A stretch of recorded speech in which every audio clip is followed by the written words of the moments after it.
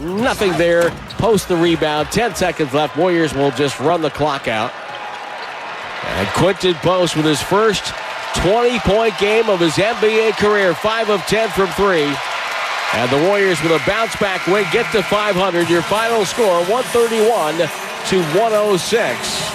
As the Warriors knock off the Chicago Bulls, who fall to 19-26. Oh, baby, oh, baby, oh, baby. A good bounce back after losing to Sacramento in the way that they did.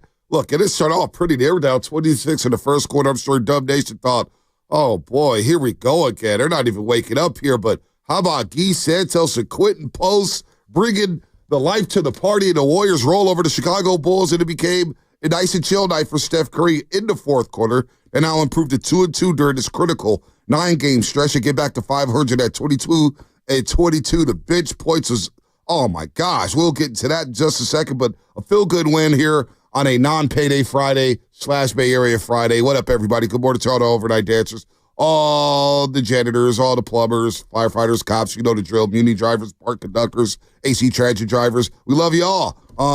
Look, we got a lot going on today. We got the Warriors recap, and I'm eager to hear from Dub Nation on Nikola Vucevic. How you feeling about him now? Maybe we got a Vucevic and Quinten Post. Who knows? Championship Sunday. We'll make our picks. Bills, Chiefs, woo! Eagles, Commanders, woo! Love that. So we got a lot going on here. Plus, Robert Saleh, Niner fans, we good with this? Robert Saleh back in the saddle, or will he get one of the 3 remaining jobs with the Cowboys, the Raiders, the Saints? It's not a done deal yet, but all signs point to Saleh being the defense coordinator once again for the 49ers. Tony Soprano was sitting at a table with his kids in one of the first seasons, and he says, hey, guys, you got to remember the good times. So anybody that's coming in, it's one game. Here's what I would say to everyone. We have been slamming this Warrior team all season. And when they win, I don't care if it's the Bulls. I don't care if they're playing St. Finbar in San Francisco or Epiphany or St. Brendan's or St. Stephen's and they're playing the third grade team, all right? When you win and Steph Curry is smiling and waving a towel on the sideline in the fourth quarter, let's just enjoy it. What a game from the youngsters. You know, watching Quinten Post yesterday, I don't know what he'll become. I don't know. I'm not here to say that, oh, my God, they've found all their answers. But this is what I do know. The kid can play a little, and he has really good feel for how to run half-court offense. And I would throw Guy Santos in there as well. I like it. And the one thing, when you play basketball with a lot of different guys, you've talked about the ball sticks in player X's hands.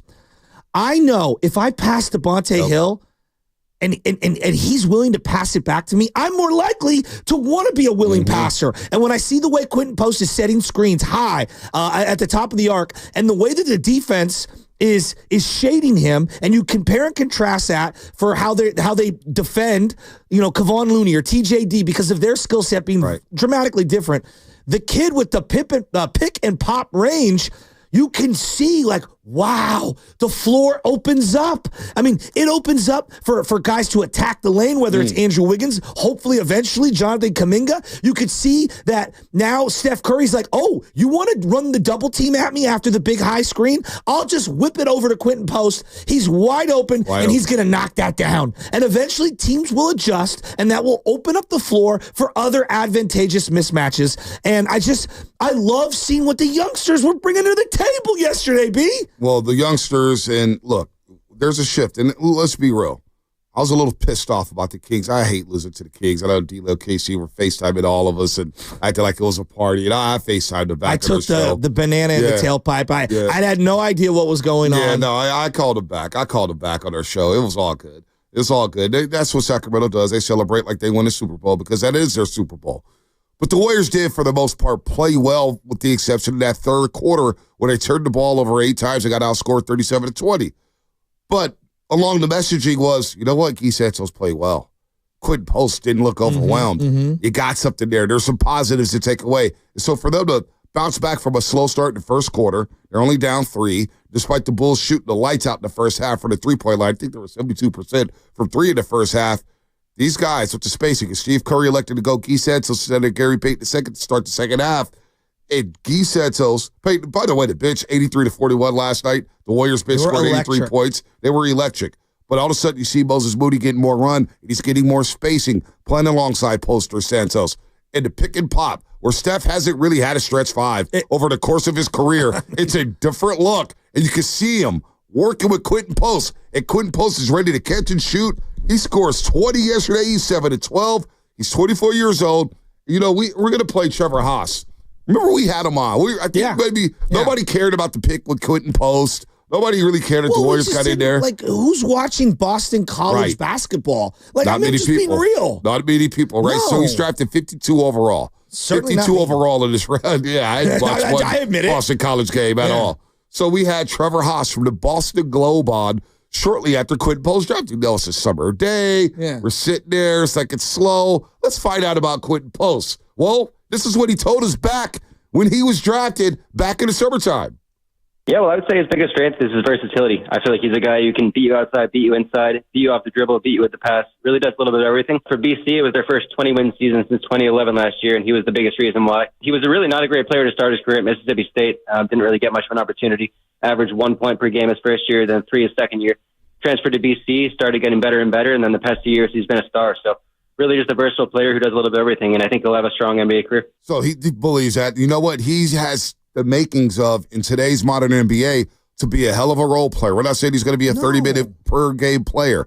But this guy, with the way he's able to pick a pop, move his feet, he's communicating on defense. And I don't take it lightly that he made the All-ACC defensive team last season. That's a conference with Duke, Georgia Tech, Miami, North Carolina State, Maryland. I mean, you got Syracuse in that conference. I mean, it's a who's who of teams. This is the top of the top, right? I don't pretend to watch a lot of college basketball, but we know about the Atlantic Coast Conference. We grew up watching that conference, you know, here on the West Coast on the Deuce, ESPN2 or whatnot. So he makes all ACC defensive team. He makes second all ACC team. He's one of the most improved players. And just the form where he's able to move as a 7-footer, a legit 7-footer, to set a solid screen and get open. Oh, more. And I don't think that was an illegal screen Wednesday night in Sacramento where he got popped there, but whatever. But his screen setting's getting better and better and better. So that's why when we talk about development, the Warriors have done a good. Guy Santos develops into a nice role player. Quinten Post, nice little role player here. You got something. You know, there's something to be said for being a very fundamentally sound, smart player who's played in a half-court offense for a long, long time, right? Like, we've talked a lot about the system the Warriors run. Feel and understanding, you know, spacing and what I call the two-man game is extremely important. Right, it's extremely important. I was saying to Sam earlier, and I did this like demonstration. I do this with all the kids that I coach. Like, it's really hard for them to understand how to set a screen. Right? How do you set a screen? How do you come off of a screen? How do you reset your feet to go screen someone else? How do you present yourself as a roller, as a guy who fades out after setting the screen and showing your hands and putting yourself in just the right spot to where the defense has to honor you and they can't double or hedge or drop in the case of TJD and Looney, where they're like, oh, I know that this guy only wants to roll to the rim. And so I watched this guy and I was like, just seeing the half-court IQ, they got something there. They got something there. I'm not here to say he's some elite starter. That's not what I'm saying. But here's what I would say, B. It does feel like to me, with TJD and Looney, their skill set's a little redundant, you know, and I'm looking at like kind of the books moving forward. Looney's an expiring contract. I really do think that Quinten Post deserves lots of opportunities down the stretch. And you asked, hey, what do you think about Vucevic? What do you think about this? I'm telling you now, I'm planting my flag here. If you're asking me about trades, there are certain trades I would make. One that I would not is the Vucevic trade. I want to commit to some of these young guys, and I would hollow out some of these older guys that are on the bench that don't have a future. You owe it to yourself to give yourself multiple months of a look at Quinten Post, Guy Santos, Moses Moody, Jonathan Kuminga. Just, you owe it to yourself. I want to see these young guys play because I think they got a little something. I'm not here to say they're stars, but clearly the team is reacting to their energy and their IQ and their ball movement, and I'm excited to watch them. Quinten Post, obviously the 20 points yesterday, career high, 5 of 10 from the three-point line. Guy Santos put together a good stretch starting from the road trip in Detroit where he had that good game against Detroit. Like, wow, look at Guy. Well, Guy is a good kid. I like the guy personally. He's an energy guy. 5 of 6 from the three-point line. He doesn't feel overwhelmed. He's hustling his ass off. And again, he's able to shoot the rock. Now you have more offensive threats on the floor. Also want to shout out Podziemski. I know everybody's been hard on Podziemski. Everybody's been hard on Podziemski. He came off the bench in 21 minutes. And I thought Poz played really well, connecting the offense, moving and grooving. And you want to talk about opportunities for them? They want to Poz to continue to, hey, we know what we got here. Yes. Just keep playing. And maybe him being out for 10 games, Brandon Podziemski, did himself some good to where he can see the game slow down. He gets some rest. He doesn't overthink things. He comes back, man, with less pressure. Hey, remember me? I'm Brandon Podziemski. Well, I thought he played Saleh last night. So when it comes to Vucevic, and you think about the price tag that he has over the next 2 years, over $20 million, and he's going to be 34, 35 years old. He's a lumbering guy. And we got a great look at him. Now, Zach LaVine is solid. He's explosive. He gets up and rises for a shot. He's unbelievable when it comes to that. But there's a hefty price tag with that contract. There's other avenues you could go in, which I don't know what players are available. How could we know? We don't know what's going on in the war room of, say, the Memphis Grizzlies or the Miami Heat or the Charlotte Hornets or the Atlanta Hawks. We don't know what's going on with these teams. But when you talk about expiring contracts, and you see it with Looney, although Looney did grab 11 rebounds yesterday. He was good. I thought a veteran. Yeah. What I wondered is, because Steve Kerr said after the game, we'll play the sound, what is he going to do a minute? Actually, I'm going to play the sound, and then I want to respond to this because there's something here that I want to say, and it's going to be very intriguing because I think fans, they want to see more Quinten Post. They want to see They owe it to themselves to get a look at the young guys. So here's what Steve Kerr said about his minutes. Well, first of all, he played 5 years of college basketball, so he's an old school rookie. Guys 25 years ago came into the league ready to play because they played all that college ball and have the foundation underneath them, and that's Quinten. So you can see he's got a good feel for the game.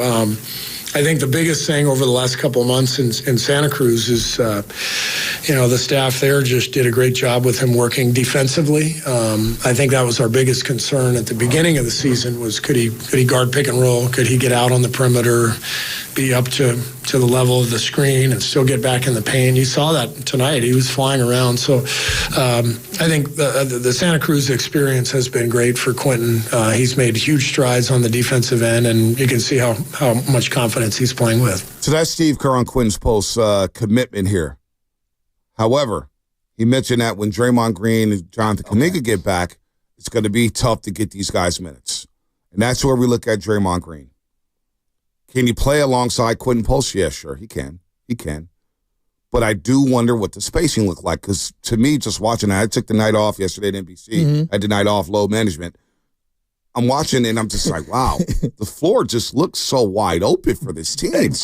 And so when Draymond Green and JK gets back, like a pick and roll with JK and Quinten Post, I think could work really, really well. How does the pick and roll look with Draymond Green and Quinten Post if they run a high pick? What about Guy Santos? It's going to be very interesting to see how Steve Kerr navigates this, because I think you got some role players here who could give you 20 minutes a night in Guy Santos and Quinten Post, not look overwhelmed, irritate some people, know where to be in the right spot, right time, simplify the game for these guys where they know this is what I'm doing, this is my assignment, this is what I need to do. I'm very intrigued to see when these two guys get back what happens with Post and Santos, because I think you got to keep these guys in a rotation. And so when you talk about expiring contracts, there is an avenue to get better in other areas by making some shrewd moves. Well, you're leading me into a Zach LaVine take that I have that I don't know, people may or may not agree with, and I'd love to hear from them. But B, you have to me, Buddy is on a multi-year deal, 4-year deal, and Kyle Anderson's on a 3-year deal. I don't know what their value is. I don't know who's taking them on. Maybe there's a contender, but you have Dennis Schroeder's $13 million expiring deal. You got GP2's $9 million expiring deal. You got Kevon Looney's $8 million expiring deal. No, I really love Looney. I respect everything that he's done. I'm not here to just throw this guy. That's not what I'm trying to do. But if we're talking about getting better for the future, expiring contracts are valuable. No doubt. I look at a team like the Bulls, and I know they want a king's ransom for a guy like Zach LaVine. And it would be a complicated 3-way deal. But if you're asking me now, Bonte, it's very clear to me.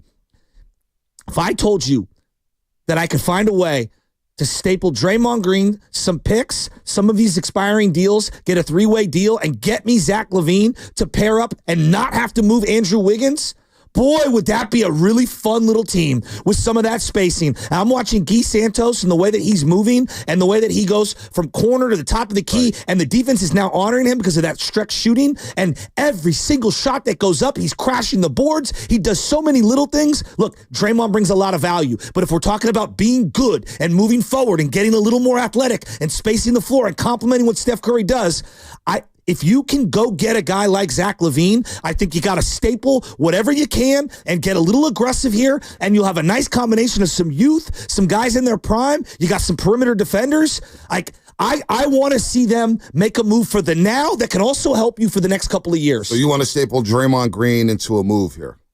With some of these expiring deals, I would. I'm looking at it and I'm saying we got a log jam at the 4. We do. We got a log jam at the 4. Mm-hmm. Kuminga and Moody and Guy Santos can play some versions of the 4. I think we've got to move forward. Like, I think this organization needs to do a bold thing and take a little swing and a little risk and utilize the assets that they have. Draft picks and expiring deals. Get creative. Get bold. Let's do it. Did you see the smile on Curry's face? Curry's face, they got to win. That's why. Curry they got to win. Will tell you by his facial expressions if he knows a guy can play or not. And I watched how quickly he evolved to throwing the ball quickly to Quinten Post on that high pick and roll. You could see the synergy. Quinten Post on his chemistry with Steph on the court. We did talk yesterday, and as we said, like, I had never played with Steph before until yesterday. So I thought we already saw improvement today. There was one play, for example, on the left wing where I popped to the 3 and he hit me he turned around and he hit me. And last night he threw that over his head because he thought I was going to roll. So that's kind of the talks that we've had, and like I said earlier or yesterday, I'm trying to adjust to him, trying to make life easy on him, and making some shots definitely helps. Well, the most fun part about last night was Quinten Post explaining how Steph Curry came through for the Rook. Check this story out. We came home. This is a few months ago, so I haven't even touched the court yet. We came home from a long road trip. I was up here, and I think it was like 2:30 at night, and we were at the airport, right? I'm trying to get an Uber to go home, but the Uber service isn't working. Everybody's kind of leaving, IQP, you good? I'm like, yeah, I'm good. Steph walks by, and Steph's like, are you good? I'm like, yeah, I'm good. I figured it out.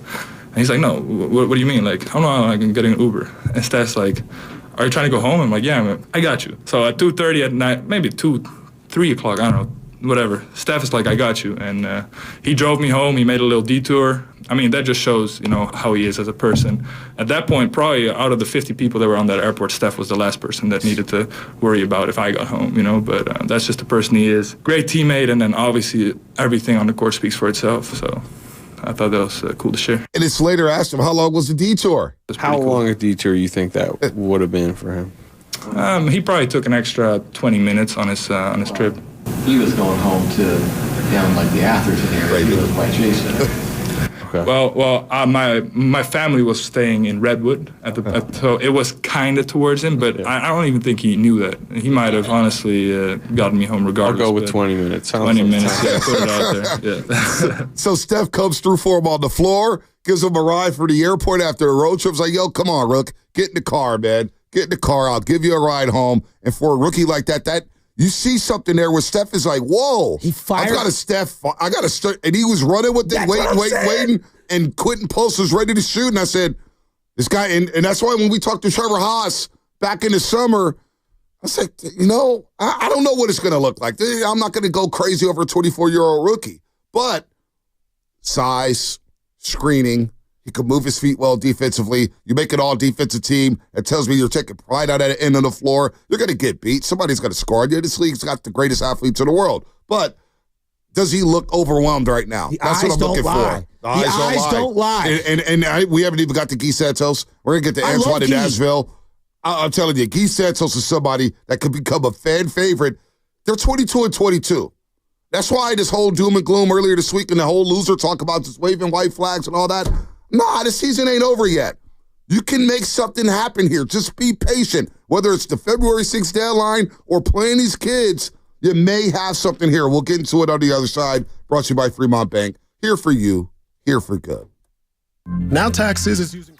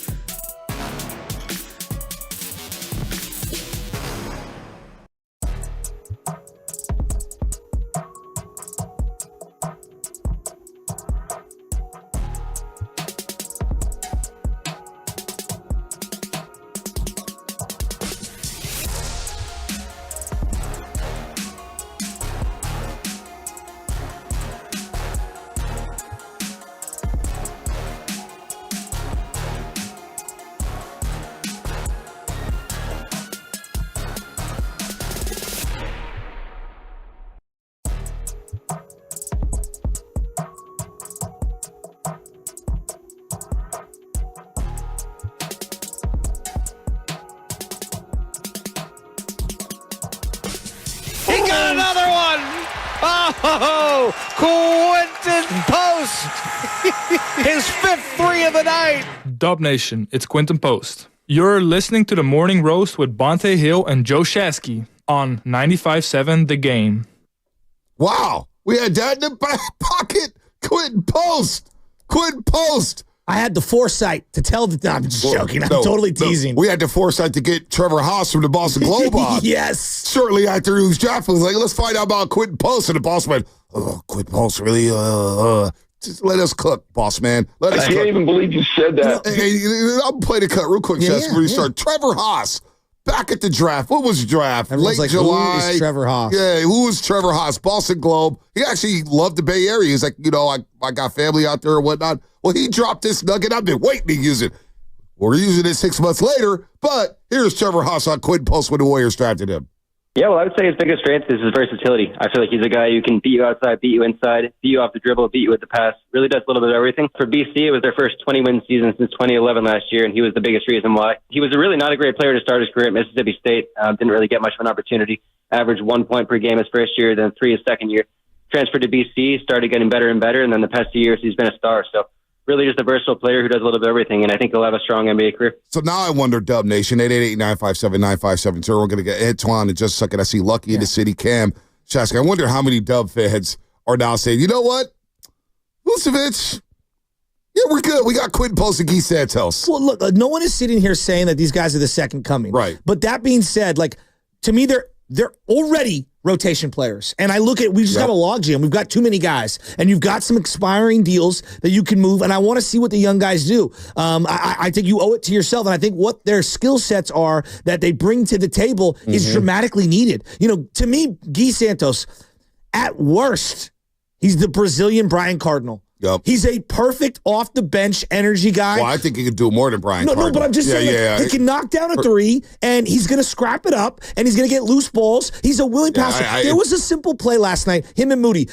He brought the ball up, Guy, and then he passed to Moody. Moody had like a pump fake, gave it back to Guy, and Guy's like, oh, I'm wide open. Bang.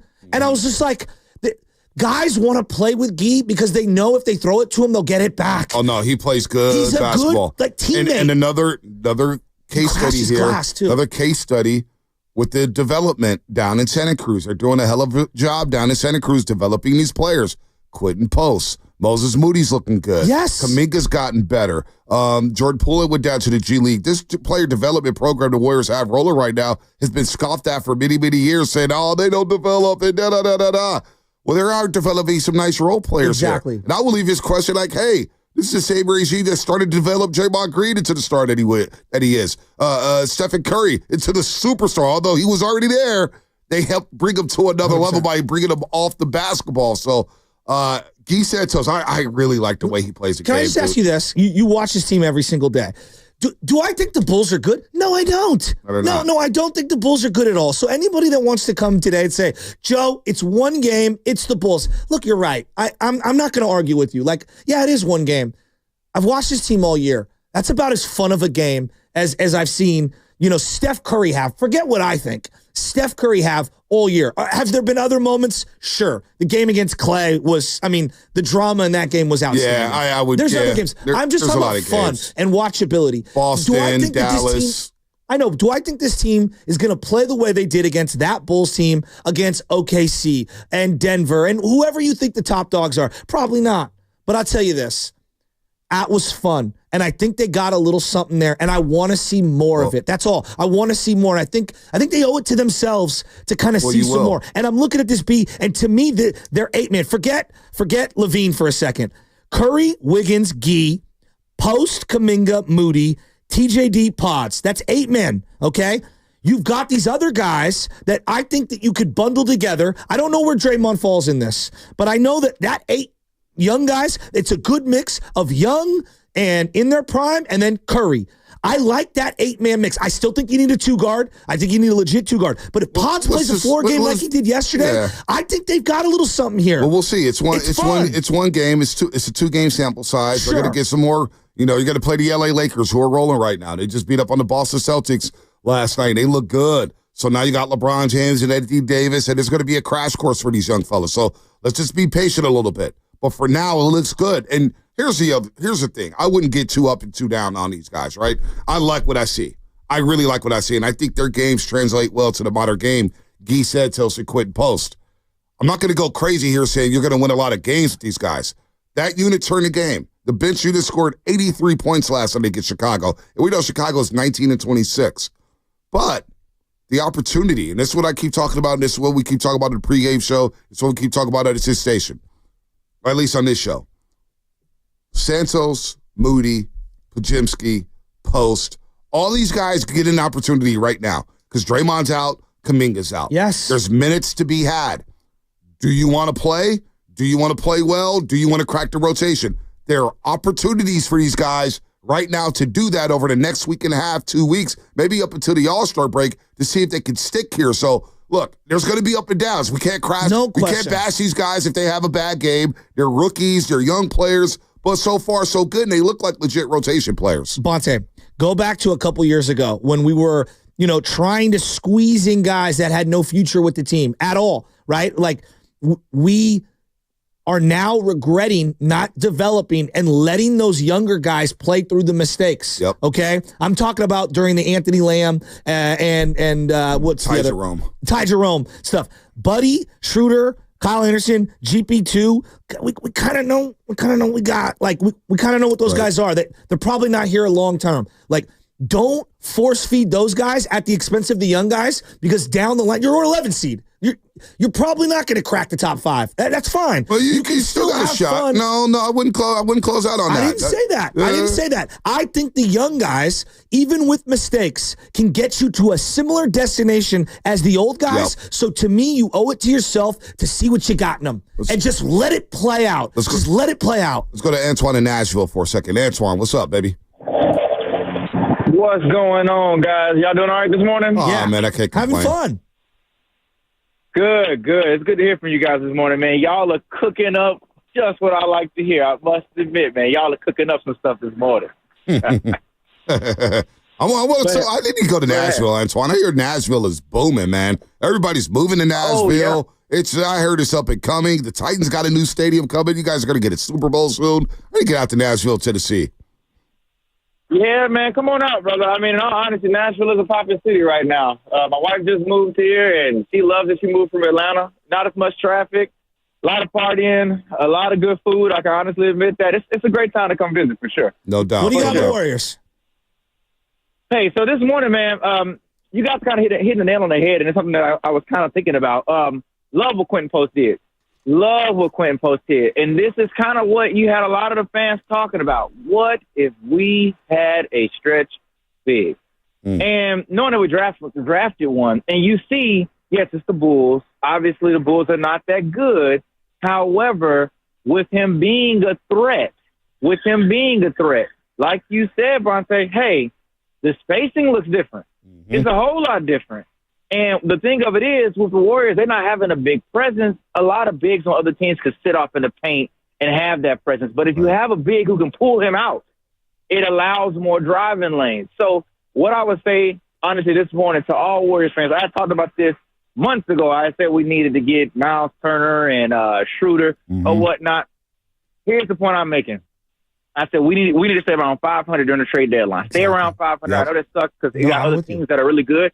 But if we stay around 500 and we let these young guys be our forefront, we're putting on their skill set as you know, that can entice some teams or whatever the case may be. Oh, you hung up. All right, good call, Antoine. I think they can be in the mix still. Well, here they are. So the Clippers are in the 6th seed. They have 19 losses. The Warriors have 22. They're 3 back. The Lakers have 18 losses with some games to make up. You could be 3 back of the Lakers on Saturday. So this is going to be interesting. I'm going to bring up something about Quinten Post too, because Saturday night now I'm thinking about it. The Lakers. He's got the ability, him and Gee, if Anthony Davis is guarding him, to bring Anthony Davis out of the paint. I think the Lakers will probably switch that and probably try to put LeBron James or Vanderbilt or one of those guys. But it's a very interesting dynamic Hachimura, Rui as well. I was just thinking, but you know what? Quinten Post can shoot over these guys. I agree. It's going to be very interesting there. All right, we got to break. Lucky, we're going to get you on the other side. Cam as well. Hang tight, fellas. We'll talk to you about the Dubs here. 888-957-9570 is the number. Does anybody still want Vucevic after watching him last night? What was your impressions of Nikola Vucevic? That's what, because that name has been dragged through the mud for the last month. Anybody still in on Vucevic after watching him in up close and personal last night at Chase Center? 888-957-9570. Got details about the knockout tournament coming up. That's all happening. Brought to you by Fremont Bank. Here for you and here for good. If you love designer.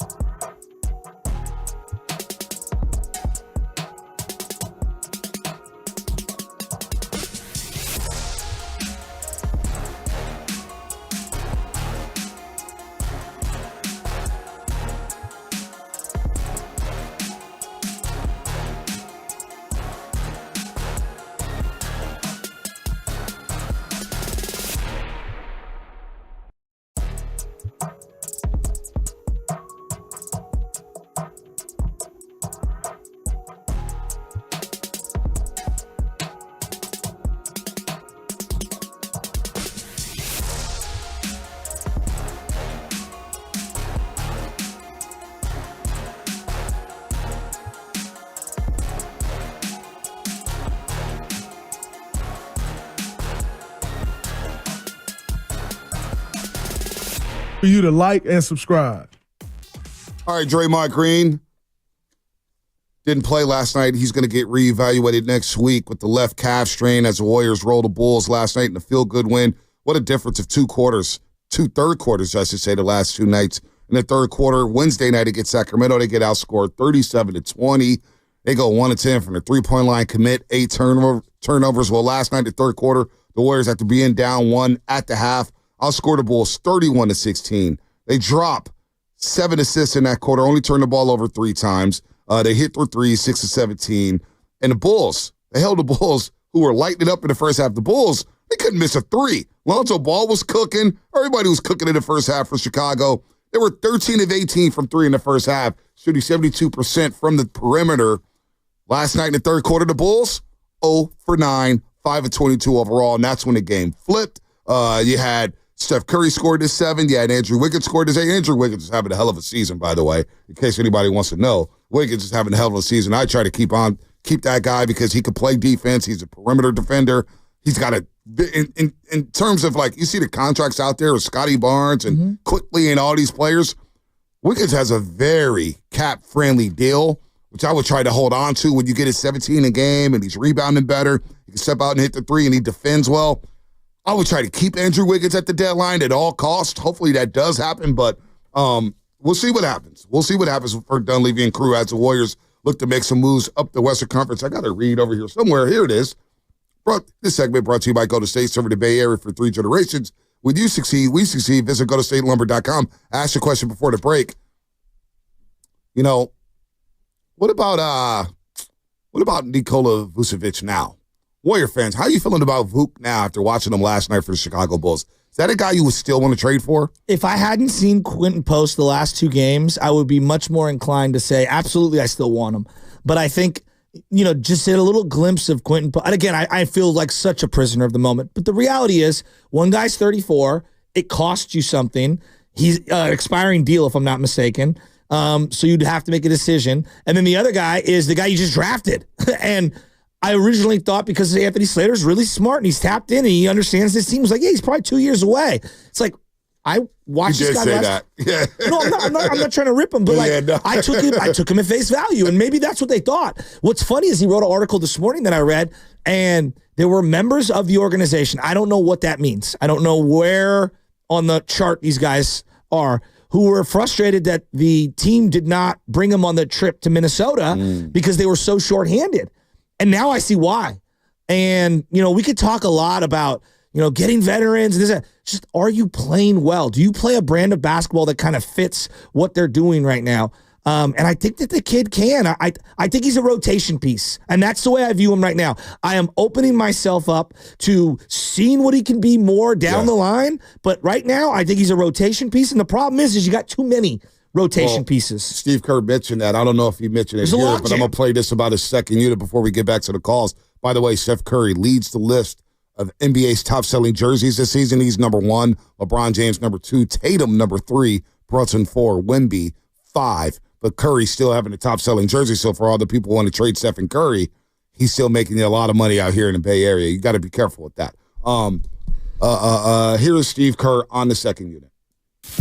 Yeah, they all played well. It was an incredible performance off the bench. Guy has just continued to, shine in his opportunity here, the way he's cutting and moving. The game really seems to click when he's out there. And Moses has found a good groove. So those guys are really, as a kind of a tag team wing tandem, they're playing great. I thought Dennis was fantastic tonight. And that's the guy who I've watched for years. He is a competitor. He plays with an edge. He got after it defensively tonight. He pushed the ball. I thought Dennis played a huge role in that win.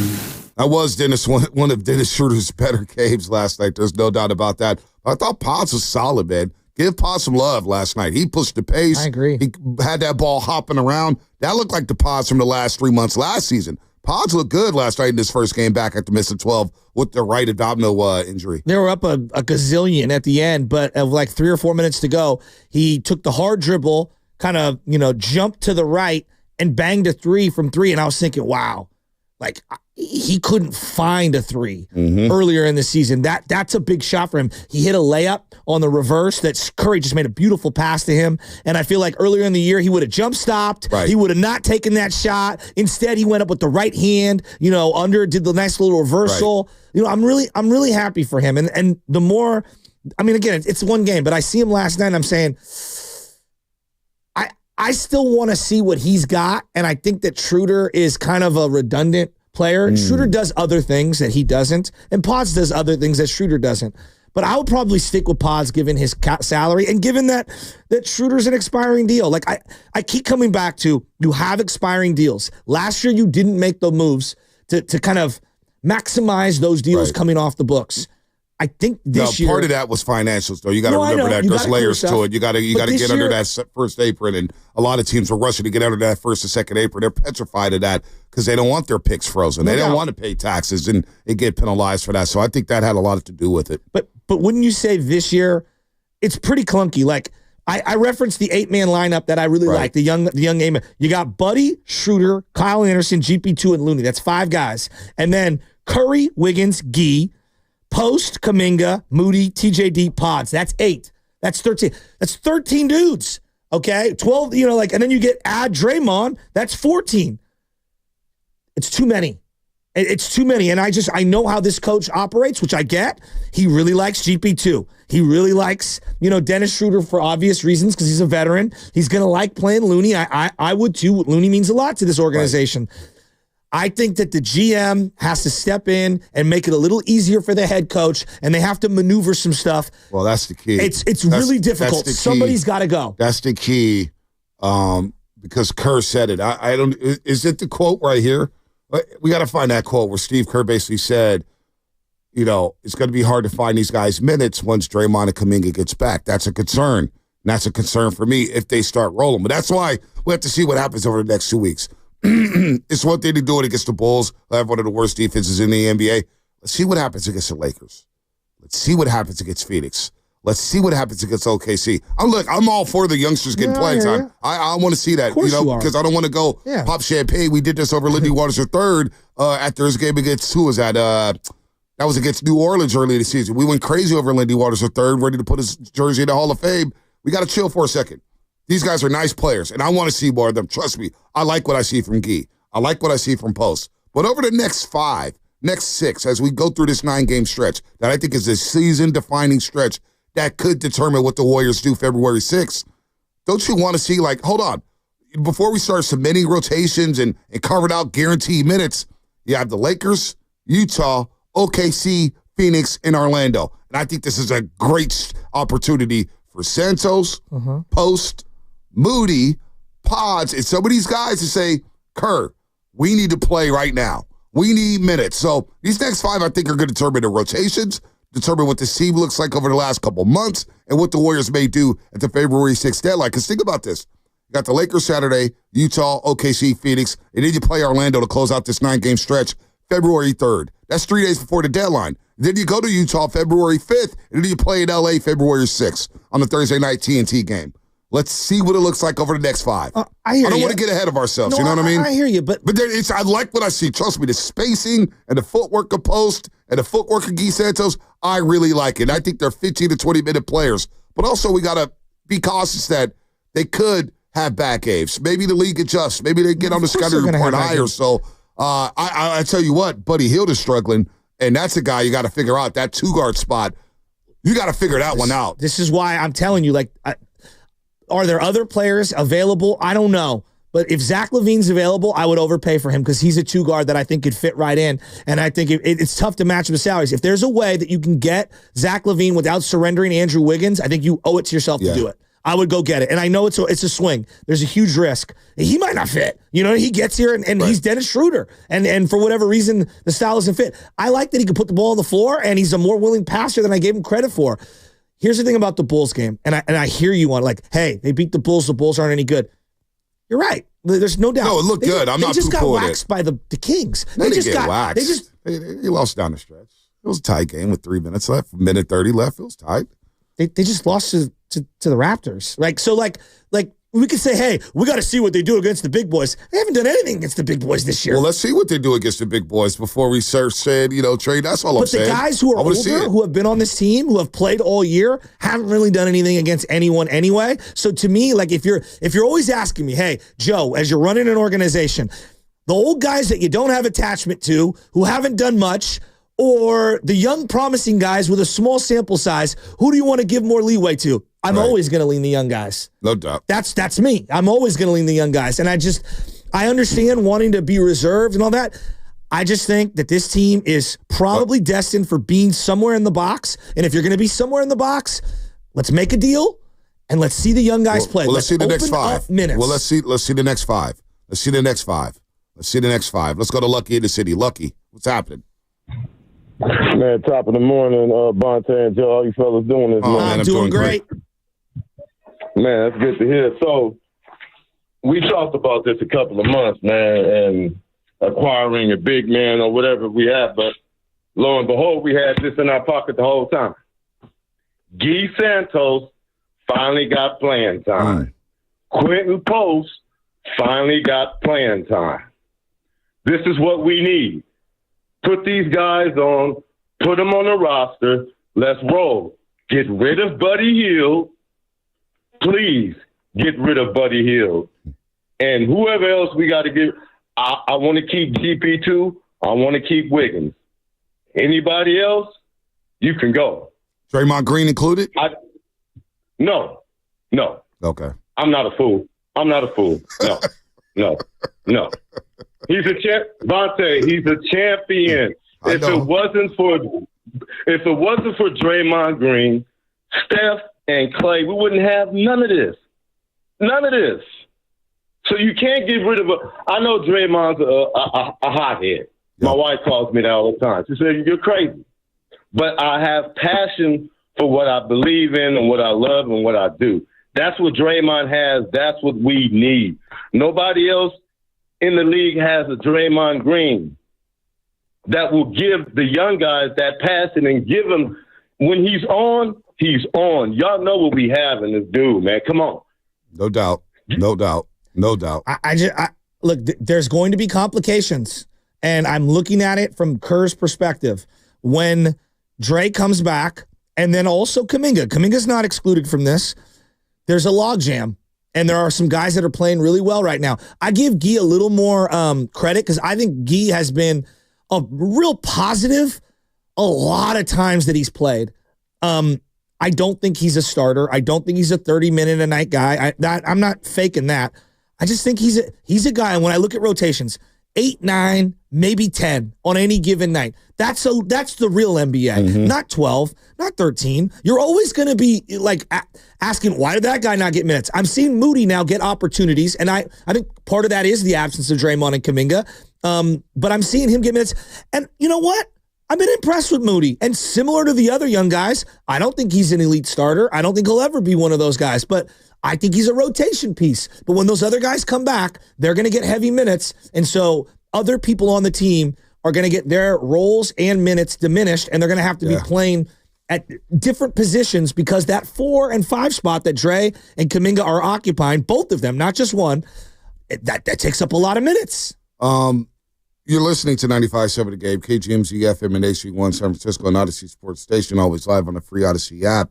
By the way, the knockout tournament is back. 95.7 The Game knockout tournament. Win a chance to shoot hoops on the floor of Chase Center. Throwing reigning champ Mark Grandy. Contest to qualify starts on this Monday, January 27th. And goes for 3 weeks, so you will have plenty of chances to win. Listen in the 8 a.m. hour, 12 p.m. hour, 4 p.m. hour, starting Monday, January 27th, for your chance.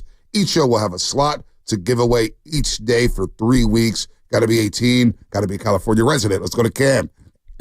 Cameron in Antioch, what's happening? Good morning. How y'all doing? Not bad, Cam. Good. Okay, quick question. How much time do I have? I want to get to my point so Just I get don't into get it. cut off. Just go. Okay. So the problem, we be losing games. Guy Santos came in doing a great job, built us a 17-point, not just him, but we got a 17-point lead. Come after the half, Guy Santos didn't touch the floor for the straight 10 minutes, and that lead was blue.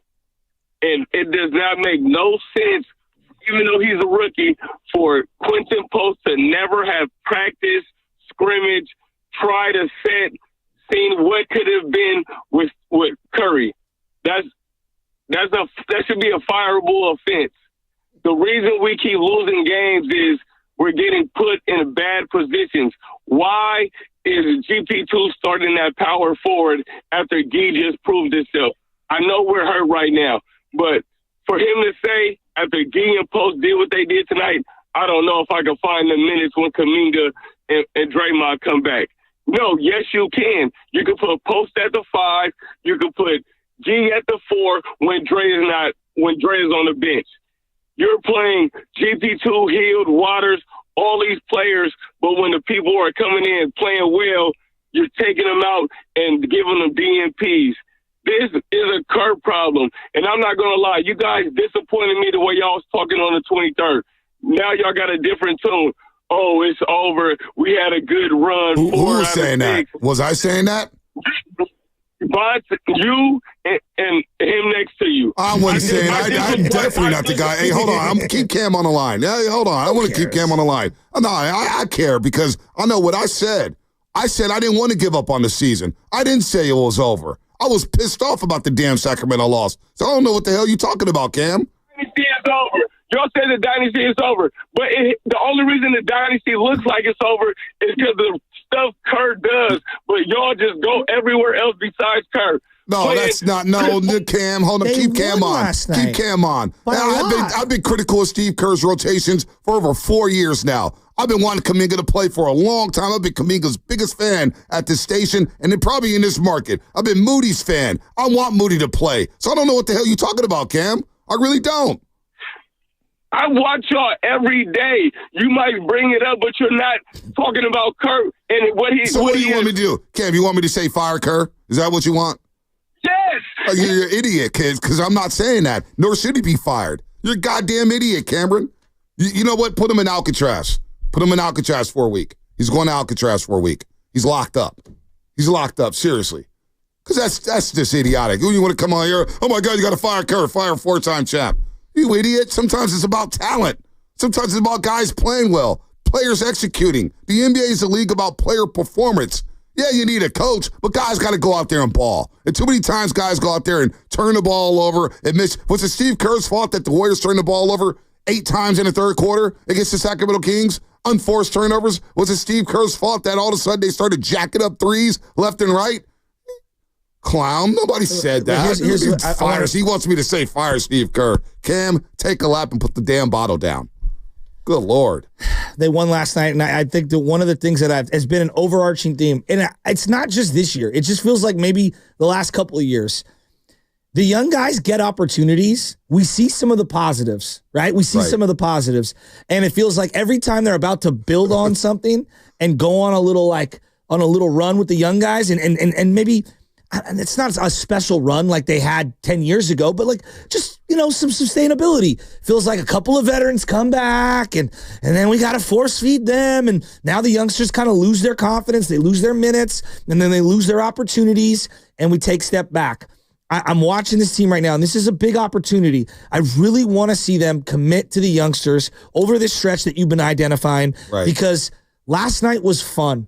And at the bare minimum, if you're going to be in the box, I want you to be fun. And I want you to have some young guys that we all are excited about and give me a little bit of hope. And I want to see that smile I saw on Steph Curry's face. That was fun last night. I don't care that it was the Bulls. There have been too many nights where it hasn't been fun this year. Wasn't it fun watching a young player show like, damn, Dunleavy made a nice pick here. Yeah, Dunleavy's made some good picks with TJD, Pods, and Guy Santos. Last night it's just was too much fun. craziness about firing Mike Dunleavy. Can you imagine waking up in the morning thinking, what's a fireable Fitz for not committing to Guy Santos? It's been back and forth from Santa Cruz for crying out loud. All right? A fireable of Fitz, man. Unbelievable. Let's go to the timing was right. Maybe, how about that? It. Like maybe he wasn't ready and now he's ready and the timing's right. Let's go to Gino in Las Vegas. Gino, what's up? What's going on, boys? Bonte, you didn't have to go at old boy like that. Cameron, he was off that Hennessy a little early. Yeah, I had to, though. No, because he's come at me like 3 times in the last week and a half. He's come at me like 3 times. You know what? I and get look, it. and you know what, Gabe? You know what, Gino? I want the smoke. Because I'll give the smoke back. I ain't afraid of anything out there. You know, all the name calling and saying that what we're saying on this show, we ain't never said. I never said the dynasty was over. I'm trying to milk this bad boy. I'm not the one on these airways saying trade Steph and Curry and blow this whole damn thing up. Right. All right, so that's why some people just need to get checked sometimes. And I got time today, Gino. Yours. Well, I appreciate it, and I appreciate you guys having the time to have me on. Let me get to it here. A couple of things. One, I somewhat agree with your boy Cameron there. I do believe that Kerr needs a little more. He needs to be held accountable a little bit more. Do we fire our 4-time champion coach? Hell no. That is absolutely not nothing we do here. I do believe that we have fumbled the bag cultivating our young talent since the draft of James Wiseman. We traded Jordan Poole for nothing. Jordan Poole's averaging 24 points over there, 5-5 or something like that, looking great. Now we're starting to play these young guys, and that has been Kerr's problem. Kerr has been too biased to the veterans, and we have had some great young talent. Yes, James Wiseman didn't quite work out. He was a great talent, 7 foot big, could stretch the floor, could do everything. I don't blame them for making that pick, but I blame them for not cultivating him the right way. They did the same thing for Jonathan Kuminga his first couple of years. We cry on a daily about what are we doing with Moses Moody? I hear Bonte talk about Moses Moody ad nauseum. Yeah. But I really do appreciate seeing Quinten Post out there. I do feel like he should have been getting some higher minutes a long time ago. I come from a generation of Warriors. I was watching Muggsy Bogues and Tony Delk when I was a kid, okay? Terry Cummings. Yep. You know what I mean? I'm a real Warrior fan. I'm not one of these guys who have been Warrior fans since 2015. There's a bunch of those guys who were yelling Kobe Bryant and Shaq back in the day. I don't want to get into that. But I do appreciate Steve Kerr and the coaching staff. Yeah, giving these young kids a shot, because I have not been one to want to mortgage our future for something right now. Even though Steph Curry is the greatest point guard of all time, a top 5 to 7 player all time, I do believe that we need to continue what we have built with Steph and Draymond and cultivate our talent for the future. I'm with you there. Gino, good call there. Dylan in San Jose, 888-957-9570. Hopefully I didn't scare everybody off. But, when you call people out, you got to come with facts around here. That's just the way I roll. More coming up. How you feeling about the Warriors right now? Quinten Post. Vuk, do you still want Vuk? I know Dylan is going to talk about Vuk. Vucevic there for the Bulls. He struggled last night at Chaser, 9 points, 6 rebounds, a -15 in the plus-minus department. He did not look good, did not move well, and the Warriors picked him apart in the high ball screens there. We'll talk more about this game, plus we'll get to Championship Sunday. All that coming up, brought to you by Fremont Bake. Here for you, here for good.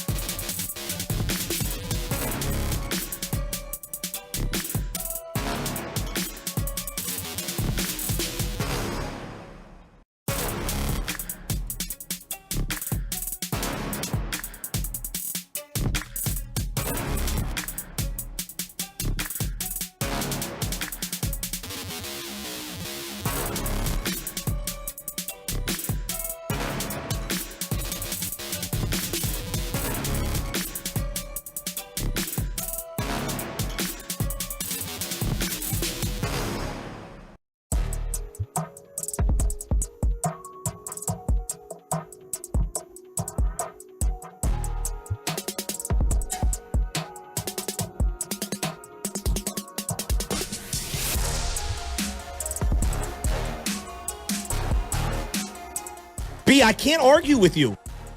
It's Brandon Pajemski. You're listening to The Morning Roast with Bonte Hill and Joe Shasky on 95.7 The Game. You better hit those brakes, Bonte. I'm trying, Pods. I'm trying. But when you get callers like Cam, sometimes it's hard. 888-957-9570 is the number.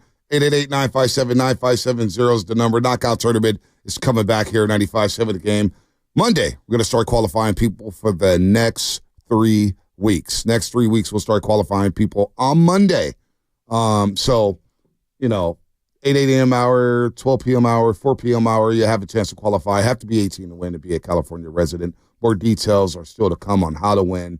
It's going to be a lot of fun as you can get up some shots at Chase Center. We could get up some shots where Quinten Post can knock down 5 threes last night. He played well. Don't forget, shameless shout-outs, 7:45. Shameless shout-outs, 888-957-9570 is the number. 888-957-9570 is the number. Shameless shout-outs at 7:45. Shasky, what's up? I'm not sitting here like pretending I'm Festus Ezeli or Chris Mullen, who have forgotten more about playing in the NBA than I'll ever even begin to try to dream about. That being said, there are certain fundamental things that Quinten Post brings to the table for this team as a big that is unique. Number one, his shot, you can make an argument, is like third best looking shot on the team, maybe fourth already, a couple games in. Like his form is nice, all right? His footwork is nice. The way he sets screens, you can tell this guy has been taught the right way. Excuse me? He's been working. Absolutely. Sets the screen wide without moving and then stands still, allows the player like Curry or whoever to come off of it. Then he has just good enough feet to either reset and set another screen for someone else to fade, pop, if you will, after the pick. He's diving. I was watching his feet as a help defender when Curry got kind of blown by on a baseline play. He was there to just get in front of a guy. Quinten knows how to play half-court basketball. I don't know if he's a starter. I don't know, how many minutes he should be getting. He's a guy I want to see more of. I'm very intrigued. I think he's a rotation player at minimum. By the way, some breaking news with the Las Vegas Raiders. A lot of people were asking a question about Pete Carroll maybe becoming the defensive coordinator for the 49ers. Deal's not done, but it looks like the Raiders and Pete Carroll are going to reach an agreement as Pete Carroll will become the next head coach of the Las Vegas Raiders. So, Pete, going on to Vegas. Our resident Raider fan, Spinoni, what you think? I can't wait to see Jim Harbaugh and Pete Carroll part 2. Oh, my gosh. Part 3, actually. Didn't even think of Part 3, you're right. Is that the best coaching division of all time? Oh, my gosh. I mean, they're all Super Bowl winners outside of Jim Harbaugh. Well, and he's won a natty? Well, the NFC East back in the day had, what do they have? Tom Landry, Bill Parcells, Joe Gibbs. Well, I guess like right Buddy now. Ryan. Wait, Tom Landry did not coach at the same time as Bill Parcells. Yes, he did. Tom Landry retired in like 1988 or something like that. But Parcells was there for from 81 to like 94. You're saying Gibbs, Parcells, who? Tom Landry, Buddy Ryan. Okay. I'm just saying, that was a great division. No, you know that's what I'm pretty saying? good. Sean Payton, Super Bowl. Pete Carroll, Super Bowl and national title. Harbaugh been to a Super Bowl. Andy Reid's got 3. I'm trying to think 3, right? Been to 5. Gibbs had 3. You're right. Parcells had multiple. I mean, you got the. That's pretty good. No, that's pretty good. No, you're right. I'll back down just on not that. even. No, it's not even just saying. No, that's a good It's one. a really good coaching division. I forgot about that. It's a good coaching division, but we see some coaching divisions. You'd have to dive. That's just off the top of my head, just thinking about that division. Obviously you had Lombardi and George Halas back in the day with the Bears and the Packers way back when your grandpa was watching. Yeah. Live and in dirt, right? So this is a hell of a division, though. It's wow. USC, Stanford, Seattle, San Francisco, now Vegas, and the Chargers, which is a rivalry. That is pretty good. It's up and down the West Coast with those two. I think they're cool now, though. I think they're like, they kind of hash some things over. They figured out what their deal was? That's good. That's a 4. That's 4. Shameless shout-outs coming up in 22 minutes. Shameless shout-outs, 9570. Let's go to Joanne. Joanne in Concord. Joanne, what's up? Hi, how are you guys this morning? I'm doing pretty well, Joanne. How are you? Good. Great game last night, and just a prerequisite here. I'm a big Moody fan. Like, met his parents, met him. He's an awesome guy. Yep. And I get frustrated with Kerr because when Moses does really well, Kerr tends to pull him, and I don't understand it. A lot of people are frustrated about it. I see it on Twitter. I don't get it. Like, it makes no sense to me. Yeah, you know what, Joanne, stay on the line here. Because I want to know what you like about Moody. What I like about Moody is his demeanor, and he always stays ready. Last night, 16 points, 4-7 from the three-point line. He had to look away, three-point shot in the corner, looking away like Steph Curry. I know Steph Curry reposted it this morning. But what do you like about Moody so much where you think he needs to get more playing time on this roster? Well, for instance, with Sacramento's loss, the third quarter, Schroeder was not having a great time that quarter. Moses didn't play at all that quarter. It's just you keep seeing these things happen, and it's like if one of the guys isn't going to have a good game, I don't understand why they keep playing him. Like Kerr keeps playing that person, whereas pull them. Okay, they're not having a great night. It doesn't seem like it's ever going to get better. I would think to sub them. No? Well, I do believe that, we have to look at it from his perspective. Like, I think a lot of us just look at offense. He's trying to balance out the defense, which, look, we can have philosophical conversations about does offense or defense matter more for this team or in the league currently. But like GP2 is a guy who I see what he brings to the table. I do. I see what he brings to the table. I get a little frustrated because I think offensively he stymies a lot of other lineup combinations that are out there with him. And I do. I like the guy. We've met him. I feel like I'm like picking on him when I even bring this up. But the reality is that he makes things really difficult. And so the other four guys that are out there alongside of him on offense, it matters a lot. Now, I'll take it a step further. When it's Dre and GP2 on the floor, that's the issue. You're really compromised. And when I see like TJD or Looney alongside GP2, you're really compromised offensively. And, you made this point, B, and I think it's a really good one. And I'm really coming around on it. Some teams, your best defense is your offense. Wow. No, I've thought long and hard, and I'm watching the Dubs, and I'm saying, we spent a lot of time debating point of attack defense, and can you do this, and can you do that? The greatest player in franchise history is kind of a weak defender, but he brings so much to the offensive side of the game that it outweighs all the defensive deficiencies. They need to move off of some of these defensive specialists or at least minimize their impact and just play some of the offensive guys. Because when the offense is flowing, the ball's going in the hoop, the weaker defenders now get a chance to set up defense. Well, now, it's interesting because it's like a great NFL team, right? Sometimes a great NFL team, your offense is your best defense because you're putting so much pressure on the opposing team to keep up with you on the scoreboard. Mm-hmm. You score good, like Buffalo Bills right now, or just what do they have? Like 30 rushing touchdowns, 30 passing touchdowns. First team in the NFL. They're just dynamic, and their defense. Not a lot of people could name defenders on that defense other than Hamlin and Ed Oliver, Von Miller at times, but really they got a bunch of no-namers to the casual fan. And their defense can get shredded at times. We see that against Detroit. We saw that against the LA Rams. But Josh Allen is so good, and that offense is so good that when they take care of the football, which they do very well, they don't turn it over, and they're running the ball, and they're passing the ball to score touchdowns left and right. It's like, damn, we gotta keep up with this team. All it takes is one miscue, and boom, you're behind the eight ball. Now you're down 2 possessions. Same thing with those Warriors teams with KD. Look, they played great defense. Great defense when they were in the midst of going to, winning 3 or 4. But also, you had Steph, KD, and Clay, and you're like, damn, they're about to score 75 on us. So what do we do? Evan Turner had the greatest quote about this, saying, even when we were up 12 against you guys, against those Warrior teams, we were like, we got to keep this going. Because here comes an 8-0 run at any moment, and next thing you know, there's a 45-14 run, and they're blowing you out the gym and icing and chilling in the fourth quarter. So on this team, people wouldn't know it. But their defense has been the top 10 defense all season long. Their defensive rating's been really good.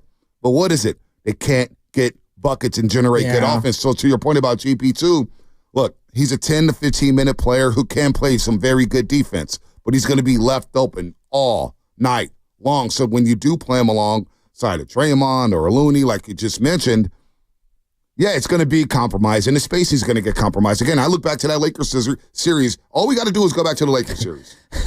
And a couple of years ago when they lost in the second round, they did not guard Draymond Green. They did not guard Kevon Looney. Well, it forced Steph Curry to get doubled all night long, and it forced Klay Thompson to turn into a playmaker.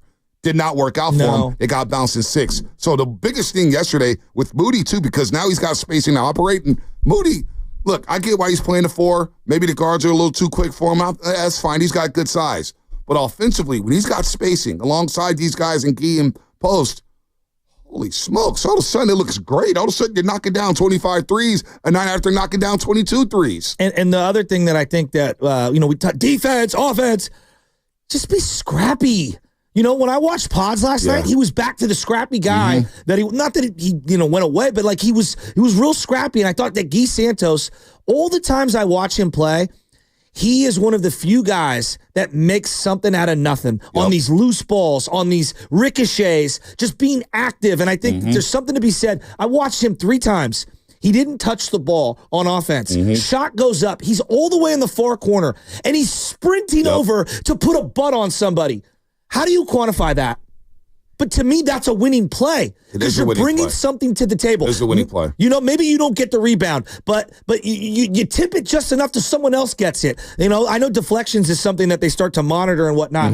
Like, Guy brings a lot to be said. And then I'm watching Quinten Post, and he's not the most athletic. He does a good job boxing out, and he's just a wide body they haven't had. And his length in terms of contesting makes things difficult. I like what these young guys are bringing to the table, and I think the scrappiness and the youth, they needed it. KB, Bully, and Fezzi, they interviewed Quinten Post right after the game yesterday. And, Bully was like, who'd you look up to? And he was like, look, Detlef Schrempf. Or no, excuse me, Rick Smits. And he goes, he had a conversation with him the other day. He's from Amsterdam or whatnot. And so he had a conversation with him the other day. He's been tutored by him a little bit. I love so Rick Smits. Like I Rick did. Smits I loved the Davis brothers. Dude, he held his own against Patrick Ewing. Yeah. So the fact that he's locked in with him and understands the history of the league and understands what he does well, and that development of going down to Santa Cruz, man, that has been a big boost for the NBA, I think. It's been underrated and undersold, I think, the G League. Kind of scoff at the G League, but look at what it's done. Jordan Poole's at Washington, D.C. The G League did wonders for him. Moses Moody's gone up and down the G League. Looney had to spend some time down there and get his game right. So the G League has helped out. Look at Guy Santos and Quinten Post. They had good numbers down there in the G League. They played well. They got minutes. They got to play through their mistakes. Got to work on their game. Hey, this is what you're going to need to do at the big level. Screen. Rebound, move your feet, be knowing where you're going to be on the floor, proper spacing. And you see he's still working on that. And that, to me, has been a big deal, as it is official. Pete Carroll's now reached an agreement on a 3-year deal with the Las Vegas Raiders with the 4th-year team option. So Pete Carroll wearing silver and black. Wow. That's going to be fascinating. Very interesting. Let's go to Mark in the city. Mark, what's happening? Oh, man, I like our young players. Keep your young players. I mean, you look at Oklahoma and you look at Houston, they're all young. We got to get real. This league is getting more athletic and younger, and we have the young players, develop them. I mean, it's so exciting to see these young guys develop, like Moses Moody. I don't want to trade any of them. They could have Butler. They could have Durant. I want to see a good young team being built for the future here, because we're going to be up against Oklahoma City for years, and they got a lot of draft picks. We got to get real what we're dealing with here. We got to go young. I agree. And I'm looking at some of these guys like Buddy. I'm not trying to make him a scapegoat. That's not what I'm saying. He's had his moments, but like, what are you doing, Buddy? Right? He takes a lot of minutes. They trust him a lot. To me, if you're asking me like Buddy, Kyle Anderson. Where's Kyle Anderson fit now that you got Guy Santos and Quinten Post in the mix, and when Draymond returns, and when Kuminga returns, and now that Moody's getting some opportunities? What do you do with GP2? What do you do with Dennis Schroeder? I'd throw even Looney in there. He's an expiring contract. I love Looney. He's a he's a guy who's an alumni on this team. Years from now, we're going to look back and say Looney was a great Warrior. I don't want to box him in with these other guys, but we have to be real. Looney was solid yesterday. 11 rebounds, 5 assists off the bench. But I we like also have Looney. to- we I also like have his veteran's presence. It'd be hard for me to move off of Looney. But are you keeping him next year? I don't know. But you could probably get him on a cheap deal. Maybe, I don't know. Is he redundant to what you have with TJD? Well, if you have him with if you can have a 3-man rotation, big rotation with TJD, Loon, and Post, because not every night, like you look at TJD, he was the odd man out last night. Yeah. He played 9 minutes and 44 seconds. Looney played 18 minutes and 32 seconds, and I know he got cut on the lip, TJD or whatnot, but Looney, he grabbed you 11 rebounds, 5 assists, and against the veteran bigs, against the good bigs, he may not stop anybody, but you know what? He's gonna know how to defend at a high level, and he's a championship player, a veteran presence in that locker room. So I get a little weary about trading a big like that, especially with the injuries or whatnot. But we'll see. This is Dunleavy's job. They're gonna figure this thing out. They'll figure it out. But I do want to know what happens over the next 5 games. I can't wait to see what happens over the next 5 games, and then what happens when Kuminga and Draymond does come back. How does that impact the youngsters? No doubt. Let's go to Mr. D in the city. Mr. D, what's up? Hey, what's up, guys? How's it going this morning? Oh, man, can't call it. Another day, another dollar. Hey, that was a great game last night, but I just wanted to weigh in. I don't know, I don't get to listen that often, but I haven't heard anybody talk about, the older players. I think Kerr has a problem because he's got to play these older players while they're hot. They can't just warm up, in the mid or at the end of the quarter. He's got to play them while they're warm. Because otherwise, they'll get, once they get cold, once that sweat dry, they're useless. So I think you should just play the older guys like first quarter, after halftime, and then let the younger guys take over because, and that's the way they'll get minutes. But you can't just throw these older guys in late in the quarter like that. I just think that's just too hard for them. No doubt. And they're prone to injuries like that. Yeah, interesting point, Mr. D. Thanks for the call. Steve Kerr mentioned whenever we were all thinking that, hey, man, they're waving the white flag. What? And they weren't. They were just kind of responding to an article. But Kerr did mention, hey, man, this is your young man's league. It's a young man's league. And I get Kerr for wanting to stick with some of his veterans because they've helped them win championships.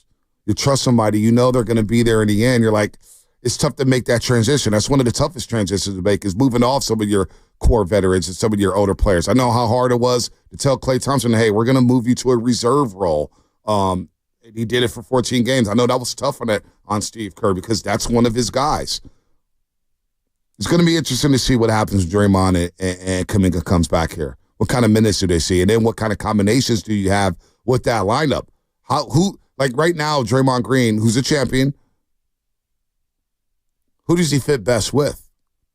I haven't even begun to contemplate that. So that's something they're gonna have to think about once those guys get back. But so far, so good. But let's see over the next 5 games. So let me throw this one at you then. Now I'm just brainstorming here. Curry, Wiggins, Kuminga, Draymond, and I'm gonna throw it out there. Quinten Post. What's that look like? It's interesting. I'm not saying Quinten's a 30-minute-a-night guy, but a start-the-game guy. What interesting. And you may start Looney because it depends on the matchup, right? Depends on the matchup. Kuminga, Looney, Again, I think we just get caught up in the starting 5 so damn much, although they've had 26 different starting lineups. I mean, they're driving me crazy. For something. You guys, I've been consistent with this. I don't really care who starts the game, who's finishing, who's playing the most important minutes. You notice GP2 started yesterday. Yeah, did he start the second half? They dug a little hole. No, Guy was in there to start the third quarter. Yeah, exactly. And who else? Exactly. I forget who else was in there. Exactly. I believe it was Guy. It was Guy, Curry, Hield, Wiggins, and I think it was Looney, if I'm not mistaken. Okay. It could be a TJD. I could be wrong. No, because like Buddy, Buddy, Buddy. I don't know what you do with Buddy here. I really don't know. I think that they're running him out there, and I get why. They don't have a lot of options. I keep coming back to 2-guard. Like, do they think that they can get away with, at your 2 and 3, Wiggins and Kuminga? Because if you're locking into Draymond, Dre's your 4, right? And you want to play with some sort of a 5, like, do they think that like legitimately can do long stretches? Wiggins, Kuminga at 2-3, Draymond at the 4, and somebody else, whether it's TJD, Quinten Post, whatever at the 5. That's the question I want to know. Don't know. Let's go to. That's why I'm intrigued with Zach LaVine, because I think Zach LaVine. He was spaced to floor. He's quick, man. He gets to the because I could see him. If you go LaVine, I'm infatuated with him. LaVine, Curry, Wiggins, Kuminga, Quinten Post. I would love that lineup. Vuk, did he impress you yesterday? Nah, I wasn't that impressed. But that being said, like it's a one-off. It's a one-off. I'd still probably take him if I'm being all things considered. Middle first round pick right now is what we're looking at. How much is that guy going to help you? Look, hey, Dunleavy's picks have been pretty good. So maybe I'm sleeping on Dunleavy's picks, but like if I had to choose, I'd probably just take him. Yeah. But again, one of those other guys, somebody's got to go. Shameless shout out 6 minutes. Shameless shout out 6 minutes. It's not like he's playing for free. Yeah, no doubt. We know that. 6 minutes. Shameless shout outs 888-957-9570 is the number. Let's go to Devon in Sacramento. Before we start, hey man, up there in Sacramento, they beat the Warriors. It's like they're hanging banners and winning championships. D'Lo and KC, they can't get enough of beating the Dubs, man. They're sky high. And then they got their ass kicked by the Nuggets last night, so I'm guessing the tone is a little different in Sac today, huh? Yeah, they walking around like they doing something, man. It's ridiculous. 23-21, they got smoked by the Nuggets last night. But go ahead, Devon, what you got? Yeah, so I was, watching I've seen the game Warriors versus Sac, and compared it to with the Bulls. And the main thing, if you look at all their games, they're losing. It's a breakdown of their defense. Every year they won a championship, it was the number 1, number 2 defense. Last night, when Dennis started being up full court, defense started getting intense. That defense turned into their offense. So, my thing is if they focus on defensive players and really heavy on the defense, that's going to open up their offense and give them more clear opportunities because you're going to tire them out. They're going to start missing shots, and that's when you take advantage of them. And so that's my thing is if the Warriors focus on defense, if they're going to recruit, keep Post in there because he's great on defense. He just, potentially, in a starter, getting him in early, that's going to just increase their defense. So that's what my viewpoint on how they can win because defense wins championships, and everybody knows that. In football. What does that mean? I love that. Save that sound.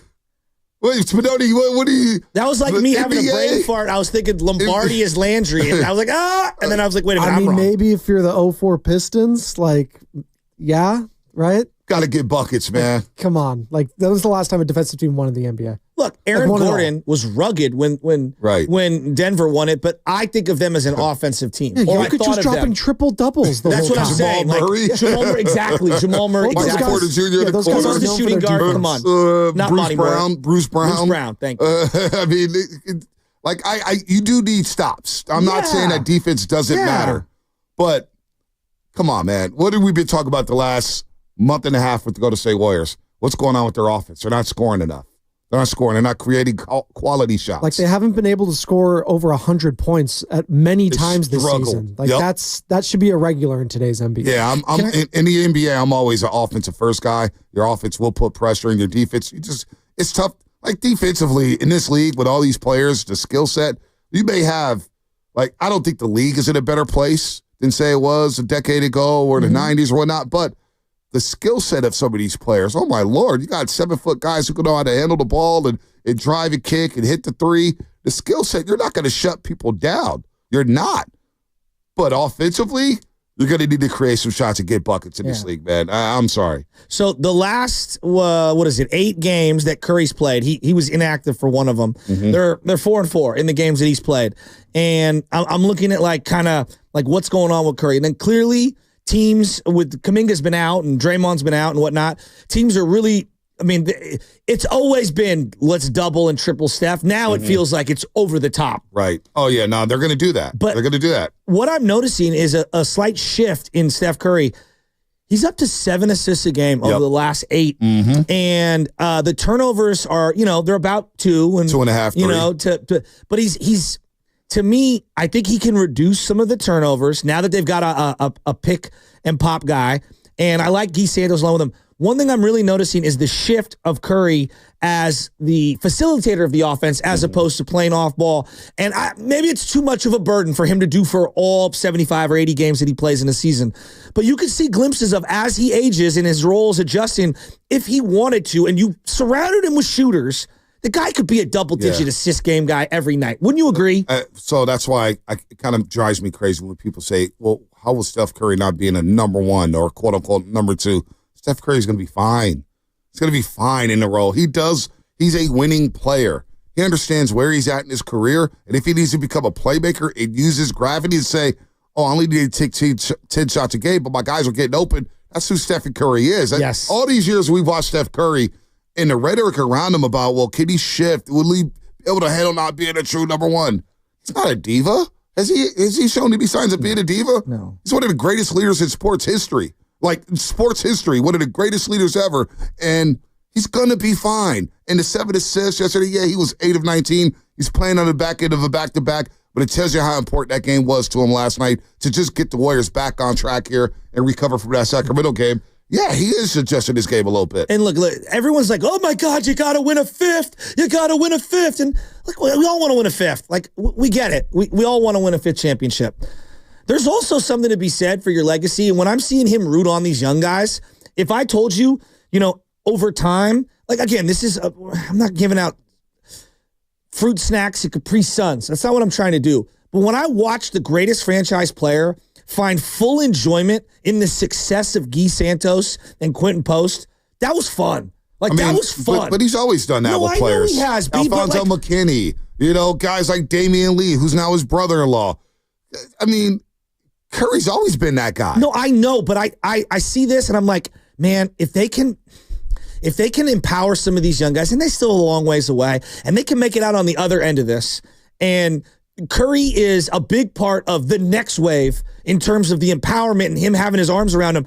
Dude, that would do more for his legacy in this era than just about anything. Anybody can hop sets and change and go win championships and this, and I'm not diminishing those guys, but I think there's something to be said for sticking it out through the thick and thin. And that's the thing I love about watching that guy. He made a pass to Quinten Post yesterday. He got blitzed, triple teamed. Boom, he wings it over and he pointed at Quinten Post. And Quinten drills the three and Curry's nodding his head, backing up. I'm like, show me another star that's doing this. That's why I think it's just absolutely ridiculous. And it's tough for me to interview and entertain training a guy like Steph Curry.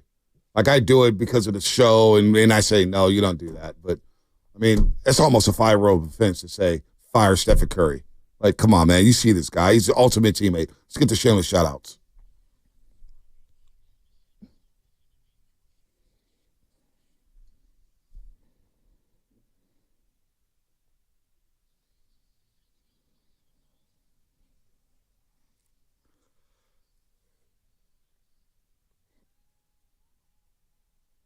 Jonathan Kamingo. All right. Let me do a couple shout-outs here. I'll do a couple shout-outs right off the rip. Got to shout-out Worldwide Hef for winning the first ever Worldwide Hef Invitational College Football Bracket Playoff Champion. He took Ohio State and won it all. Worldwide Hef, first annual. And then our boy Mikey Williams from the O Club. We got a little college football bowl pick'em pool, and he outlasted everybody in 47 games to win the college football pick'em pool, and I had to pay him some money, which hurt. But Mikey Williams, it's your day. Congratulations to you, Mikey. Shout out Quinten Post. No, seriously. People were asking, and I was almost laughing at them, those that asked, because the guy was buried in the G League. My pops asked me about him. Remember I brought it up 2 months ago. I was like, Pops, just chill, dude. I asked Anthony Slater about him, and I said on the front end, I know it sounds ridiculous. So you know what? Shout out to him for making the most of his little bit of his opportunities. And there's nothing more fun than somebody completely coming out of nowhere and balling and playing well. It's one of the more fun things about sports. You just never know what's going to happen. So shout out Quinten Post. Never know what's going to happen. What you got, Spadoni Lubin? You know what? I'm going to give a shout out to the Miami Hurricanes football team, who officially announced that they will be opening their regular season next year on Sunday night, August 31st, against the national runners-up, the Notre Dame Fighting Irish, Catholics versus convicts, to kick off the college football season. Carson Beck, man, what a way to start your Miami Hurricanes career. You better not lose that, Carson. You lose to Notre Dame, you're going to be feeling that all year long. By the way, have you guys seen the week 1 slate next year for college football? Real quick, Spadoni. Texas at Ohio State. Notre Dame at Miami. LSU at Clemson. Iowa State versus Kansas State in Dublin, Ireland. Alabama at my Florida State Seminoles. Syracuse versus Tennessee in Atlanta. TCU at North Carolina on a Monday night. Auburn at Baylor. Utah at UCLA. South Carolina VTech in Atlanta. And then you get Notre Dame, Miami. College football loading up in the opening weekend. One of the best week 1 slates we've had in a while. Wow. That is fascinating. Let's go ahead, Spadone, get in here. I want to shout out today. I haven't done a lot of thought of this. I guess Pete Carroll. Sure. Great. Sure. Why not? I guess. Come on, you're happy with this move? AFC West is loaded with coaches. From the 415. They don't have a quarterback. From the 415. Shout out to my goddaughter, Megan Grant, who celebrates her 21st birthday on Saturday. She's a junior on the UCLA softball team. Shout out, Megan. Yeah, hey, as USC UCLA softball team, man, they got a squad, and that stadium's nice. It's one of the first events I ever covered. UCLA Stanford softball down at Westwood down there in the SoCal area. All right, we got full lines 510. Shout out San Ramon under 10 girls indoor soccer team for winning the league and being undefeated. Is that futsal? That's what they call that? Or is that completely different from indoor soccer? Is that something even smaller? I've heard futsal is like indoor soccer on a gym. 209, shout out to all the migrant workers who are out in the fields day in and day out, regardless of the weather, bringing in food to our tables. That's a good shout out there. Let's get to the lines. All right, let's start off with Jonathan in the city. Jonathan, what's happening? Hey, good morning, guys. I just want to say, man, Guy Santos and Quinten Post, they deserve more playing time because I like their game. They're scrappy. They grab rebounds. They eliminate second chance points for the other team. And I like their shooting stroke. All of a sudden, we're not too little because those guys are 6'10" and 7'1". Mm-hmm. Good call, Jonathan. I heard Jonathan call Willard or Dibs yesterday saying he was not happy with the Saleh hiring. He was not happy. We could get to that in a little bit here. Uncle Gene, what's up? Morning, fellas. Morning. I want to shout out a young gentleman by the name of Nicholas Howard. He's a 19-year-old Buffalo Bills fan. He was at the Buffalo Ravens game last week. And when Mark Andrews dropped that ball at the end of the game, he turned around and instead of cheering, he started a GoFundMe, which to date has raised probably over $100,000 for Mark Andrews' favorite charity, which helps young people with diabetes. Mark himself has diabetes. So I'm hoping moving forward, Noel Nicholas serves as a role model for all of us fans. That's a great shout out. Great shout out. Let's go to Skills and Vallejo. Hey, Skills Skills. pays the bills. What up, Skills? The Skills pays the bills so the heat stays on and you don't get chilled. I want to shout out my top dog, Chicken, my best friend, my brother from another mother, and his family for moving into earlier this month a brand new house after they've been bouncing around a little bit. They got a brand new house now in the 510. Nice. They're doing great. Their young daughter is 2. She's thriving in preschool, and that's what I want to shout out. Good stuff there. Good stuff. Let's go Is today Mark Willow's birthday? We're getting people texting that in to the shameless shout out. Today's his birthday. Mark Willow's birthday? I think it's the big 5-0. Oh, It's the a big five. I would have 5-0. guessed 75. Wow. Some of the dusty takes. Wow. Love you, Mark. Whoa. It ain't a Mark birthday. Willard. Hey, Mark Willard. Shasky said that, not me. He knows I love him. RJ Fairfield. RJ, what's up? He's homeless. Hey, shout out to my wife for letting me go to the game the other day. Nice. She was at home with the baby. You know how that go. And, I'll make it up there and I, play that Key Sweat. Oh. Have a good day, boys. The Key Sweat? Hey, RJ, what's that? RJ, what that's energy? Is he sick? He's got COVID or something, man? What's wrong with him? I caught it at the Kings game. Did his wife give him permission to call the show? Nobody. It's just Nobody. so peak for letting me go to the game. Yeah, that's how it usually part works. of how life works, bro. I mean, you need permission slips sitting in and all day long. We're all jealous. Franklin and Santa Rosa. Franklin, what's happening?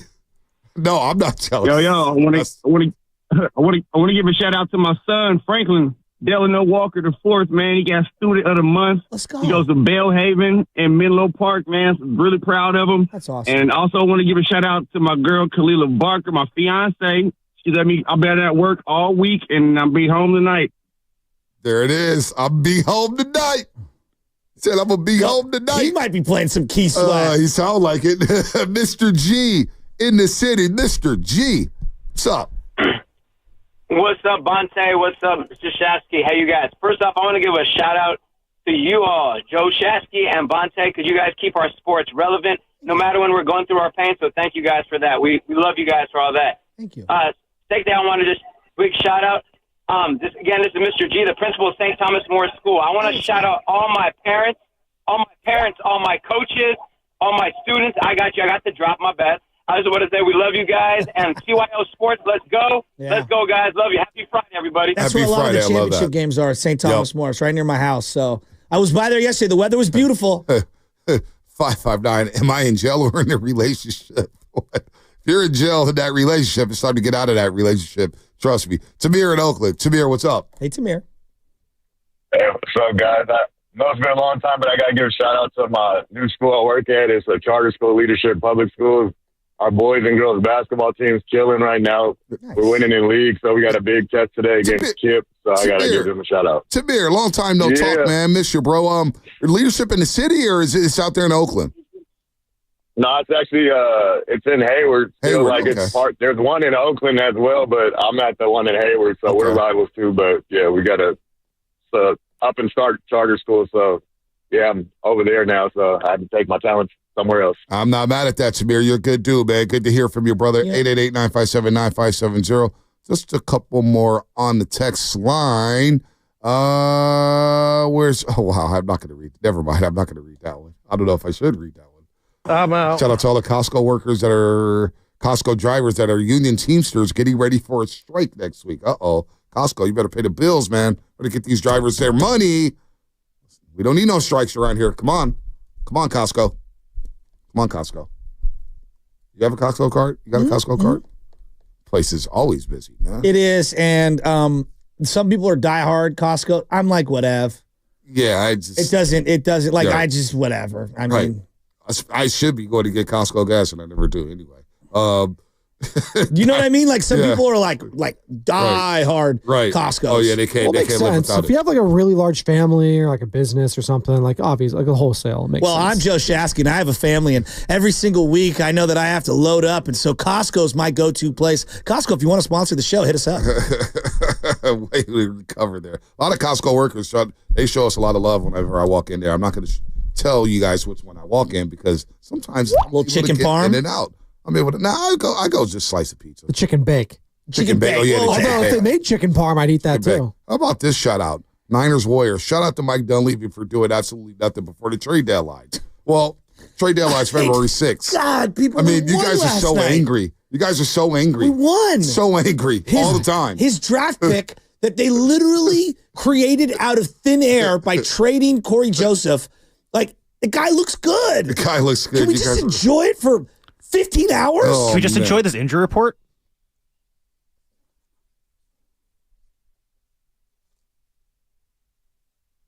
Shut up. Ow! 1,000 milligrams of salt in that chicken bake. Chicken parm. Who knows? I'm not counting calories no more. Remember it was a big deal when they used to put calories on the meals and everything like that? And I used to sit there, I was like, okay, if I get that, that's 400 calories in, and that's 500. You know what the hell with it? Just give me the damn meal. I'm not going to lie. I log all my calories.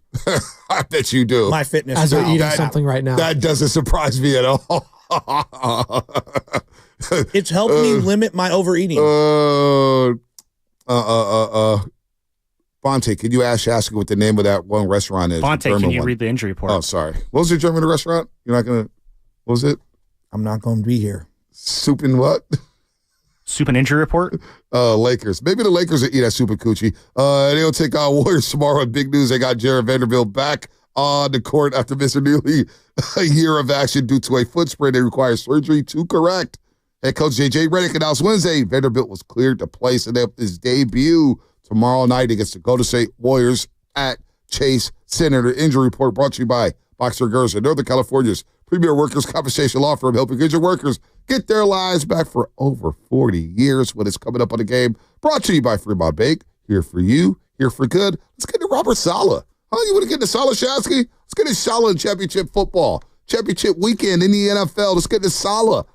He hasn't gotten a job yet. Do you want Saleh as your D coordinator? 888-957-9570 is the number. That's coming up right here on The Roast. Possibly. Right now at Verizon, you can get one line for less than you think.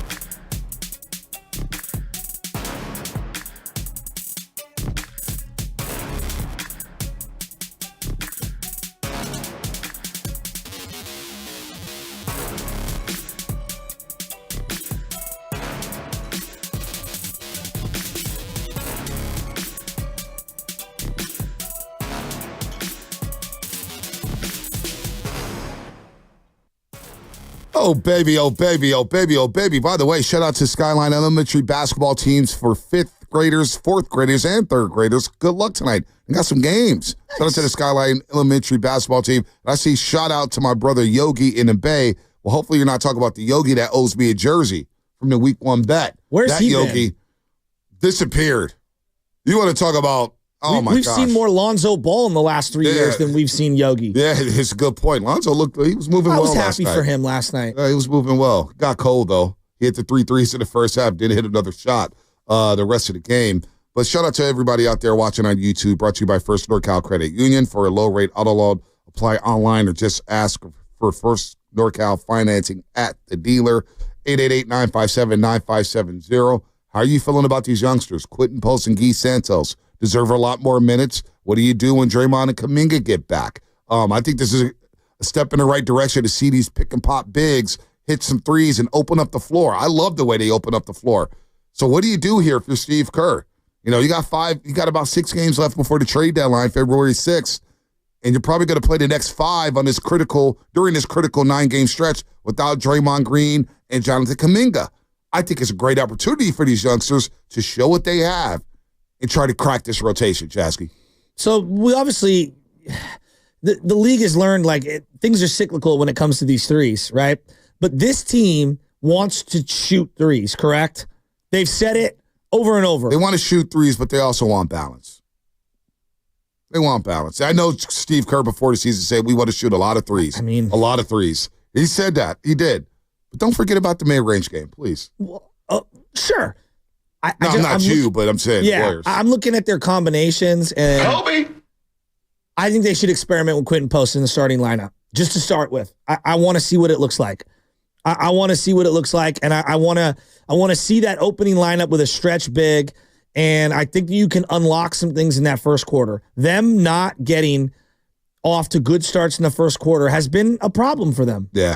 No, it was. It has been. Did I say something ridiculous? You all were staring at me. No, Spadoni. He played the Kobe dropping. I may have flipped him off in the. Yeah, because he's the king of the mid-range, right? KD. Actually, I mean, I don't think of Kobe as the king of the mid-range. He's not the king. He just is synonymous with it. Well, Rip Hamilton. Kevin Durant. Yeah, I mean, sure, yeah, DeRozan. Yeah, he sucked. Melo. Yeah, he was horrible. Melo, exactly. Nobody said he was horrible. No, he was bad. No, he stunk. Yeah. Who, no Kobe? one said that. Don't get so sensitive over there. No. Damn, he's a 3-level scorer. Kobe's one of the great ones. No, he's not synonymous with mid-range game. You're right. He's not. Jimmy Butler. Michael Jordan. Yeah.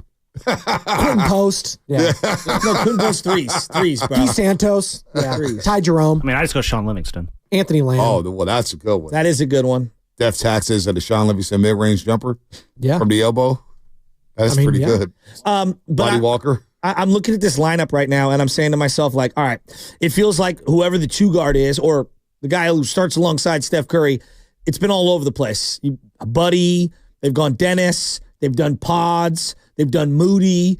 They experimented with Wiggins and Kuminga.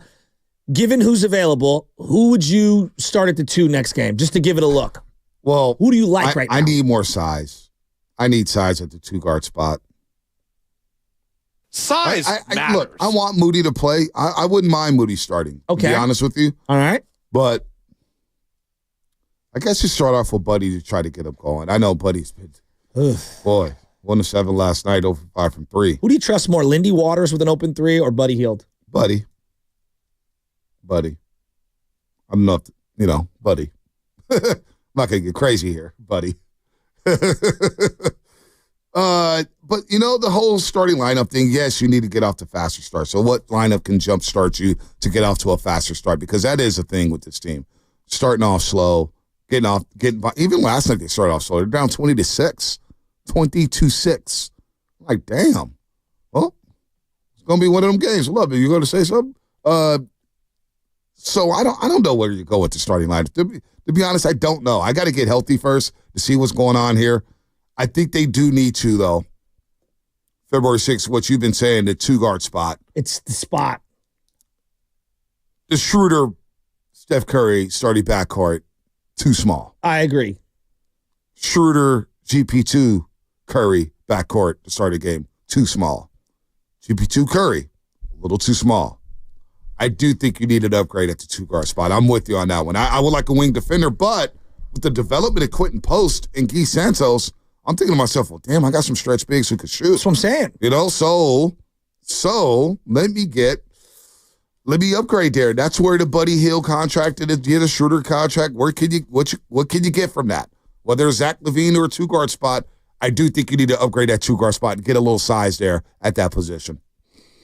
Look, watching the game last night, there were 2 players that have been linked to the Golden State Warriors for quite some time. Obviously, the big, Vooch, and then obviously Zach LaVine. I'm more intrigued watching Zach LaVine than I ever have been.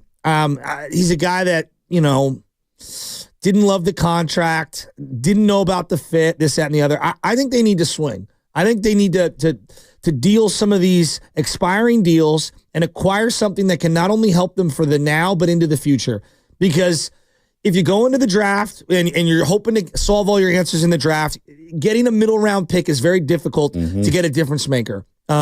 Even though they've got, it feels like a nice little piece in Quinten Post, like that's very rare to get a second round pick who can help you at all, let alone, help you in year one. So I would probably package something with the expiring contracts, but then you have to bundle one of the Andrew Wiggins or the Draymond Green contracts, and you have to staple that with picks to go get someone like Zach LaVine.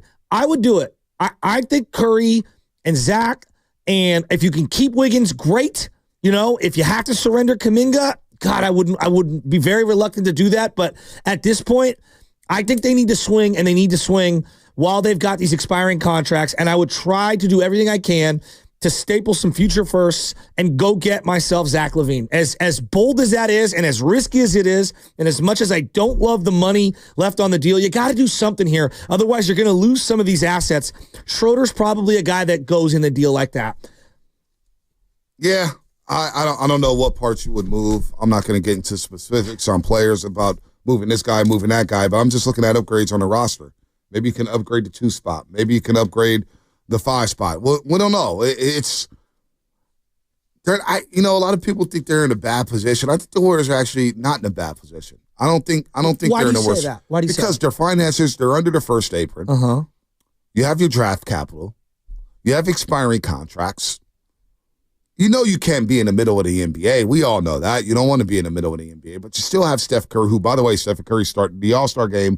It is the 11th All-Star game here in the Bay Area. Steph Curry, 11th All-Star game he'll be starting, which, of course, will be here in San Francisco and representing the Bay Area, of course. So, Steph Curry, shout out to you for making another All-Star team. Well-deserved. I know I have Steph playing at a high level, still to this day. Is he the same Steph, say, 5 years ago, 2 years ago? He's 36 years old. Of course, there's going to be a small decline. But he's still as devastating towards an opponent, and he's on top of the game plan where teams are face guarding him 94 feet, doubling him once he crosses half court, not letting him get a shot off. You see Keegan Murray all over him as a 6'9" defender. So I know I still have that presence. So how can I keep this thing rolling with him and give him a shot? Let him roll the dice in a 7-game series. That's what I want to see, Shask. I want to see him in the 7-game series. Oh, my gosh, just to see how much he scares the living crap out of an opponent. So can you approve the 2-guard spot? Maybe that's it, but they're in a good spot. Expiring contracts. Money's going to be come off the books. I think you have tradable assets. Let's see what happens, though. But I like the way they've been patient in the way they're operating. Don't get it twisted. Just because nothing happened, they're not working a phone line. Some people just think they're sitting on their ass and not doing anything, and they're cool watching the team go 500. No, that front office, that ownership group is working to try to improve this basketball team. They have a championship mindset. They might not have, say, a championship team right now, a roster, but this organization now has a championship mindset where they're thinking big. So don't think for a second they're not working to try to get better. No, I think they are. So, like right now, they have $156 million committed to next year's salary cap, right? And I'm looking at this and I'm like, all right, all the young guys are great value on a team that's got some top-heavy contracts. And the first apron's about 177, 178, give or take, right? And it's very difficult, even if you let these $32 million in expiring contracts, which is Lindy Waters, Looney, GP2, Dennis, expire. If you just let them expire, it's difficult to bring something in and stay under that apron because then everything starts getting frozen. You got to kind of deal some of this stuff right now, whether that's clearing other money to give yourself wiggle room under the apron to acquire something in the offseason, or whether that's to get something now so that you know what your books look like for next year. And that's why I keep coming back to Zach. It's cost controlled. You know the price point. And can you get creative in a 3 or 4 team deal where Buddy, Kyle Anderson, and some combination of these picks with either Wiggins or Draymond? Like we're kind of pointing at those two with Schroeder, they've got contracts and they've got options. This next 2 weeks, I'm going to have a good feel of what they think going into the offseason, too. I wonder, what's the cap going up to next year? Because the cap is going to go up over the next couple years with these TV deals, and that's going to be interesting to see how much cap space. These are all estimated. Yeah, these are all estimated. So I know the cap, if the cap does go up, I wonder how much more wiggle room they would have. That's going to be very interesting there. But shout out Steph Curry making the All-Star game. Spino, do you got something on that?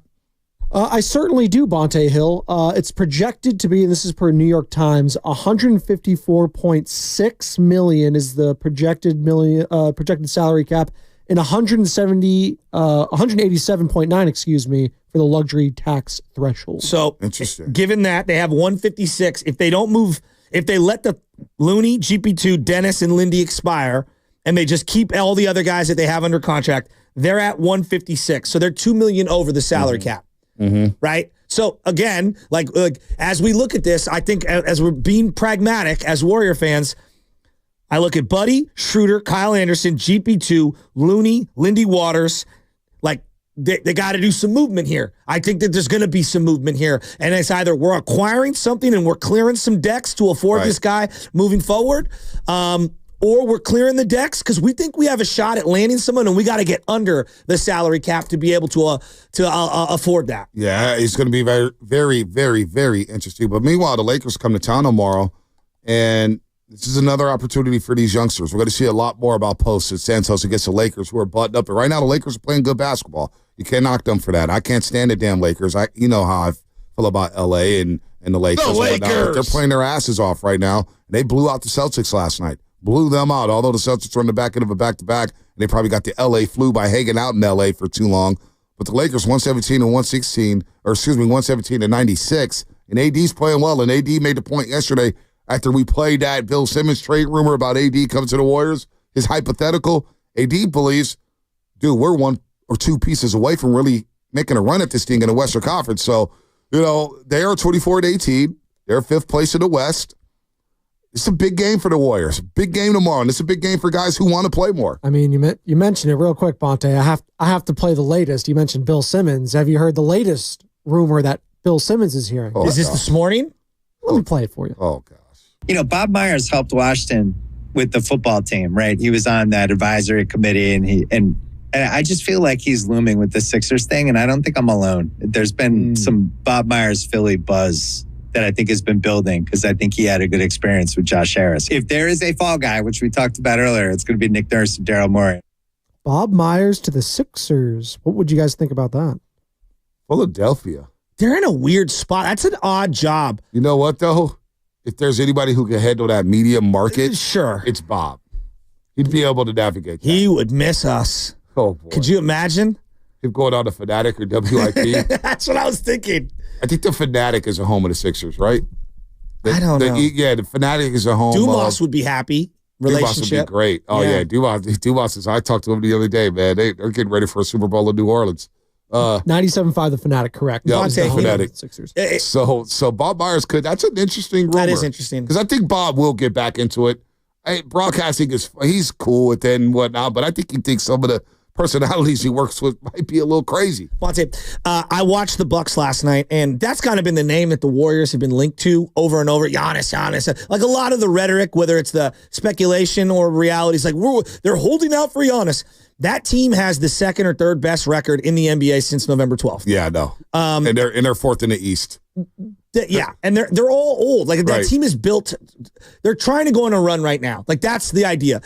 I think it's a very, very, very slim possibility that Giannis is ever available for the Warriors. Do you know what, though? Let's see how it ends. Well, of course. How does it end? Don't you have to have a feel? It's like, this is where I'm going. Yeah. And you keep talking about the offseason, which you make good points. But I feel like this team has a good feel about what really is on table for the offseason. And if there is no logical Giannis, like if that's just come on, that's a prayer and a Hail Mary. Yeah, then they need to swing right now at the deadline. Yeah. Last year they didn't use the expiring deals, and we're kind of like, ugh. But we don't know who's available right now. And as Bobby Marks said, their job is Bobby to know. Marks, but they are. They do know. I think just because they're not telling us, they don't have to tell us everything. You know what it is? So it's not you. It's not you. I'm not even coming down your road about this, but it feels like this entitlement. Like I've seen it in the NFL, right? Everybody's going crazy over what the Niners, who are they interviewing? Who are they interviewing? They don't have to tell us a damn thing about who they're interviewing. Matter of fact, I prefer them not to tell us. Well, last Keep year everything in-house. They brought in Nick Sorensen, right. so they kind of lost a little credibility. But they've given us a great run. No all right, doubt. Sorensen, but you guys all want to Steve Wilkes gone. You know what I'm saying? Fired. I'm like, Steve Wilkes ain't the problem right now. Steve's unemployed. Anyway, but he is unemployed. I can He got honestly fired say I'm late. sort of built for this. All the jobs are filled up by the time he got fired anyway. And he's been in the league a long time. He's got credibility. But when I see Twitter and the Jets have just conducted an interview and so-and-so, and they hire Aaron Glenn finally. But the Patriots have conducted interviews with Pep Hamilton and, Byron Leftwich. They don't have to tell us anything. Like, did the Raiders tell us anybody? All we knew about with the Raiders were Ben Johnson, right? Was there any other rumors about anybody else they interviewed? No, not rumors or anything. They just said they interviewed, because every team does now. So they just said Pete Carroll, I think Steve Spagnuolo, Rob Saleh. But what does that have? What the rumor portion? What does that have to do with Giannis? So what it has to do with, where the Warriors are saying they know what's out there. They're making phone calls. They don't have to reveal what's open on the market. Yeah. You know what I'm saying? No, I hear you. But what I'm saying is that if I'm weighing the options and I'm looking at this, like their opportunity to make a swing, even if it's an overpay, feels like right now. This feels like the time. We don't really know what's out there because of the CBA. Do teams want to take on money? Do teams want to take on money? Are the picks Bulls worth right it? now want expiring deals. They want expiring deals and they want picks. Yeah. Casey Johnson told us they want picks. So do you want to give up picks for those players that we saw last night? Like Zach LaVine and Vuk, right? They're so good. They got beat by 25 last night. Well, yeah. 25. That team's not good. And they had, they played Monday against the Clippers. They had Tuesday off. They had Wednesday off. And they come in to Chase Center and get rolled. Are we sure that trading picks and assets to the Bulls for LaVine and Vuk is going to make this team better? No, it's not about are you sure? Because, we don't know. We never know in sports. I think you got to risk it to get the biscuit. And, that's where we're at. This is, I like a lot of the young players. I do. I like a lot of the young players. We got a bunch of old used parts that have value because of their expiring deals, and you need to utilize them. It's about asset allocation. I hear you. But you got to be careful on who you trade with and what you trade for before giving up assets, because we all wanted them to trade for Paul George. We all wanted that. A lot of people wanted that. We took calls on it left and right. It's like, I don't know about Paul George. Do you think LaVine could be a player that they could use right now? Not knowing what he costs or whatever, just right now. Is he a good player that can really help this team? He's a really good player. I think he's so, a really good player, but it's going to cost a lot to go get him. Sure. And are you willing to say if the Bulls say, we want Andrew Wiggins, we're going to give up Wiggins? If I'm weighing all the options, and one of the scenarios is, we wait, and then possibly there's nothing in the offseason, which could alienate Steph Curry even more, or I swing and he's on board with this particular, any move you're going to make, he's going to be on board with it. You swing a little and you go for it. To me, I think that the Steph factor does play into this. But Steph just told us last week, put the Twitter fingers down and shut the hell up. Outwardly. We're working. That was a shot. I'm just going to do what Steph wants me to do now. Yeah, do we got the Curry quote? Because I think we need to replay that. You know what I'm saying? I don't know, man. I don't know. His athleticism would be greatly it would be great. Utilized I'm not. But the cost to go get him, and the money and the price tag that he has on his contract. Oh my Lord! So what's the amount of picks that you would say is too much? Because next year's is probably going to be a middle round pick. What you do when you make a trade like this is you say, hey, if we get LaVine, we're making it into the box. We're going on a playoff run. We think that pick is going to be somewhere between 12 and 18. The Bulls, we talked to Casey Johnson yesterday. We talked to Slater the other day. And these guys are as tapped in as anybody out there. And actually, you know what? I was talking to Matt Kolsky. Shout out to Matt Kolsky. Yeah. I called him last week about the Chicago sports teams and everything. And he's a diehard Bulls fan. He's been going to Bulls games since, Chicago Stadium days when they had Jordan and Pippen. the Bulls are notoriously sticklers for the way they move and operate and how they deal. And so if they do make a deal, they're going to want not just one first-round pick. They're going to want multiple picks. They're going to treat Zach LaVine like the ball at the dance, the bell at the ball. You know what I mean? So 2, 3, 4, what's your threshold? I think I may be cool off just trading with them. Can I go elsewhere and find another 2-guard with less maintenance on a cheaper contract? And I don't know who that is right now because I don't know what's available out there right now on the open market. Again, teams are working differently with this new CBA. We got to factor this in. It's going to be harder and harder and harder to make deals in this league. So what do? Do you get another guy with an expiry contract, or do you take on Zach LaVine, who has 3 years and over $45 million on the deal? I don't know. I don't know if that's worth it. Even if I took LaVine off the board. Because like Wiggins right now, what's the difference between Wiggins and LaVine? LaVine is making 45% of his threes, no doubt about it. But can he defend like Andrew Wiggins? I'm getting great production from Wiggins this year. No, I don't want to surrender. No, in this hypothetical, I'm doing everything I can to not surrender Wiggins. Like that's right. That's ideally is what I'm trying to do. Right. Which again brings us in, probably Draymond is the guy who you have to staple into this one. But I do think with Buddy and Kyle Anderson, with the multi-year deals that they have and the amount of money that they're making, one or both have to be included with some expiring contracts to be out the door. You need to, no doubt. You need to get some veterans that Kerr is going to pivot back to when in times of crisis. He will always pivot, and I get it because he likes the vets. He's going to pivot back to the vets. I need to see the young guys, so I got to hollow out some of these roster spots on here. Well, we asked Casey Johnson yesterday. Do you believe, or I'll just play the cut on Vuk and LaVine on whether or not they're going to be traded? I don't think Zach will be. I've been saying all along, I think Vooch is in a different uniform on February 7th. So we'll see how that plays out. Whether that's a Warriors uniform, you guys can call me back in early February, okay? So Casey Johnson's been covering this team for decades, the Chicago Bulls. And he just told us yesterday, I don't believe they're going to trade Zach LaVine. I don't believe they're going to get what they want for Zach LaVine. He just told, but he could be wrong. I mean, I'm not saying he's going to be right. He could be wrong, but what is the price point? Let's see what these next 5 games look like for the Golden State Warriors. Because what if they lose 5 in a row? Okay, and they go 2-3. I'll go middle ground. They go 2-3. 2-3. How does that dramatically change the big picture for this team in terms of what you do before February 6th? Because then you can sit back and say, we're just a 500 team. And I don't think we're going to rise up the standings much. And I don't think Zach LaVine is that much better to make us rise into the top 6. I want to react to that. Difference is Zach LaVine, like the player to want on the Bulls, the player I would want is Kobe White, who didn't play last night. That's who I would want. Younger asset, quick, can get to the bucket, can play. That guy can play. If there's anybody on the Bulls that I want, it's the guy who didn't play last night and Kobe White. All right, we'll talk more about this.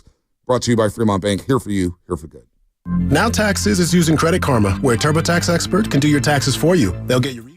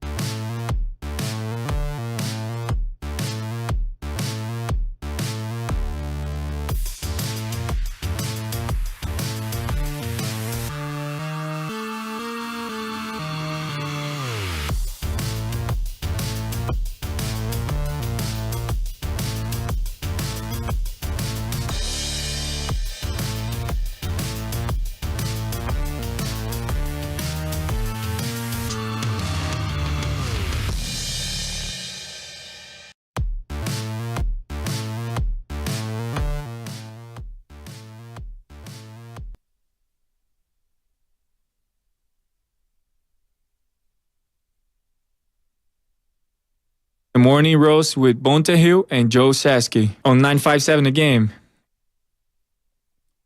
Guy Santos having himself a run. Solid night again for Guy Santos. Coming off the bench, scoring 19 points last night. 19 points, 5 of 6 from 3. Also the 7 rebounds in nearly 27 minutes. Guy Santos playing some good ball for the Golden State Warriors. They get a win.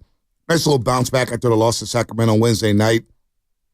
They got off to an atrocious start, down 20-6 in the first quarter, but they were able to stabilize the game, get back into it by the half, and rolled them in the second half, outscoring them 31-16 in the third quarter and 37-26 in the fourth. And they were able to score 30 points in every single quarter last night, which is an accomplishment for them, considering the way they played recently on the offensive end of basketball. But we got Daryl in Oakland, who's got a very interesting take, Shasky. 888-957-9570. Let's just bring him on because I think this will spark what you want to react to. Daryl in Oakland, go ahead, get it off your chest, buddy. Good morning, you guys. And yeah, it's an unpopular take. But I look at other teams. Other teams are clearly better than the Warriors right now. Last night was an aberration. We won. Whatever. It was great. We won. We looked great. But guess what? That's not going to happen the rest of the season. I look at other teams. They're all better than us. And when Curry sits, we're losing. I like what you said, Bonta. Let's see what happens in the next 5 games. But I'm not holding my breath. And when you look at the draft class, last year's draft class sucked. It was terrible. It was awesome that we actually lost it. This year, I don't know if you've seen Dylan Harper play. He's not even the number 1 guy. He's better than LaMelo Ball right now. That's who I want. That's Ron Harper's kid. Ron Harper was elite on defense. Dylan Harper is elite on offense. And, guess what? Ron Harper's his dad. And so when I'm looking at, future and I'm seeing, hey, what do we got? I don't want to be meddling with the 14th pick for the next decade and then getting Larry Hughes and then I'm going down to the bottom and I'm sitting next to J.J. Stokes. That sucks, dude. I don't want to do that anymore, man. I want a freaking first pick, suffer a little bit, and look at the Spurs. Look at them. They have a worse record than us right now. I'll bet you a pound of your favorite coffee they finish with a better record than us. I'll bet you a pound of your favorite coffee right now. Bonta, are you taking that? Who finishes better than the Warriors? The Spurs? They beat the Pacers. They beat the Pacers last night by 30 in Paris, man. They beat the Spurs. They beat the Pacers by 30 in Paris. Are you taking that bet? I'm not taking that bet right now. I'm not going to do that, Daryl. I'm not going to take that bet because I look at the Spurs as an ascending team. And maybe they do something at the deadline. But what does that say about the Warriors then? What I've been saying all year. They've been 500. So where are you going at? You just want to hollow it out? No. You want to trade Zach LaVine. Where are you going? No, I'm asking the caller. You've been Daryl hung up. He wants a tank. He wants to blow it all up and tank. He wants a tank. Okay, but when people say blow it all up and tank, who are you trading? Daryl in Oakland. Call back, Daryl in Oakland. I just wanted to know. I didn't know. Yeah. Daryl in Oakland. He wants to take. I think there is, this is going to sound ridiculous.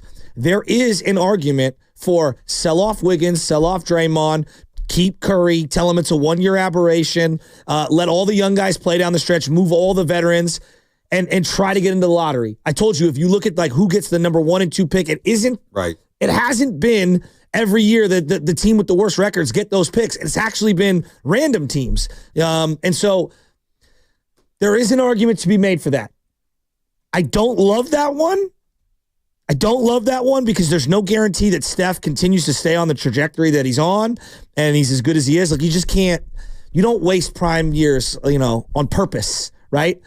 But you do have to acknowledge them jumping into, whether they stay in the box or jumping into the 6th seed, getting into the playoffs is an uphill battle, and that's putting it lightly. Uphill battle, no doubt. But getting into the top 6, they feel good with their chances. But here's kind of where I stand. You don't even feel good with their chances of being higher than the Spurs, who are the 12th seed right now. I got to see it. They've been inconsistent.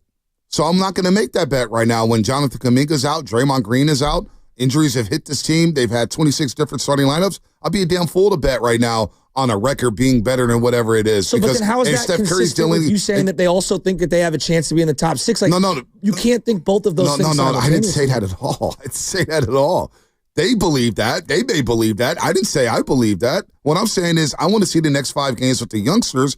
And again, all week long, I've said it may behoove the Warriors to just wait until the offseason to start making some moves instead of the deadline and just ride this thing out. That's where I've been consistent at saying they're 22 right now. Cover this damn team every single day. This team has been inconsistently hurt. They've had 26 different starting lineups. We're talking about Quinten Post and Guy Santos like they're saviors. Look, they're good, solid role players. They're going to be on the scouting report now for the LA Lakers. They'll be on the scouting report next week for OKC I don't think anyone and Phoenix. thinks they're a savior. So no, but I'm just saying, pump the brakes. Let's see what happens over the next five days, and that could determine what Dunleavy does. I also don't believe there's a great deal out there that's going to catapult them to the top 6. Like, I don't, Zach LaVine in the Western Conference, the West is loaded. Like, Zach LaVine's going to be a difference maker considering what it's going to cost you to go get him. I'm chilling right now. 22-22. Let's see some consistency. See, but you can't chill. I'm chilling. You can tell me what I can do. I'm chilling. No, I'm saying the organization can't chill because of why? Because you have expiring contracts that you are going to lose. You're going to lose those assets. Those which assets, are important. Those assets may be good, but you could also do some side trades. That may work out just you literally can't when you're at 156 of your cap. Like, somebody's got to get moved. Like, I think that's somebody's got to move. Well, you can do some things. I keep coming back to at this deadline. Something's got to move to give yourself wiggle room to make sign and trades in the offseason. You can do sign and trades right in the offseason, Chasky. You can do that. If you're at 156, you might be able to move those assets, those expired contracts, what they probably will do. But what is that going to net you?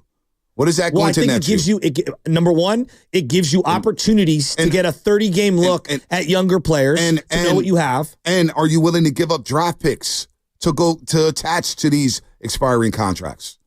If they're second-round picks, yes. Yes, I am because like this is a team first round picks. They need a direction. I don't think you need to give up the 3 second-round picks for Dennis Schroeder. Let me look at their draft pick capital over the next 5 years. Like Dennis Schroeder to me is like, come on, what are we doing with this? This is $13 million. Get something back, right? And hollow out some spots. Give Pods these opportunities. We were really high on Pods before the season started. Let's give him his opportunity to kind of finish the year out so you know what you got with Pods. So we're not in the Moody zone where it's 4 years in and I don't know what he is. You know, like, to me, have a direction, right? Have the direction. The other part of this is like, let's say they go 3-2 or 2-3 over the next 5. All right. That doesn't sway me dramatically one way or the other. It's kind of you are who you are. What if they go 4-1? Okay, they go 4-1. Like I still want to go in on Zach LaVine. Right? Because if you go 4-1, that means they would have a record of 6-3 during this critical 9-game stretch, and then you play the Utah Jazz and the LA Lakers on the road, and maybe you split that. Very encouraging. It'd be very encouraging, right? Good. But then I guess my question to you is, what happens when Draymond comes back? Well, that's the question I've had all morning. Comes back? That's the question I've had all morning. Right? When they come back, what do the minutes look like? What do the lineups look like? What does the spacing look like? What does the team look like? Who's going to play? Who's not going to play? Now, when I'm looking at their future picks, they have a first-round pick in 2025, second-round pick in 2020, or first-round. So they have no second-round picks this season. Just one pick in the 2025 first-round pick, which stay on. In 2026, they have a first-round pick, which is theirs in 2026, and they have a 2026 pick, second-round pick from the Atlanta Hawks with no protections. 2027 first-round pick, 2028, you have a first-round pick as well. The only one that they gave was the 30 for Jordan Poole? They gave up, something like that. The 30 to 2023.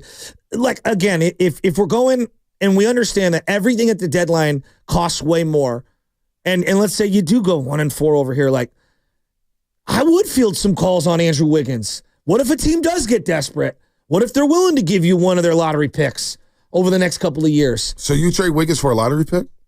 I think it's not off the table. It's something to consider. It is. Like, a direction of this team, like, are you going in for a run or are you not? All right. 888-957-9570. I want them to kind of tell me which direction we're going in. Because I wouldn't trade Andrew Wiggins with his contract. I would wait on that. But if fans agree with that, 888-957-9570, go ahead and call. 888-957-9570. What would you want to see the Warriors do at the deadline? Do you want to see them make a move for a guy like LaVine, Vucevic? Do you want to see them stand pat? Do you want to see them tank? What do you want to see them do? They're 22-22 right now through 44 games. Now, when the Celtics made the NBA Finals, I guess it goes to say Warriors, At one point, I believe they were 21-22. Now they had prime players. I get it. I already know where you guys are going to say they had Jaylen Brown and Jason Tatum. They were the best but team they had after a team what, February? Yeah, but they were 21-22 through 43 games. That's kind of my point. And people in Boston were ready to blow it up and break it apart. And they end up advancing to the NBA Finals. We saw an example with the Dallas Mavericks last season where they make a shrewd move, and I get it. They have Kyrie Irving and they have Luka Doncic, but nobody thought anything of them. They made a move for Gafford and P.J. Washington and advanced to the NBA Finals. Yeah, but they have two players in their prime. I just mentioned that. But that's a big difference. But the Warriors have Curry. And they have a good Andrew Wiggins, and they have a good Jonathan Kuminga who is ascending. They have some players. I think direction is what we're looking for here. I think most Warrior fans are like, this, and I'm being real. Hey. And I think we're going to see it. I just think we have to be patient. We trust you. Pick the direction, we'll ride. I think they will. So what direction do you think? What if you had to guess? What direction do you think they pick? I don't know what they're going to do. I think the next 7 games could determine a lot. And I've said this. I've been consistent with this all week. I think this 9-game stretch could be a season-defining stretch for the deadline and what they do in the future. Okay. You don't want to commit to it. What would be the percentage that you would give to them going in for this year? I think they want to win. Okay. They don't want to waste the season. All right. That's my gut. Okay. They want to win. We're guessing. They want to win. Okay. But I don't know what they want to do. What does that look like for them? Does that look like a big move, or does that look like a around the edges move? What's a big move? What's a big move? What's a big move? Moving one of your $25 million plus players. Okay. Because that's what a big move would look like. There are no players on cheap contracts that are available at the deadline. There just aren't. The way I look at it, the NBA rolls in cycles, right? Teams go on runs here. Sacramento's made their run. They're 8-2 in the last 10. They have 21 losses. There's 4 teams right now in the West that are a game above the Golden State Warriors with 21 losses. Those teams include the Mavericks, T-Wolves, Sac, and Phoenix. The Warriors beat Minnesota 3 out of 4 times this season. I don't think highly of this version of Minnesota. Right. So what if they who knows with Minnesota? Now that could be a team that's interesting. Now Julius Randle, they have a problem with him. I don't want Julius Randle. I'm not even saying that at all. I want nothing to do with him. But what if they're willing to move DiVincenzo or Naz Reid? So those are players that I think about. The Clippers have 19 losses. Is it sustainable with the LA Clippers? They're 60. Ty Lue's doing a hell of a job. They've been way better than I thought. Exactly. Now Denver's found their footing. They're 4th in the West. I fear them. Memphis. They're rolling. 14 games above 500. Memphis is young and hungry. Houston. A lot of young players, a lot of young assets. I love Houston. Number 2 seed in the West. So I don't know. The Lakers are sitting at 24-18. They're probably going after some players. We've struggled against the Lakers though when AD has been out there. So I don't know what direction the Warriors are going to go into, but I think they're trying to figure that out right now. So, well, you know what? I'm sitting here saying patience. I'm saying it the last couple of weeks. Patience. Hell, here's what Steph Curry said on television, and we still haven't shut up about it. All the Twitter fingers who's got deals that we need to make can kind of just shut up a little bit and let us figure this thing out. Like we know we can be competitive. We showed that toughness tonight. Obviously, every team is trying to find ways to get better, and for us, we've been great for a very long time. This is just a unique year where we have to be able to stay relevant and give ourselves a chance and just have some life in a playoff series. And we have a whole lot of confidence that we can beat anybody. So that's it. So Steph Curry told us that. A lot of us shut up. Now a lot of us talking again. Well, we're also seeing the frustration on his body in a game, late in the game, like a game against the Kings. You could see he was very frustrated. And the way it's looked has screamed, hey, this guy needs some help. I mean, we've known it, but it's really evident. Well, also, it was, I can't get open. I'm struggling a little bit, man. I got to get rolling in. He knows that, we just blew a game that we had in the bag. We had the game in the bag, and we blew it. So, what did they do at the deadline? I have no idea. Let's go to Derek in Pleasanton. What's happening? Hey, guys. How are you this morning? Great. Doing good. Good. Let's see. I'll start by saying I've been a season ticket holder since way before the We Believe days. So I've watched this thing go up, go down, watched it being blown up a few times. I like where they are right now because the young guys are getting time. The problem with what we have is we keep investing in aging stars. And you guys just said it, right? Houston Rockets are younger. Memphis is younger. we're not young enough. We're not fast enough. And the difference between now and when we were winning championships, we aren't long enough. We don't have the Livingston and the Iguodala who could switch, play multiple positions, defend, and score. So here's what I would do. I'd stand pat. I'd get rid of all the expiring contracts. The Buddy Hields, the Kyle Andersons, the Dennis Schroeders. Thank you very much. I appreciate you. But I'm going to let the young guys play. And you got to let Steph and Draymond lead them and live through it. The last thing I'll say is your draft capital is the most expensive thing you have.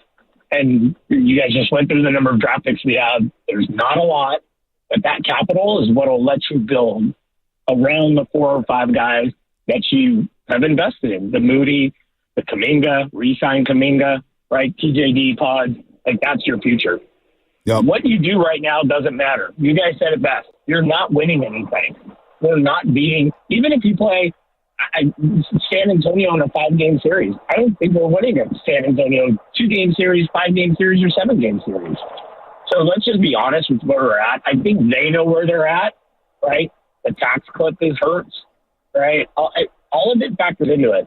But what you have to do is you have to get younger, you have to get longer, and you have to get faster. If you don't do that, you're just going to continue to be this middle-of-the-road team, which is fine. I don't mind watching a middle-of-the-road team. They're competitive. They're fun to watch. It's entertaining with Steph and, everything that they have in Kuminga. But, God, if you want to win, you got to get there. You got to get younger. That's my trading Andrew Wiggins, because I hear that a lot. And that's I'm the only piece Wiggins. to get a big player. I know. I hear a lot about that. But when I look at his contract, I mean, for his production and what he brings to the table, and I get it. A lot of Warrior fans are up and down on Andrew Wiggins. I'm not. I'm probably more high on him than low than most. But he's 29. He's making $26 million. With all the contracts that's going around the NBA, it's a damn bargain considering where the money's at. Considering the amount of money that's getting flown out there, that's flying around in this league to players who haven't proven a damn thing.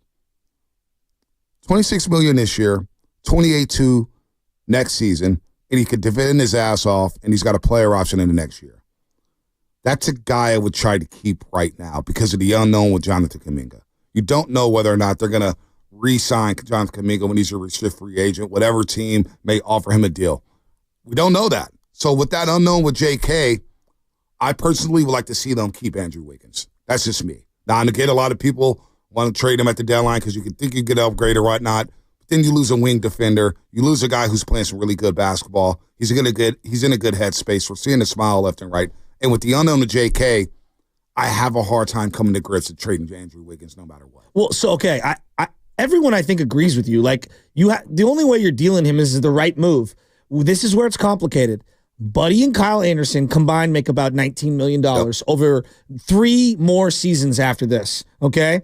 So if you add $30 million to their payroll next year, which will be a Kuminga extension, you're at $186, which is over the apron, okay? So this is why it's imperative. Not only do these expiring contracts have to get dealt. No doubt. I don't disagree with that. You have to package one of Kyle or Buddy or both and get them out of here to free up some money here. If you're unwilling to move Dre and you're unwilling to move Wiggins, like, there's just not a lot of cheese here. Okay, that's fine. That's fair. That's fair. And they probably will because those guys aren't playing. I think Steve Kerr right now wants to play Post and Santos. I do too. Hell, Kyle Anderson wasn't in the rotation anyway. So he was probably going to be the odd man out. Or he may be the odd man out. Don't you like? And look, we're excited about Gee and Post. Reality is, hey, they're rotation guys, right? 7th, 8th man, maybe 9th man. Maybe we'll be, we'll switch and it'll be something more. And they put together 6 months of great play, and we all look at them different. But like as of today, I could roll with them. They make nothing. They could shoot a little. They space the floor. They bring some energy. Like, there's a youthful exuberance that they bring to the table that this organization desperately needs. Well, and then they're gonna here comes the schedule though. I'm gonna read the schedule off. We're gonna learn a lot about these guys, a lot, because maybe in a week there's people out there thinking, well, maybe flip those guys for a player because they play the Jazz, they play the Lakers, the Jazz, the Thunder, the Phoenix Suns, the Orlando Magic. Then they go on a 6-game road trip.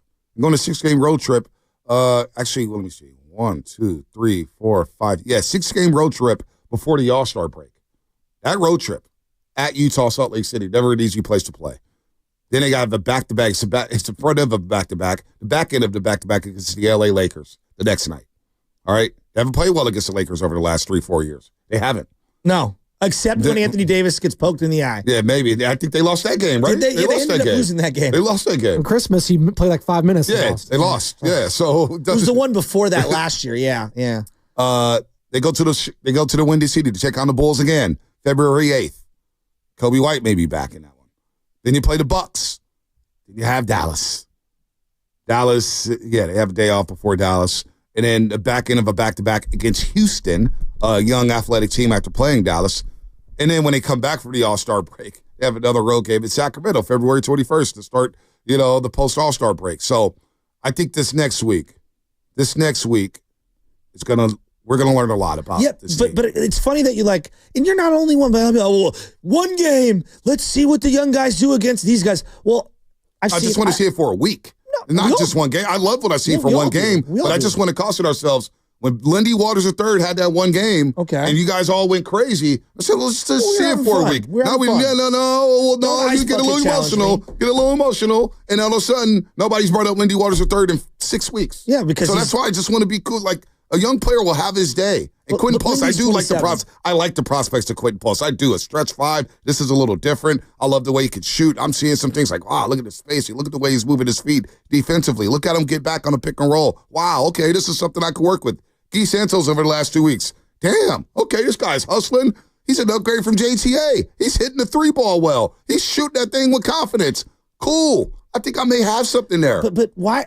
But what do you mean? Why are you mad at me for not wanting to wait? I'm not mad. It's just, we've watched Buddy for a full season. He's a veteran. He stinks. Okay. Wait. No, don't. So why are you bringing him up? Because I'm saying I want to see what the young guys have. 6 games isn't going to make or break me on the young guys. If they play up and down, so be it. That's the cost of playing the young guys to see. Buddy Hield's not even in my equation. Well, these are the guys that are in front of them. Because I was the one who warned you about Buddy when they started 12 and 3. It's like, well, Buddy, he's playing out of his mind right now. Right. Now everybody's calling him Schroeder's been in the league forever. He's been it's bad. Not a good fit, which I cautioned Kyle you Anderson's about. Been in the league forever. We got to stop getting emotional sometimes. I just want to wait. I feel like it's a problem because I just want to be patient with this stuff, with the trade deadline and seeing what the youngsters are going to do for a week or two. It's 2 weeks away. I know it's 2 weeks away. Moves. I got a week. Here. I got 2 weeks. GPT2's been here. The more he plays, the worse his offensive production goes. We like the guy. I can see the youngsters struggle. I will always go back to random veteran who's not very good that I kind of have a good book on, or young guy who may be good. I'm always going to revert to young guy who might be good. I want to see young guy who might be good. I'm always going to go in that direction. I'm with you. I want to see the youngsters too, but I also want to win as well. And sometimes, but they weren't winning with the young guys. And sometimes they don't win with the young guys, like we saw with the Giants. The San Francisco Giants. We saw the young guys. And you know what? It flamed out. And it was still more fun than watching Austin Slater. I don't know if I have fun. It was. I don't know if I have fun. I don't have fun watching losses. I'm actually excited about the Giants. I was excited about the Giants. Mike in Berkeley. What's up? Hey, what's up, guys? How you doing today? What's up? Hey, happy Friday. Hey, I'm just, shout out to the nice young lady in the 7 o'clock hour who was perplexed about Moses Moody's situation. And Bonte, you wanted facts earlier. I'm going to give you some facts. When Steph Curry said at the play-in game last year, people get on the bus, there was one player, and one player only, that got on the bus, and that was Moses Moody. Now, if you fast forward a little bit to the end of season press conference with Mike Dunleavy, he said we absolutely have to get this guy more minutes. Hey, Mike, real quick. That was 2 years ago in a 7-game series against the Kings, not the play. All right, let him cook. He was not cooking. He burnt their food. No, man, it's induction. Anyway, great pivot. Anyway, touche, Bonte. But anyway, what I'm saying is that you got to develop the young players. Yes. I mean, how do you give? If you're going to go trade for somebody, this whole trade thing is asinine, in my opinion. Basically what you're doing is you're giving Steve Kerr an out. Let's see what he can do with a fresh young bunch of players that are, might be superstars or might not be, when you're not holding his feet to the fire of not developing Kuminga, not developing Moody, not developing Podziemski. And bringing in Quinten Post 40 games into the season is ridiculous. Why wasn't he here in the 10th game of the season? Well, maybe he wasn't ready, and that's what the G League is there for. Instead of throwing them into the water in the deep end, hey, let's get some seasoning. Let's see what's happening. We have a fully healthy roster. Now he's ready to roll, and it's byproduct of guys being hurt at his position, Mike. He's played 5 years of college ball. He knows his footwork was good in college. He was a defensive, all-team defensive player. I mean, if you're not desperate by 40 games, I mean, come on. Well, they did start off 12-3. That's true. They did start out 12-3, but that ship started taking on water immediately. And so last night, Moses Moody gets subbed out with 9 minutes left in the second quarter. He doesn't see the floor until 6 minutes left in the third quarter. That's ridiculous. What is this guy doing? I mean, honestly. He's not. He brings in Buddy Hield. He gets a little nervous or something, and I'm going to Buddy Hield. Come on. Well, the two guard options right now are this. I will defend Kerr on this. The roster that they've built. There's some redundancy, and whoever you're putting out there has a huge flaw. Buddy ain't gonna play defense. Buddy's extremely streaky. He's gonna take a lot of YOLO shots. GP2. Okay, you get some defense, some hustle plays. He can't shoot a lick. Like Lindy Waters, he tries hard. I'm rooting for the guy. He hit a 3 the other day. But he's not very good. There's a reason OKC moved him. Their options at the two guard. That's why they tried Dennis Schroeder there. That's why they tried Pajemski there. They've tried a million things. And when Moses has played the 2 spot, he's either hasn't facilitated as well as what they need, opposite Curry, or defensively, he's let a little off. So to defend Kerr, it's not like they're benching Jordan, you know what I mean? Or Shai Gilgeous-Alexander or something, or I don't know. I'll defend him on the 2 guard spot. That's just a big hole right now on the roster. The posting where I knew this would happen. As I'm watching the game, I just know how it works. What happened? How come he wasn't playing before? Who? Quinten Post. Oh, Post. There's an adjustment from college to pro. The college game's different than the pro game. It is. The pro game's just so much faster. Wasn't he hurt at the beginning of the year? Maybe, but in the training camp stuff? Right. Yeah. So, but the college game. So there's an adjustment. I agree. And he didn't get to play summer league too. Don't forget that. I think did he play one game in summer league? He was hurt. He was banged up. Yeah, I think he was banged up. Quinten Post in summer league. So it takes a while. He's here now, and he's making a good impact. Now we get to see it for the next 2 weeks. I'm happy about this. This is a great development, and he looks like he is going to fit. We do believe he's going to be 15, 20 minutes a game. We'll see about Moses Moody as well. I think Moody is going to get some consistent run, man. He stays ready, but that's another contract where we talk about 3 years, $39 million. If they make a move, he may be stapled into something. I have no idea. Yeah. I don't know what Dunleavy's thinking right now. I don't know what Joe Laco's thinking about right now. But trust me, I think they're working to figure out their direction with the Golden State Warriors. So, again, we got to be patient. Got to be patient. Well, I just think the one constant theme from a lot of the listeners and the callers, everything is the young guys have actually galvanized the fan base, and they brought something to the table. No one thinks that they're the second coming of the big 3 that we had for a long time. No one thinks that. That's crazy talk, and we all know that. But they've been fun, and it's not worse than what we were watching the 40 games prior. And so that's why I think that there's some optimism, and people just don't want to see them revert back to the vets. And we're talking about the role-playing vets, not the big star vets. Yeah, I don't think that Kyle Anderson, go look at his game. Yeah, he's barely played. Yeah, so I don't know why we're tripping there. Buddy Hield, you need a 2 guard. Well, and this is where Moody, quite frankly, I would say this, Quinten has made the most of his limited opportunities. Right. Moses has some. Well, he had the knee injury that set him back a little bit. That's true, but he did have other. I'm not saying that he had long runways, but he's had other opportunities, and it's been okay, right? Been all right, but I think what he's doing right now, you look at his game logs here. That's 5 straight games for Moses Moody in which he scored in double figures. I've been impressed with him. His 3 ball is rolling right now. I like his passing. Look at his last 5: 3 of 4 from 3, 2 of 5 from 3, 3 of 9 from 3, 3 of 7 from 3, 4 of 7 from 3. He's shooting the 3 ball well. Hell, in the month of January, Moses Moody is shooting 45% from the 3-point line. So I do think he's earned some minutes. And Moses Moody, as much as we're bitching and moaning about his minutes, guess what? Moses Moody's playing 21 minutes a game in the month of January. Is he? Yes. I didn't know that. Playing 22 minutes a game in January. So there you go, folks. He's starting to play well. I thought that he's been a key guy off the bench for this team in critical moments the last, I don't know, half dozen games or so. And I've been excited to see him play. And I like that, early on it felt like he'd come into the game and he knew, like, the only way I'm going to play is if I have to shoot this three. I have to shoot this three. And now he's being a little more discerning. He's taking a couple dribbles. He's kicking it around, getting it back. And then when he does shoot, he's decisive. And that's what I like about him. You are listening to 95.7 The Game, KGMZ FM and HG1 San Francisco and Odyssey Sports Station. Always live on the free Odyssey app. Before we get to 60 seconds of Celebrini, you want to do that? We could. Let's go to Antonio in Oakland. Then we'll get to David in Maryland. Antonio, what's up? Then we get to 60 seconds of Celebrini. What up, Antonio? Oh, good, man. Happy they finally played Quinten Post. He got a good jump shot, good size and all that. I wouldn't mind Vucevic, of course, but Valanciunas is another one. I kind of want to go for it all this year, man. We got to make a trade GP2. He's good on defense, but, he don't really have scoring. Kevon Looney don't really have scoring. Probably trade them. I'm tired of playing 5-on-4, to be honest with you, man. Like, we got to get a center who can score. And at the end of the day, though, like the West, yeah, it's good, but the only team I really fear is OKC. Denver's good, but are they a couple years ago, Denver? I don't think they are. Jokic's playing out of his mind, of course, but OKC, they might not play like this in the playoffs like they do in the regular season. You never know. So at the end of the day, if we get in the tournament, make another key trade, have a la Dallas Mavericks trade deadline thing, and then maybe in the offseason we can trade for a disgruntled star after the Bucks lose in the second round, maybe Giannis or even a Cade Cunningham.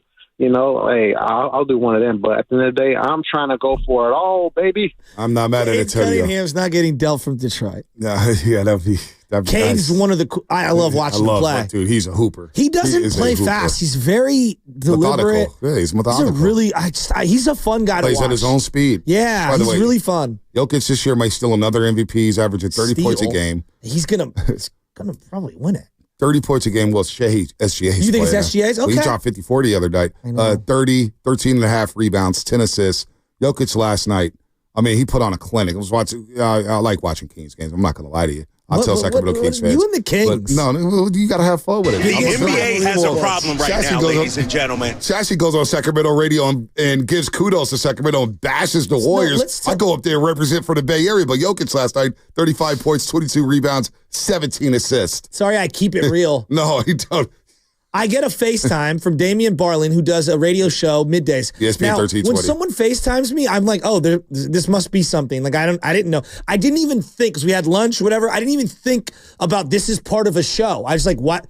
Is everything okay? I'm like, what's up? You know what I mean? Like, look, again, everything that happened to me last year, when someone calls, I try to answer because you don't know, they might need your help. And that sounds, I mean it sincerely. I answer the phone, and it's D'Lo and Casey laughing at me. And I'm thinking, what's going on? And I thought I didn't even know what this was. They were calling me at their break or whatever. And I just started going, I'm walking around Union Square. Next thing I realize, I'm on live air in Sacramento. Yeah. Those guys. I thought you were from Sac after that call, because then I ended up calling. They were like, oh, Shasky said Draymond. You know what the Chatty House said, that you got jealous that I got on, and then so you felt like you had to call. No. What I did was got out of my breakfast spot. So Damian Barlin called me. Let me call him back. I knew what it was. I knew why they were calling because I know the show's from 12 to 4. I had no idea you were on there until you posted the video on Twitter. Well, I didn't realize that you had FaceTimed them at halftime. Why were you doing that? Because I'm having fun. It's the rivalry, man. I called Draper, too. I call all of them. That's what we do. It's having fun with the rivalry. Like, this is what you got to embrace about it. We created something with the I-80 Classic. The Kings and the Warriors. Thanks, just like Brody. We created some hate with Philadelphia. Seriously.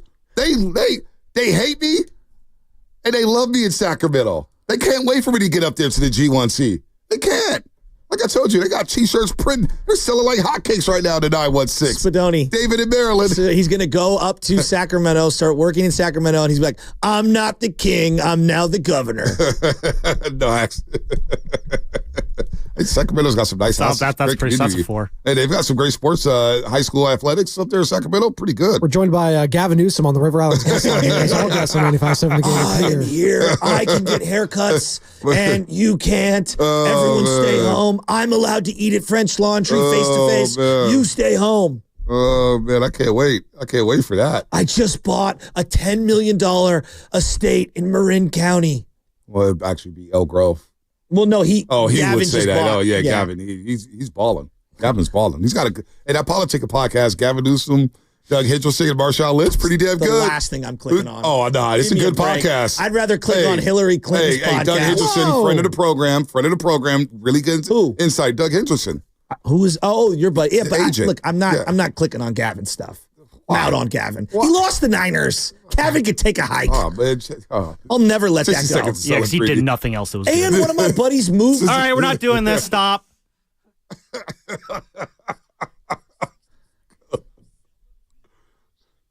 Oh, who cares? He was not a great president. Grr.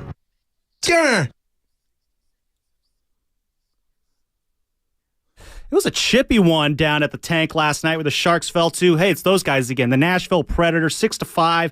Sharks found themselves facing two different 3-goal deficits, down 3-0 in the first, then 5-2 in the second. And then the Sharks scored 3 straight in that second period, with our boy Macklin getting the equalizer with this slap shot. Jay gets in the grill of Eklund. Pass in front for Toffoli. It bounces to Granlund. Over to Celebrating. He scores! Macklin ties the game! 15th time our boys lit the lamp this year. That is tops amongst all rookies. Guys, I learned a little something about hockey fighting last night, though. Did you know that if your team is off to a really slow start, like you're down 3-0, 10 minutes in, you can just ask a guy on the other team, hey, my team's a little sleepy right now. I need to wake him up. Let's fight. And the other guy will be like, yeah, sure, let's do that. And that's why you had a moment halfway through the first period where you had not one, not two, but 3 straight fights coming out of the face-off there in the tank last night. Number 3. The tank was rocking after that, and the Sharks had clearly woke them up because they got back into it. Unfortunately, as usual, they couldn't finish the job, but a lot of energy at the tank last night. I got to get down to the tank. Blue Chew. Well, apparently just a little fight. That'll wake you up. No, I think these are perfect, though. Celebrini is improving. Yep. He's balling, and you're losing. Yep. That's all you need right now. Draft picks, baby. You talk about tanking in the tank. Hey, Mike Greer. Shout out to Mike Greer. The back to tank. Oh, Darth Vader's man. home. They did say you were working for the ops yesterday. Somebody on YouTube said Shasky was talking about the Warriors like he wanted to get invited to a cookout in Sacramento. He was up there ripping the boy. I was like, hey, the streets are talking. So, man, you with us or them? This is what I do. Get D'Lo and KC. Time out. The hell with Sacramento. You Kings, I'm coming for your asses in a couple weeks. And we're going back up to G1C, and we're going to kick your ass in the next round. Sacramento, you just watch. Light the beam. Yeah, did you light it last night in Denver? No, you didn't. Did the Warriors win? Yes, they did. 1 game behind the Kings. Let's go. I bleed blue and gold. The hell with the beam. David, Maryland, hang tight. We'll get to you on the other side. Brought to you by Honda of Vallejo. Each new year beckons new beginnings. So now is a good time to consider upgrading your home's exterior and property.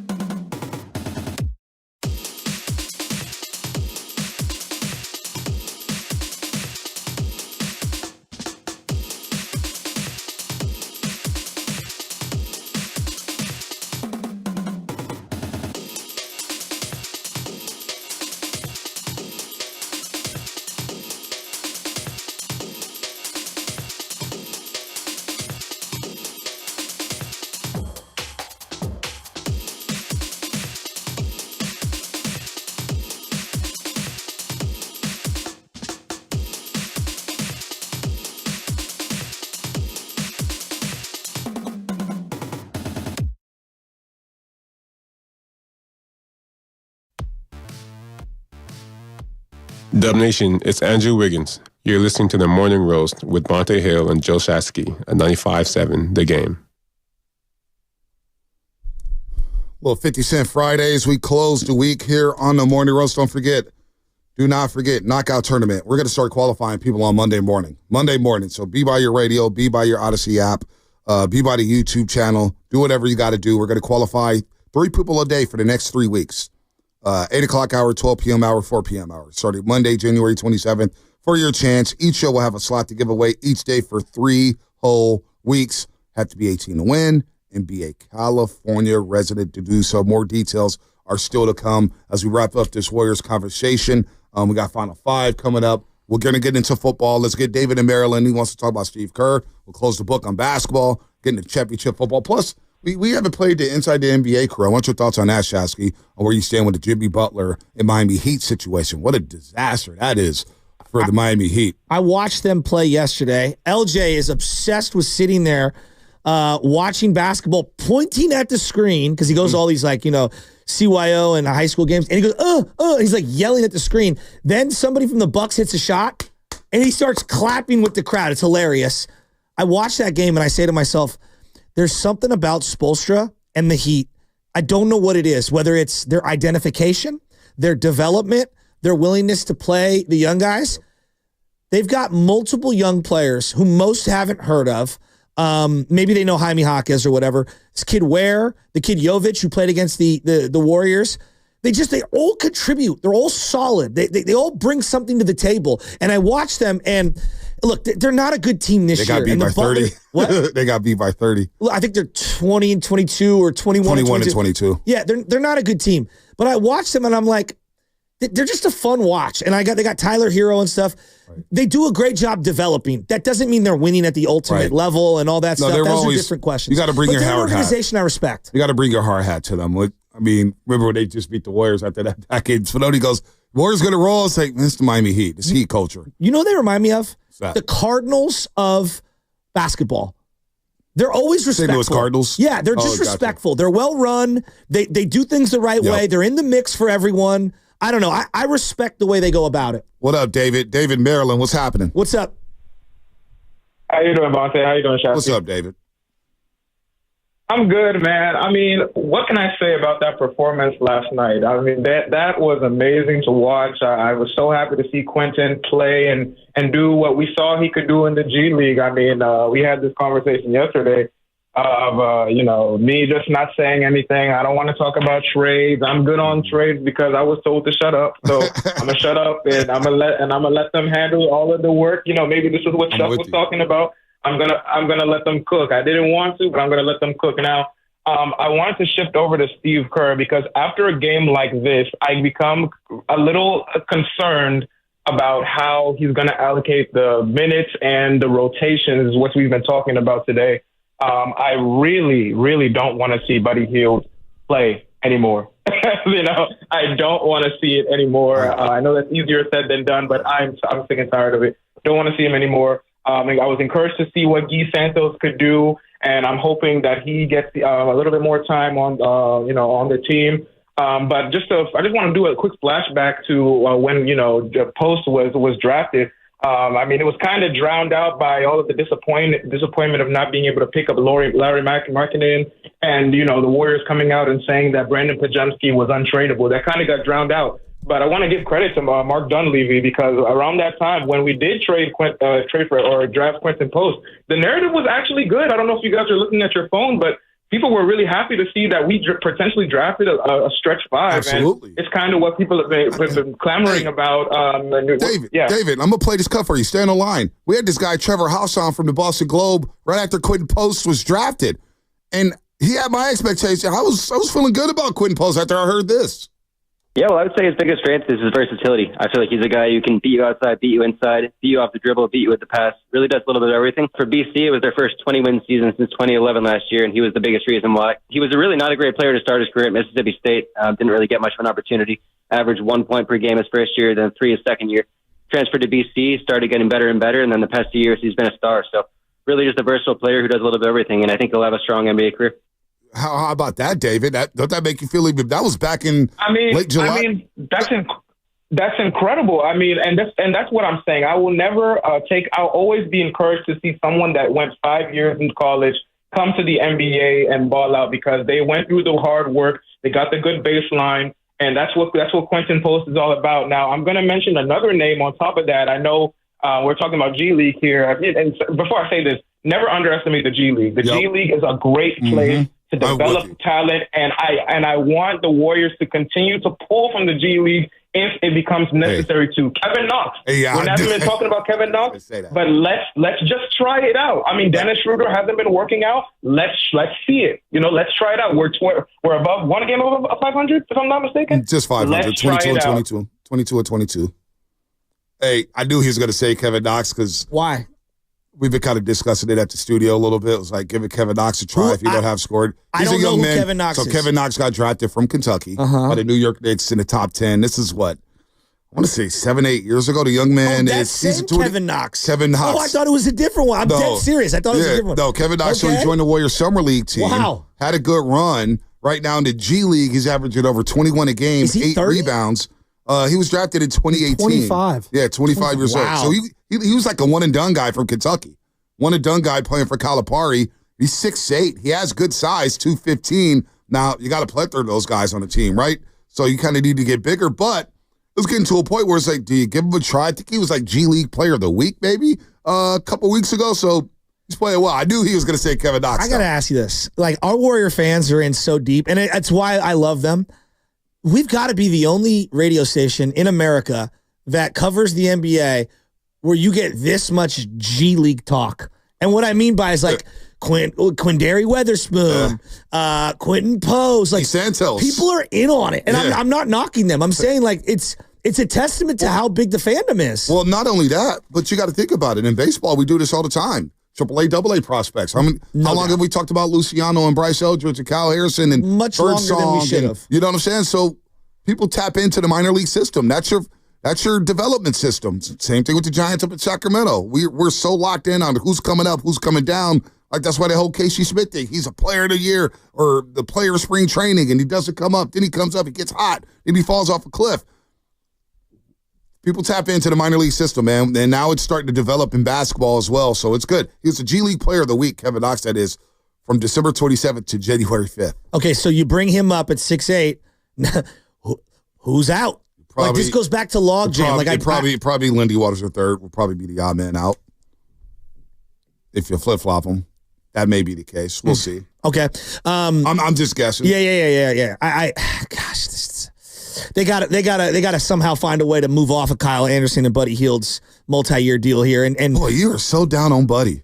I got to say, not just you. It's not that. Yeah. It's the fact that there's 3 more years at $10 million. Well, that's why it's so funny. 3 more years. That's why it's That's why it's so funny. The whole Buddy Hield. We're gonna get to football here. 3 more years of Kyle Anderson at $9 million. Well, but the Buddy Hield sequence, boy.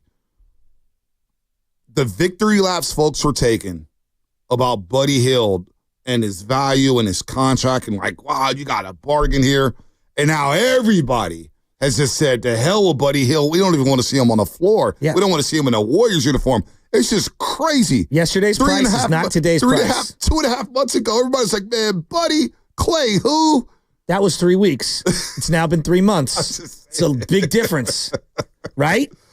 JT O'Sullivan after 3 games. I'm just saying, man. How did you feel about JT O'Sullivan? It's just crazy. I had hopes of JT O'Sullivan because he looked good in the preseason game against Green Bay Packers. Okay. I had won tickets from KBR. Then real games happened. I had won tickets. KBR 1050 used to do post-game shows from Pizza Orgasmica on Clement Street, which is now a brewery.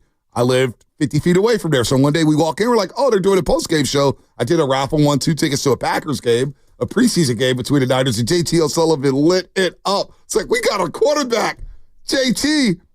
And then 2 months later, it was like, JT stands for just turnovers. And that's what we do. This is what we do. Anyway. There was one point in time where I was handing the ball to Lincecum, and I knew we were going to win. By about 2014, 2015, I didn't think that. And that's why he was in an Angels uniform. 888-957-9570. Before we pivot to football, I want your thoughts on this. As the NBA crew, inside the NBA crew on TNT, we're discussing the Jimmy Butler situation. Since you brought up the Miami Heat, Butler missed a flight, suspended for 2 games. Obviously, he wants out. Pat Riley standing firm, saying, yeah, we're going to do what we do, and we'll trade you when we trade you, but we're going to get what we want for you.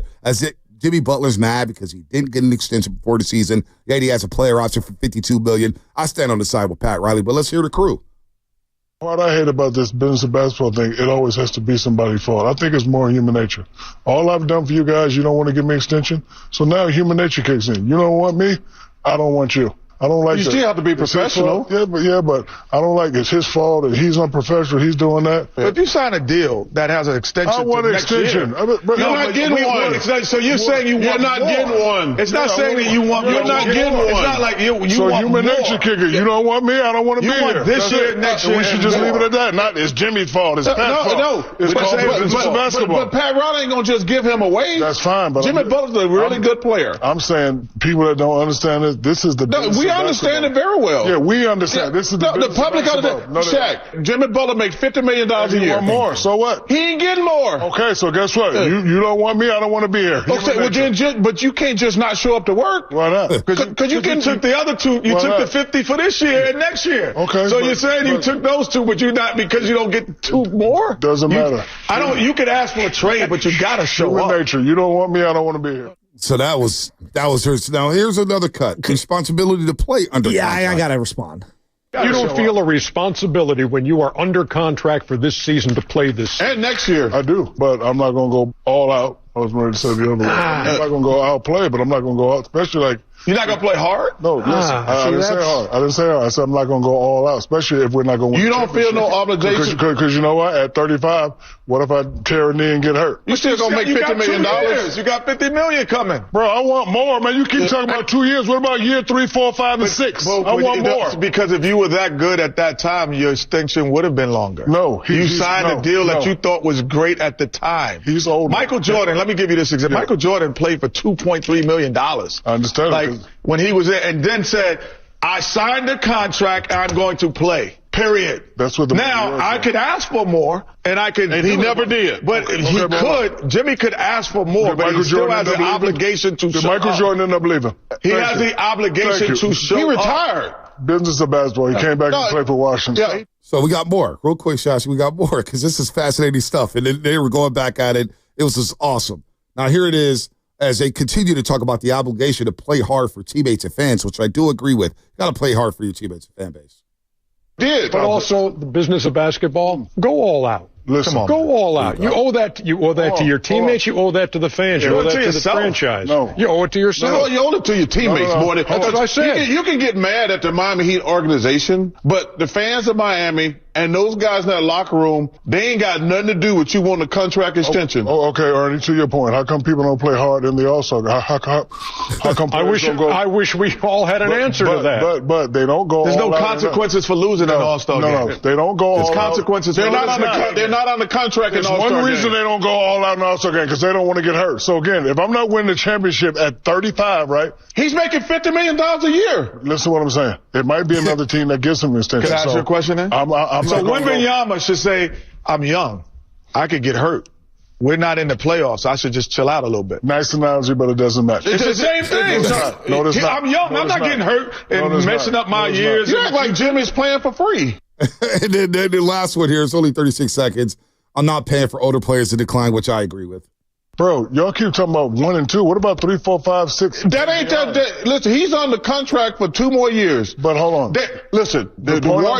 So you think the Warriors, who made it like, listen, Clay, we love you. We won you 4 championships, but you're past your prime. Okay. We're not gonna give you a max Clay's not even the same because he was a free agent.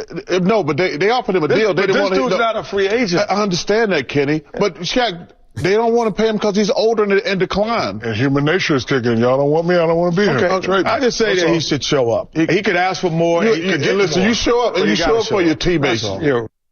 So that was a fascinating conversation on Inside the NBA last night when the Jimmy Butler situation, which is why I'm thankful that the Warriors are not interested in Jimmy Butler because he's worn out his welcome everywhere he's gone. And I'm with Chuck, and I'm with Kenny Smith, and I'm with Ernie. You're under contract. They didn't give you an extension because you have a player roster for $52 million, and you have been kind of a nuisance down there. I'm with Pat Riley and the Miami Heat organization for acting and standing on business here. And you know me, I'm a player guy, wanting to get your money, but he's under contract, and I know the baggage that he brings to the table. So I don't know what the hell Shaq was talking about, Shasky. Shaq was way off on this one. This is a problem in sports right now that is real. And what I mean is that we just ignore how things look to the average fan. I understand that there's a business, and these guys live in this bubble, in this world, and the way that they operate is what they feel they have to do in this very elite club that they're in. Mm-hmm. Jimmy Butler, you have made $310 million in your career. The Heat themselves have given you $230 million. $230 million. These things that play out publicly like this and you don't want to play, no one is jumping to your side. The optics, there's not one fan who is going to be like, yep, I side with you, as we're struggling to be able to afford a couple of tickets and some hot dogs at a game. Come on. It's horrible optics. And I told you last year, I think that the NFL, they need to do something and put in some structure in place about the holdouts. And I would say that, like, I don't know what the rule is. I don't. I'm just spitballing. But like Brandon Ayuk did himself no favors. I would try to protect my players like Trent and like Brandon Ayuk because they're not going to be the last. Other guys are going to do this. Like these contract situations need to be settled, and we can't have these holdouts lingering into this. It's a bad look for everyone involved, and it depreciates the play on the field for the team. You know, Jimmy Butler not playing while Jamar Chase, in a way more violent sport, who's made significantly less, went out there on the final year of a deal, even though he's got the guaranteed contract the next year, the fifth-year option, and had one of the most historic seasons I've ever seen. I am not going to cape up for Jimmy Butler at any point, and he looks like a petulant child. There's a reason he's been on 4 teams. Yeah, you know, Jamar Chase, I don't think he plays if Joe Burrow's the quarterback. I don't know, maybe. I really feel like Joe Burrow helped that situation out because that's his boy from LSU. But he's still risking it. No, he's definitely risking it, but I think Joe Burrow being there and Zach Taylor being the head coach there, they got a good bond up there, but I'm with you. The holdout stuff, and look, it's not every player. You may get 15 holdouts, maybe in the league. It felt like last year there was one in every camp, but I would agree with you. Yeah, there was like 8 holdouts or something like that, 9 holdouts maybe or whatnot, and I get it because football is a violent sport. And sometimes you do want your money. The Trent one I didn't get, but whatever, it got done. I do think the Niners will be back at some point. What Jimmy is doing is just completely off the rails, and we've seen this before. We saw it in Minnesota. We've seen it in Chicago. We've seen it in Philadelphia, and now we're seeing it in Miami. I mean, we've seen this from Jimmy before. So what he's doing and selling out his teammates and Eric Spoelstra, it's sickening because he is getting paid $48 million, and he has a player option for $52, and you're 35 years old. Now, I could get Brandon Ayuk, who's a lot younger and entering his prime. Jimmy Butler may be past his prime. And then you look at the injury history of a Jimmy Butler and bake that into the equation. I'll pull up the stats right here and his game logs. He's missed a ton of games this season. And he's missed a ton of games last season. So far this year, he's only played in 25 games. 25 games for Jimmy Butler. Last year, Jimmy Butler played in 60. The year before that, he played at 64. Year before that, he played at 57. Year before that, he played 52. And I know COVID is one of these years, but they made the NBA Finals 58. Now, to Jimmy's credit, he has been available in the playoffs. I'll give him that. And he's gutted it out and taken his team into deep waters to 2 NBA Finals.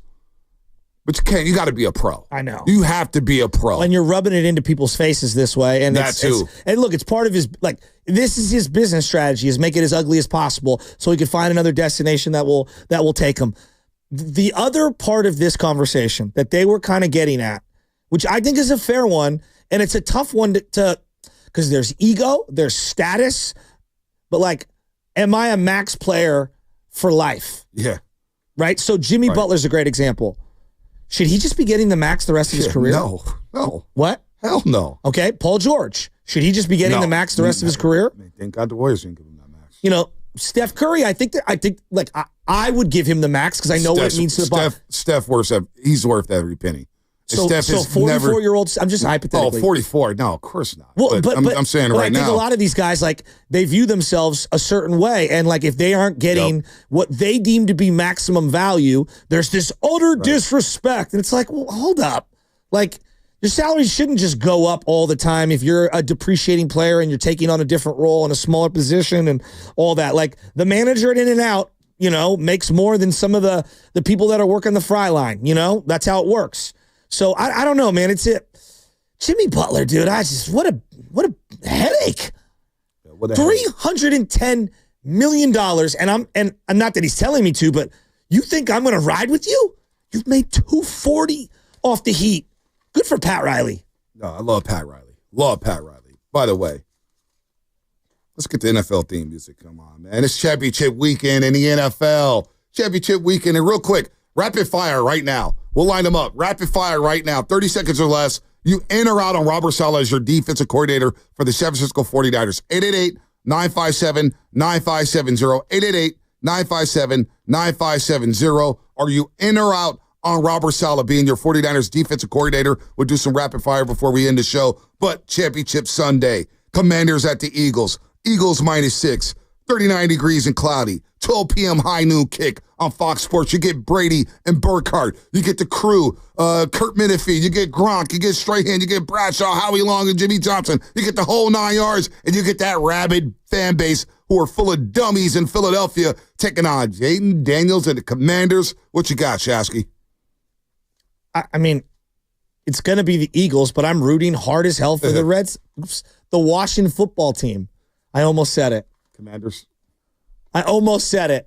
They've changed their name like 5 years ago. Almost. In fairness, I sometimes slip up too. I know. I say the My San Diego bad. Chargers. I still call them the San Diego Chargers. Well, I will always call them the San Diego Superchargers. San Diego Superchargers. I mean, that's all you got? We're all rooting for Jaden Daniels. What do you want me to say? Philadelphia's going to win this game as long as they don't throw up all over themselves. All right. I hate them. They did throw up all over themselves. They did it last week, though. They almost did. Yeah, they almost did. Sean McVay run the ball on 3rd and 2 and just chill for a second. Here's what I would say. The game in hand. I think the Eagles, as a team, have the most pressure riding on them heading into this weekend. And here's why I say that. Kansas City's playing with house money. Buffalo, I do believe this is one of Buffalo's best shots. You can't keep knocking on the door. Eventually, you got to knock the door in. You got to get in there. Why do you think Philly's playing with more pressure? Philly could lose one of their coordinators. Philly doesn't know when you're a run-first team with Saquon, like we learned with CMC, you have no idea if that guy's going to be great again next year. Because running backs could get hurt like that. So if ever there's a year that you have a year to win it all, it's this year. Your path against a division rival that you've laughed at for 2 decades, you have more familiarity with this team than any. This should be your year to get to the Super Bowl. I think if you don't win this one, they're going to come out the biggest losers of the weekend. Wow. Even bigger than Buffalo? Okay, let's go around the table. Spadoni alum, man, your thoughts on Commanders Eagles? House money for Jaden Daniels. Exactly. He's going to be the rookie of the year. Yep. Dan Quinn, no one expected him to be in this spot. They're 6-point dogs. I don't expect them to win the game, but I wouldn't bet on them not to cover. They could. It could be a close one. I just think that Jaden Daniels, everyone's been gassing him up this week, and I think he's probably going to have a couple bad turnovers in this game. It's just because I think that Quinyon Mitchell and Cooper DeJean, 2 other rookies that we don't talk enough about on the other side. Yeah. Think about this, guys. They have 2 guys, because they announced the nominees yesterday for all the awards. Both those guys are up for Defensive Rookie of the Year. That's great. In the same draft. Like, that's insane. Like, Howie Roseman is he's so good. So I'm looking at John Lynch, by the way, this year. He needs to have that sort of an impactful draft if the Niners want to get back to this point. But I say all that to say the Eagles should win this game. And I think, and I keep saying this for weeks on end, I think Jalen Hurts finally makes some plays with his arm this week, and they get it done. If they don't win, we all agree. What is the name of this station? WIP. 94 WIP. Sirianni and Hurts. They're going to be destroying those guys. We need to get audio. Oh, we'll be destroying them too, I'm sure. Yeah, you know what? We'll destroy them. I think we will be destroying them. You know, I'm going to say it. I think the Commanders pull this off. Let's go. I really like what we're seeing from Jaden Daniels. Let's go. He's cooking right now. He's playing with house money. He's riding on cloud 9 right now. And honestly, the way the Eagles played against the Packers and the Rams, I wasn't they that haven't played convinced. A full game. I come into these playoffs, I thought the Eagles could be the team that come out of the NFC and maybe win this whole thing. But then look at how the Packers did not play well, and that is a big reason why I think the Eagles beat the Packers, is the Packers didn't play well. The Rams had a chance to put that game away, and they kind of got some egg on their face in the process. So did the Eagles win these last 2 playoff games, or did their opponents simply just kind of lose it? So I think the Commanders are going to win this one. You know, thinking about this closely, I think this game is close. I'm looking at the last game when the Commanders beat them. Jaden Daniels threw for 5 touchdowns. Jalen Hurts did get hurt in that game very early, but the Eagles at 33, and they were a drop pass away from winning that football game. Jane Daniels was special, 258, 81 on the ground. And the Kobe Dean, the middle linebacker for Philadelphia, is out. He's out in this game. Oren Burks? So, Oren Burks. I think Jay Daniels' company could take advantage of that. And I do believe Dan Quinn, the game plan is simple for me if you're the Commanders. And I'm no coach here. Blitz it, load the box for Saquon, and make Hurts beat you this week. Make him beat you. Now, Baldy said he threw one interception in the last 13 weeks. It's unbelievable. He's taking care of the football. So I like the Eagles in this one, but can the Commanders keep it close? Hopefully they can. All right, moving on to the AFC title game. -6. Points. I'm taking the Commanders. They keep it close? I'm keeping the Commanders. Division games. If this rookie does it. Game is different. If this rookie does it, wow. It's one of the greatest one-year swings any franchise in any sport has ever seen. The only one to do it in NFL. A rookie quarterback. Both those games, they played the Eagles on Thursday Night Football earlier. They dropped to 7-4. Commanders were winning going into the fourth quarter of that football game. Eagles were struggling. And then Saquon went crazy in the fourth quarter with 2 long touchdowns, and that's what he does. Oh. So I hope the Commanders do win. All right, moving on to the main event. Bills, Chiefs, because I think the Bills have the most pressure than anybody with Josh Allen and company. They've had a dream season. They're healthy. They've got weapons galore. They got young assets who are quick. James Cook is balling. Ray Davis from San Francisco. I'd love to see him go to New Orleans for a Super Bowl berth. What do you got? KC, Buffalo, in Arrowhead Stadium. The Chiefs are -2? Are they -2 or +2? Chiefs are favored now? They're favored by 1.5. 1.5. So if it was on a neutral field, the Bills would be favored. Yep, they would be favored. Or if the Bills are at home, they'd be favored. Yeah, so neutral field. I'm going to ride with the team I've been riding with since the preseason. I got the Buffalo Bills. I had them in the Super Bowl before the season started. I have them in the Super Bowl now. This is their time. And if they don't do it now, they're never going to do it. This is the year. Who's my Super Bowl pick? I don't remember. Boy. I think it was the Bills and the Commanders is what you had. No, I didn't have I had Bills, though. I did. Remember, Spinoni, did I not have Bills? No, you guys, Lubman and Chasky had Bills. I did. Everyone was doubting them when they made all their moves this offseason. Did I have the Bills out of the playoffs? I got egg on my face there. Well, a lot of people took the Jets. I can't remember who I had. Which is crazy. I think I may have had the Ravens, maybe the Chiefs. I don't remember who I had, honestly. NFC, who did I have? Did I take the homer pick with the Niners? Yeah, because you love Purdy so much, you know? I do love Purdy. I don't know. You're so down on Purdy. You're going to be loving Purdy next season. I guarantee you that. Especially with Robert Saleh, too, maybe. Yeah. I think the Bills are going to pull this off only because I refuse to accept any other reality right now. I just, like I said earlier this week, help us, Josh Allen. You're our only hope. My preseason prediction was Eagles-Chiefs for the Super Bowl, so I'll stick with that prediction. I think the Chiefs win this one. And Doug McDermott should also be on the hot seat if they lose this game. Where's Ernie Chavez back? Do you remember who I picked for the Super Bowl? I'm going through it right now. All right, go through it. I want to hear him. I don't know who I picked for the Super Bowl. But, oh, man, Bills. I got the Bills in this one. I think they're going to do it. I think the pressure of that three-peat. There's been 3 teams attempting the three-peat that got to this point of the season, and I believe they all didn't make the Super Bowl. Teams that have tried to three-peat have lost in the conference championship 3 times. Now, there's a few teams. I think the Patriots lost in the first round when they tried to go for it. Three-peat? I don't know. Talk for a little bit. Let me confirm. Yeah. Talk for a little bit. Let me audit myself. Yeah, they may be one of the teams that tried to three-peat and lost in the first round, but there's been 3 teams in the history of the NFL that have gotten to the championship game, knocking on the doorstep of the Super Bowl, and they lost at this point. We know the Niners did. Yeah. The Niners did. So they lost in the divisional round when they go to the three-peat. Yeah, the Patriots lost to Jake the Snake Plummer and the Broncos. That's right. Yeah, that's when the Broncos had that long interception return. Bailey. Remember that? Remember that Champ Bailey? They were at the goal line. Patriots going for the score. I bet on the Patriots. I thought that was a touchback still, though. I do, the too. The angle. That was a hell of a game. Damn, that was a hell of a game. Saturday night, Mile High. If I say Leonard Marshall, do you two know even what I'm talking about? Yeah, he ran the wrong way. No, that's Jim Marshall. Yeah, that's the Viking defensive end. I was close. Leonard Marshall snapped Montana in half. Oh, but he also played for the Vikings, correct? Well, he was a New York Giant, is what I most remember for. Okay, and Pepper Johnson and that defensive front was vicious. Obviously, Lawrence Taylor. Zucci May said I picked Lions and Chiefs. Oh. Lions and Chiefs. Okay. I was riding with Dan Campbell and Jared Goff. Boy, I wish I could have that back. But I got the Chiefs. I hope the Chiefs lose. I hope I'm wrong. Well, the Lions were great all year. They had them. No, they were good. No, they were great. They were great. They're going to be great too. So championship weekend, Bills, Chiefs, Eagles, Commanders. I love this weekend. I think they're going to be two good football games. What does America want? What's the number one matchup? America wants Bills and Commanders. America wants any Super Bowl that does not have the Chiefs in it. You sure?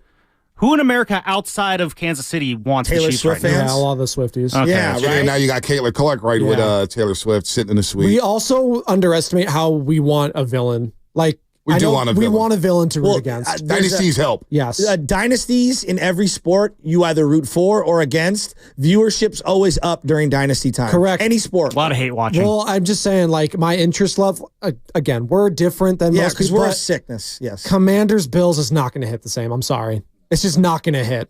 Like, it'll do ratings because it's the Super Bowl. But the hope that does to all the league. Wait, Bills that who? Bills, Commanders? Nah, the Commanders, Washington, D.C., East Coast team. Buffalo. I think they would rather have Eagles Chiefs. But I think do about too. this. Think about this. We really want another rematch? I think they want Commanders Chiefs. If Jaden Daniels, just hear me out though. I hear you. But if Jaden Daniels gets to the Super Bowl, every year for the rest of life, every NFL draft, Jaden Daniels, number 2 overall pick, took one of the worst teams in the league in 1 year to the Super Bowl. Think of what you could say every year at the draft. Every team could feel like they have a chance. Well, think about this. You could say that about the Mr. Irrelevant, too. Hey, yes, good point. Good point. Bob Myers. How about Bob Myers? I'm rooting for Bob. Nailed a number 2. Do you think he'll take some time to appreciate it if they win? Hey, dude, he would, because Bob Myers would he be the first executive to have a NBA Finals championship and a Super Bowl ring? That'd be pretty sick. Well, wasn't didn't the Cleveland Browns at one point hire like Deep Podesta to run the team? Yeah, they hired the Jonah Hill guy. Yeah, the Blue Jay, Jonah Hill, Blue Jay guy. I don't think they won anything. All right. Magic would get a ring too.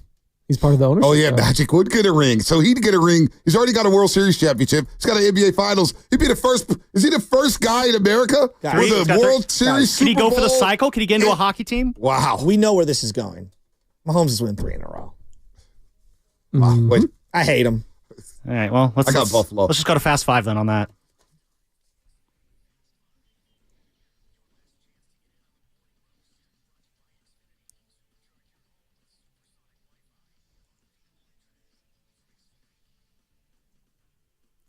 My final thoughts are it's crab season. And I'm going to a nice crab feed tomorrow night. And I'm excited for it. Ooh. Where's the crab feed at? St. Cecilia's. I'm excited for it. There's a couple of them going on tomorrow night, I believe. I think Sacred Heart has their crab feed. I love a good crab feed. Do you guys like the garlic one or just the cold, no garlic? I love them all. I love the salt and pepper. Uh-huh. I love the garlicky. I love the non-garlicky. I don't really do the Cajun one with the spices. I don't really do that one. Do you like But the Cioppino, peppercorn? Bonte? I don't even know. Oh, Cioppino? Yeah, absolutely. Yeah, you'll rock I with love Cioppino? it. Yeah. Oh, I love Cioppino. I like Cioppino. Yeah, I love it. I love a good crab feed. Yeah. Do you bring your own hot butter and your own utensils? Because I know people that have like Dungeness crab kits that they bring for these like crab feeds. The cleaners. I and, don't. Like, the Yeah, no, crackers. in my I'm not house, hating on those who do. In my house, we have rubber gloves, so when we eat the crab, you don't get all on your fingers. You get the crab Your hands will crackers. dry out You got with the cleaner. the I got lemon. it all. Yeah. Got it all. Love a good crab feed. Final thought. Man. Sad. We're getting down to the nitty-gritty. We got 3 football games left. It's kind of sad. After this weekend, we're going to have 1 football game left, and then it's off to the craziness of the offseason, draft season, and Purdy's money, and all that jazz. So appreciate the football. Enjoy it this weekend. Should be a lot of fun. No, by the way, Warriors and Lakers tomorrow. Big game at Chase Center between the Warriors and the Lakers. Never get LeBron and Steph on the court. Appreciate those moments because it's winding down. It's winding down between the two of those guys. So anyway, that's my final thought. Final thoughts.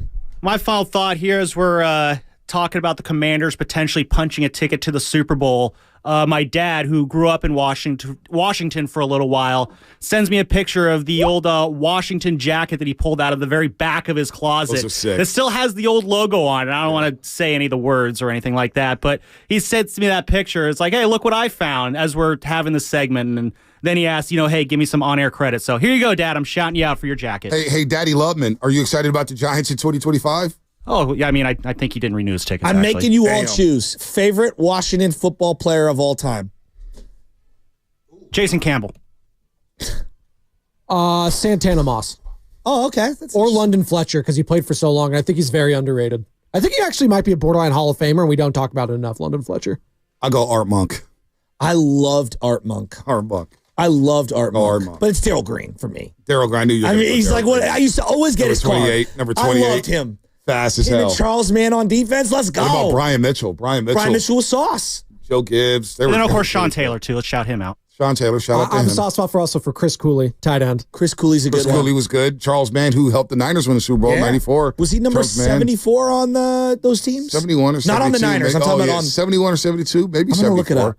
Yeah, and then Dexter Manley, of course. My final thought, I may potentially have had the Super Bowl prediction in the preseason, but 71, I also had the Jets in the AFC Championship game, so I'll just say that. So who did I have? I couldn't find you anyone's. I wasn't there that Friday when that happened, Bills. so I couldn't find it.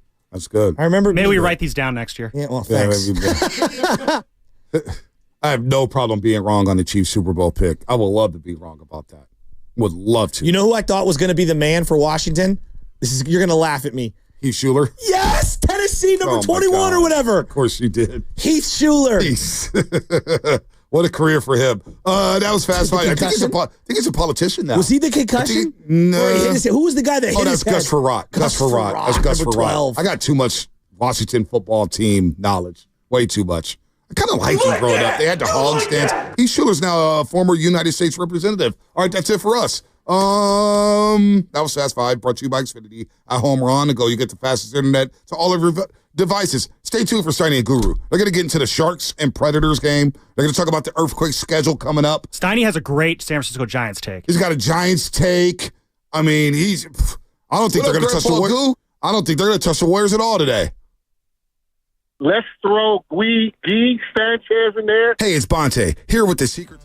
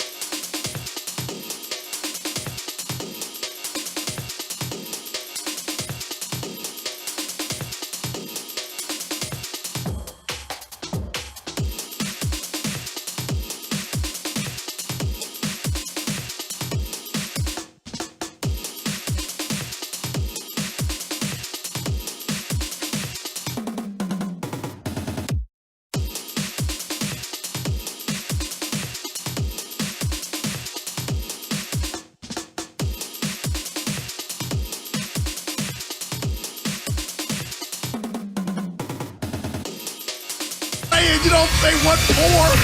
He brings the perspective. Yeah, I think they both have a great point. Get off me, text line. He's truly one of a kind. That is whack. Oh, my God. And he's doing a great job. I need you to man up and say what you really want to say. Simon, you're doing a great job. What's the game again, then, Steiny? And together, they're Steiny and Guru. Yeah. On 95.7 The Game. All righty. Warriors win last night over the Bulls. Let's go. Back to 500, 22-22. And the postman. Then that's a 4. Postman rang. Yeah. 3 times. I call him QP3. Quinten Post 3. I can't do it. No, go ahead. You didn't like it, but Postman. Hey, they had a breather, a laugher. They needed it, man. Yeah, I like what I see. Yeah, you want to tell Levine? You want Vucevic? If that were a tryout, they must. Stoddy, if you told them, hey, if you play like crap, you won't go to the Bay. What was that? Nevin had the line of the night on the thread, you, me, and Spadoni. What'd he say? The Bulls kind of just rolled the ball out, and that's what they did last night. Did have a lead, though. Warriors, they needed that, though, Stoddy. I know it's one game. They did. And they win 131-106. A lot of contributions. Man. Quinten Post, their rookie second-round pick, 20 points, and makes 5 of 10 from 3, so he's going to be the story of the night last night. And the question now becomes is how much does he play going forward? How long can he keep this up? Is he just a guy who flashes and is going to go away, or is this something that has some staying power? No doubt. And I brought up I know it's not baseball season, but Steiny, it's fun when you see your youngsters come up. Casey Schmidt, the first time for the Giants, and we looked like Rod Carew batting 400, and we didn't know what he was going to be. And also Ramos, who parlayed his first half into an all-star game trip last year. But I'm just saying it's real early. But the fact of, if you tell me, Goo, you want Vucevic or do you want to see more Quinten Post this Friday, non-payday, Steiny, I want to see more Quinten Post. By the way, what we got? We got almost a birthday coming up for Quinten Post. He's going to be 25. No, dude. In March. Okay. He is. Pete Carroll, 73. I got it. So you're saying he's too... Yeah. What are we doing in life? He's ineligible for the Rookie of the Year this year, Quinten Post. Dude, I thought you said you like dudes to go 4 years. Tim Duncan. He was on that California 6-year program. Dude, I like what we're seeing, though. I'm being real. I'm excited, man. The reality is when a guy goes to college for 4 years, he's more likely to produce earlier in his career than a guy who didn't go to college. So maybe Post can give him a little something different than they've been getting out of their fives, but Steph Curry seems to like it, and as long as the Warriors feel like they have something, they're probably going to roll with it. Pajemski comes back last night. He was pretty good. Yeah, shot with confidence. Moody contributed, and that's what'll happen when you win a game over the Chicago Bulls by 25, 30 points. You get a lot of contributors, and that's what happened last night. They got off to a slow start, Steiny. I was like, oh, boy.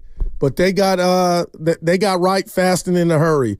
And somebody's having fun with me telling me I ripped off QP3. I'm sure you did. I don't believe so. Yeah, that's original? That's original. Quinten Post had 20 and Guy Santos still doing his thing. But how can, Steiny, I need your help. We want to focus on the game, the breather, the game that got him to 500. But Steve Kerr made some comments when asked after the game, like, where is this thing going in regard to when they do get healthy, Dre and Jonathan Kuminga? I'm a little worried. Like, I don't want these two guys just not in the rotation at all. Like, that's up to Kerr. He'll do it accordingly. But I know these two guys aren't going to make every bucket, but it's not about them making buckets, Donnie. It's the fact that they got offensive repertoire to some degree, more than Draymond Green. So I am eager to see where this goes in regard to minute distribution. You mean when Draymond comes back? Yeah, and I know let's focus on the game. I get it, but that's all I'm kind of thinking about. Maybe Dre is, I don't know when he's due back, but I like what I see, man. I mean, look. Give it to me. If you're a Warrior fan and you've watched this season and you've seen how they've gotten to 22-22, the 12-3 start, and struggling, and they win last night. They're 22-22. My question to Warrior fans is there anybody that's watching last night or the night before or is getting ready for tomorrow thinking, Lakers, when's Draymond getting back? Wow. When's Draymond Green getting back? But what if I told you for the wrong reasons? No, I don't think anybody's saying it. No, I'm saying it because I'm worried that it might affect what I'm seeing with these youngsters. I'm on the other side of when he's coming back. So you don't want him to play? No, I do. I know he's got to play, but I just I want this to grow. And if that means him coming back means it might be put on back on the shelf, I honestly believe, and I know it's early, Steiny, that would be the wrong thing to do. Well, I mean, they got 2 forwards who are coming back at some point. And you figure they both, between them, play 55 minutes, 25 and 30. So where are the 55 minutes coming? Are they coming from Post, who played, I think he played about 20 last night. But my thing is, and like where does, if I were to ask Warrior fans where this team is right now, they're 22-22. Curry's been healthy most of the year. We've kind of seen what he's been doing. I think the last 2 games, at least as far as Steph is concerned, I feel like Steph's more, not open, but I feel like Steph's on board with where they're at. He knows that they're probably not a title team, but he's okay if they keep going down this road. And I think I think more and more people are going to step up around Curry. But I'm just wondering what happens when Draymond comes back? He's our starting 4 and he's going to play 25, 30 minutes a night. And sounds like Kerr said that after the game, Steiny. He was saying, like, basically telling everybody, like, there's only so many minutes to go around. But give me more pick and roll with Curry and Post. Give me more, I can throw it to the corner. There's Guy Santos who will just let it go in a millisecond. Like, I guess, Steiny, these dudes are earning, and you can't lie to the people and the masses of what we're seeing from these 2 dudes. And I say this predicated knowing they don't make every shot. They're not perfect players, but this team is hemorrhaging for offense, and all of a sudden, due to injury, these 2 dudes are popping right now, and they're popping in regard to being able to do something with the ball. And that's what was ailing you. That's why we've been talking about Vucevic and Levine and Jimmy Butler, and I get all that, but I mean, Steiny, I hope we ride this out when he comes back. I am a little nervous about, boy, if this just evaporates, then I think we could be like, Coach Kerr, you couldn't find something, so I don't know. But I am thinking about it. I'm being real. I mean, where I'm at, I'm not saying, I feel like the team has this year, whether it's been by design or accident, they've leaned more into their younger players than they have. Kuminga's role this year has been as big as it's ever been, and they want him to take a bigger role than he's taken. Mm-hmm. You know, for whatever reason, Moody's playing a little bit right now. They found a little something with Santos.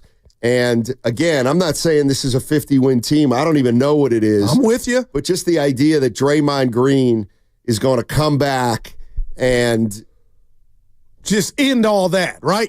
I mean, it's real, man. Like, it feels to me like the team's starting to outgrow Draymond Green. Wow. And I don't hear a lot of people out there saying, boy, when we get, last year, the whole theme of the year was, man, if Draymond doesn't get suspended, we win 50 games. And I led that campaign. Okay. Well, I'll be honest. Well, how many games is Dre when he's coming back? So how good can we be now, right? Right? How good can we be? Are we a 50-win team if he comes back now? No. Okay, well, then does he need to jump right back in the starting lineup? That's what I'm asking Warrior fans. Like, what's the role for Draymond Green right now? Because he's due to come back sooner than Kuminga, it sounds like. And, Steiny, this is what he has going for him, and I'll just say this. He's a 4-time champ. He, I believe, at one juncture was the heart and soul of this ball club. But the way you just said that, those words hit me in regard to the team just looking around like, hey, what's going on with these youngsters? I don't want that to end just because Dre's coming back. And his reputation is what he has going for him. But as far as the play, I think the Warriors have found something, and I want to see it. I want to see a lot more of it, and I think the fans do too. 888-957-9570 is the number. Draymond Green is set to be evaluated at the end of this weekend, so he's going to miss the game Saturday against the Lakers.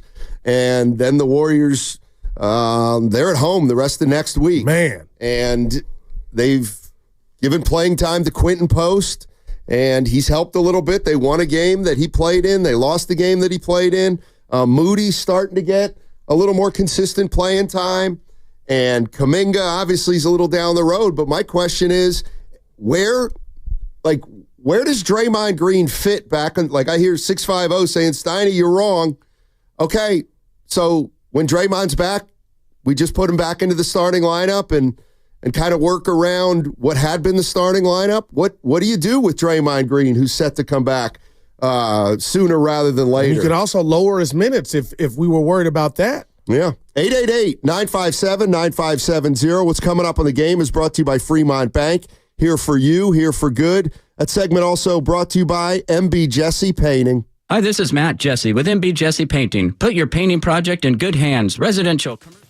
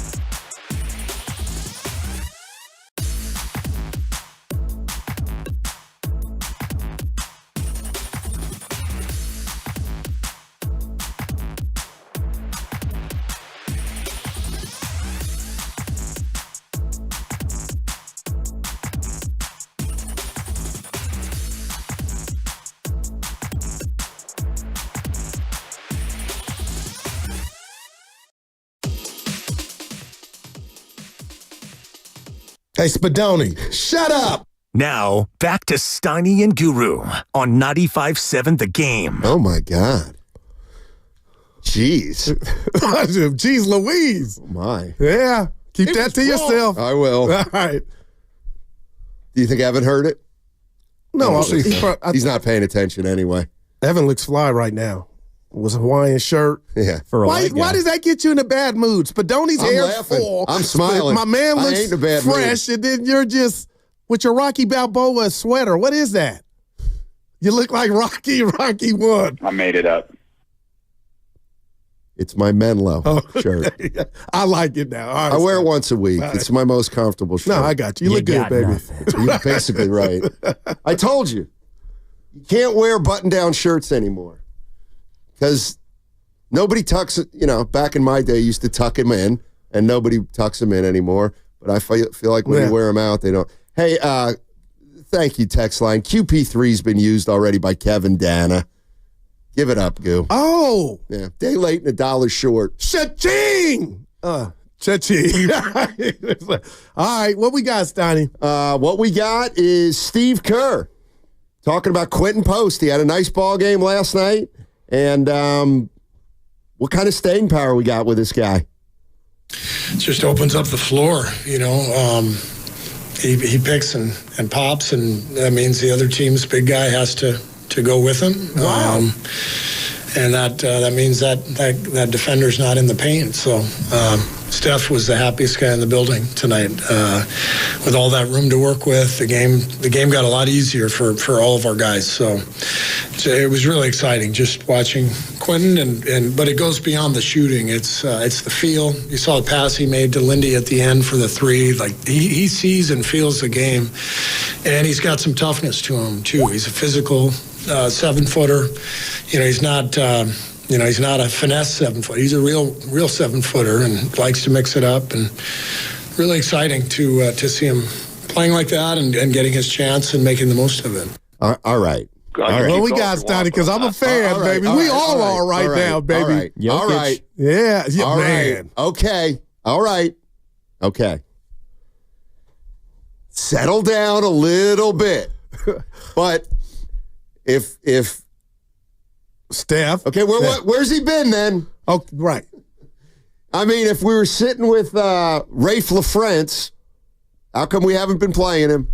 Well, it's the same thing, goes back to Moody, young Moody and a young Kuminga back in the day, Things happen for a reason, and sometimes when guys get hurt, Steiny, you find out, okay, you got something that you're going to get to sooner than later. But, I mean, just think Steph Curry was the happiest guy in the building. So you're just is that going to just vanish? I don't think not. Well, Evan came here during the break, like maybe we're back to when they both get back, Kuminga and Dreda, 12, 13 deep. Like he's 7 foot and can stretch it, Steiny, pick and pop.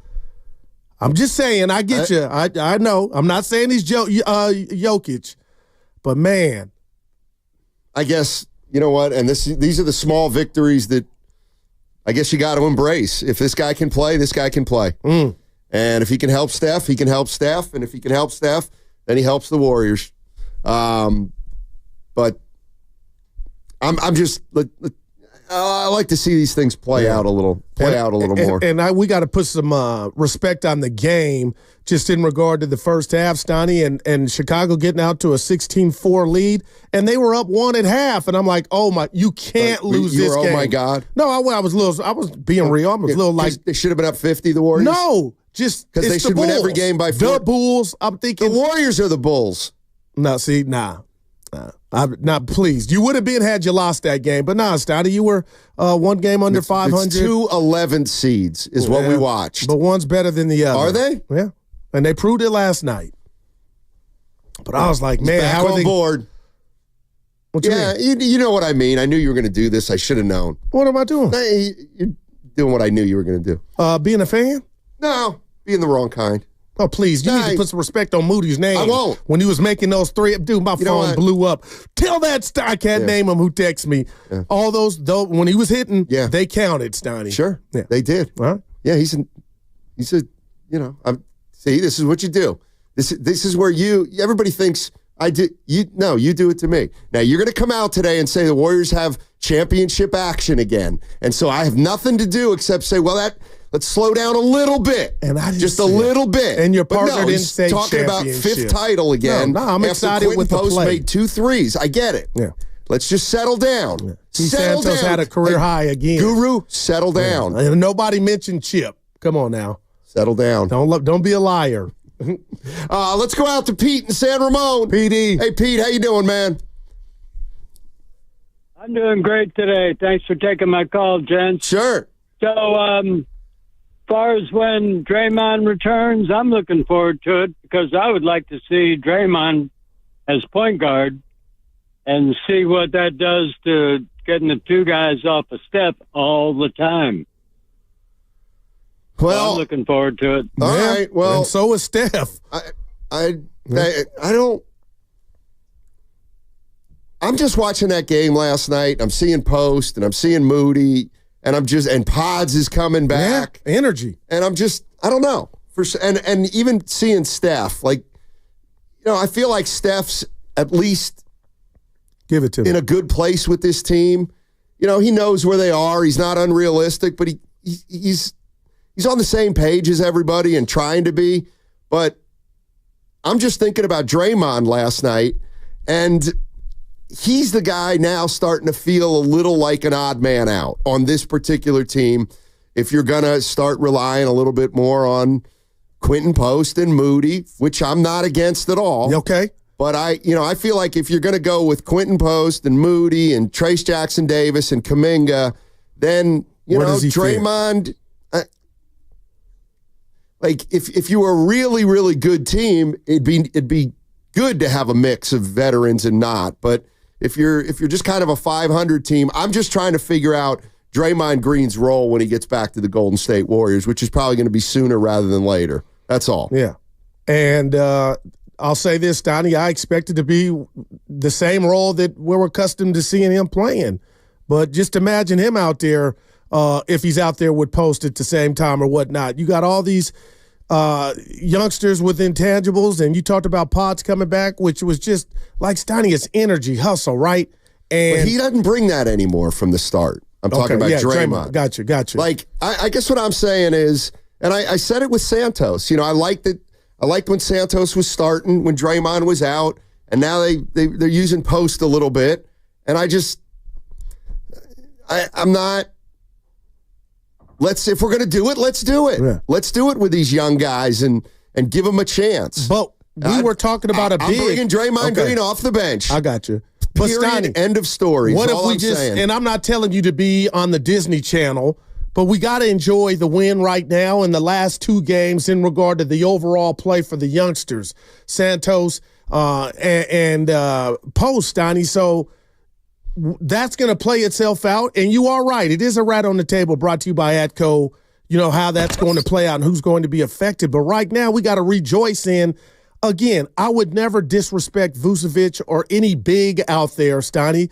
But the fact of the matter is, it feels like just after 2 games, and I've been clamoring for him just because he was 7 foot in regard to Quinten Post, this Draymond injury may have been a blessing in disguise to where what you thought you need, you might possibly have a young version of it. That's all. Right. And that's why I'm excited about tomorrow's game against the Lakers from a standing standpoint. And just another 48 minutes for Guy Santos and Quinten Post. And Guy Santos, Donnie, back-to-back career highs.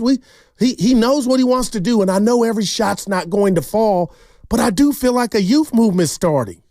And I was the guy go all in. But if you can win and still kind of have that balance of the youth, that's almost like everything you want. Yeah, and look, the Bulls stink. They do. They really do stink. They do. And they play open gym basketball. My gosh. And, but they were up 1 at half. I'm just telling you. And that's why you called the Warriors the Bulls. They won by 30, the Warriors. I understand that. And they earned that. And we hadn't talked to what they did to come from an early deficit. But, Stoney, at the end of the day, they were down 1 at half. So it wasn't just like it was a walk in the park from the gate is my point. Let's go to Shooter. Wants to talk about the Warriors. Hey, Shooter, how you doing, man? Hey, what's going on, guys? Hey. just quickly, Guru. Let's just like Steiny said. Let's just pump the brakes a little bit. It's still a small sample size with Quinten Post. And you guys are high when they're winning, and then when they lose, you guys are low and ready to trade this one to trade that one. But let's just not lose focus of this team is still, like Steph Curry said, this team is still mid. I think we still need to, probably make a trade. We still need a number 2, a reliable scorer. And, Quinten Post, I probably would. Guru, I know you're worried about, what's going to happen when Draymond gets back. But, I mean, if it's me, it is, as far as the starting lineup, I'm going with Quinten Post at the 5, Dre, Wiggins, Kuminga, and Steph. That's the starting 5 right there. Go with that starting 5. Let Dennis Schroeder control the second unit and have Trace Jackson Davis as the 5 for the second unit. That's your second unit. I think that's a pretty much solid role, a solid lineup. Mm-hmm. And I would, again, I wasn't saying print the playoff tickets. The Warriors control that, but I'm just happy that we got a big, and it's a short sample size. You're right, because we've been yearning for a big here in the Bay forever. And right now, I just like what I see. I'm not telling you, Steiny, and I know you can back me up on this, but you won't. I'm not telling you he's Lou Alcindor. I'm just saying I like what I see from the youngster. That's all. Look, I think this team, this team's 500. Yeah, they are with the Lakers tomorrow night on national TV and right here in the Bay. And look, you're not winning a title this year, but you're not the worst team in the league. So as it relates to this roster right now, I would just like the Warriors to kind of pick a direction that they're going in. And Draymond Green hasn't played the last 4 or 5 games, and you're bringing in this 24, 25-year-old rookie who's making shots as a center. Like, why not just let it ride a little bit with playing Santos? And listen, I like that 5 he mentioned, too. My point is, like, for everybody out there saying, well, Santos and Post, I mean, come on, they're going to, they're 12th men for a reason. It's like, yeah, you're right. So, but I'd rather take a look at them for a little while than put Draymond Green back into the starting lineup. And, now the thing about Draymond Green is he becomes a huge part of your offense, even though he's not a scorer.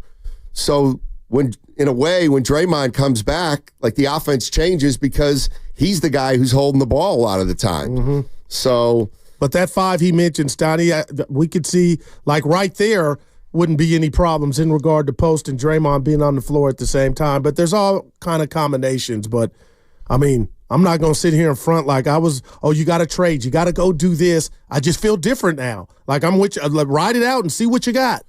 888-957-9570 is the number. Let's go to Anthony in San Diego. What's up, Anthony? How you doing, man? Hey, guys, I'm doing good. Thanks for taking my call. Sure.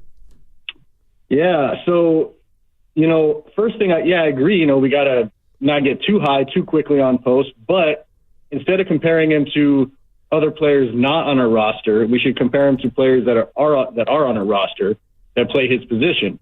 And it's obvious, even after just 1 or 2 games, that he does do things that Looney and TJD do not do.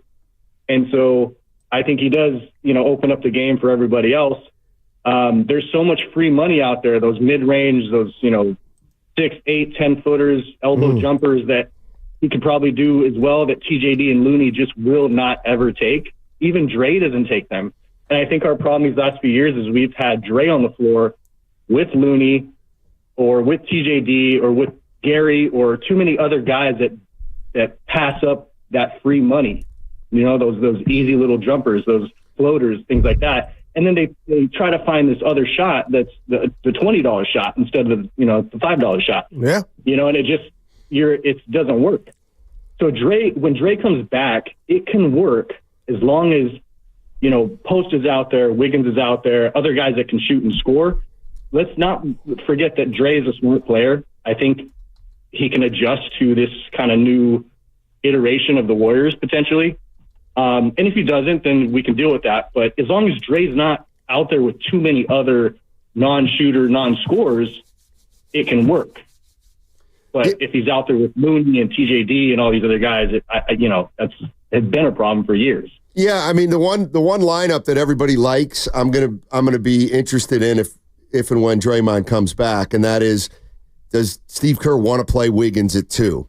Right. Because he's always kind of been reluctant to. He's been reluctant to play Wiggins at 2, and he's been a little reluctant to play Kuminga at 3. But he has when Kuminga and Wiggins have been in that lineup that I talked about that I would like to see. Wiggins was at the 2, Steiny. When? Early on when I was telling you Wiggins could play the 2 when the season started, and you were like, Goo, take your victory lap. Kerr played that lineup, and Wiggins was at the 2. Curry was at the point, Kuminga, Dre, and who do we have? TJD. Yeah, you can't. I don't like. Because Curry with non-shooters accelerates whatever you want to talk about that he lost, I believe. And that's why Kerr was so gung-ho and giddy about, that caller said it perfectly. We love TJD, we love Looney, but the young Post does things that they are not capable of, and that helps everybody. This is more Steve Kerr on what the second unit did for the Warriors last night. Yeah, they all played well. It was an incredible performance off the bench. Guy has just continued to, shine in his opportunity here, the way he's cutting and moving. The game really seems to click when he's out there. And Moses has found a good groove. So those guys are really, as a kind of a tag team wing tandem, they're playing great. I thought Dennis was fantastic tonight. And that's the guy who I've watched for years. He is a competitor. He plays with an edge. He got after it defensively tonight. He pushed the ball. I thought Dennis played a huge role in that win. 83 points from the bench. Damn. Talking about Dennis Schroeder, who came off the bench again last night. He had just 11 points, but 7 assists to go with that. And really good defense by Dennis Schroeder. So the Warriors win a game against the Chicago Bulls.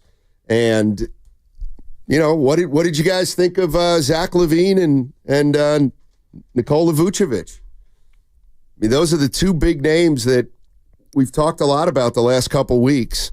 And, I mean, to me, that game from LaVine was so absolutely, positively vintage LaVine. Yeah. Where he gets 24 points, but I barely noticed it. Yeah, no doubt. And it hurts, Donnie, because you said, Goo, before we left out of here, you weren't even done, my bad. But you said, Goo, why are the Bulls 19-25 going into yesterday's game if these 2 dudes, Vucevic and Zach LaVine, are what they are? And I tried to cape for him and say, you know what, that's not how you look at it. You look at what they could do and what they'll be part of the Golden State Warriors and in this culture. But, man, those were 2 subpar performances. Stani, I just let a loft to be desired. Like, damn. Yeah, 888-957-9570 is the number. And Warrior fans, I'm interested in where you're at. You got beat by the Boston Celtics by 40. You came back and I thought put together a pretty good effort against the Kings in Sacramento.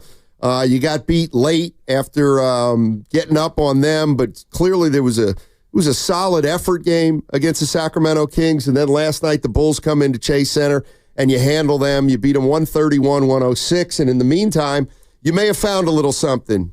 7-foot rookie Quinten Post has played the last 2 games, and he showed the ability to make shots from the perimeter. He had 5 3-pointers. I mean, Santos too, Stani. The question I have is, do you think Quinten Post is just a guy who's helping him right now, or could he be, I don't want to say a game changer as in, a guy who's an all-star, but the fact that he can make shots from deep, maybe that changes the game a little bit for the Golden State Warriors. Just watching that guy shoot the ball last night, do you feel like he could get the Warriors to another level? And what I mean by that is, instead of a 500 team, they start looking like a team that they looked like the first 15 games of the year when they started out 12-3. That's what I'm getting at right now. And we've gone through this a lot with the Warriors this year, and they've ended up at 22-22.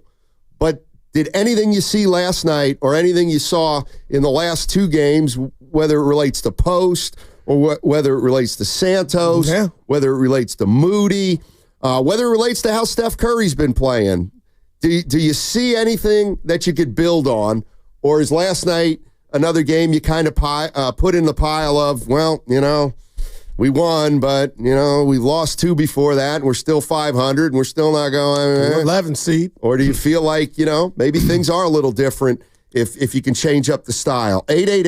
888-957-9570 is the number. Also, don't forget, it is time to give you a chance, starting on Monday, to play at the Chase Center floor.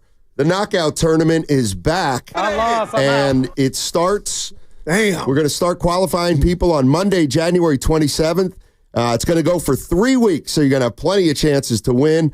You want to listen 3 times during the day, during the 8 o'clock hour, 12 o'clock hour, and 4 o'clock hour. And again, it all starts Monday, January 27th for your chance. Each show is going to have a slot to give away each day for 3 weeks. So there's going to be plenty of chances to win. You have to be 18.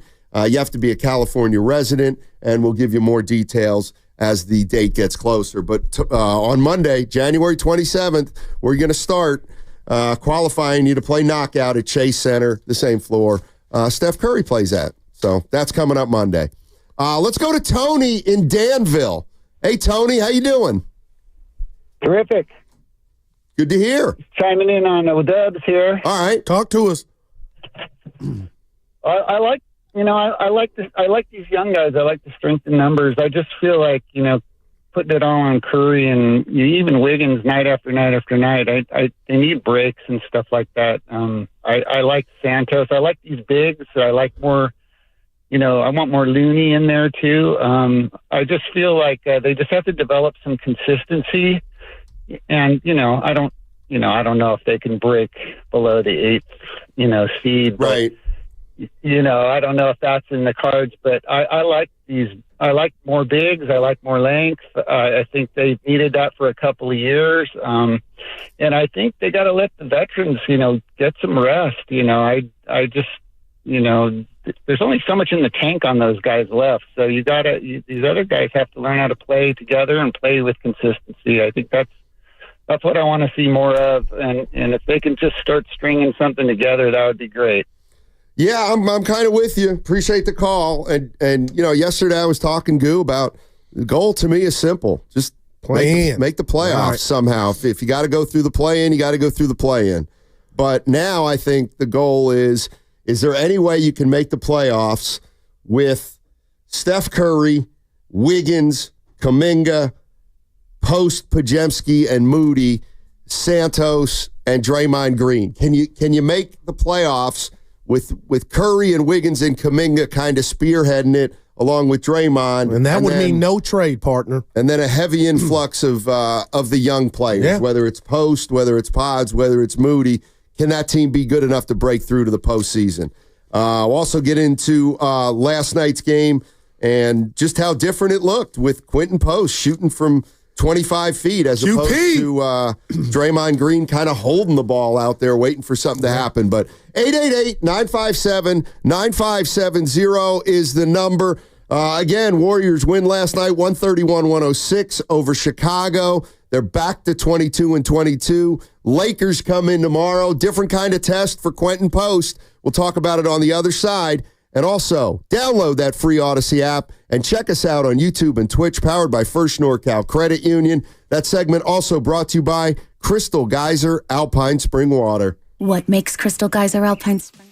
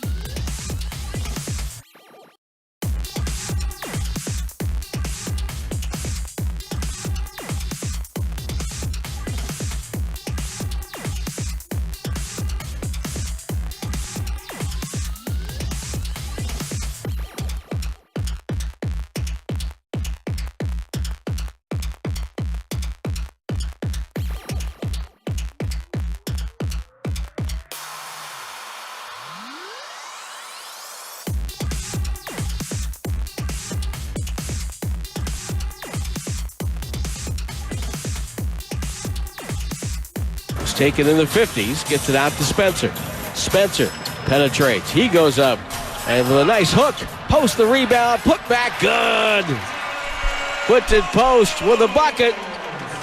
He's got 20. His first 20-point game of his NBA career. Now, back to Steiny and Guru on 95.7 The Game. Just know this. I'll say what I want to say, okay? Who are you talking to? I'm with talking that to tone? you. I'm talking to pointing at you. me? Yeah, I'm talking to you. You better be careful, old man.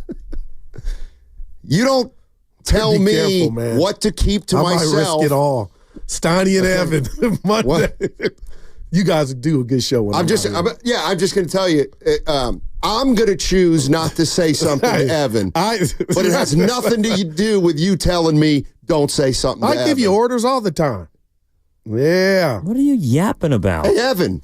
It's inside baseball. Yeah, exactly. Shut up, Evan. You've been on one, like, I don't know what's going on. You guys are no, totally seriously, lost you came in today. and the boss, you were disrespectful. He deserves disrespect. Dude, I don't think you've ever had a friend like you. Like, if you just did, you would understand what we deal with. Guru, tell the Warrior fans out there why we've got a game-changing center. No, seriously. It's not just him. It's Guy Santos, too, Stoney. You mean the guy I was talking about starting last week, and you were like, no, we can't start him. If that's going to put you in a good mood, take your victory lap. Yeah, there the guy you were talking about. You're a good friend. Right. Well, I love you, take buddy. one on Moody. What? Yeah, a lot of people saying, I don't even want to take one about Moody. You were hard on him yesterday doing that deep You can't take a victory lap after one game against the Bulls. No, I'm just saying he got the contracts, Donnie. They want him around. But the bottom line is 4 blocks. I've been yearning for Quinten Post, but it looks like February 6th may come and go, and the Warriors may be getting traction under him without making a move. And Draymond and Kuminga getting hurt could have quietly had the basketball gods bestow upon us, hey, play your rookie. Look what you have. So that's why I'm excited. And to Evan's point during the breaks, Donnie, a couple minutes ago, if we get back to strength in numbers, nobody really has to be out in the cold. But we can't ignore that Santos and QP3, shout out Kevin Dana, have done something and added an element that Looney, Dre, and TJD haven't. And for that, partner, I wasn't ready to throw in the towel. I was despondent, but I'm fired up just watching where this goes. And they got a great opportunity tomorrow to go over 500 on national TV. That's all, Snotty. That's where I'm at. Like, this thing, to me, I was like, oh, man. But they're playing I feel like they found a little something. Who doesn't, like, give it to me. So we're going back to playing 12 guys? Plus, now we got an extra guy to squeeze in post. Well, you're right. And even Santos. But isn't that better than saying, hey, you're just out of the rotation? Like, wouldn't Kerr catch hell if Drake and Kuminga come back and then they just go back to being just on the bench? Like, wouldn't that be negligence on his part? I mean, I'm just like... I hear you. There's a jam, but... I'm just doing the math. It's like Wiggins, Peyton, Trace, Hield, Curry, Looney, Santos, Moody, Schroeder, now Post, Pajemski, Waters, Kuminga, Green. That's 14 guys. But, okay. So, I mean, he's got to figure something out. They all no doubt about it. But give me this, Donnie, and this is how the Guru computer works. When you talk about the rotation, it's like a baseball lineup in regard to the bench players. Sometimes Looney, it might not be his night. And I love when Looney, and I was like, Looney can never not play. But with the emergence of QP3, Stoney, I'm thinking, okay, maybe he's higher in the order or coming off the bench faster and sooner than a Looney or a TJD. Ride the hot hand. That's all. And now I'm like, Stoney, if they don't make a move, maybe Curry playing with these guys, the floor is open. That's like getting a new player almost. Because we were just, I know it's early, man. I really do. But damn, this is kind of like have they found something by default almost. That's all, partner. So here's the way I look at it. The Warriors are 500, and they have a couple guys out, Kuminga and Draymond Green. Mm-hmm. And they're not only 22 and 22, but they're 10 and 19 over the last 29. So they haven't been playing well, and they're looking for something. So here comes Quinten Post, a 7-foot center who can shoot the ball a little bit, and he makes some shots over the course of 2 games, and they lose one and they win one. Like, to my way of thinking, do I think Quinten Post is a game changer? I don't. But over the course of a season, you know, the Warriors have been up and down, and you owe it to the team to see if this guy can continue to give you something.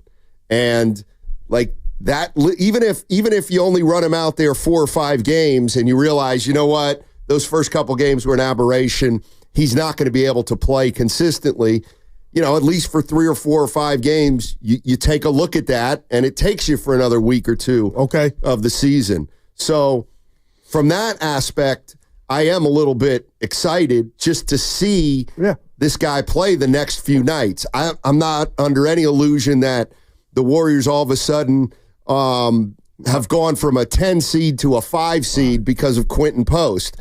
But I will say this is like the one thing that I don't want. Like, I just don't want Draymond coming back and he goes into the starting lineup, and the next thing you know, it's Curry, it's Wiggins, it's Hield, it's Draymond and Looney again, or even Trace Jackson-Davis. I'm right behind you. I'm ready to, you know, I'm ready to experiment. Ask less of Draymond Green, whether he likes it or not. Can I ask you a question, Stoney? Because it seems like, and I'm not saying you're doing this on purpose, but I'm doubly excited. I'm excited about Santos as well, and you're talking about Post, but I'm talking about Santos as well. That's what makes me more. I'm tingling a bit, but I'm like, you know, there's a plethora. As opposed to just Post, are you looking at Santos just like in 1 7 foot? I get it with Post, Donnie, and that's what we need is size. But Santos too is kind of wowing me. Yeah, they're to see. But that's all. They're hustle guys as of right now, and they've made some shots the last few games. There we go. Like, that's what I don't want to overblow. You know, I mean, they got contributions from a lot of players against the Chicago Bulls at home. All right. So now they play the Lakers, and then they play Oklahoma City. Oh, boy. After the Jazz. So it's like, okay, let's keep seeing it. Let's go to Tim in Occidental. What's up, Tim? How you doing?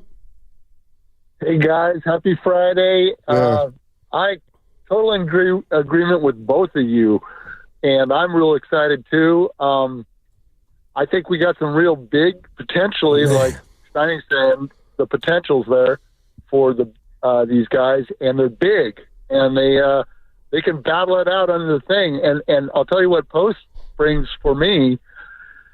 For in the 22 run, the X factor to me was Bielitsa and what he brought. And I've been hurting that we lost that guy. And Draymond said something similar. Because he just had such an IQ and passing skills and the shooting and blah, blah, blah. And I've been just going, man, we need another guy like that. Well, glimpses last night looked a little bit like Bielitsa, and that makes me real excited. So anyway, I'm excited. Even the loss to the Kings was a good game. If they hadn't lost so many, you know, that would have been a fine game to lose, you know. Anyway. Happy Friday again, guys. Back at you. I'm excited. I love these guys. Appreciate it. You sound like Fitz. What did I miss? Fitz said, I love with these. Oh, I live with these people. I love these people. They're part of my family. Hey, but let's put some. I love that, Steiny, and he forgot Otto Porter Jr., guys that can pick and pop and stretch. Like, again, this is not throw eggs at Draymond Green, but it's just, I told you this, I just felt so tired of the Warriors being a one-trick pony where Dre's holding the ball and he's not a threat. It's a small sample size. So you're not as afraid of Draymond as you were at the beginning of the week, it sounds like. Afraid how? Afraid of how he might react if he doesn't I'm afraid of one man, and that's the man upstairs. In the starting lineup. Yeah, come on now. Assuming he's a man. Yeah. Well, hey, you set me up. We'll leave the. Hey, I got to say something. We got a show meeting on air. You're using an anthropomorphism. Because God is transcendent, so you have to use an anthropomorphism. It hasn't happened since you know what that is, Evan? I'm talking. Damn, take a play off. God. You've been doing it since I came in here at 7:45. Let me tell you something. Get a little more well-rounded. There's more things in life than sports. But there's some things you don't talk about at work. Religion, race, and politics. Yeah, we do it every day. Says who? Well, that's what I was about to bring up. Go, and then I'll talk. I forgot what I was going to say. Oh, well, good. Some 18-syllable words. I gotta tell you guys something about the Vine that's popped off twice this week. We all run material. Oh, boy. There are no rules. Nobody's watching, and it can go a lot of ways. But I've texted 2 times on separate occasions some things, and you guys have brought them and threw them in my face and made me feel low. And you did it this morning. Don't read it, please, Steiny. But, Evan, you guys are turning into the text police, and I don't like it. Hey, Goo, the way Evan, it was bad material. But you do it all the time. Talking to you. He's an Italian. He is. Steiny, which guru do you prefer, excited or worried? Right now, I can't stand either of them. You don't like yourself right now. No, seriously, if you were in my office and I was the doctor, something's going on with you, bud, and I'm here for you. You got my number, but you're taking it out on anybody. You would yell at Cub Scout girls right now. Shut up! They're called Girl Scouts. Girl Scout. The Cub Scouts, too. But anyway, I'm here for you, bud. I braced for you coming in, and even you surprised me today. Quinten Post. Okay. That's a 3. Stop it. No, they're going to win. I don't like you not saying Santos with Post. It's His both favorite of player is them. Dirk, by the way. I can't believe, I talked about Santos all day on Tuesday, and you didn't want to hear about it. And now it's like, Santos, Steiny. It's like, I'm not talking Santos just because you want to talk about Santos. I wanted to talk about Santos Tuesday. Oh, but no, we were all worried about Draymond's mentals that way. Now it's Friday, and guess what? Steiny, guess what? You're right again. Steiny, you're right. Yeah, thank you, Evan. This man, he's special. It's always about him. You're listening to 95.7 The Game, KGMZ FM and HD1 San Francisco. Always live on the free Odyssey app, Twitch and YouTube, powered by First NorCal Credit Union. You know, it's like I come in here today, and I'm like, screaming? I come in here today, and I'm thinking, you know what? Throw some of these lame fans a bone with Quinten Post, Steiny. Oh, my God. Somebody help me, man. Give it, like the 7-footer, give the Steph credit. He made 5 threes. It was a good night. Just be positive. You know what? He may give them a new dimension. Just be open to it. And then, of course, I'm open to it, and Guru now wants to call him the next Bill Walton. And so now I got words never came out of my mouth. I got to push back on it. And I'm going to let you know something, Steiny. It's bigger than you. When Guy Santos makes a bucket. Stop saying his name. You don't make a bucket. So quit acting. You're so territorial when it comes to these guys. Oh, hey, you saw something in Guy. But let go of the victory lap. No. Let's talk about the game. We don't play. So me coming in here, I didn't call him Bill Walton. I don't like you lying on me. No, I did. Stop. I'm not saying he's Anthony Davis, but. Oh, my gosh. I do like him. Oh, I know you do. Yeah. Till he misses 2 in a row. Then what? Draymond's getting mad on the bench. We got to get him in there. Well, you buried the lead. Steph Curry has the top-selling jersey. You almost had a heart attack. In the NBA, think about that. Long as he's been in the league, he has the #1 top-selling jersey. Okay. Just tip of the cap to the chef. Well, he didn't do anything. He's still blockbuster. They're buying him. He's just Steph. Oh, my good Lord. You do this a lot, and you put me, kind of hang me out to dry. I bring passion. You said to me, hey, Kerr, did you hear Kerr said he doesn't know what he's going to do when Kuminga and Draymond come back? And I'm like, well, that sounds like a good, but of course I can't find it.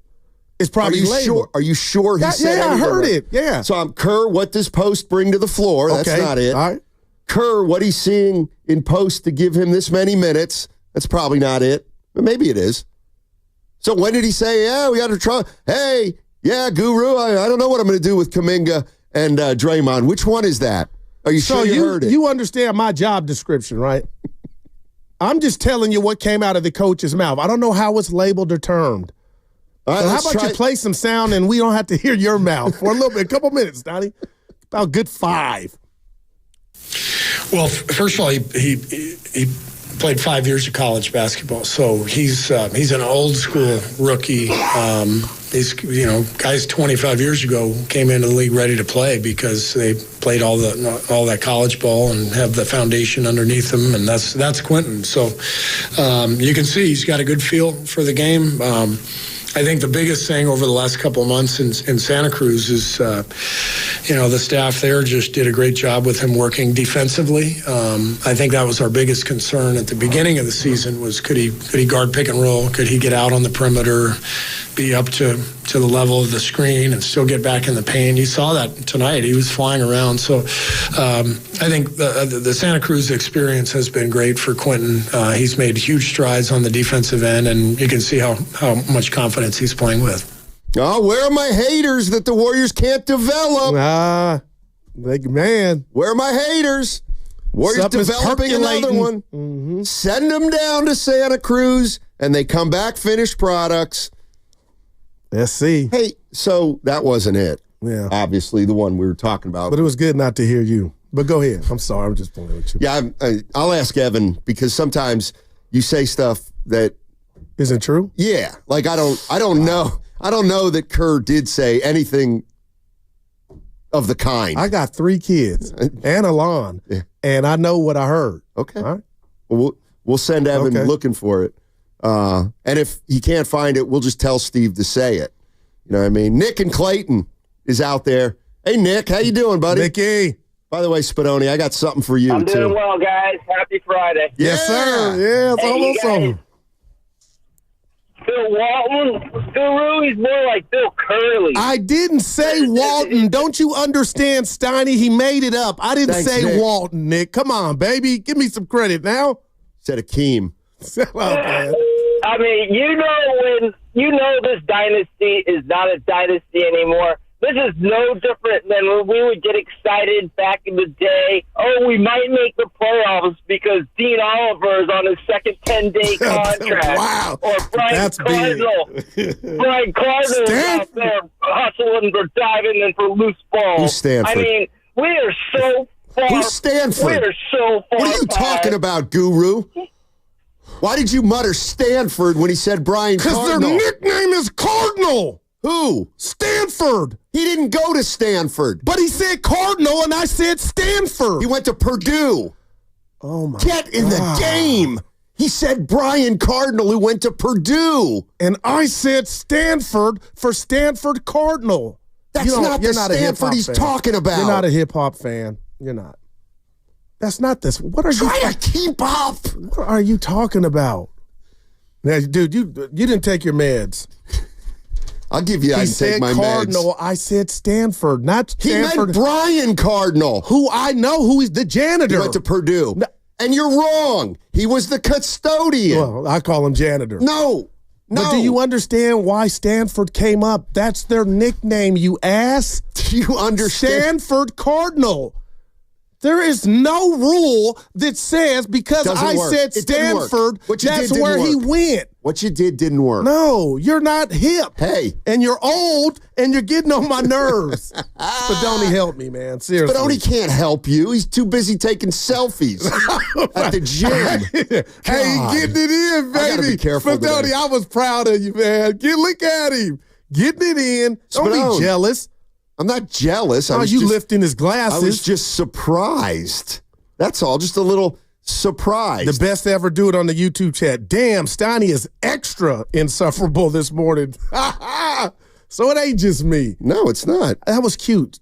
Brian Cardinal, I go Stanford. So you're anti-gym pick? Yes, I am for the most. He's anti-gym. Get in there. I've been lifting. Glasses with something in it. That's why you take a pic to prove that you've been lifting. And that's all. That's all I do. It's my check-in. Spadoni, with great minds think alike. Much time we got left? No, I'm talking about the whole show. Happy birthday, Mark Willard. Why? He's got a shindig tonight, and I'll be there. You going, Spadoni? Yeah. 650, you guys are funny. I can hear a fight coming on. He doesn't have the guts. He doesn't have the guts. Why would you're my partner. He'll back off in about 2 segments. Trust me. I got 3 kids and a bunch of problems. You're not one of them. We going out today? Yeah, we are. Sweet. Yeah. And you owe me a drink. I just want to. For what? We bet UCLA, Maryland. Irv's in Berkeley. Yeah. Hey, Irv, how you doing, buddy? Hey, I'm doing fine. I just wanted to say that I don't know what Quinten Post can do, but I'm glad to see a 7-footer that the Warriors have on the floor. There you go. On the court. I did notice some things he did defensively. I hope that he can get better as he go along. I do see that he has a feel for the game. He made a great pass to Wiggins. I think it was Wiggins for a dunk off of a double team. So I think that hopefully he can build and help the Warriors out. Hey, let me. Go ahead. I was going to say, let me ask you this.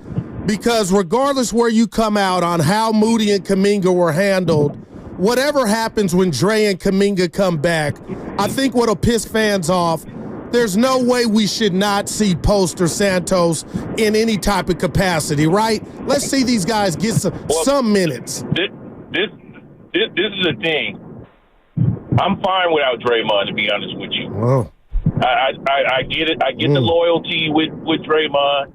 But I'm actually fine without him. You're getting $25 million for what? You're not getting the $999 that you would have across the board. You know, he might make a couple of threes here and there, but I get it. He has great intensity, but that's not. We need length. If Draymond was 6'10", great, but he's not 6'10". He's 6'6". Yeah. I get it, Stoney. Appreciate the call, Irv. And I appreciate you not taking my thunder or our thunder in regard to, like, again, you're joking with the Hakeem and the Lynn bias. Rest in peace. But the bottom line is, Stoney, let's just see this thing play out. But what can't be on the Warrior bingo card is not seeing these guys play at all. That's all. That's up to Kerr. And why would you? I mean, come on. He's giving you something you don't have. And Pod's coming back yesterday. Play with confidence. Remember, that was a thing a week ago. Yep. I love you, man.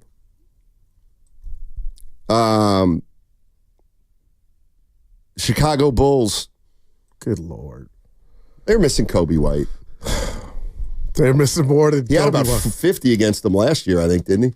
What was Vucevic and Levine doing, Stan? They were out. Just up in their stock.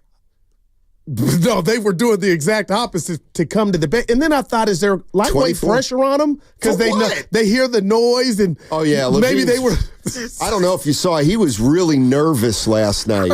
That was a legacy. That was awful, was a legacy man. game for Levine. Jesus, and Vucevic. I'm like, man, I believe Pods was on him. Spadone. That was 24 points by Levine.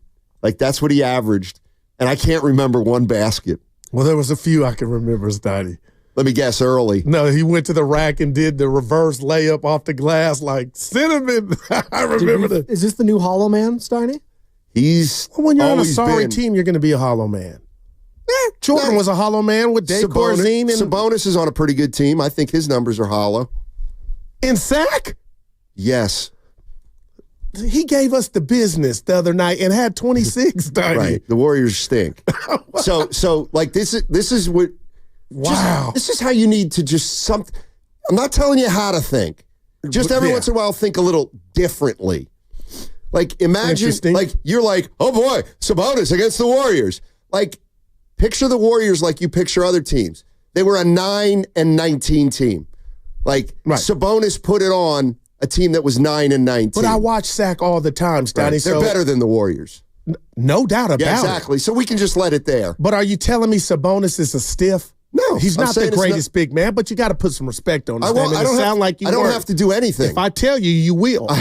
If I tell you, you will. No, and it's typical that you would like a guy like Sabonis who scores a lot of points when the game's out of touch. Well, his team sent us home packing last year in the playing game. Okay.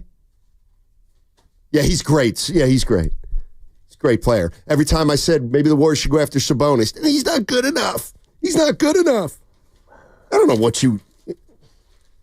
Who knows what's coming out of your mouth next segment. Yeah. Don't fight him, Goo. He's too old. I know. Hold on. Hey, you shut up. I'm looking for my read. All right. We got callers. Yeah. People are excited, man. Jump in, Steiny. 888-957-9570. That's the number. And download the free Odyssey app and check us out on YouTube and Twitch. Powered by First NorCal Credit Union. Yep. You know, each new year beckons new beginnings, so now is a good time to consider upgrading your home's exterior and property. Golden State Lumber and Building Materials.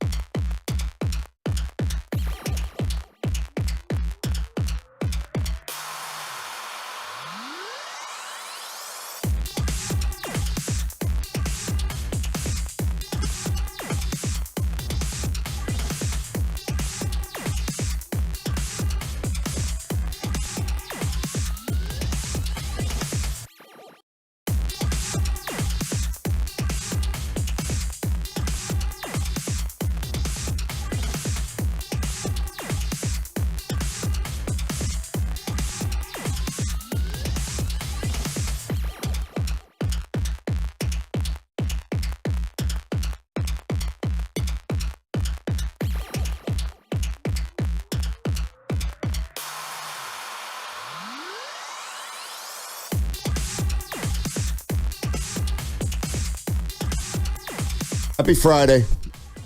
No, seriously. Happy Friday. I got to say something to you, Steiner. You didn't ask. Back to Bob Dylan, Man of Constant Sorrow. What about It's one of my songs right now, early. I got to fix my camera. Why would you go that deep that soon? Well, it just came up in the rotation. I can't control it. I'll give you a list. I'll give you a list and an order which to play it in. All right? Yeah. Okay. Our guy, former coworker, I'm unlike you. These guys really are my friends and family. Cody Elias. Okay. He says he's a P1, listens to us every day. I thought he was lying, Stoney, but he wouldn't lie to me. Sends me this quote, and we're working on the audio. Steve Kerr on Quinten Post and Santos. They have my trust. It's just a question of once we're healthy and JK and Draymond are back, this is what I don't like, comma, are there minutes, question mark. Oh, no. Make them, Kerr. But that's a good problem. No, it's not. Yeah. It means you don't have enough good players because you can't even tell the difference between the 4th best player and the 11th best player. Well, don't worry. When they lose a game, you'll understand. No. You will. It is Happy Friday. No, it's not. Willard's party. I'm there, baby. Actually, you know what, Goog? I don't feel good today. Good. You're not going? Yeah, baby. Yeah. You know what? I know who can cheer me up. Phil Mo Mike. Our man. Hey, Phil Mo. How you doing, buddy? What's up, baby? His stomach's just a little upset. That's all right. Hey, what's poppin', man? Hey, what's just up? Dealing with this wet blanket. What's up, baby? But I'm gonna keep it real, man. Y'all talking about parties, and it's perfect because Steiny, there's a couple people at the station that would be invited to the barbecue. Steiny is one of them people.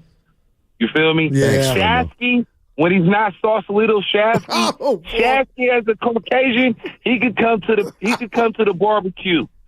Now Willard, I don't know, man. I don't know. Willard, hey, his hip hop knowledge, I'm telling you. Hey, I'm trying to tell you, man. This is coming for sure, but Willard, I don't know. What about Evan, Mike? What about Evan? Let's start there with the young fella. Bro, you know how close Italy is to Africa, right? He's definitely invited. Just near the lower He's in the boot. building for sure. He's in the building for sure. You know who's Hey, Gary St. Jean is invited to the barbecue for sure. Fellas? Yep, he's the man. What about Chewy Gomez? Yeah. Chewy Gomez is he bringing the chorizos and all that stuff, man. It's gonna be lit. Sarah and Vinny? Sarah and Vinny? Sarah and Vinny, I don't. Oh, that. Let them come on. Yeah, they're in. They legends. They get in. They get in. They're legends. They get in. I'm a Radiohead, and they're legends. But no, I just wanted to say, man, on some real talk, Steiny said this a couple of days ago, and this is what it gets you. The Warriors, we're not in the age of we could just bring whoever out on the court. We have to play hard. And when I say hard, I mean we need Wiggins sweating, Schroeder sweating, playing hard. Not the youth. When Draymond first came into the league, I loved him. And the Draymond head is crazy. I don't know what y'all smoking today, but hey, I need some of that. But anyway, when Draymond first came to the league, he didn't just give you that status quo little, you feel me, you throw it to the post and this is going to happen. No, bro, I'm finna dictate this because a lot of players in the NBA, they know what's finna happen. It's talent, but then it's also hustle. And I appreciate Santos. I appreciate Post just to show fight and hustle. And that's how the Warriors have to play. They could be a 5 or 6 seed, but they have to play hard. You're not, nobody cares about Steph like that, Brett. They're trying to get a bag. I love Steph to death, but I'm saying everybody trying to eat. So, like, if you got a person like, who's that guy from SAC? Ellison? Yeah. Keon Ellis. Bro, he's going to get a contract just because, guess what? Man, when I play the Warriors, man, Steph, he shooting 35%. When I'm in pickup ball, I tell people every shot, I'm like, oh, you 0 for 2 with me. When I guard you, bro, you're 0 for 5. So let's make it happen. Yeah. But yeah, like I said, man, Nahegan could come. Grandy could come to the picnic. The barbecue. He could come. And yeah, man, you already know, man, we gonna keep it lit. Hey, Mike, like before you leave, I know you're in the town. We had Fab on last week. It's Fab Week. Have you been to any of his activities? I know they've been bowling and cutting up. Have you been to anything? Oh, my God, I went last night. It was a crazy event. He had the Hood Star, San Quinn. He had the whole thing turn up. He had Irk the Jerk, Kevin Allen, Neff the Pharaoh, all type of performances. It was like a hip-hop. It was like a versus. It was like a Bay Area versus. Fab tore that thing up. Shout out to Mr. Fab, man. Happy birthday to all the Aquarius. Don't forget, wash your back. Yeah, there you go, baby. We didn't go. What the hell were you guys just talking about? Now you got to be. You got to. You're on a tightrope right here. Talking about Fab. Who is Pharaoh? Neff the Pharaoh, a local rapper. I don't know. Oh, boy. I'm not familiar. No, we understand that, but Fab has parties, Stotty, bowling all week. Told us to come by Desi's. Dude, that sounded awesome. You know what? The one thing with Filmo, and he had some points. He's right about this. When you look at these guys, I'm going to put Schroeder in here too.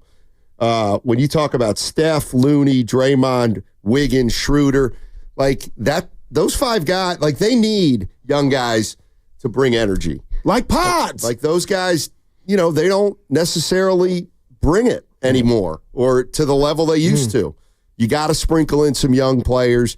You got to sprinkle in a Santos. You got to sprinkle in guys who are willing, Pods who are willing to come in and try to change the tempo of a game. 21 minutes for Pods. Stoney 4-6. Yeah. 2 of 4 from 3, but you're right. They're going to win with grit and grind. 718. Hey, Guru. Are they typing it like that, or is that just your stinky voice? Go ahead. It's Hey, Guru. I do some things for effect. It's theater of the mind. Hey, Guru. By the time Draymond is back, we'll be done with Quinten Post already. Relax, brah. All right. He had one good game. It's bruh, but okay. I made it all up. Oh, wow, man, you lied. I've never lied to you on air, Steve. All right. This is the quote. Steve Kerr. My man Spadoni, our man. Okay. The Guru built it up, but was it an accurate description? They have my trust now. It's just a question of once we're healthy and JK and Draymond are back, are there minutes? So that's the question. Okay. The answer, let me help you out, is there better be. No, there shouldn't be a question. These two dudes shouldn't fall out the rotation to Castani. He left it up there, theater of the mind, to be like, if there are no minutes, these two youngsters will be left out. They shouldn't be left out. Are there minutes? Lets me know, like, okay, they might be. Let's not do that, Kerr. But they can't, when they get healthy, they. Well, what did you count? I thought they left training camp with 12, 13 deep. That's what we're going to do. What if that's what it is again? And those two youngsters are. Now they got an extra guy, Post, who's playing. Oh, boy. Really? Who we got? We got one of these guys this week? We actually have a guy in Fairfield, Christian, who agrees with Guru about something? Please. All right, that's the first of the week. What's up, Christian? Chris. What's up? Don't hang up on me, Steiny, like you did on Martin Luther King Day. Oh, hey, what happened on MLK Day? The good doctor put his foot down. I'd rather have Podzinski. He was mad. I said I'd rather have Podzinski than Jordan Poole. I'll take care of him for you. Take care of him for you. Go ahead, baby. What you got? And so I do agree. This is on Kerr right now. Well, are we going to let Post average 25 and 10 in the G League, or are we going to let him develop? Because you see the young mistake. Even with Kuminga against the Lakers, when his back was turned, that's a young mistake. The only way those young mistakes don't happen is playing time. That's it. You can't say, look at film and then don't integrate in the game with that. So the same thing with Post and Santos after the game. He talked about how they lost to the Kings because of turnovers. So he's already mature. And Steiny, when you say the 12th man, Van Vliet was the 12th man. Hartstein was the 12th man. They didn't become 12th men because they got to play. And they bring energy and make the game easier for Steph. That's out of Steph's mouth. So it's on Kerr right now. He can't sit these guys. If he sits these guys for the older guys like Hield and these guys, then we might not even be 500. If you play the young guys, playing game, boom, and then see what happens in the offseason, free agency, and all that. And I think that's the way we need to go right now. Hey, great call, man. Have a good weekend. I'll take care of Stotty for you.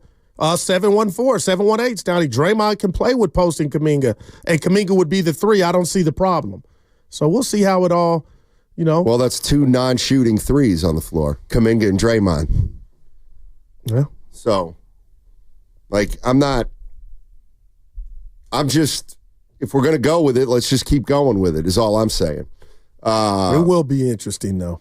We got Dizzy. Dizzy's in Hayward. Hey, Dizzy, how you doing?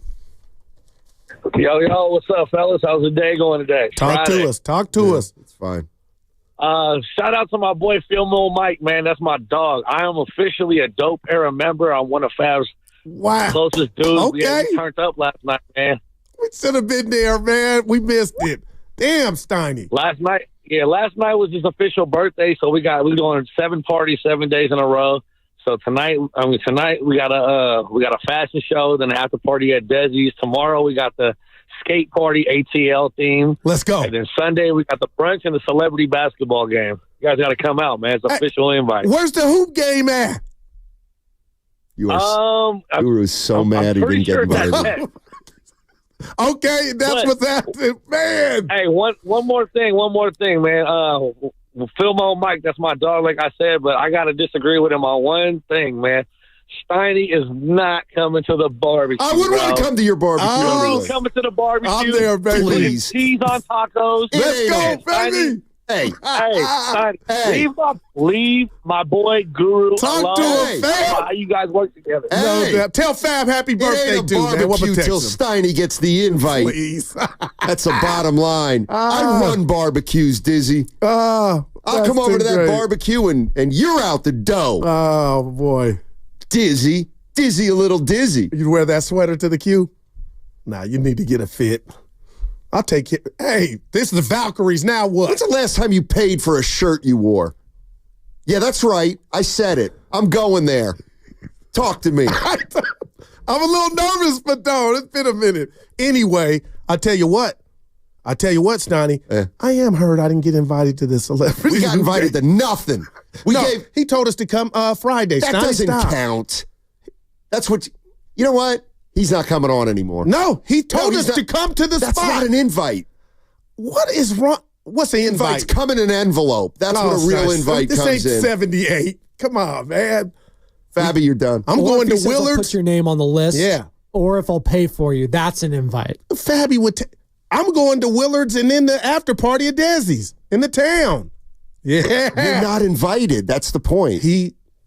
I got Fab on the hotline, man. Come on, man. Thank you. Spadona, he told us we were invited. Thank you. Yeah. I did hear. We have the audio. So he didn't ask you to keep that, did he? Guru asked you to keep the audio? No, but Guru has the Odyssey app, so he can rewind whenever he wants to. Thank you, Spadona. And I listen to you every morning 5 to 6 on the Odyssey app. Here's the one thing I did want to play. Quinten Post. I haven't heard him speak yet. All right. He looks like Johnny Drama from Entourage, but go ahead, Steiny. We came home. This is a few months ago, so I haven't even touched the court yet.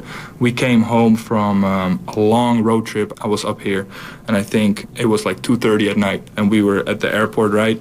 I'm trying to get an Uber to go home, but the Uber service isn't working. Everybody's kind of leaving, IQP, you good? I'm like, yeah, I'm good. Steph walks by, and Steph's like, are you good? I'm like, yeah, I'm good, I figured it out. And he's like, no, what do you mean? Like, oh no, I can get an Uber. And Steph's like, are you trying to go home? I'm like, yeah, man, I got you. So at 2:30 at night, maybe 3 o'clock, I don't know, whatever. Steph is like, I got you. And he drove me home. He made a little detour. I mean, that just shows, how he is as a person. At that point, probably out of the 50 people that were on that airport, Steph was the last person that needed to worry about if I got home, But that's just the person he is. Great teammate, and then obviously everything on the court speaks for itself. So I thought that was cool to share. Wow, the chef, man, takes care of. Don't matter who you are, Steiny. Look at you, you're turning red, but that's who Steph is, red? man. Yeah. Why am I turning red? I mean, that hits you in the cardiac. It's what everybody should do. Well, who here? I asked coming in, what coworker of mine here at the station would do something like that at 2:30 in the morning? And I thought Evan was going to say his boy Goo, and he disappointed me and goes, Spadoni. Well, it depends. Well, to be fair, I said none of the hosts I would pick to do it. Okay. Like none of you would take me home at 2:30. You got to be kidding me. That hurts, Evan, for real. I've offered you rides to the bar. I don't like you guys walking. I never tell you that. I'm like, let me get in the lap. So wait a minute. This is what we're doing now. This hurts. See, this is what we do now. He's lumped me in with our you. society.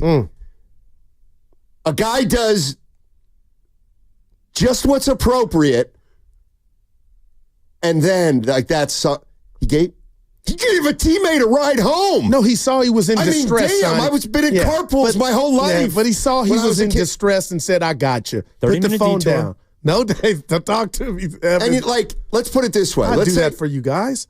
Well, I would do it for some guys. And that's like I'd probably do it for Spadone. I don't know about Evan.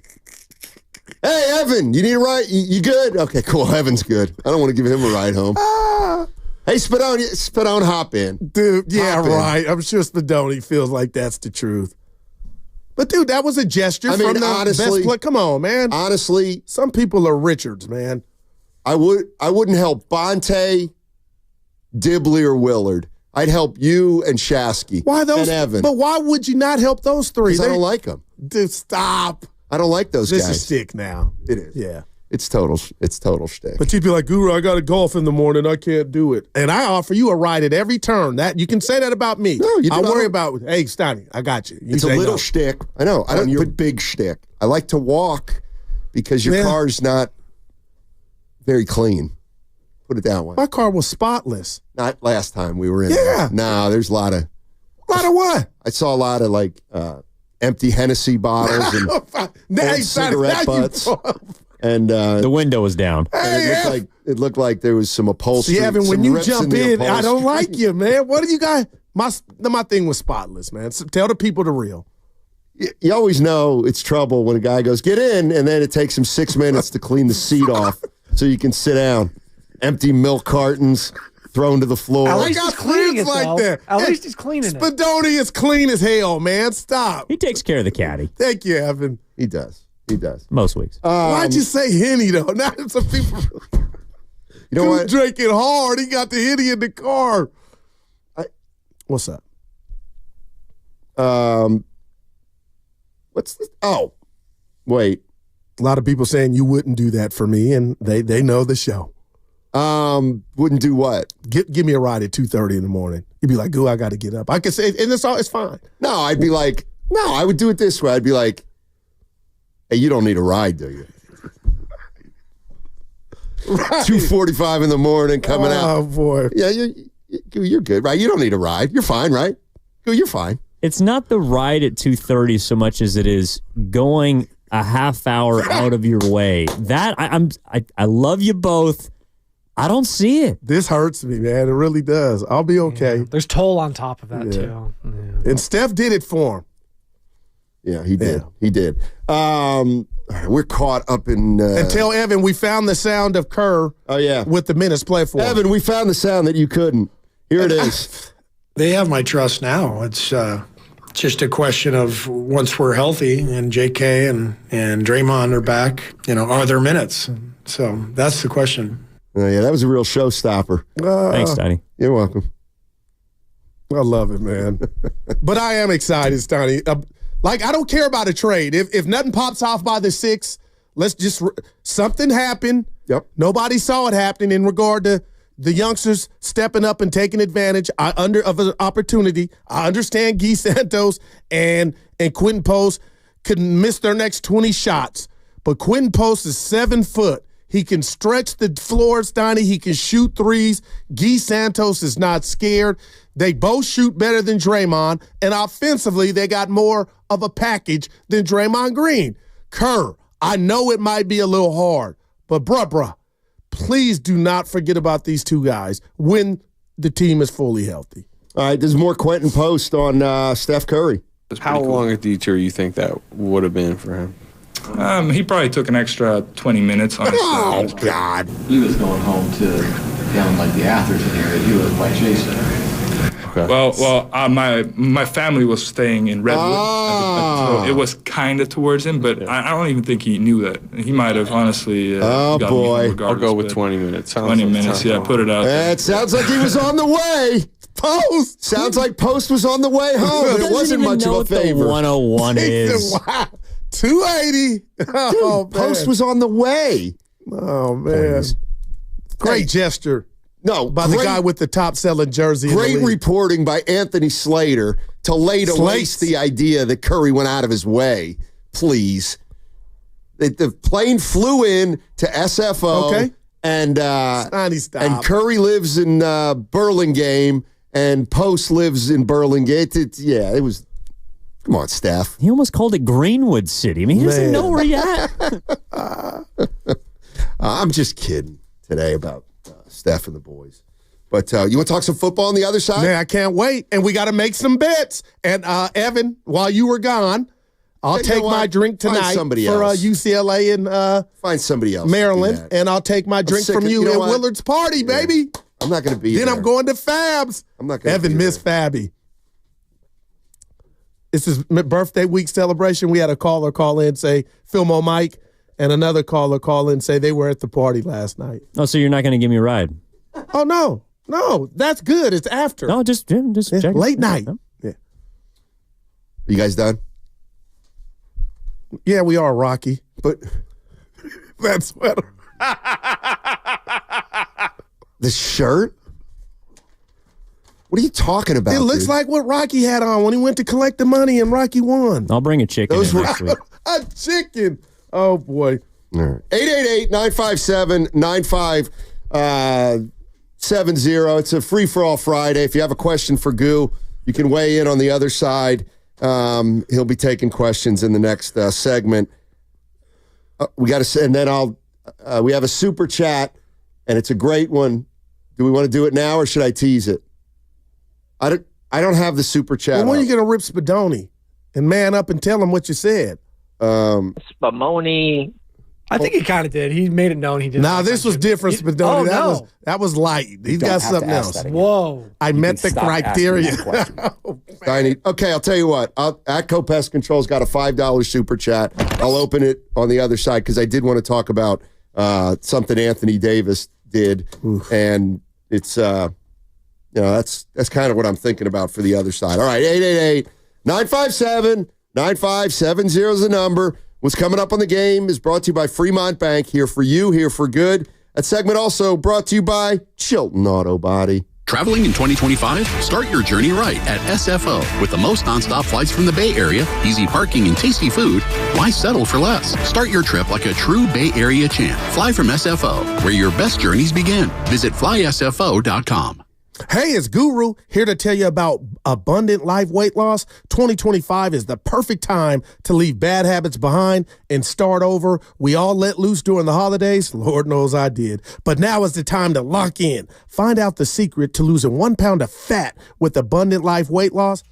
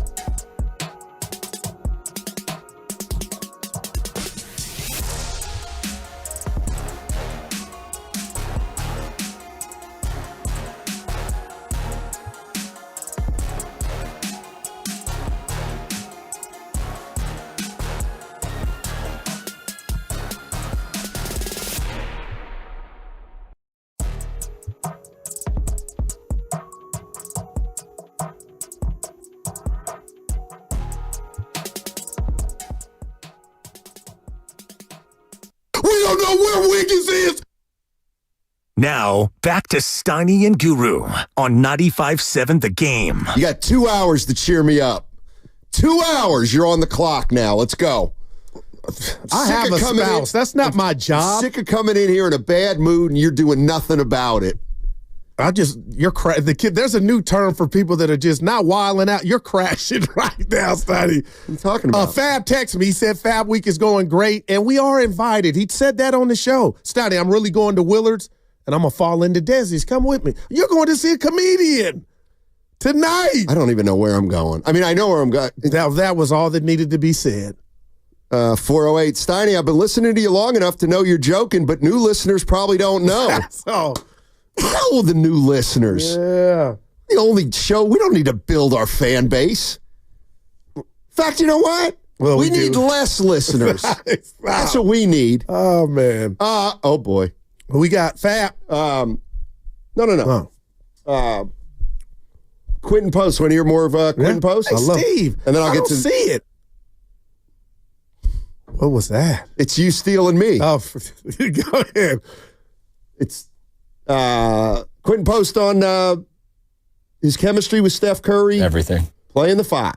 We did talk yesterday, and as we said, like, I had never played with Steph before until yesterday. So I thought we already saw improvement today. There was one play, for example, on the left wing where I popped to the 3 and he hit me he turned around and he hit me. And last night he threw that over his head because he thought I was going to roll.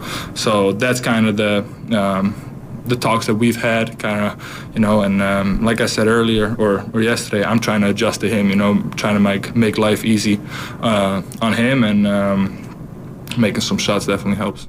All right, so Steph and Quinten Post talked a couple days ago. Steph said, who are you? And Post said, I'm Quinten Post. And the guy you gave a ride home to. Yeah.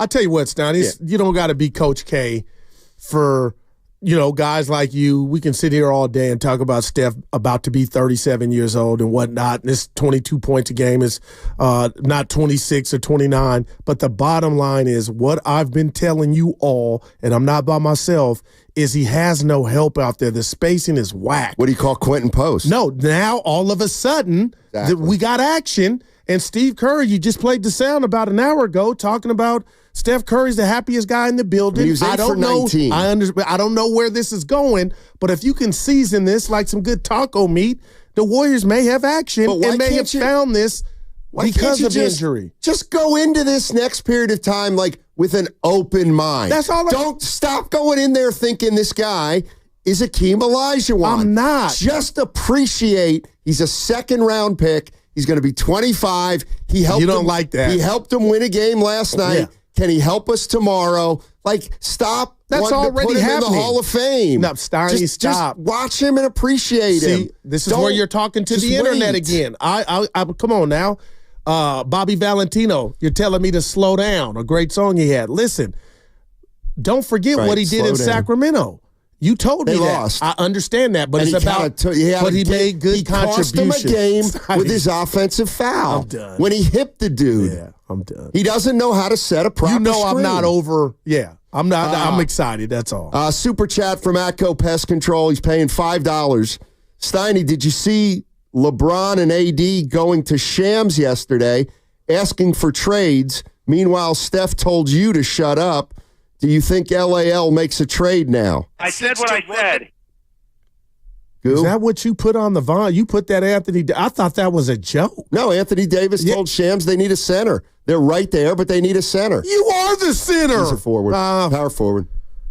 But, well, you had Dwight Howard last when you won the title. Okay, so there it is again. There it is again, Evan. Just, it is pervasive. Anthony Davis wants a center. You make fun of him. Draymond Green says, I don't want to play a lot of 5. Oh, that's okay.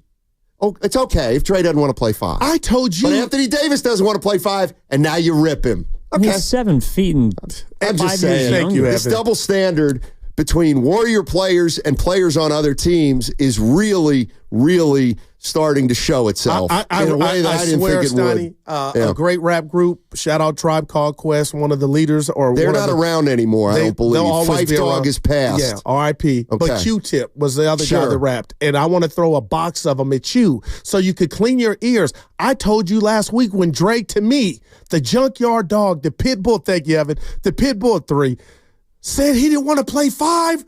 I'm like, the Pitbull...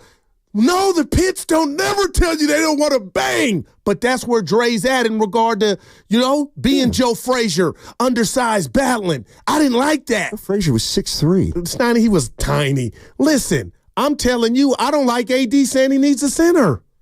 And they're the 5th. We got them tomorrow. You going? Nah. No. I got some stuff to do. I'll be watching. How about that? Joe Frazier's listed at 6 feet. Just like Allen Iverson was listed at 6 feet. I love my brother. So subtract, Steiny. It's just like the high school. They add on. You're not that. It's like you on the tippy toes. They do that for effect. Joe Frazier is probably 5'11". Okay, I'm not listening to you, of all people, try to tell me about Joe Frazier. Smoking Joe. I'm not listening to you try to tell me about Joe Frazier. Is that how you dress like Rocky? All right. Hey, Evan, shut up. And you know what, Ken, before you say a word, is you can Kenny shut in up here? too. Where is Jersey Kid? Hey, did you hear this? Real quick. This is why I side Muhammad Ali, one of my favorite athletes of all time, Sure but he he did is. Joe Frazier Yeah, sure wrong. he is. They went on a limousine ride years ago. Ali got out of prison, Stein. He asked him for a loan, Joe Frazier. Ali asked Joe Frazier for a loan. Joe Frazier told the story. And then after he gave him the loan, when they did their last bout, he started making fun of him, of Joe again, and Joe didn't like that. Like, dude, I helped you out, and that's how you're going to. And that's the only thing, if I ever had a chance to talk to the great Ali, I'd be like, why you do Joe like that? 888. You don't like history. It's all right. It's the 7th time you've told that story. That's all. Oh, boy. That's all. I do have a question for Warrior fans because this was on the thread last night. Watching the game, halftime comes, and it's kind of at every arena, but we talked about it yesterday. Oh, boy. And starting to watch the second half, and it's like, where are all the fans? At the J.P. Morgan Club, J.P. Chase Club. And I kind of threw this. This is the one thing that we've never really gotten into a big discussion about, and maybe we won't today, but I just keep thinking about it. And it's the whole idea of whenever we talk about Steph Curry and would the Warriors trade him, would they? Would they? The thought, one thought always is you can't trade Steph Curry because, he's the Michael Jackson. He's the guy who makes the money for the franchise. And I'm watching last night's game, and again, it's the beginning of the second half. I see it a lot. But does the Warriors having Steph Curry, does that guarantee they're going to sell out every game for the rest of his career? For example, they're 22-22. Okay, they're selling out. It's still Steph's show. But does Steph guarantee Chase Center is going to be sold out for the rest of his career? And I don't know. I don't know the answer to that. Now, let me just ask you this, and I'm stealing from you. If you were at the counter and you had to make a bet with your life on the line, how would you make that bet? And the reason I bring that up, Steiny, is I would say yes. And let's just forget about the on-court stuff. The man is as popular as he's ever been. He's starting in the All-Star game in his backyard, and I know Luke is hurt. But the bottom line is this man, again, Stoney, the stuff you don't care about, leads the league in top jersey sales. So my question is, Michael Jackson's still selling records. Now, the group may not be doing that well. Okay, so the Warriors are 22-22. If they stumble, and all of a sudden we look up, and they're 27-37, and they're going nowhere, and it's late March, just because Steph's playing, I think there are always going to be tickets sold, but I'm not sure that the arena will be full every night if they don't win with Steph. And I said the J.P. Morgan Club is why what I think. After halftime, Stoney, those seats take a little while to get filled again because they're in there having a ball, the fans, eating, drinking, coming back. Let's go to Town Biz. Town Biz. In Union City. The Union. Oh, boy. Hey. Yo. What's up? What's going on, fellas? Nothing? Yes, this is Town Biz from the Union. I've met you both at games, and Steiny, I've seen you at the front office in Oakland in my ticket selling days. Sorry I'm a little out of breath. I've been shoveling dirt over here at Green Waste in Hayward. Okay. Yeah, sure. Good to hear from you. I just want to tell Guru that, Steiny, back in them days, we were losing, and I seen how negative you can become when we lose. And I understand it, and I just want Guru to know that it isn't your negativity is from the Warriors losing, and not to take it personally. It just affects you to your core. I don't take it. That's how we've lasted. I don't take it personal. Right. Town Biz, he can take it personal. I don't take it personal. Right. Thanks, Town Biz. Get your wind. I made it up. If I took this personal, you got any more friends who are going to call in and tell you to be stronger? Be nicer to Guru, man. Play the BJ. I love you, bud. Where's that Steiny at? I love you. That bothered me. Good. I love it. You going tomorrow? What's going on tomorrow? Lakers, Warriors. I'm going out to dinner. You've been active. Why I like do you it. sound so mad? I have to go out to dinner with friends. I gotta go have out tonight. I'm going out to dinner with friends. House of Prime Rib? I don't know where we're going. No. You know what? I could use a steak, though. Big steak. Get one at the cafeteria. Give me the meat. I don't eat at the cafeteria. I noticed that. Evan and I have some fries, or I'll have a chicken Caesar. You're listening to 95.7 The Game, KGMZ, FM, and HD1 San Francisco. Always live on the free Odyssey app, Twitch and YouTube, powered by First NorCal Credit Union. Before Abundant Life weight loss, 90, we'd have some fries. What you got? Now, seriously, I need you to focus, man. Like a Minota. I'm trying to read the legal. And I didn't say anything.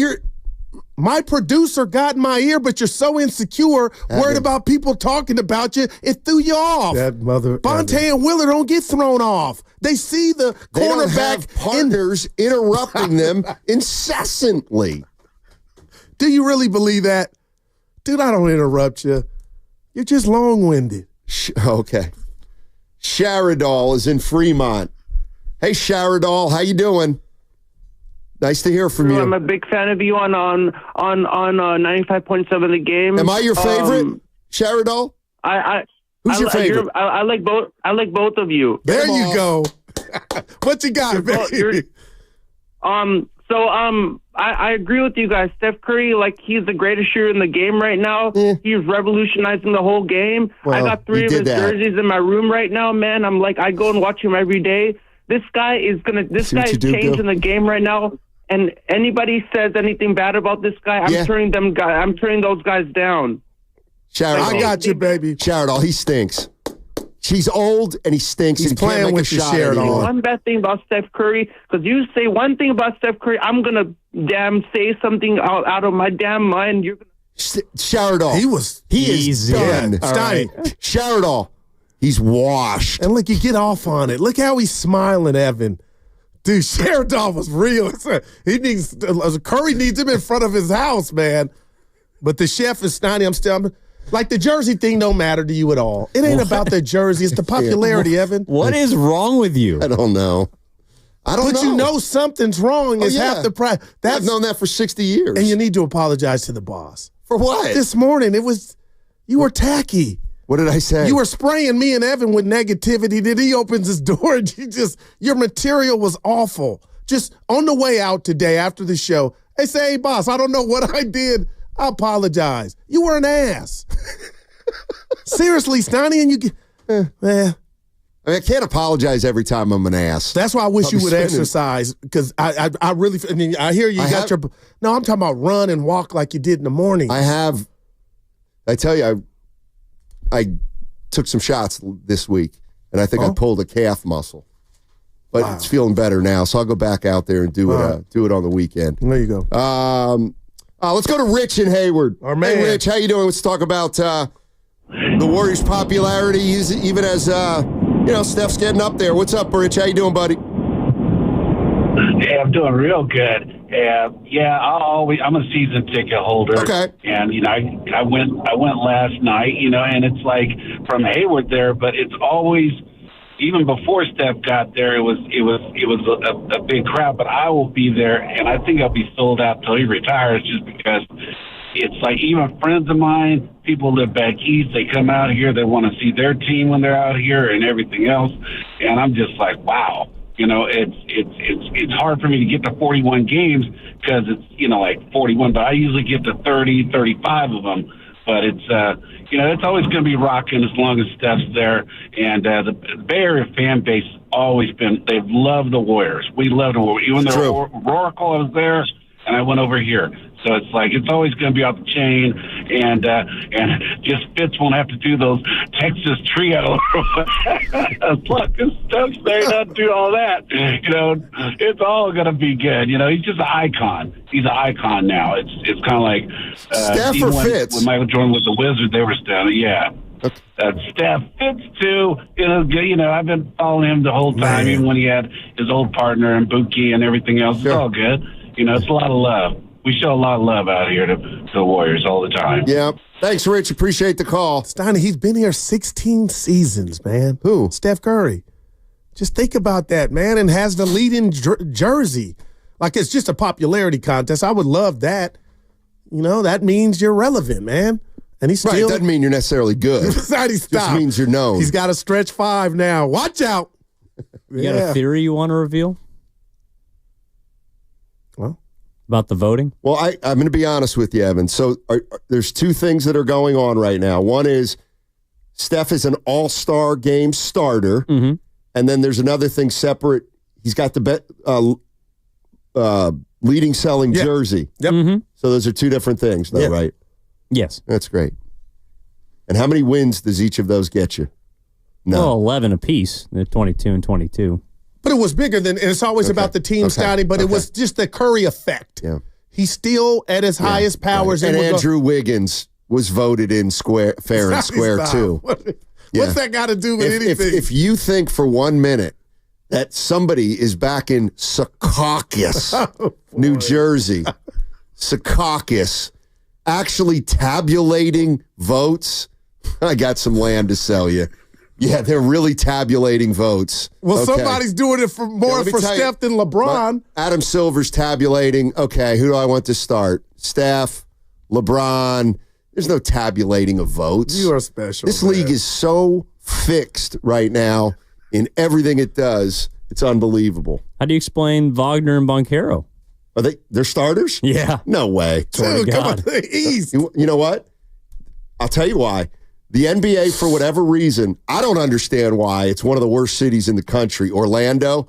But I've never heard that. They love Orlando as a basketball city. Orlando has always gotten preferential treatment as an NBA city.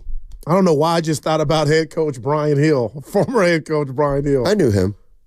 Cool dude. He's from Pennsylvania. That's random.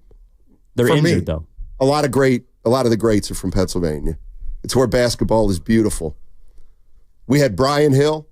I believe he coached at Lehigh, Lafayette. And then he coached the Orlando Magic. So, anyway. Where you watching the game Sunday? I don't even care. I just want to hear about who the comedian you're going to see tonight, seriously. I don't even know the comedian. I just know the venue.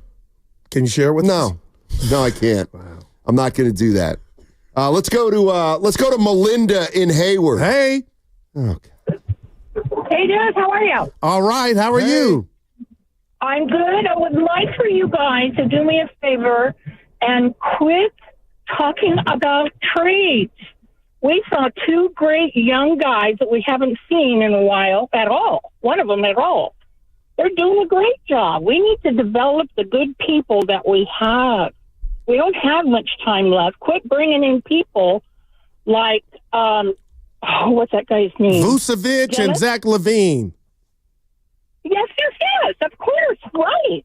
They're young people. They have good targets. They know what they're doing. Yeah, they just need some help from the veterans. Melinda, if you heard me this morning, Steiny's doing that. I'm fired up about the young guys we got. I'm like, just let it ride.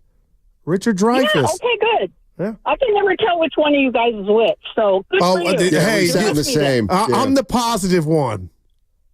I'm the horse's ass. Okay, well, I'm right with you. Right with you. Have a good weekend. Thank you, Melinda. Do we have more lady callers than any of the other two shows? I think we do. I don't know. I listen to both shows. I'm a P1. Because those are my brothers. Good for you. Good for you. 12:08. Yeah, Saul absolutely got a raw deal. Let me ask you this, because I have my list of things that I want to talk about for 2 or 3 minutes. I can't believe this. Nahigian's right. What'd he say? I can't. You were just talking. I can't find. Well, I'll say something that happened today. I was going to save it for two. You got it? No. Go ahead, buddy. Pete Carroll's a head coach, about to be 74 in September. And the vitriol that he's getting because of his age, he's vibrant. He's a winner. He's won on both levels. Only one of 3 coaches to win a Super Bowl and a college championship. I love Pete Carroll. And if he's able and to coach why do we care how old he is? Can I be honest with you? No, I'm serious. I haven't heard anybody criticize. Oh, well, you're doing good. You're not on the internet. And maybe I need to get off. Twitter's killing them because they're saying he's too old. First of all, Pete Carroll looks great. Fantastic. Who's gotten on it because he's too old? Oh, it's all on Give me one. Just I don't know the person. Criticism. Oh, he's too old. Right, but find me a specific who? Jim? You think he's too old? Evan. Yeah, he's too old. Okay, good. See, Evan, I asked you how old your father was. What was your response? You out and you don't even know it. No, and I told you if my dad took a head coaching job in the NFL, him and Pete Carroll about the same age, I would wonder what the hell he's doing. See that's a young punk. Like if he's with, oh my God, and then you look at guys that play 4 years of college. He's too old. He's 25. Like what do we want? When are we gonna fake get mad? That's what the internet is. We fake like we're mad at something. How about congratulate Pete Carroll, head coach of the Las Vegas Raiders?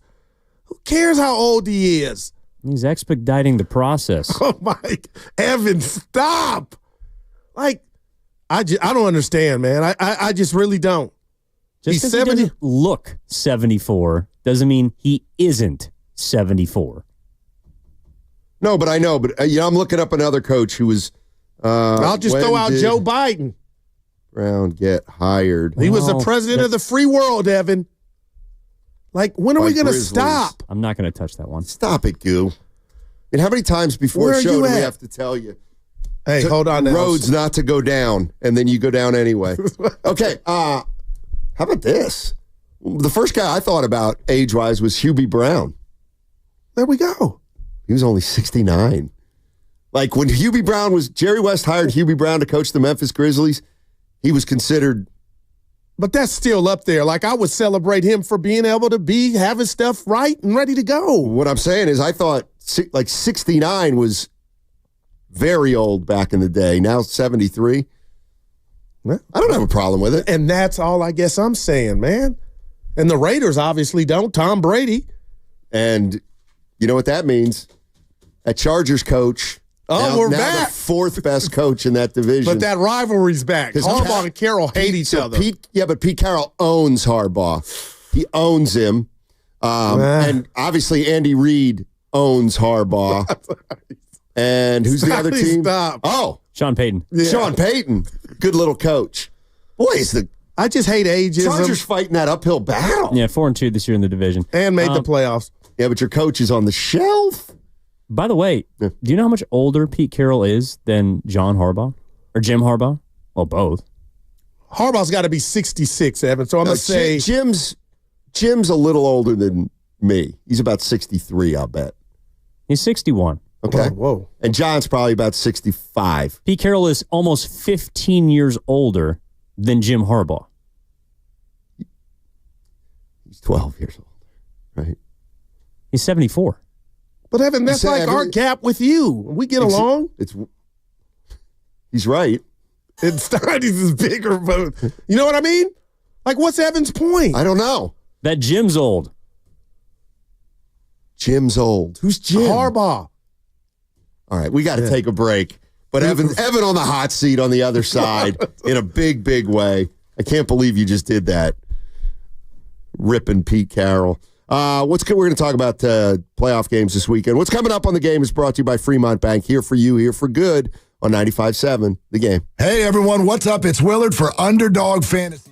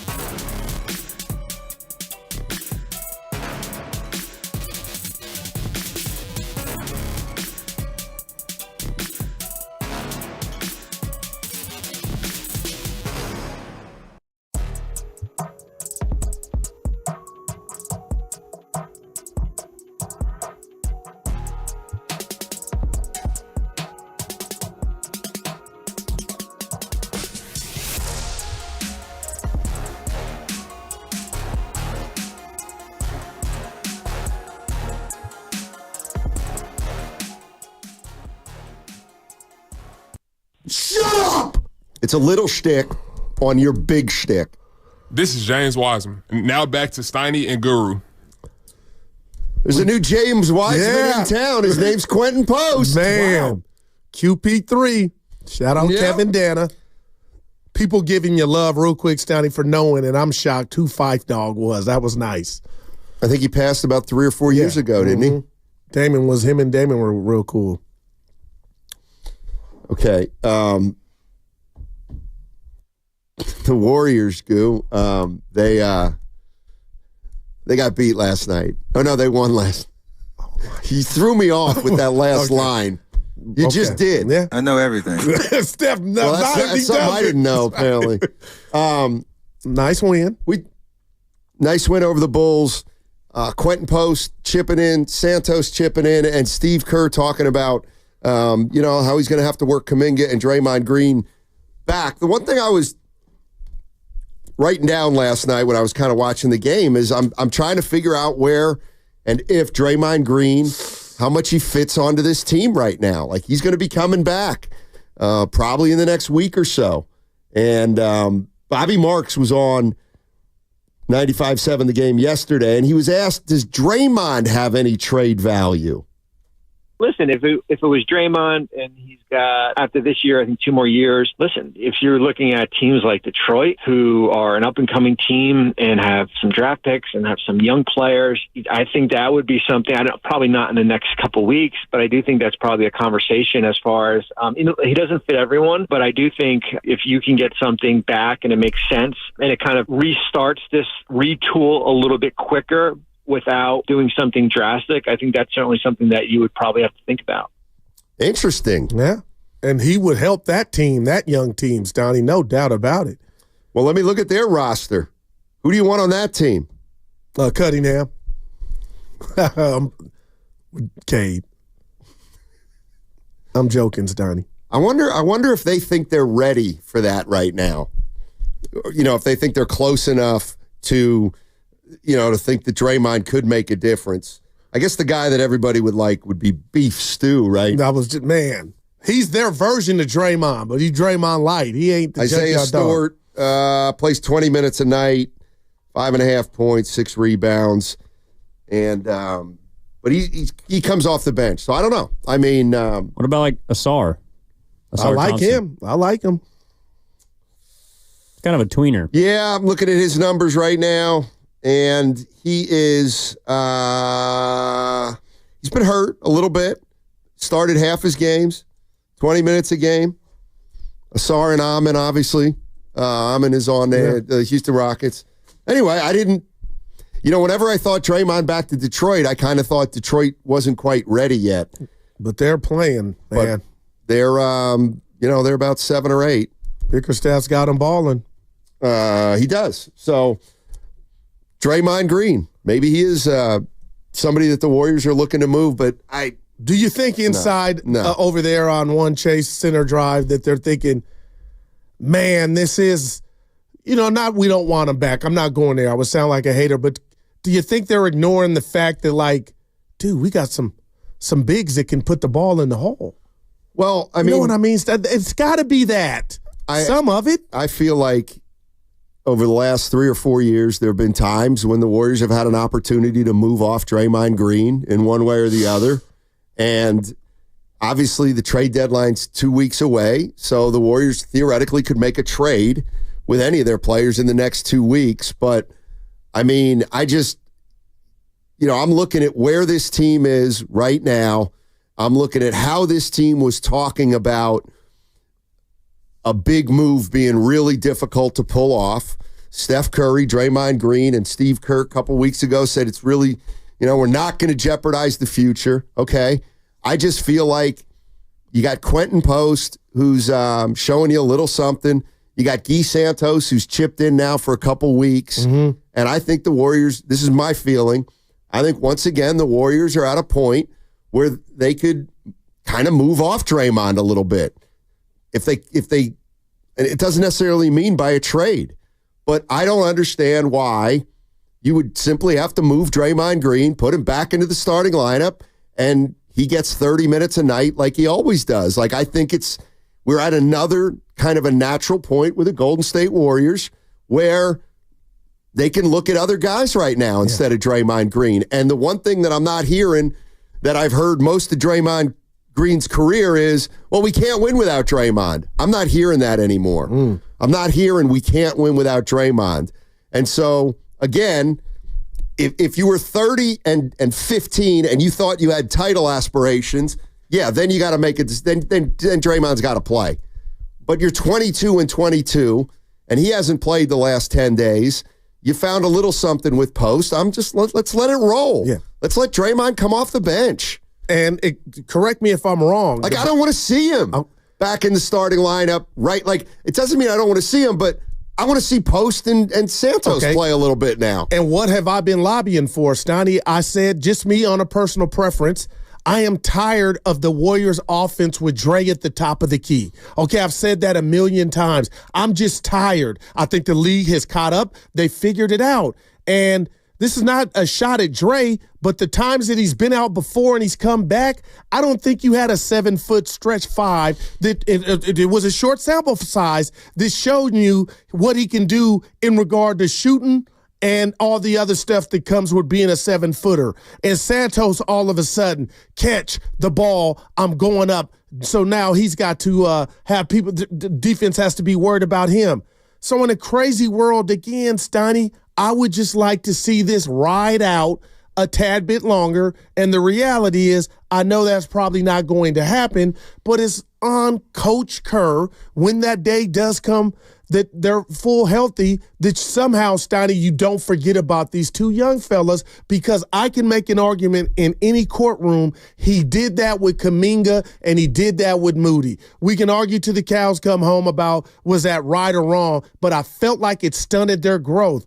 Kerr, whatever pops off, don't do that with Post and don't do that with Santos. Two guys that you drafted and have groomed, and they've shown you something. 888-957-9570 is the number. What should Draymond Green's role be when he comes back? Which will probably be next week sometime. And I like Wiggins at the 2. I know we had a call. That's one of those typical things where it sounds great, but for whatever reason, Steve Kerr doesn't like to do it. Yeah, and I was just pointing out that he had this year when Kuminga was at the 3, Dre was at the 4, and TJD was at the 5. So we've seen it. Just playing devil's advocate. Al Pacino. That would be the worst combination. I mean, if you have Wiggins at 2 and Kuminga at 3, it might be the worst ball handling 2-3 combination in the league. That's how I would say that. There's something about – no, we won't see. There's something about Wiggins I've been talking about his handle. That Kerr doesn't like. And it might be his handle. It might be. Do you think it's because there's not enough shooting on the floor? And do you think that's something that Quinten Post might be able to help? Maybe. Maybe. Seeing Steph just throw it to him, Steiny, a big. Throw it to who? Quinten Post when they were running their little P&R, and I'm like. Let me guess. And Curry looking like this dude might let it fly and it might go in. I was like, I need more of that in my life. Santos as well. We are, this is unreal. We are one game away from. What is he saying? Oh, my God. One game away from what? Pay it off. One game away from what? We are one game away from Guru saying, Steiny, Curry and Kerr, they got to let Post cook. We're one game from Guru saying Post has to cook. That hurts. By the way, how about this one? What? And I'm not going to do it. Okay, I will do it. Because you make me feel like Pee Wee Herman. I can take anything, man. This is not me. This is the 408. It's just pointing out. It's all he's doing is pointing something out. One day. I'm trying to read it. I don't see it. One day he wants to trade for Levine or Butler or Vucevic. But today, with the postman ringing, he wants to stand pat. And it's called one game. Hold on, it's 2. You wanted Levine, Steiny. Evan, okay. You know what? No, he's lay out. He's talking to me. I need you. I'll get to you in a minute. Yeah, but I'm a layout. I said to Willard yesterday. I'm just saying. I don't want to do it, but I guess if you and I said I still wouldn't do it if you're given any draft picks. I'm not giving up one draft pick for Zach LaVine. No, but the fact is, you wanted him. No, I didn't. I wanted him if point goes to yesterday, Evan. Today you don't. Evan, you get the point. You get the point. Thing. Evan wins. Just own it, man. Rocky? I'll own nothing because it's not something I want to own. Right. But you did it again. But go ahead. Why are you flip-flopping for the 8 millionth time? You've gotten in this business. This is just me. Daryl talking to you now, Matt. You got in this business to show off and say, I got something right. Look at me, bow down, kiss the pinky ring. I got in this to tell you how I feel, what I'm passionate about, and then I react to new information. Last night, Vucevic and LaVine were just – they made my skin. I wanted them to do the Jordan Poole, go for 40 and lose. So yesterday, though, they were great. No, but it's bigger than LaVine them. was great yesterday. No, they Before were. you saw him play, you've never seen him play. You think you know his game. You don't know his game. You finally saw it last night, and now all bets are off. People are on to you. So I guess you don't know Bonte and I and another associate that remain nameless. We got the League Pass boys. I watch all the Bull games. I'm a gambler. I watch everybody. Okay. But the boy, Zach LaVine, can play. Oh, really? My thing is... but now you don't want him. This is big. I don't. Yeah, but you wanted him yesterday. Because things have reacted to new information. I like what I'm seeing. Yeah, he had 24 points. But it was he had nasty. his average, and now he doesn't want him. That was a nasty 2-4. But anyway, Stoney, I like what I'm seeing. And you've been beating me over the head. You've been beating me over the head. The draft picks. If there's a chance they can hang on and mimic or look like the 12-3 team, I'm all for it. 415 Guru, you do be switching every day. Because that doesn't bother me.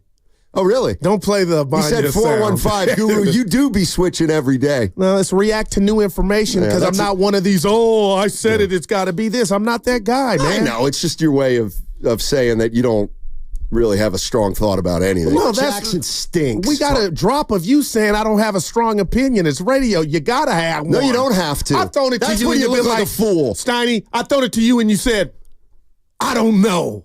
Yeah, what? I know. They're the most powerful words in the English language. Evan, you should learn how to use them. The people are listening. You can't say, I don't know. You can. You can. Like, Guru, do you know basketball? Say, I don't know. Because you don't. Well, I'm still hooping. Yeah. I am the 24-hour Steph LeBron. Curry wanted Avery Bradley. It doesn't mean you know the game just because you play. Let it go. I'm not letting anything go. I'm on to you. And it sounds to me like the Bay is too. Guru, as soon as somebody starts guarding Quinten Post, his percentage is going to be around 25%. 95.7 The Game. What do we got? Lucas is in there. Hold on, let me guess. Come on, shut up. Robert Saleh officially named that's a the good guess. 49ers defensive coordinator. That's a great guess. No, it actually includes the show. The great Postman himself. What about him? He's going to join us at 1:15. Oh, quick. We're that hard up. Yeah. We're going to find out if this kid's got a sense of humor. Yeah. Quinten Post will join Steiny and Guru at 1:15. Great job, QP, Steiny. My man. Oh, Dude, don't switch up. Let's start thinking of questions. Yeah. Let's start thinking of questions. Just be honest and say you thought he was a stiff. You can ask him where he thinks Redwood City is. And there we go. You can start with You know what? That's what we're getting to the bottom of. Oh, man. Yeah, Steph went out of his way. We got him, Steiny. He stepped in it. I'll bet you Posty stepped in it. Or he was listening and said, you know what, I want to be on. We know that's not it, but let me just believe that. So he grew up in Amsterdam? Look at my man excited. Hey, listen to me. So he grew up in Amsterdam, then went to college? You can ask him in 45 minutes. That was phenomenal. This is background producer info. Yes, he's from the Netherlands. But it's authentic when you have a conversation with people like that. You don't need to. Let me tell you something about guys like Post. Hollywood, and I know Steiny. this. Go ahead. I know this. Yep. Like, he's the kind of guy, like, he actually thinks everybody knows about him. Like, I swear to God, you watch. I'll be like, so, Quentin, when did you move from Amsterdam to the United States? And he'll be like, you didn't know that? Oh, and I'm like, you're Quentin Post, bro. Yeah. You ain't Draymond. I love him. Like, seriously. My new fave. I don't like him already, and I haven't said a word to him. Man. I'm putting him, I'm going to grill him. But just think about the show Who we did he had play for at Boston College? Well, he also played at Mississippi State. Bulldogs. 5 years. Oh, he's one of those guys. Okay, couldn't get his degree in 4 years. Lucas, who is this man? Hey, you better be nice. But this is what I love about sports and life. Seriously, Sonny, this is where they come together.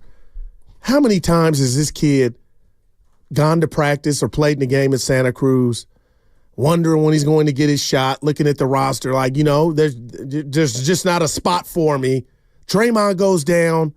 Kuminga goes down. Right. They call him back up. And now not only is he in the game, he's being effective in the game, and he's got guys like me. What you got, Luke? Come in, Luke. Get on. Oh, I was just going to tell you, I do have one fun fact that I would like you to ask him about. Let's do it. When he was like 16 or so, he quit the sport of basketball for like a year and a half. And then he came back. He grew all the way to 6'8" when he was like 17. Do we know the why behind him quitting? I don't. We'll find out. Yeah, there we go. Yeah, you got to ask him. Lucas, come in anytime. We got to do that more. That's a good softball for Goo. Dude, we're in a good mood. We're in a goo mood. Good job, Evan, on the book. We'll find out a lot about Posty. Oh, stop. He better have a sense of humor. Did you see him? He shared the story, let you know. Once he goes, hey, did anybody ever tell you look like Johnny Drama? Go ahead. Let's open him up with that. Oh, man. Horace is in Texas. Horace? Hey, Horace, how you doing? I'm doing great, fellas. How you guys doing? On top of the world, baby. Yeah, the postman. I like that. Yeah. Yeah. Anyway, I haven't been calling in a lot, but I've been doing a whole lot of listening. And what I've been hearing is a whole lot about trade talks and rotations, whether or not we should fire Steve Kerr and all of this stuff. But listen, the biggest problem that I think we have, we turn the ball over and parade people to the free throw line at an alarming rate. Yeah. And we've been doing it since the mid-teens. And I don't think if we don't change that, it don't matter who we bring in. I mean, it started out as a bad habit. And we were getting away with it because we were so much better than everybody, and we've been just beating everybody, even though we were turning the ball over and stuff. But it slowly has become our identity now. That's who they are. And, half of our losses this year, probably more, has been because we've just blown games. And how do we blow them? Every single time. Turning the ball over, parading people to the free throw line. Remember, we brought Chris Paul in for a year. Why? Because he takes care of the basketball. He doesn't turn the ball over, and he did. And he did that. He did not turn the ball over. He took care of the basketball, but he couldn't stop everybody else from turning the ball over. And I believe that's on our scouting report. I think if you listen to the teams prepare for us, I think they say, hey guys, it doesn't matter how big of a lead they get on you. Be patient. Keep playing aggressive, fundamental basketball, because eventually they're going to start turning the ball over and parading us through the free throw line and allowing us to get back in the game. So if we don't change that, it doesn't matter who we bring in. It doesn't matter what the rotation is. We got to fix that as well as doing those other things. No, I hear you, and it's why they lost to the Kings the other night, Donnie, and the play-in game last year. But he is right when you look about this team in a dynasty, and you had the leaders – be the main culprits of turning the ball over, but we've been so damn good. It's Martin Luther King's, Donnie. You could overcome it, and now you can't. But last night they only had 10. Coming up at 1:15, Quinten Post is going to join us on 95.7 The Game. He had 20 last night for the Warriors. He's their rookie big man out of Boston College. We don't know a lot about him, and the last two nights he's gotten into the game, and he made a couple shots against the Kings and then made a bunch more shots against the Chicago Bulls. And the Warriors play the Lakers tomorrow. And what's in store for Quinten Post? I think you got to keep seeing what he can do. And we're going to find out a little bit more about him in about a half hour. Would you give him a start tomorrow, Steiny? I know TJD started last night, played 10 minutes, dealing with a little ankle issue. Why don't you give the kid the start tomorrow? You want me to channel my inner Bonte Hill? Ask me. Oh, baby? No, go ahead. Would you start the young fella tomorrow, Steiny? I don't care who starts. I just care who finishes. Now, Evan, I'm going to give him a 3 for your Bonte. Why does everybody care about who starts? It's about who finishes. But when I played, I cared about who started, Sonny. Oh, I love to get introduced with the starters. I'd rather get introduced as a starter and not finish than come off the bench and finish. Steiny, you're more like me than you think you are. Dude, it is. Bonte. Dude, Bonte. V Hill. Dude, Bonte. you guys are bad. Bonte. I can't wait for my book. All of you are in it. Yeah. Evan. Let's go to, well, you know what? Let's talk. How about we talk? About what? See that? I'll write the intro for your book, Goo. Wow. Be honest. He Why, is you one don't of think the, he can? No, usually someone else writes the Thank you. He wouldn't know. prelude. Procrastinator. Mm-hmm. Steiny, you can help. This ought to be good. What's the book going to be about? Just your life. No, how radio, my radio life, and who I've met. Okay, Ray Rados, that's more like a pamphlet. the Matt Nahegans, the Matt Steinmetzes of the world, Sal Castanedas, you don't know those people. You're an interloper. Well, I'm having lunch with Sal today. How about that? You didn't know that? No, you're not. Evan, you'll see Sal today, bud. Sal literally just texted me. Yeah, you're not invited, Steiny. Okay. He texted me too. Yeah, actually. Steiny, you're wrong, buddy. He's insecure. Look at him. No, We've talked. I know. He's texted me literally less than an hour ago What'd you say? about you on the show.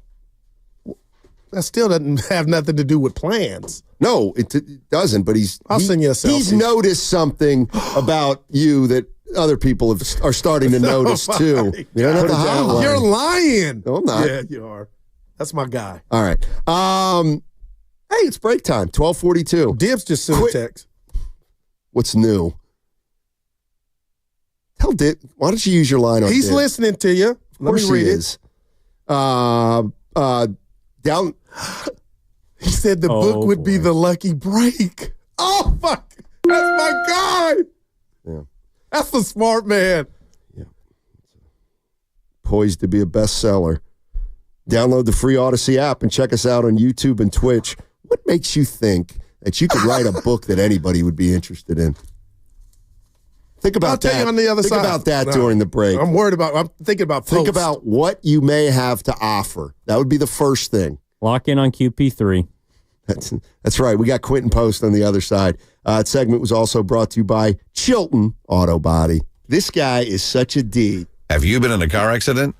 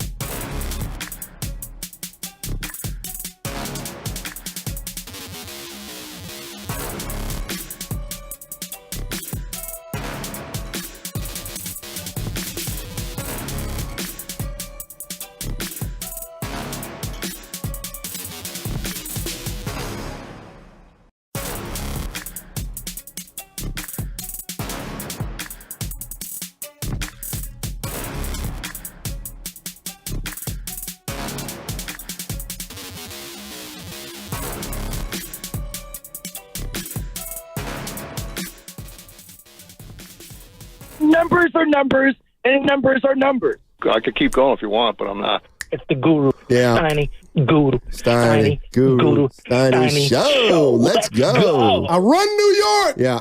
Yeah, Saturday's going to be a tough night for you of All-Star Weekend. I got other outlets than the station, bud. See, the problem is I got people in the game. Listen, just FYI, you're not going to Saturday of All-Star Weekend. That's Tier 1 media only. Just FYI. Well, bud, I got news flash for you. I wouldn't be going as a media member. No, you're not. I got people in the game. No, you're not going. Outside of the station. Because I'm a boss. Hey, I got to tell you something. This person, I can't dime them out. I look at my phone, because you've been in the movie. 49er Frankie. And I've been here for you. No, it's not. Dez. And I look at the text, Evan, it says, fight back. I feel like I've been killing you today. Everybody thinks you've been killing me today. Hey, my man goes, fight, and I really care about their opinion. Fight back. I mean, I'm having a buddy. But I've been here for you. No. Well, let me tell you when you won't be writing a book. On a Thursday. All right. I'm going to give you a 3. Tom's in Sonoma. Hey, we got Quinten Post. Yeah. Coming up in 25 minutes at about 1:15 today. 20 points last night for the Warriors in their victory over the Chicago Bulls. Let's go to Tom in Sonoma. Get us started on this segment as we roll toward the weekend. Hey, Tom. Hey, Steiny. Hey, Guru, man. How you doing? Hey, Goo, man. I got to say something to you, man. I didn't mean to get you upset the other day when I called and said Sacramento was going to lose, man. Yeah. I did that trying to inject some reality into you, man, and I didn't do a very good job. No. All right? When did I get mad? I never get mad at you, buddy. You were upset, right. man. No, he was, Tom. Tom, you got him good. Go ahead, T. I don't remember, but I love you, buddy. Go ahead, man. Okay. Look, man, there's a couple of things I got to say here. These two guys looked great the other night. They're a rough gym that needs to be polished. We need to polish it. The only thing I want to say is Chicago, man. They don't play defense. So I'll tell Guru. they got good expectations, but, man, they come across a good defense. They're going to struggle, but forget that part. What the problem is now, when we were 12-3 guys, we played 11, 12, 13 men. Steve Kerr goes, we got to get to an 8 or 9 man rotation. And ever since we did that, we've been losing. This team can only play for 24 minutes. We play slow, and in the second half, we try to catch up and lose. We play fast in the first half. We run out of gas in the second half and lose. We need 12 or 13 men, and everybody's saying it's impossible. But on this team, because of our age, we need these guys. All of them. We need everybody. And quit saying it can't be done. It can if you want to win, man. And I think this team, nobody's ever done this, but you got to agree with me that there's something wrong here. We don't play 48 minutes of basketball, man. We don't. No, there's nothing wrong here, Tom. What do you guys think, man? There's nothing wrong here. You know what, Tom? Great call. It was a great call. And he did get you the other day. I don't remember. Why would I be mad if Sac won? Well, I want the Warriors to win. He told you that, Goo, why would you think the Warriors are going to win? And because Sacramento's 9-2 over their last 11, and then of course I don't recall getting angry. No, you took the bet. You took the bait. But I'll just tell. You took Tom's bait. Yeah, I'll tell Tom and Dub Nation right now, Stoney, and it's been the theme. I listen Order to the Montana rings. and Shasky. No, not at all. But who can't be excited about what we're watching all of a sudden in the last couple of games? That's all. I don't know what over the last 3 games. I got you. But if we really want to put the rat on the table, brought to you by Atco Pest Control, Stoney, Quinten Post and Santos look like they have. Somewhat of the minus 10 against the I don't Kings. See, you get fixated on all that stuff. You it's get part the wrong, of the game. Peyton II was minus 16 yesterday. Bottom line is, I like what I see. Excuse me. Almost to the point, Stoney, where February 6th, bye-bye. Night-night. No, there he is today. Yeah, night-night. Yesterday. Let's keep going. We need Levine. We need Butler. We need Vucevic. And to be honest, Zion. if that we popped need Ingram. off, I this. never said Zion. I don't trust his body. You do.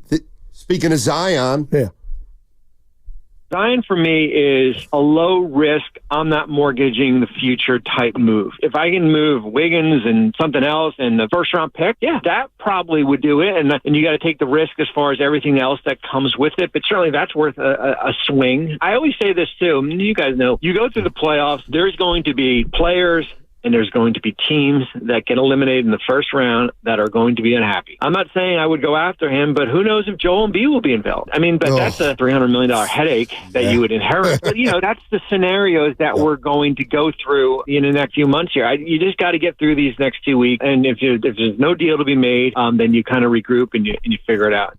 Yeah, I was listening to the roast, Donnie, and I heard that. But my question to you just about Zion, how could you get Zion without it not costing you Kuminga?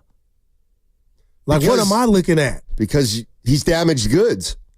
I liken it, the biggest trade the Warriors ever made, or one of the biggest trades they ever made, was for a guy who had baggage. BD? Yeah. Baron Davis. And they made the playoffs a year and a half later. I mean, if you can get Zion Williamson and keep Kuminga for one pick and a player or two, I would that to me would be low risk. But the player or two wouldn't be Kuminga. I might. Wow. Yeah, I might. Nah, not me. Okay. I mean, to me, Zion. I love his game when he's healthy. I just think he's not built to last. Hope I'm wrong. Jason in Tampa. Keep in mind, they thought Curry wasn't built to last first 3 or 4 years of his career, and he came back. You got me there. With flying colors. Jason in Tampa. What's going on, Jason? How you doing, buddy? By the way, you're going to owe me a drink today. But you owe after you pay me for mine. Jason's on the phone. Right. What up, Jay? Hey, what's going on, guys? How y'all doing? Right. Good. Hey, so wanted to talk about Quinten Post and his impact. Although it is a very, very, very small sample size, 2 games, and quite a few minutes. What I've seen is it's not necessarily the player by name, it's the role that they play. And the role that Quinten appears to be playing is that big, that stretch big, that pulls the defensive big away from the rim. And that's one of the biggest things that I've been seeing that has been slowing this team down, is attacking the rim and getting to the bucket, getting those dunks, easy layups, because the other team's big doesn't really need to move outside of the paint. So now that you have somebody who can move the other big out of the way, now that's going to clear a little bit of room, not just for Steph, but also Andrew Wiggins. And the one biggest thing that we've been saying over the last couple of years that we've been missing is playoff Wiggs. And playoff Wiggs from 2022, he was diving to the rim, slashing and making a lot of cuts and which also helped out his 3 game. So I think if we can get playoff Wiggs back, that will absolutely help the team look a whole lot better. Yeah, I mean, I think I like it. I mean, I like it too, but are you holding out hope it's going to happen is the question. Well, I guess it's better than what we had been watching, Stoney. That's all. Just give me a little Jim Carrey, you're saying there's a chance. Well, Wiggins is having a fine year. Yeah. Whether you think Wiggins having a great year, an average year, or somewhere in between, this is who he is. No, I'm saying he's doing it without the help of the paint being opened. And if this thing were to continue, it helps everybody. We'll see. See, that's what I mean. We'll see. We'll see if Quinten Post helps everybody. No, Let's wait till they play somebody. No, bottom line, I'm talking about the paint being open. And we find out tomorrow. And I'm not going to come in here Monday regardless what pops you off. might. Yeah, that's right. You might. Man. No, Stoney, stop. I'm here for you, bud. Seriously. Tomorrow's Saturday. I'm going to the gym, and I listen to Devone and Evan like I always do. Watch a game Another or two day back. Of taking photos, huh? Videos. You're a regular Ann Leibovitz. No, your selfies at the gym. They're great. They're not. I'm not in them, Stoney. I videotape. It's my check-in that I'm there. I'm really glad. And looking at your arms and shoulders, you can try it, man. I don't know. Get in the gym. I don't know how I get through a Saturday without a photo of a health club in Folsom. You know what I mean? It's Zach. Okay. Yeah. Let's go to that guy in Los Gatos. That guy. What's up, man? Long-time listener, first-time caller. Oh, my. Never a boring show. Oh, My thank man, you. thank you. Guru's struggling today. Go ahead, baby. What you got? Pick him up. Oh, no. So I know everybody is talking about these big moves that we need to make, and the one thing Not that I'm Guru looking at today. is we have Can he finish, well, man? all of these expiring contracts that we have $30 million in expiring contracts. So why are we looking at just moving off on that and adding something to that and going out and getting somebody? I don't know how desperate the Bulls are right now, but they look like they're ready for a rebuild. Yes, why they is do. it that we're not trying to, hey, look, you guys have $30 million, and if we give them a second-round pick for Levine and $30 million and maybe one or two other, folks that we have on our team, we can bring Knox up from the G League, and we can still have a 12 or 13 person rotation. Goo? Bulls seem to be asking for a steep price for Vucevic, so that right there, you don't want to part with any assets. But again, if that trade popped off, and I know we're going to be joined at 1:15 by the youngster Quinten Post, there's no way I would sit here and tell you and all the listeners, because I would be lying, that Vucevic wouldn't immediately help. But the bottom line is, you guys have beat me over the head with draft capital or whatnot, and staying status quo. I like what I see from Quinten Post. I like what I see from Santos.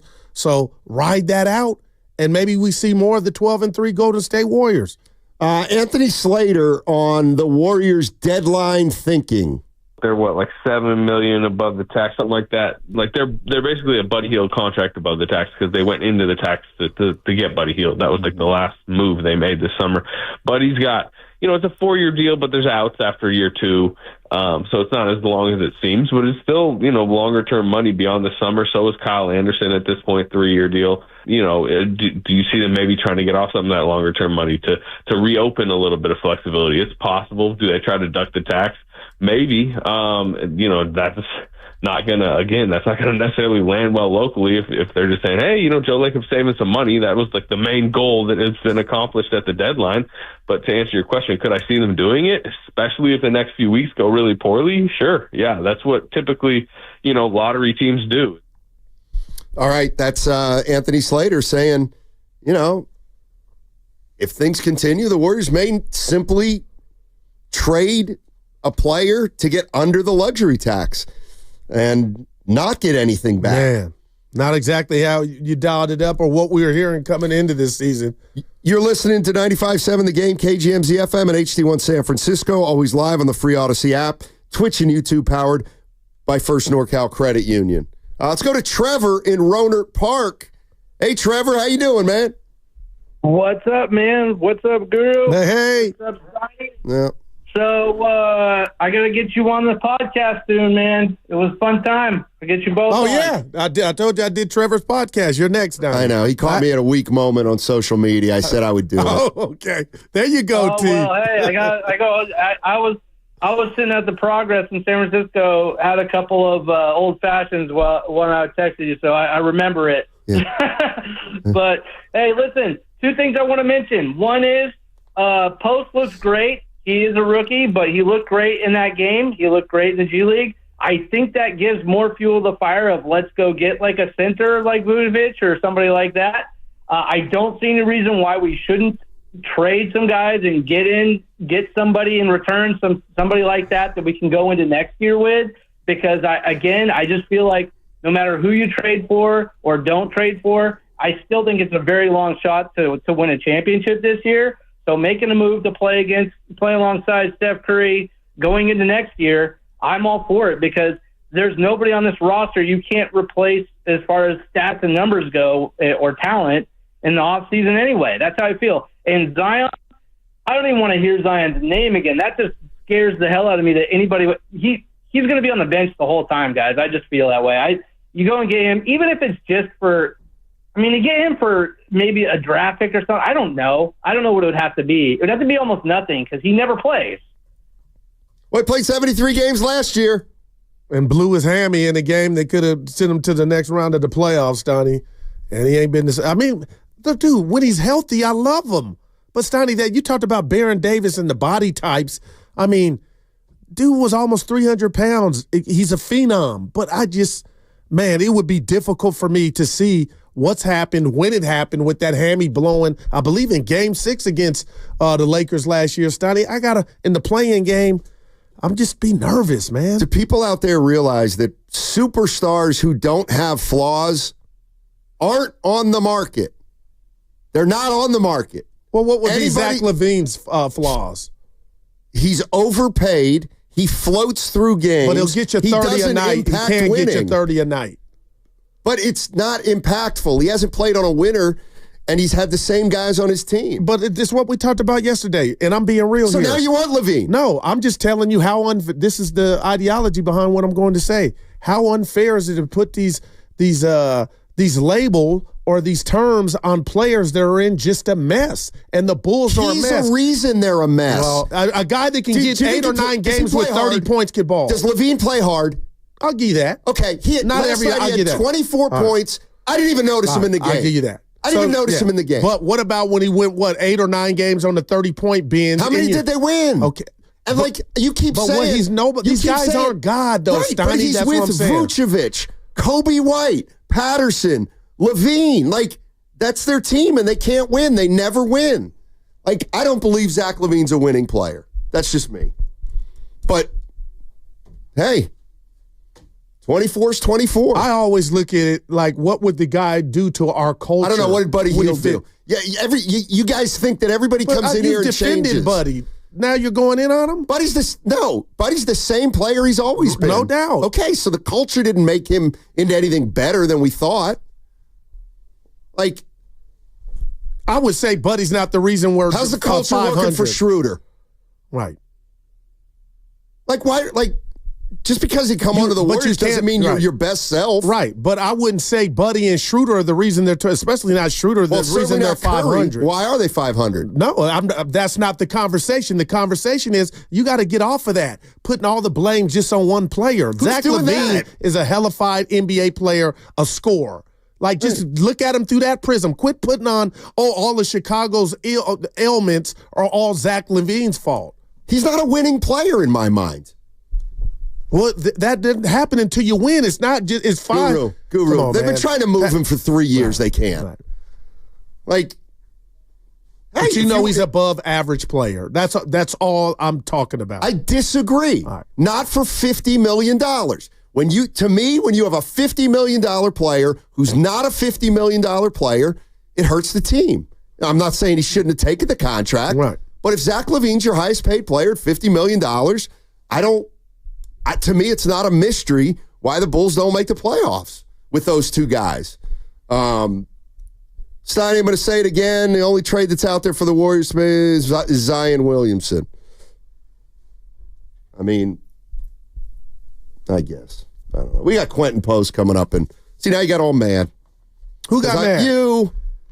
Steiny, you don't have that much power. I do. Clearly. I live life. How can you get me mad? I've been doing this for 7 years. Zach's great. How You're can right. you get me Zach mad? LaVine's great. I'm not. I'm just put some respect on his game. Yeah, right. No, he is. And they have been to the playoffs, coveted. By the way. Yeah. I'm just saying. I'm not telling you he's Kobe. Once in 6 years. I'm just telling you he's good at the game of basketball. He does. Okay. Why is? But it's nerds like you that want to go put a derogatory term on him. He's not a winner. Like he's the front office of the Chicago Bulls. When I hear Zach LaVine, I get you. He's not been to the chip. He ain't been to the conference finals. But when we talk about one's game, because I can step back and I'm not a natural hater, I can tell you Zach LaVine is better than you and I at the game of basketball. That's all. Dude went on a bender for scoring 30 points, which is not easy in the association, but nerds like you always got to put something on something you never did on somebody's name, and it's not fair. The dude's above average baller in the NBA, but he's not a winning player. Says who? He's in a mess, and he's been in a mess everywhere he's been. Nobody wants him, Goo. Nobody wants Zach LaVine. All right. Nobody. You wanted him yesterday. Am I wrong? You are wrong. You said I would take him. You told Willard Gibbs and myself. I said I wouldn't give up one. Nobody asked about what you would give. The words out of your mouth where you would take him. You didn't say that. No, I didn't. So now we're lying on Friday. Yeah, we are. Before Willard's Yeah, we are. All right. Yeah. That's what we're doing. We are.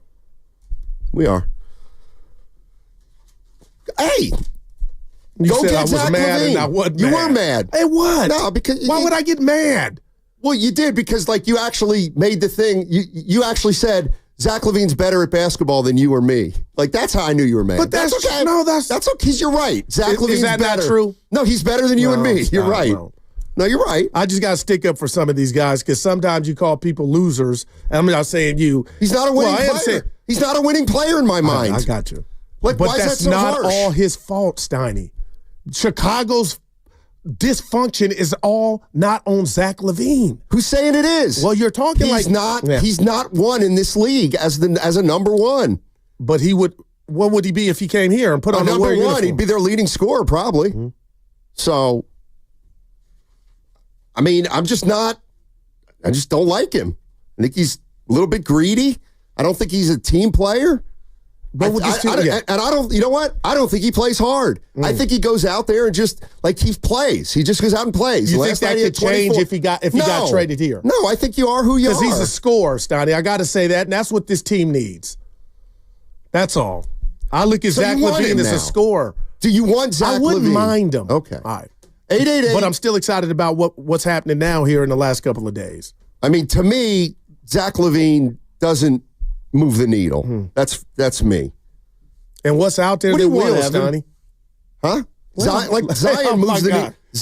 If the Golden State Warriors announce in the next 2 weeks that they've acquired Zion Williamson, this place will go off the chain.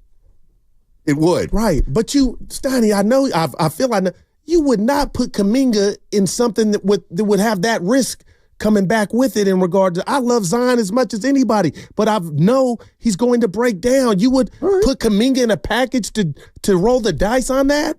Yeah, if I didn't have to give up some draft picks, yeah, because Zion's upside is bigger than Jonathan Kuminga's. Like, I know what Zion is when he's healthy. I don't know what Kuminga is when he's healthy. I'm not giving up draft picks for Zion. I'm not giving up draft picks for anybody. But yes, Zion Williamson is a guy that I would absolutely take a chance on if you could make a deal for him and it was not going to cripple the organization. And the other thing is, JK though, you're okay. We have to understand the Warriors they don't want to pay Kuminga 40. They would have paid him 40 if they felt like he was worth 40 before the season. If they feel like he's worth 40 now, they'll pay him 40. And I feel like they have to now, Steiny. I don't. I mean, if you trade Zion for Kuminga, then you don't have to pay Kuminga and you got Zion. But that's just me. We got Quinten Post on the other side. Warriors center, rookie center, second-round pick, had 20 points last night, and we will be joined by him right on the other side. 888-957-9570 is the number. What's coming up next on the game is brought to you by Fremont Bank. Here for you, here for good. Also, don't forget, starting next Monday, you can win a chance to play Knockout at Chase Center. Contest starts Monday, January 27th. It goes for 3 weeks, so you're going to have plenty of chances to win. Listen in the 8 o'clock hour, 12 o'clock hour, and 4 o'clock hour starting Monday, January 27th for your chance. Each show has a slot to give away each day for 3 weeks. You have to be 18, California resident. More details to come on 95.7 The Game. Hey, it's Guru here to tell you about Abundant Life Weight Loss.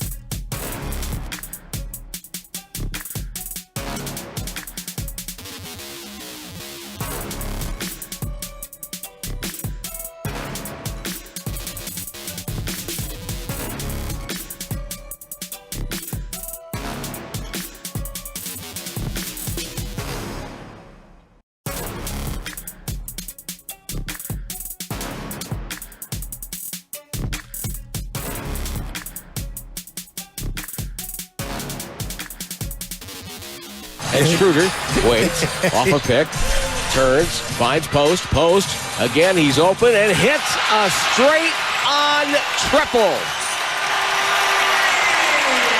94-78. Post, pick and pop, left wing. He got another one. Oh, Quinten Post. His 5th 3 of the night. Now, back to Steiny and Guru on 95.7 The Game. All righty, let's get right to it. All guests on 95.7 The Game appear on the River Islands guest line. Isn't it time for you to discover the islands? River Islands in Lathrop. Joining us right now, Quinten Post, Golden State Warriors rookie center, coming off a 20-point night last night against the Bulls. Quinten, thank you so much for joining us, man. Appreciate it. Yes, thanks for having me, guys. Absolutely. So a little birdie just told me that in the last couple days, you've had a conversation with another guy from the Netherlands named Rick Smits. Is that true? Yes. The day before the Kings game, I talked to Rick for about 15 minutes. Yeah, it was my first time ever to talk to him, and like I said yesterday, he's the GOAT of Dutch basketball, so that was definitely really cool. So is he a guy who, when you were growing up, like you knew all about him and knew he played for the Pacers and was a heck of a player? Yes, 100%. Like when he was playing, like basketball was pretty big back in the Netherlands, and after he left, it kind of died down a little, and hopefully we can spark that flame again. Hey, Quinten, I found out we were having you on the show, and I asked my partner, I go, man, what kind of personality does he have? Is he quiet? He like music? And then I found out we got a favorite song because I want to play this. I want you to hear this. This is from your open practice. Go ahead, Evan.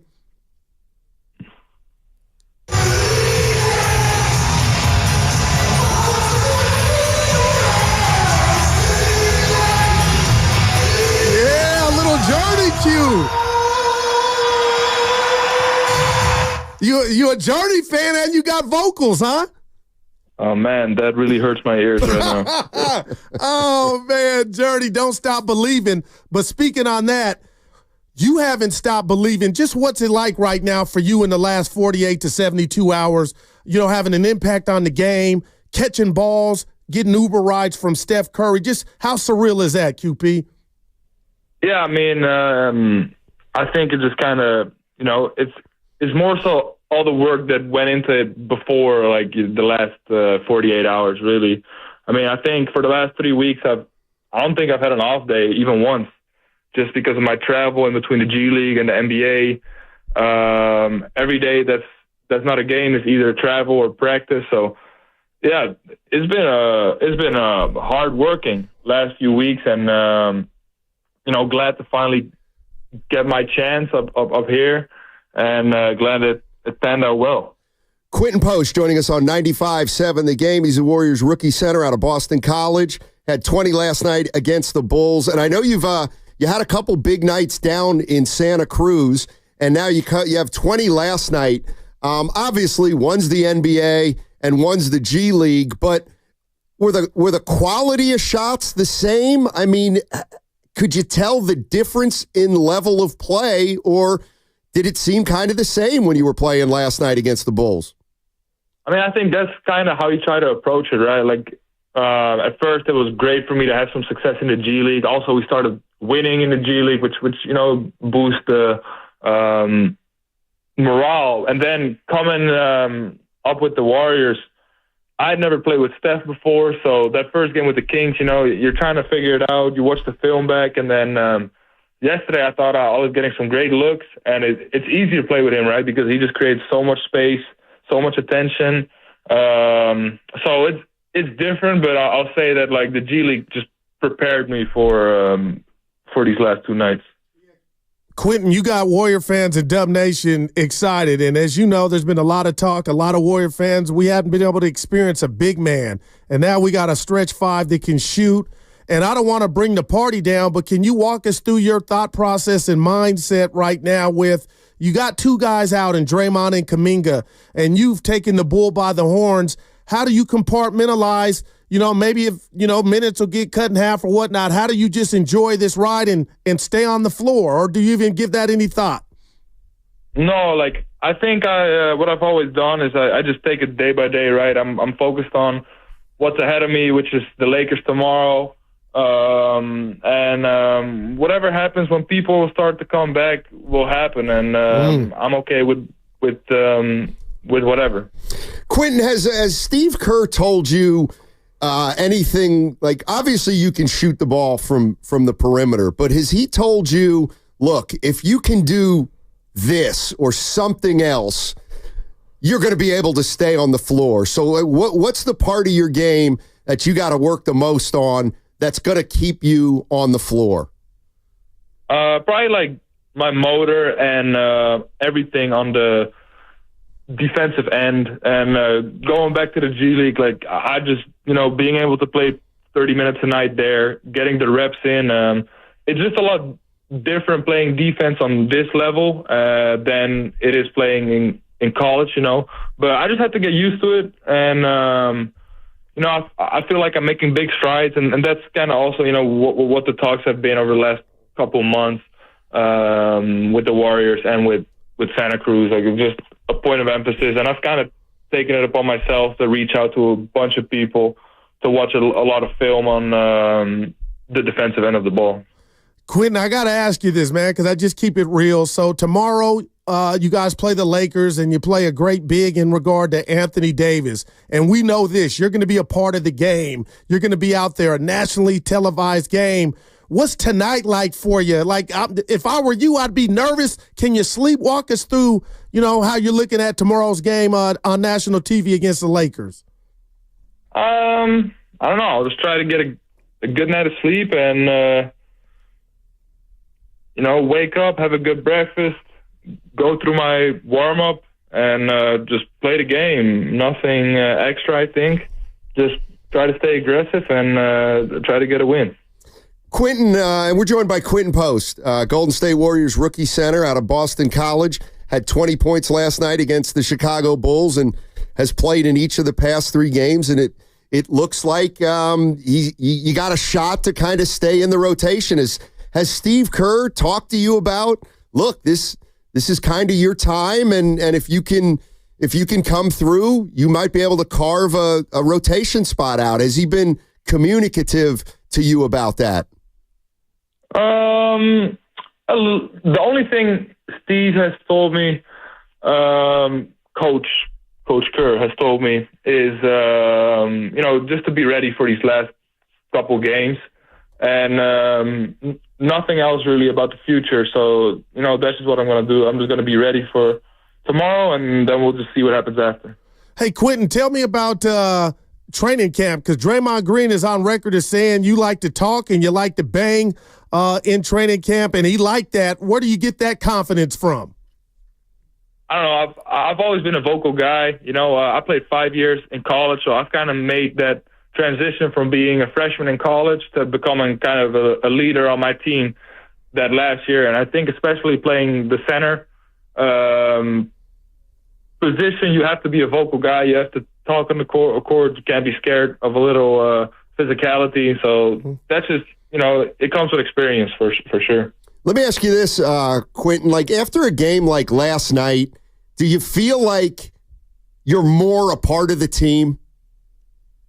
Maybe a little bit. It just feels good to play meaningful basketball, right? Play winning basketball. But I never felt like I wasn't a part of the team. Being on a two-way is a crazy experience, being up and down.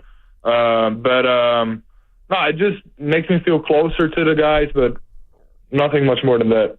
Hey, Quinten, let me ask you about going from your hometown Amsterdam to Mississippi State. Was there any culture shock in that? Man, I had never eaten no fried pickles. Oh, wow. That's for sure.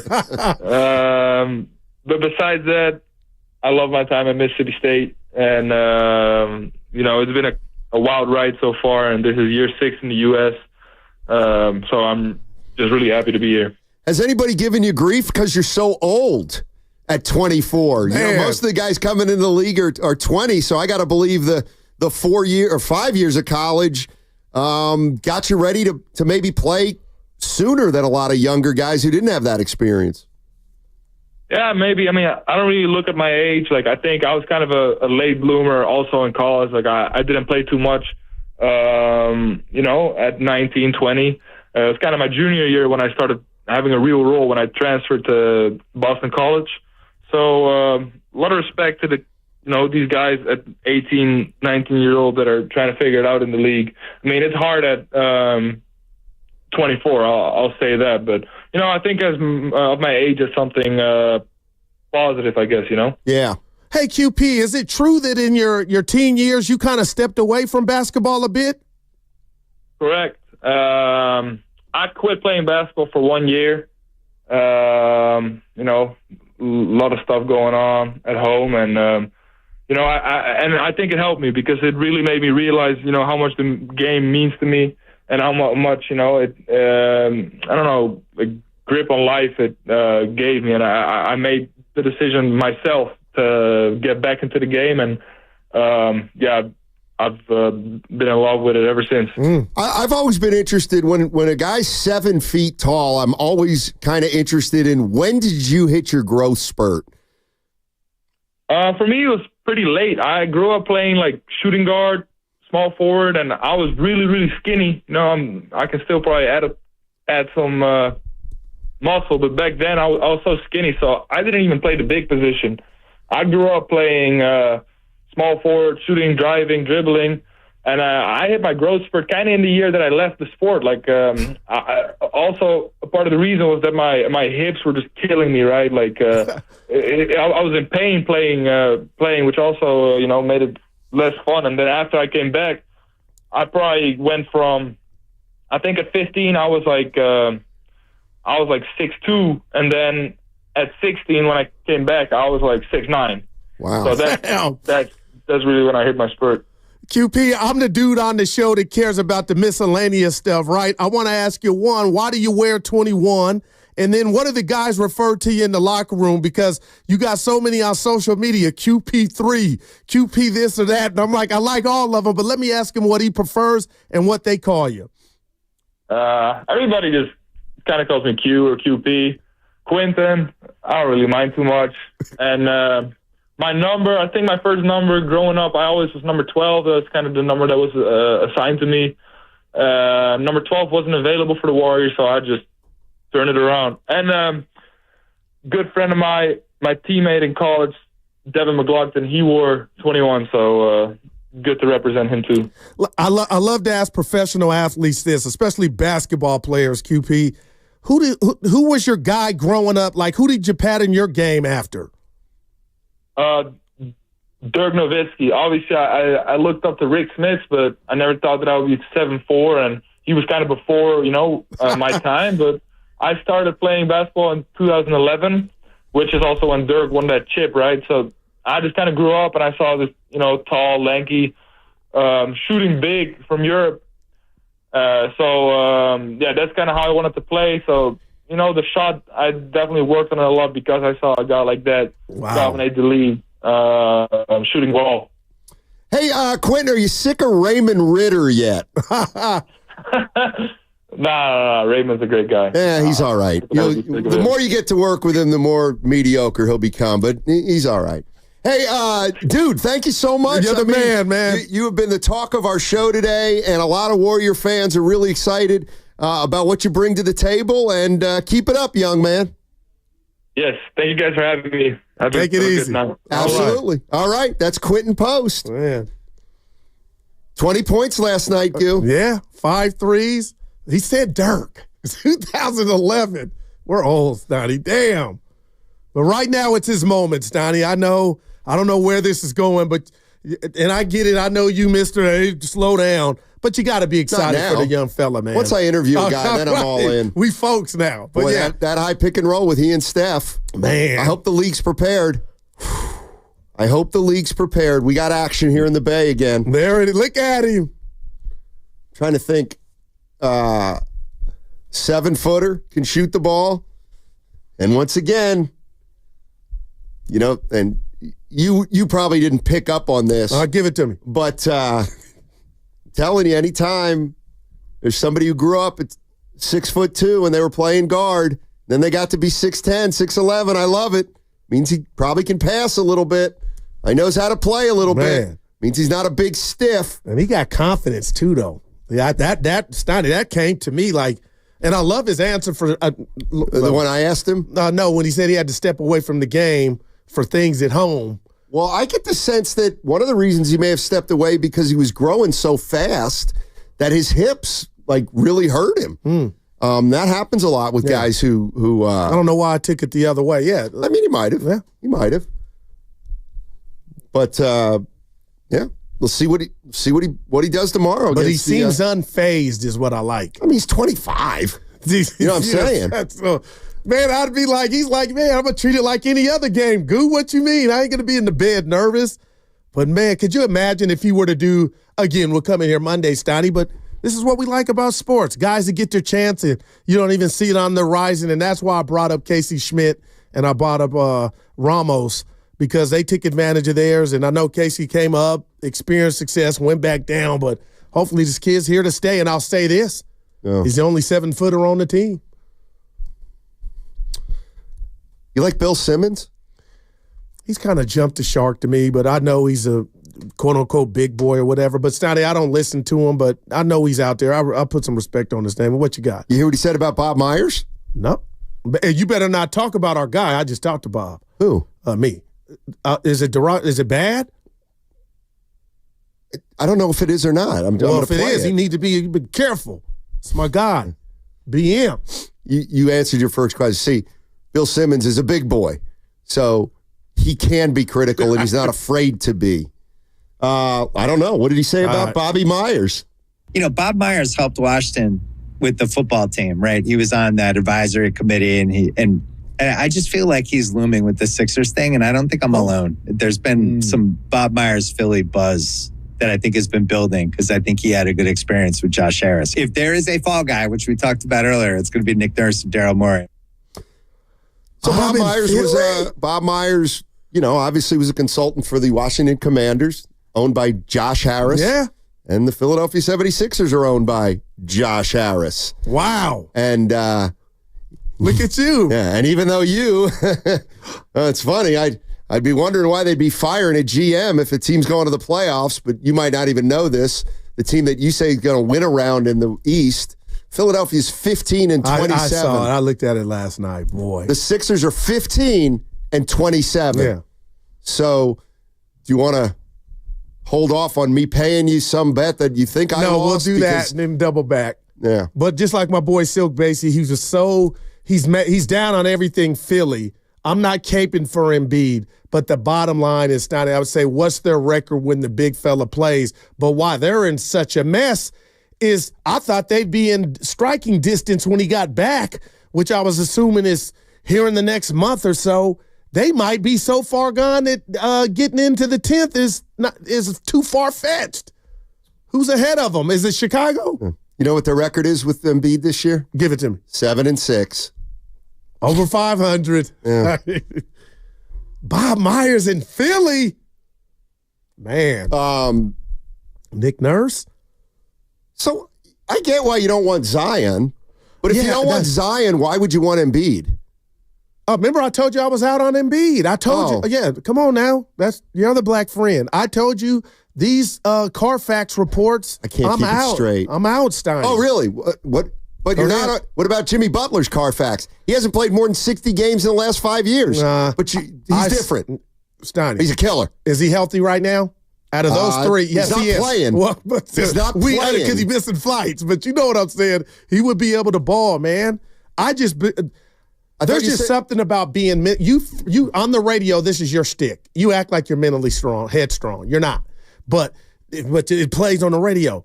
Jimmy Butler's one of those dudes, Donnie, and I just think if you get him around Steph and Dre, again, you're asking me, Goo, what does it cost you? I don't look at his Carfax report like I look at Zion and Embiid's. I mean, I love Zion, but he's a young jalopy right now, man. And I'm with the ooh-ah, but you're willing to part with the possibility of Kuminga to go get Zion? And then if it didn't pan out, oh, my God, people would be throwing rocks at the Warriors front office. Well, what did you expect? What did you expect to be injured so hurt? But to me, Embiid's way more of a risk than Zion. Oh, I'll give you that. I'll give you that right 650 there. says, Steiny, ask Goo about Tyrese Maxey. Well, he doesn't know about Tyrese Maxey. He's one of the quickest guards in the game. Goo doesn't know about him. What do you want to know? Kentucky, baby. Well, huh? Put some respect on my name. I'm not putting any respect in your name. But I thought Post was going to make me happy. He did. Stop. We didn't ask him about the Uber ride. Oh, that's right. Well, it wasn't an Uber ride. It was a ride. Well, he was.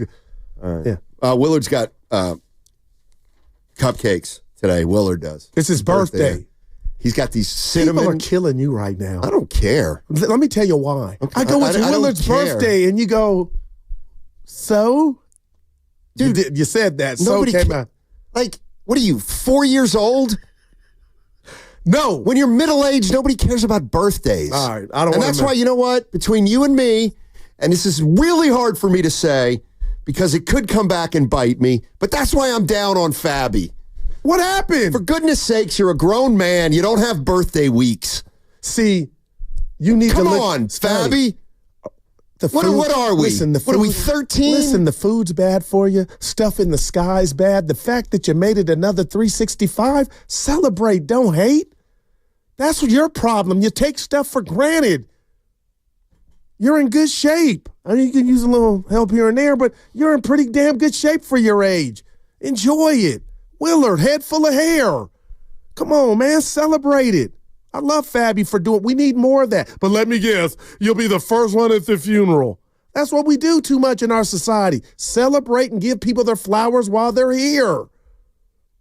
No. Oh, boy. No. Quinten Post. Everybody's got a birthday.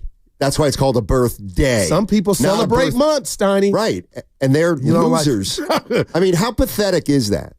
Okay, let me just do this real Seriously. quick. Are you in a bad mood today? Let me answer. Yes, you came in a bad mood. No, but imagine people celebrating. I came in a little tired. That's no, it. Stoney, you can't. Shut up! Slash cranky. And give Evan thanks and kudos for booking QP. He didn't book anything.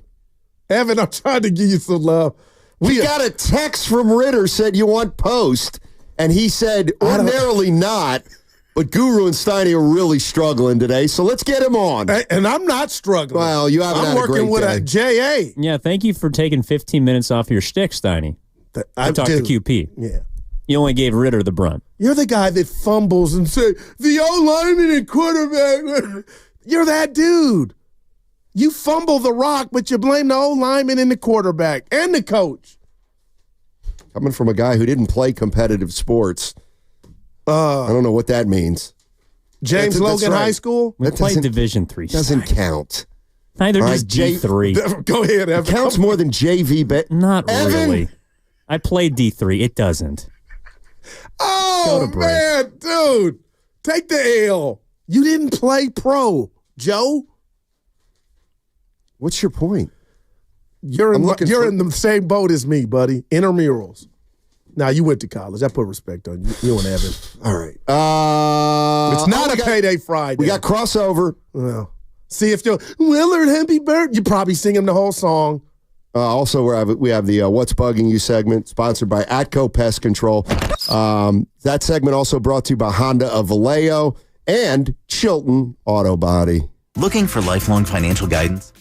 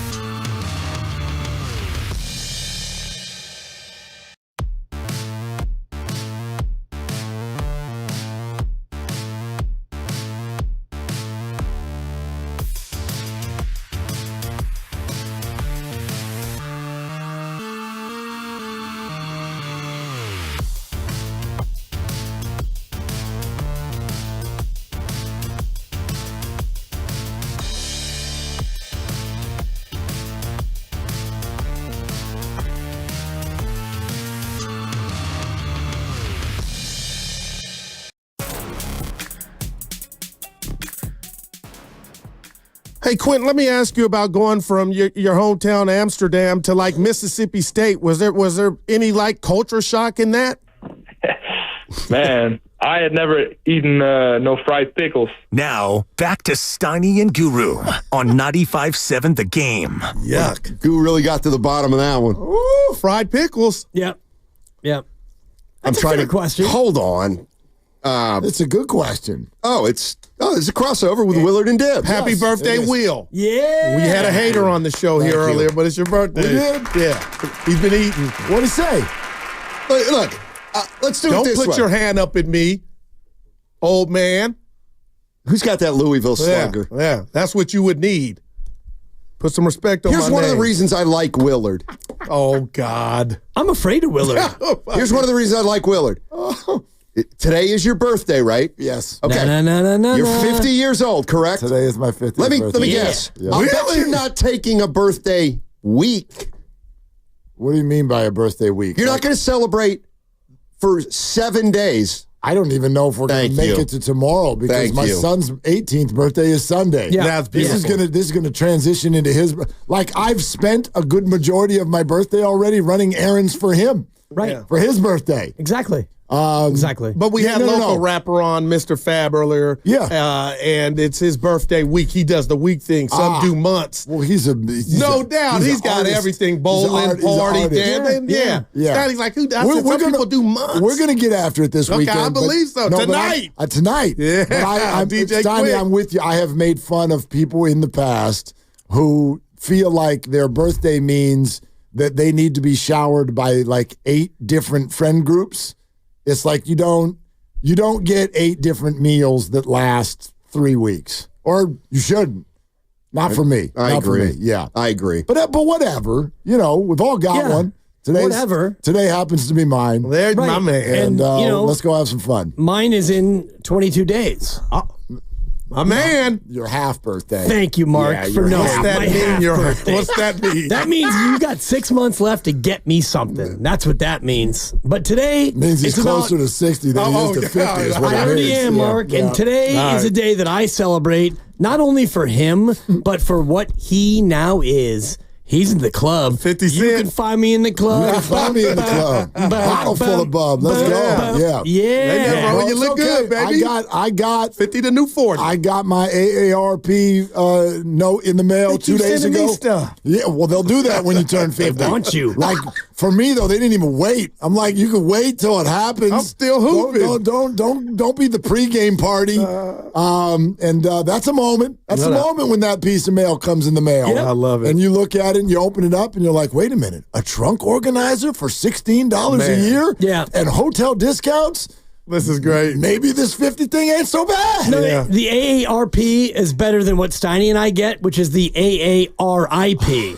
That's not bad. That's a fool. That is not bad. Yeah. I mean, it's a little bit of a different society, but instead of like, hey, get a discount, it's like, you know what? You may want to get your plot now. Yeah. Hey, coffin sales, Black Friday. That's like the Pete Carroll meme. Who wants an urn? Anybody need an urn? AARIP. Yeah. I just made that up. I may go cremation. I didn't think that's not a shocker at all. Not a shocker at all, That would be right. Not a shocker at all, my man. For most of my life, I've been like, I'm not doing that. It would be a cremation sensation. Let us celebrate you, Steiny. You can still do it if you want. Yeah. You know what I want to be? 2 words. Sedated. Green bin. Put your boy in the green bin. Compost? Just toss me in the green bin. Don't play like that, man. I'm not playing, Goo. We want to celebrate you, man. I don't want to be on somebody's mantle. I don't want to be spread out here either at one of the 19 jobs I've had. Just toss me in the green bin. And he's saying, Willard, he's saying that. I mean, come on, man. My 50th birthday got morbid real fast. Man, come on, dude. I'm not dying. Well, let's bring something positive. Yeah. If there is a God, then there's reincarnation. You know what that would be? You know what? I'd like after this life. Let me just get next life. Just get a butterfly. There's a guru up there too, Stoney. There's gonna be a guru up there. What do you want to be? Just get a butterfly. What? Now, why a butterfly? A bird. I don't care. I've heard a butterfly. Vulture. Butterfly's life is real short. Real short. Too short. Well, you go caterpillar first. Yes, and then you go get butterfly. that part, but you're technically not a butterfly till you are a butterfly. Yeah, after you get cocoon. Wow. I feel like Cocoon. Great movie. Thank you. Lock it up. You're hot today. I feel like I heard that on one of them Animal Planet shows once upon a time. I don't even know if what I'm saying is true, but I feel like after the caterpillar becomes a butterfly, its days are numbered. I don't think they get a whole lot of time, those butterflies. No, it's a short run. Yeah. It's a beautiful run. It is. It's gorgeous. Yeah. Wow. Yeah. I'm going to look that up. Lifespan of a butterfly. I want to be a raccoon. And then a whale. You already are. I want to rummage through garbage, and I want to straight up terrorize lesser animals. Dude. And I want to scare you. Raccoons are vicious. Oh, yeah. Dude, they're cute. They're very cute. Yeah, until you got to back them up in the corner. It's a Kind of like the problem. dibber. Yeah, exactly. Yeah, that guy. Some gets people back- eat them. Really? Yeah, your boy from the Carolina Panthers. Leggett. He eats everything. Yeah. Well, so did your guy, Jerry Jones. Raccoon? Yeah. He's from Arkansas. Are you? I mean, I've had deer, pig, but not frogs or. Are you ready for this? Let's Are go. you ready Oh, for what boy. you just chose? Sure. You want to be a butterfly? 7 days. Most adult butterflies live for 1 to 2 weeks. Oh, boy. I don't think that's right. But some species can last all the way to a few months. That's it. Yeah, you don't want Every that time one. you see a butterfly, stop taking pictures. Tell them, rest in peace. It's about to die. Yeah. Totally. Speaking And of then we'll be a whale. Yeah. And then after that, we'll be a. You could be a whale bison. now. Just go to Vegas and open up your wallet. Dibs, I know how you feel about the Warriors in totality. Like, they're not going to go on a run. Right. I whispered to Willard on his birthday that I feel like I'm getting vibes of Casey Schmidt when he first got called up in bat 400 for about a month. Okay. And then Ramos. Yeah. And I'm telling Stoney for 4 Ramos. hours, I'm excited just about what I'm seeing from Post and Santos. It may not last, Right. but please, when Kuminga and Dre come back, don't let it just disappear. Well, two things about this, because I've had a very, very, very hard week emotionally, personal Sorry stuff. to hear that. Okay. But every time you say the name Quinten Post, that's become my keyword to bring me back, because I heard about it might have been Wednesday, and then yesterday you mentioned Quinten Post, and I looked at my dear friend Matt Steinmetz, and the look that he has on his face, the level of disgust. Yeah, that's what it was. Over your pom-poms for, let's be honest, a 7-foot nobody who's had a couple of nice games. So when you say Quinten Post, if you could say that throughout the rest of this crossover, you're cheering me up. Now, Well, we just had him on, and Stoney's a fan now. we were supposed to get him, but wow. Evan you're greater welcome. than Lucas Allen. Evan, he low. Okay, yeah. You're welcome. EG got it done. The other part of it is, and this is something that we're going to get into, because you remember the narrative of Steve Kerr hates the young players? Yeah. When you get Slow-Mo back and Draymond back and Kuminga, who he's still young, but he's a 4-year vet, I back. think I know where you're going. If Guy and Quinten suddenly go back to the G League and buried on the bench, fans are going to be outraged. Okay, that's all I said. Okay. You know? Right or wrong, I think that narrative, Mark, becomes a little bit more And he had a viable. quote last night about the minutes when that happens. And you're right. I had your back when I heard you guys hours ago talking about this. And I don't know, did you end up getting the audio? Steve did say that. Yeah, we got it. Okay. Steve, They have my trust now. It's just a question of once we're healthy and JK and Draymond are back, are there minutes? So that's the question. Fans are like, all I can tell you is how that felt like inside my body. Get ready for them not playing. I heard him say that. I have to be authentic because I'm with all of you. It was one game. I'm not going to do this. We're not going to put Quinten Post in the Hall of Fame. I'm not even. Guy Santos has hit 9 of his last 11 threes. That's stupid. He's not going to keep doing that for the rest of his career. He's allowed to. He's allowed to, but he's not going to be the greatest shooter who's ever lived. That's my prediction. I'll stand by it. Stand on what I say. Thank you. Stand on what I do. But I will say what it felt like when I heard him say that. It felt disappointing. I love it. It felt disappointing because it felt like something that's new and exciting is probably got numbered days and is going to get taken sort of back from us. And I wonder not about the individuals involved, but more the concept. Doesn't it look like all the teams that are beating the Warriors on a nightly basis have one or two really good players, and what do they surround them with? Young and athletic wings. People who can shoot. Yeah. And there's just too many Warriors around Steph Curry who can't shoot. And literally, he's naming them as he tells us who's coming back.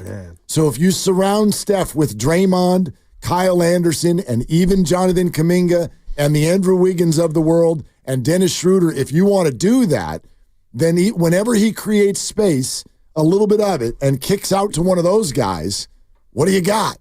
But it looks very different if the four people around him on certain nights, and again, interchangeable names, but skill set of Post, Santos, say Buddy Hield, and Moses Moody.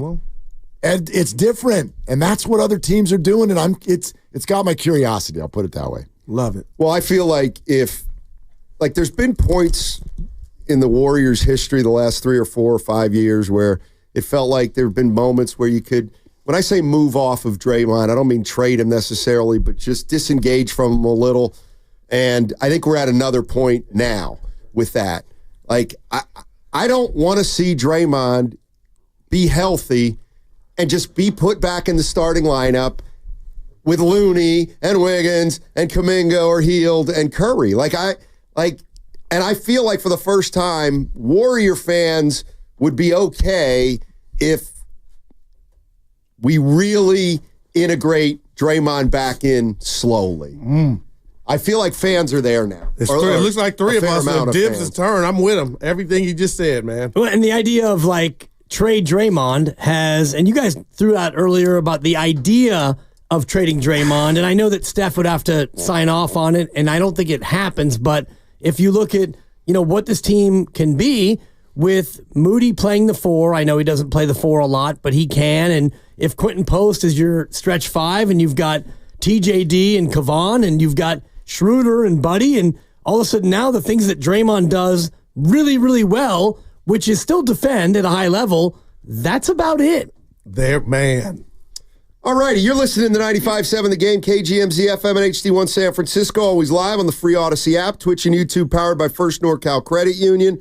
Who's enjoying these bouts of cold weather? The weather isn't the only thing to worry about. It's ant and rodent season. If these pests have made their way into your home looking for shelter, Atco Pest Control has comprehensive solutions from effective ant treatments to rodent eradication and exclusion work. Atco can take care of what's bugging you. Call Atco Pest Control or fill out a service request online at atcopestcontrol.com. We like to fade the Dibber. I also want to fade whoever predicted it was going to be freezing this January. This is the most beautiful January I think I can ever remember. We'll talk to my kinfolk in Houston. Well, yeah, but we don't live there. Yeah, we live here. And talk to us in the La Miranda Valley where you go out outside your house at 8:30 in the morning. It's 34 degrees. Oh, sure. No, it's still freezing in the morning and late at night. But this is a clean January, man. Yeah, so far. It is clean. My long-range forecast tells me that we've got rain coming in about a week. Yeah, but end of January. But I was going to say, in about a week, that's called February.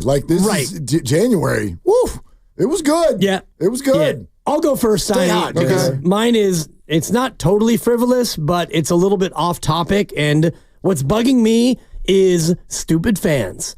And we can think about all the stupid fans out there, but today I'm going to drill down on you, Australian Open fans, where Novak Djokovic, the greatest men's tennis player in the history of the game, he's got the most majors, he's still playing at 37. He played a 4-set masterpiece in the quarterfinals and beat Carlos Alcaraz, who is 16 years his junior, and he did it with a muscle tear. And he goes out and plays in the semis earlier today or yesterday, Australia time, I don't even know, against Zverev, one of the best players in the world.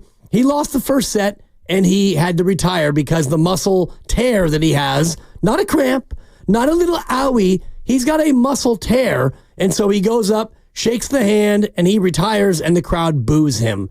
You're booing Novak Djokovic, a guy who's given 20 years to the sport. He's won your tournament more times than any player in history, and you boo him?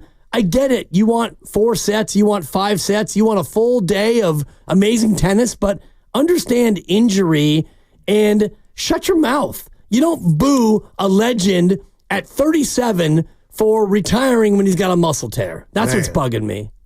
Wow. Stupid fans. Yeah. You might as well be Philadelphia, Australia. Yeah.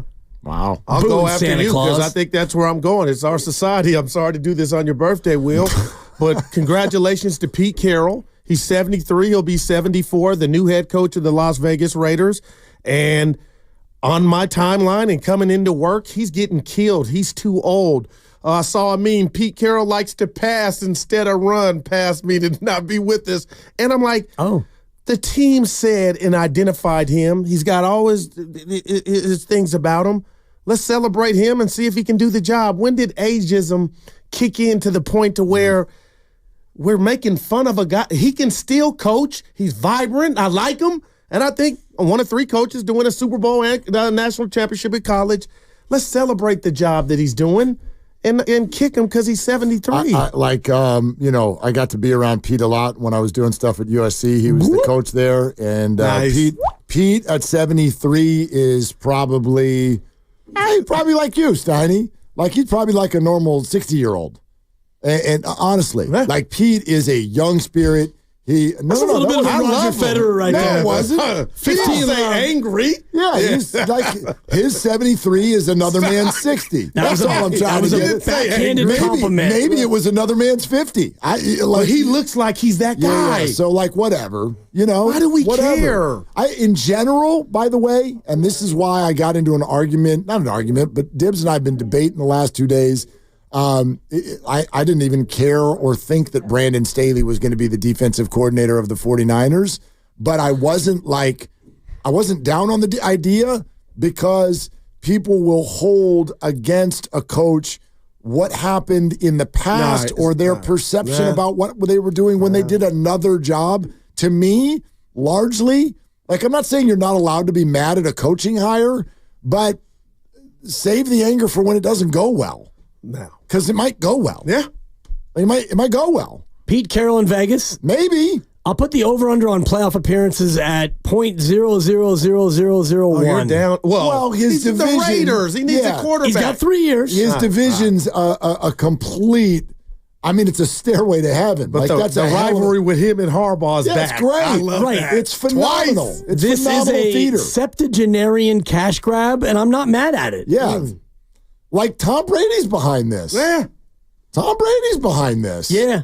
And does that change everyone's thought on it? What a track record he's had as an owner. Well, but somebody who can quarterback till he's 45 probably thinks somebody can coach till he's 85. Yeah. Maybe he comes back in quarterbacks for Pete Carroll. Maybe. Maybe. Yeah.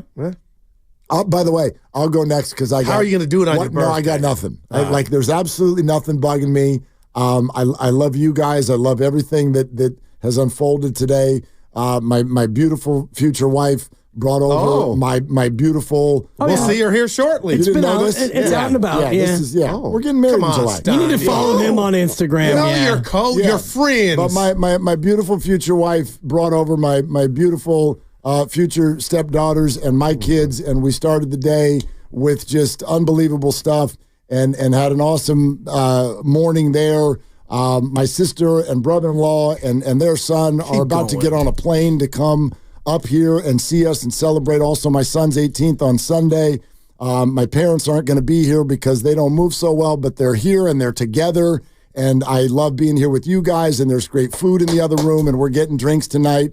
We are. And I am not bothered by this number at all. I am so beyond blessed. I cannot believe that I reached this milestone and this many things are part of my life that I hope for, and I could not be a happier person. Mark Willard, ladies and gentlemen. So that hit me in the car. Thank you, Randy. It's beautiful. And it's making me try to get between now and 5:57. You're going to get after me now. I'm going to make sure that I get something that's bothering him. 4 hours for me, right? I wish I wasn't that guy, but when I have somebody around me this happy, my default, knock it down just a little peg. You two are alike. You two are alike. He and I are cut from the same cloth. Our fathers were the same men.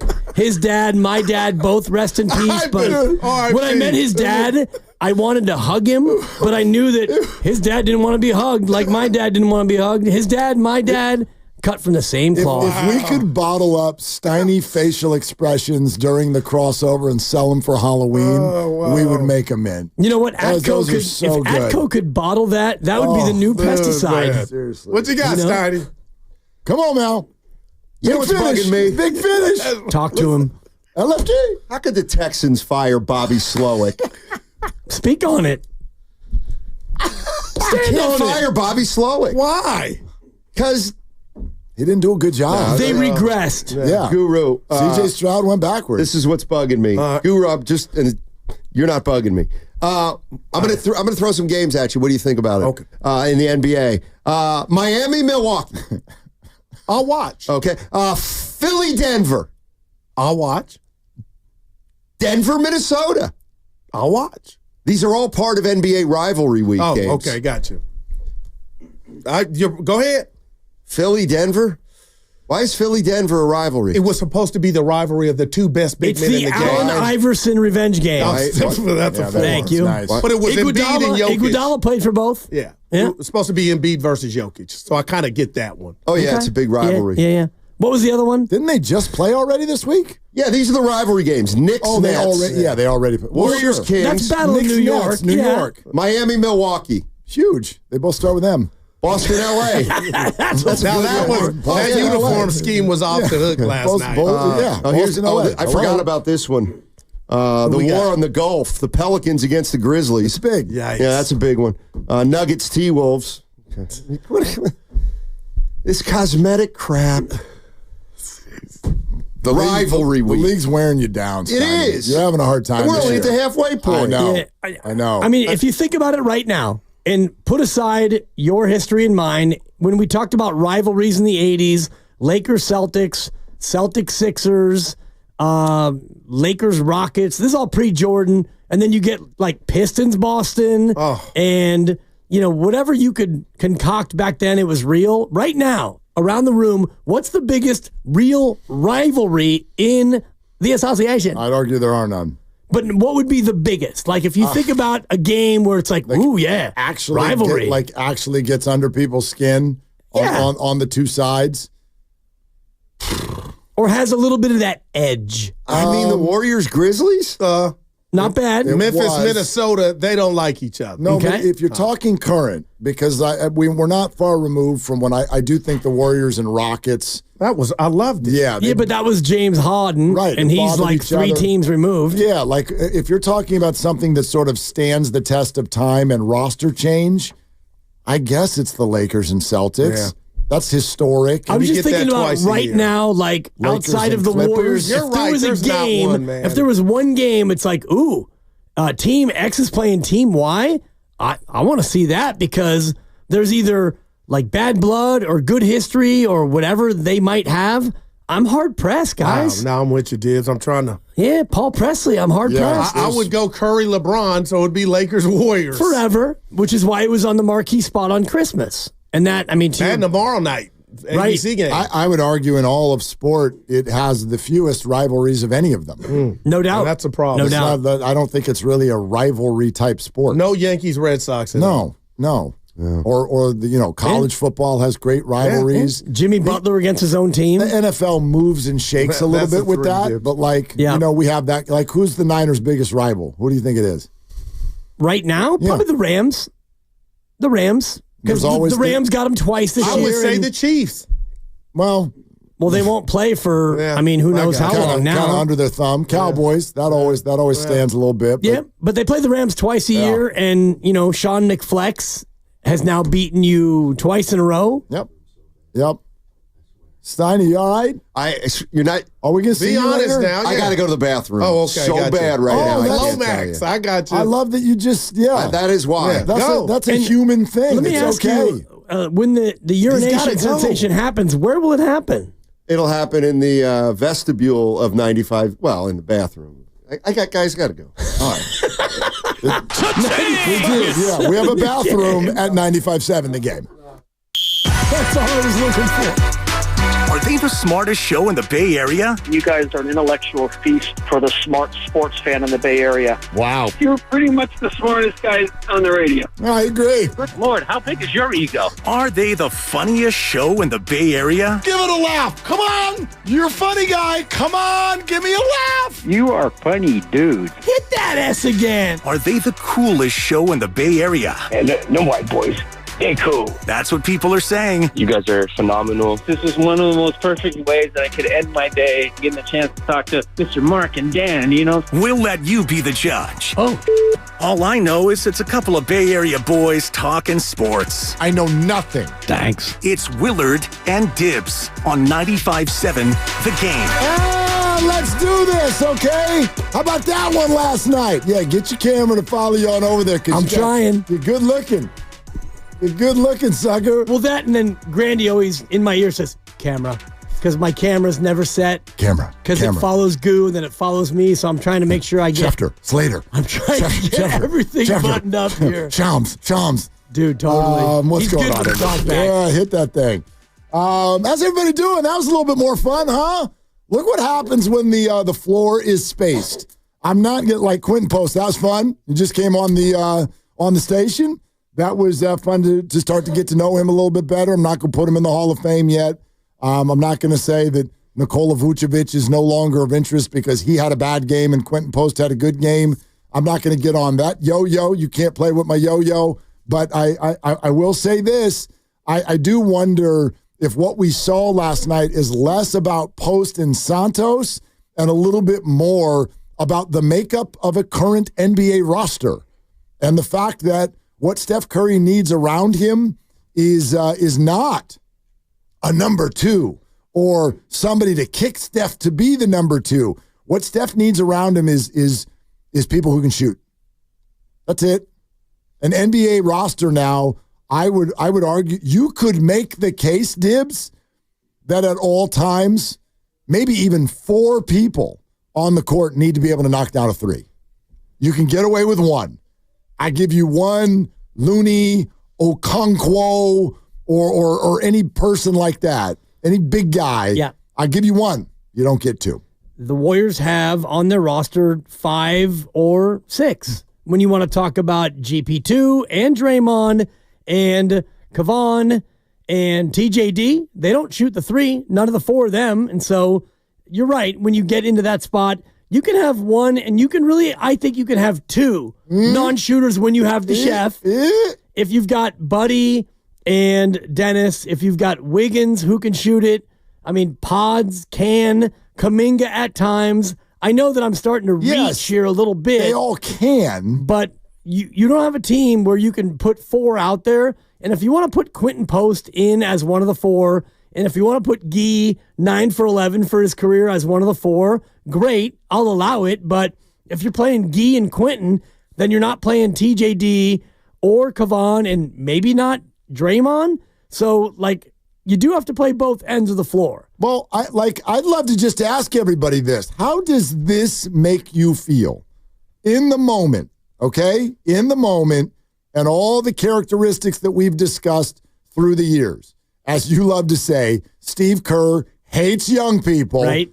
They've never developed anyone, even though you're all mad that Jordan Poole is not on the team anymore, and you think that Jonathan Kuminga is extension worthy, and now you're digging Guy Santos and you're digging Quinten Post. But the Warriors have never developed a young player before. Fine. Okay, sarcasm over. Steve Kerr hates young people, and he wants to stick with the establishment and stick with the dynasty too long.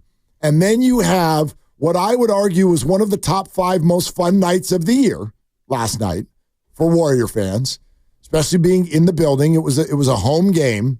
I think that Clay's return and that performance by Steph, that's probably the best night of the year so far. There are others. They beat Boston, but last night got really fun. Not only did they blow someone off the floor, right, but there was just smiles everywhere all the time. You got 20-somethings knocking down threes in bunches, and the crowd was loving it, and the bench was loving it, and Steph looked like Steph. That's the happiest I've seen Steph look in weeks. So with all of that in the room, then minutes later, here comes the press conference, It's like, Steve, over here. Are you caught up in the joy as well of Quinten Post and Guy Santos? And he says this. For Quinten and Guy, they've played well in the past 2, 3, maybe 4 games. Quinten? And Guy, yeah. But for guys like of their experience, how long does it take for them to earn your trust? Oh, they have my trust now. It's just a question of once we're healthy and JK and Draymond are back, are there minutes? So that's the question. I get your sigh, and happy birthday, by the way. I'm going to make sure I get that out as often as possible because it is your day. It's a special day. You've turned 50 today. You sigh, yet we think about the 49ers, and Jordan Mason goes absolutely bananas, and then McCaffrey's cleared to play, and what happens? McCaffrey gets every carry. Sure. Jordan Mason gets a little sprink, a little sprink. He gets crumbs, and then McCaffrey gets hurt, and Mason's hurt, and so now it's Garendo. Now you get everything, and then Garendo gets a little bit dinged up, and then now it's Patrick Taylor, and it's whoever else came behind him. I can't even remember anymore. The season's been over so long. I think that was about it. I mean, this is what teams do, where you come in as a backup, you flash, the regular comes back, and you get shuttled to the bench. And I would normally argue that is the right thing to do, at least in most cases. But to me, this is not. It's not about Draymond's back, and now you have to sit those guys down because they do different things. Christian McCaffrey can come back, and you're going to sit Mason because they're both running backs, and they carry the football on a run play. And in fact, and McCaffrey does more. He catches Christian it too. does everything Jordan does and more. But this last night was not, for me, a representation of Guy Santos and Quinten Post. It was a representation of their skill set and something that the Warriors have largely never had in the Steph Curry era. And as he gets older, I would argue it is something that has gone from a want to a need. And it is, if he's ever had it before, it's come in the forms of like Otto Porter, Mo Buckets, although Mo was mostly a mid-range Mo for the most part. But like the idea of a 7-footer who is going to pull the big defenders away from the basket. Because if you don't, well, then the Warriors might beat you by 25. Because he could get hot from out there, and he can do it over and over and over again. And even if you get to him, he might be able to shoot it right over your head. That weapon is something that Draymond Green can't offer. So, Kevon or TJD. Anyone. Right. Anyone. And so I'm not here to say, Quinten Post forever, because I don't know what the guy's going to do night in and night out. He's played a small handful of games. He's intriguing. It's interesting. I love it when players get their moment and they look like they're ready for it. That's all wonderful. But to me, this was representative of a skill set. And I do think there are more games to gather information. But my guess is going to be that as long as those two guys keep hitting outside shots, Steph is finally going to find the space he's been looking for, and the Warriors are going to be a better offensive team. As long as Steve keeps playing them. And this is where I do think the conversation comes in 888-957-9570. What do you think about the future? Because when Slow-Mo and Kuminga and Draymond all get healthy, we know that Steve loves veterans, and the veterans love other veterans. And I know Kuminga's not a vet yet. He's 4 years in. He's 22, but he's earned his rotational spot.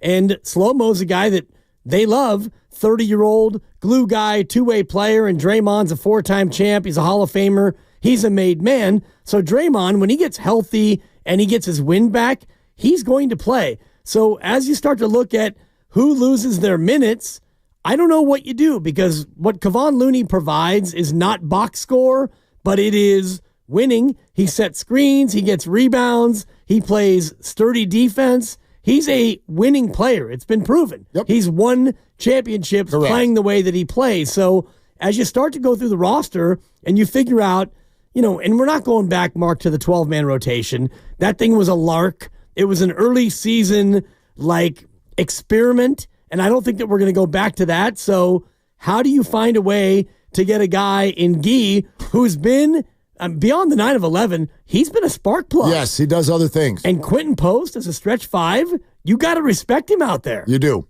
You do. And so, again, the good thing is you don't have to make this decision tomorrow. Right. You don't have to make this decision on, is it Tuesday? I think that their next game is after this, after tomorrow's game against the Lakers. That sounds right. Monday or Tuesday, yep. Whatever it is. All I know is you're hot. Thank you. You're 4 for 4 in the guess the result game. Yeah.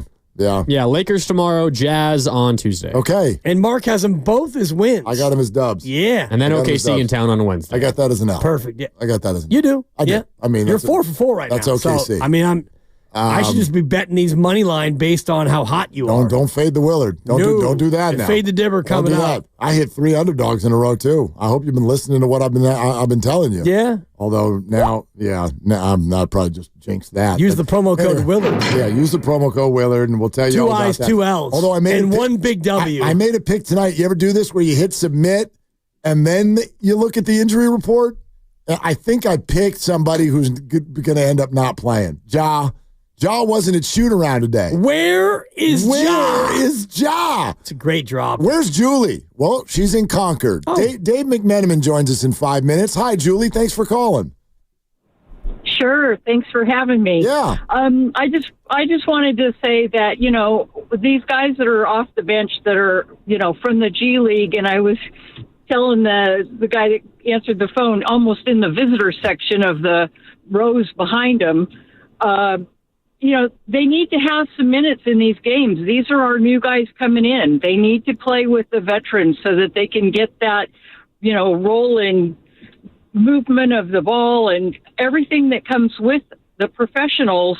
And if they don't get it while the other guys are out, and then also in between, give them 5 minutes or 3 minutes each game, they need to keep in that momentum, that progressive forward movement. Well, Julie, I think a lot of people are with you. Thank you, Julie. And the question will come when those guys get healthy. And I guess this is all I would ask if I were, giving advice to Steve Kerr, and he doesn't want that, and so whatever. But I would say the same way they're gathering info on Jonathan Kuminga and Quinten Post and Guy Santos, why don't you gather that info on Draymond when he gets back? In other words, don't just play Draymond because he's Draymond. If it's still effective, great. But you guys are running analytics on every single pairing in the league. I know this. We know this. And if it's not working, be ready. Be ready to do something essentially that you did to Klay Thompson last year. They still played him, though. They played Klay. But they benched him. Right, but they still His played words. him. Right, so you can, and I don't even know if it's benching Draymond, but you can shuffle Lower the minutes a little yes. bit. But ultimately, you got to give players enough run to be productive. Yeah. I don't think you can just give Draymond 18 minutes and say, I don't know, it might be a good thing for his body.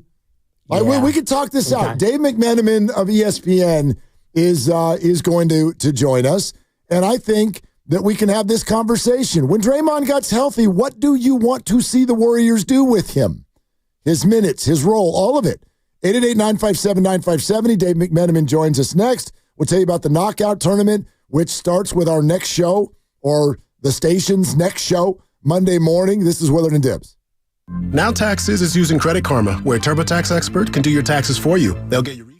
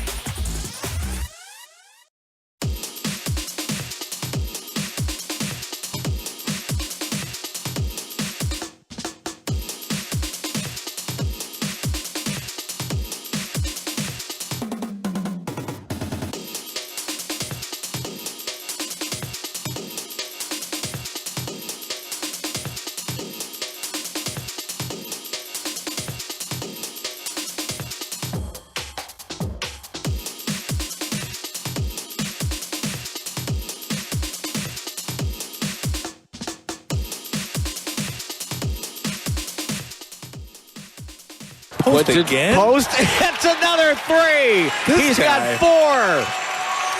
It's 100-83. Now, back to Dillard and Wibbs on 95.7 The Game. Yeah. That was kind of funny. It's That was your kinda day, funny. brother. It's your day. Dude. They're whatever. I was born today. Yeah. Whatever. Yeah, I was born today. But What thank I was you. gonna Thank say, you. well, Thank you. what I was gonna say, what's bugging me is this very thing, and I didn't want to bring you down, but people who don't celebrate their birthday, that bugs me. Not that you have to make it all we're about celebrating. me, Yeah, me we're the whole celebrating. week, but you turn 50 today. Yeah. Can we at least have a 4-hour window where we can be like, we can make it all about you? Not that the show isn't always about you. Thank you. You're Thank welcome. you. I've been asking for that every day. And you've gotten it. Yeah. Every day's No, your we're not. birthday. We're not going to stop at 4 hours at all. Thank you. But no, today is about Quinten Post, right? It's not about me. 888-957-9570. We will get back to your calls. But right now we're going out to the River Islands guest line for one of our favorites, and it's been a minute since we've had him on, so it's great to have him today. ESPN's Dave McMenamin on the NBA. Hey, Dave, what's going on, man? Hey, Mark. Happy birthday, man. Well, It's a big deal, 50. I mean, yeah, I was like, they're like, what do you want for your birthday? And I'm like, I want to talk to Dave McMenamin. That's what I want. Yeah, there you go. Yeah, Wow. So that's What a what gift. that's what we're doing. But yeah, to that end, we do want to talk to you. And I guess I'll just start with this. What do you think the Warriors are going to do at the deadline? You know, based on what Steph Curry said, where I don't want us to make a move out of desperation, it wouldn't shock me if they have the blessing of Steph to not look at it as this trade deadline is the urgent moment, but this trade deadline into the offseason, into next trade deadline, where it's like we recognize that major moves need to occur with this team. But it's about trying to find one last championship push, and let's not lock ourselves into over the next 3 weeks if the right deal doesn't present itself, but certainly be of the mindset that we know that this team needs to upgrade to give you and Draymond Green and Steve Kerr one last chance of glory. So to me, I'm not saying they're going to stand pat, but maybe another move along the lines of the Dennis Schroeder move that they already made, and saving the major tectonic plate shifting type of deal for either the offseason or as late as next year's trade deadline. Great call, Dave. Dan Dibley here, not my birthday, over 50, sadly, but that's kind of what I've been advocating all along, which I've been calling an incremental move. And if we think about it in terms of a smaller incremental move, is there a player out there that you think about? Is it Cam Johnson or a younger player where you could maybe shuffle off an expiring and get a younger controllable asset that can incrementally make them better? Yeah, it's interesting. Cam, I think, is, while I understand he's not like a multi-time all-star or, as a household name like a Jimmy Butler, Cam is considered to be really kind of at the top tier of guys who are going to be on the market over these next couple of weeks if Brooklyn was to move him. So I would probably put him a little bit outside the incremental category. I think he would be a great acquisition. And, especially if you get Kyle Anderson healthy at some point, and another guy who could kind of do so many things on the court, like a Kyle Anderson. And so, he would be someone that certainly if Dunleavy could pull off that would be wonderful. But I think you look at Utah, you look at Portland, you look at Chicago, you look at Washington. These are the teams included with Brooklyn that are considered to be the sellers coming up. And quite frankly, on those rosters, there's a lot of talent to be had. It doesn't just have to be, thinking in terms of a Zach LaVine or a Jimmy Butler or Brandon Ingram at the All-Star level. There's talented players, and quite frankly, those players are going to be moved from those teams because people are going to try to position themselves for Cooper Flagg, not just because he's a dynamic two-way talent, but he's a guy who you can build your business around. He's going to put butts in seats for some of these small markets. Dave McMenamin, ESPN, is with us.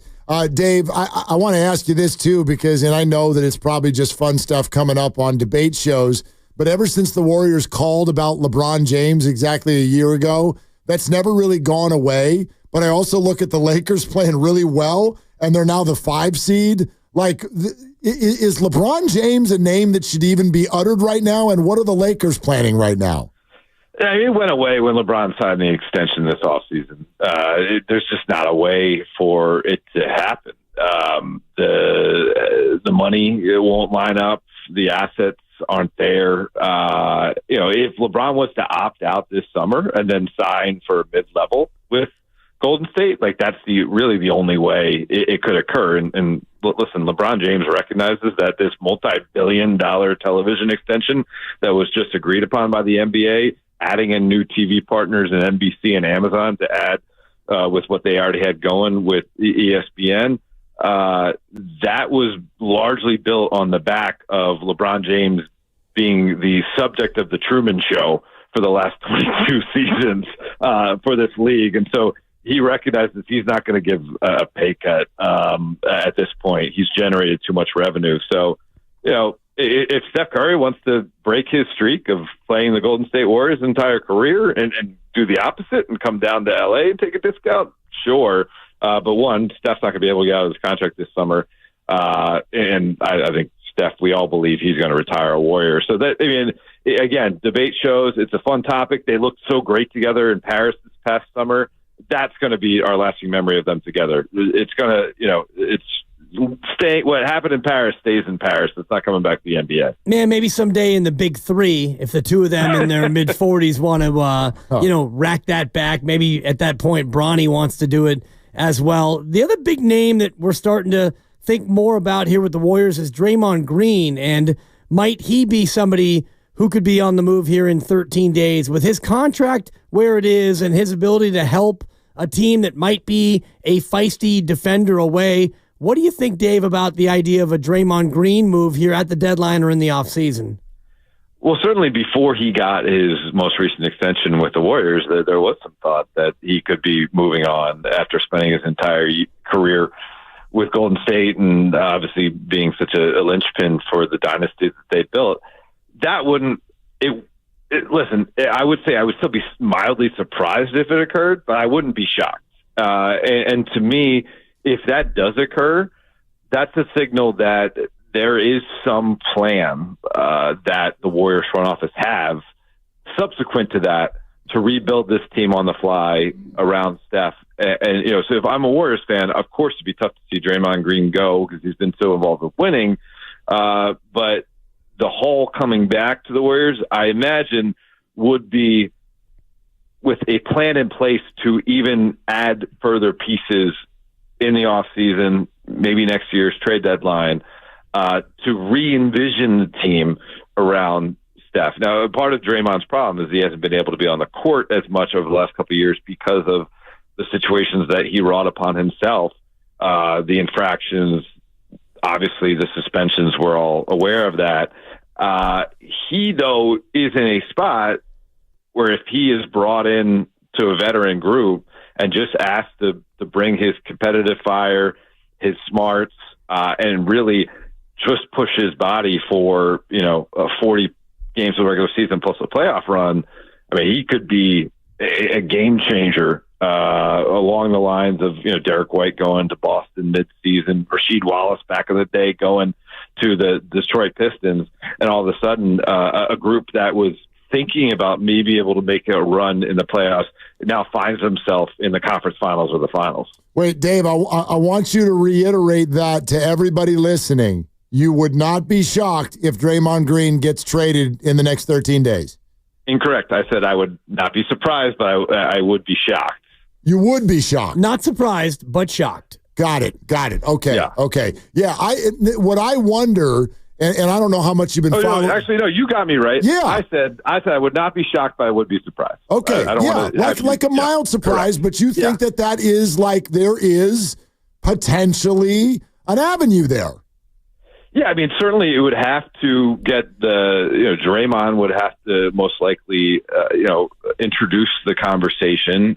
Clearly they, as an organization, have done right by him, stood by him at every turn. So I don't think it would be a unilateral move where the Warriors just said, "Oh, we found something out there.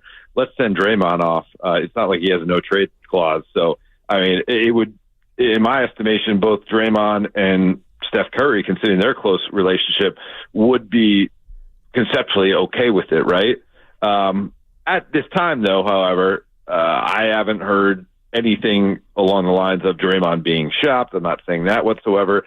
I know, though, if I'm an opposing team that sees myself just a piece or two away from vaulting into that true championship contender status, that's a call you like to make about Draymond Green, because I really think he could help a team with all those, obviously obvious skills and experience that he would bring. Yeah, Dave, and here's maybe the other reason we're kind of picking at this a little bit is just over even the last 24, 48, 72 hours, not that we're necessarily all in on these young players who are suddenly having a few good games, Guy Santos and their second-round stretch five, Quinten Post, who hit 5 threes last night.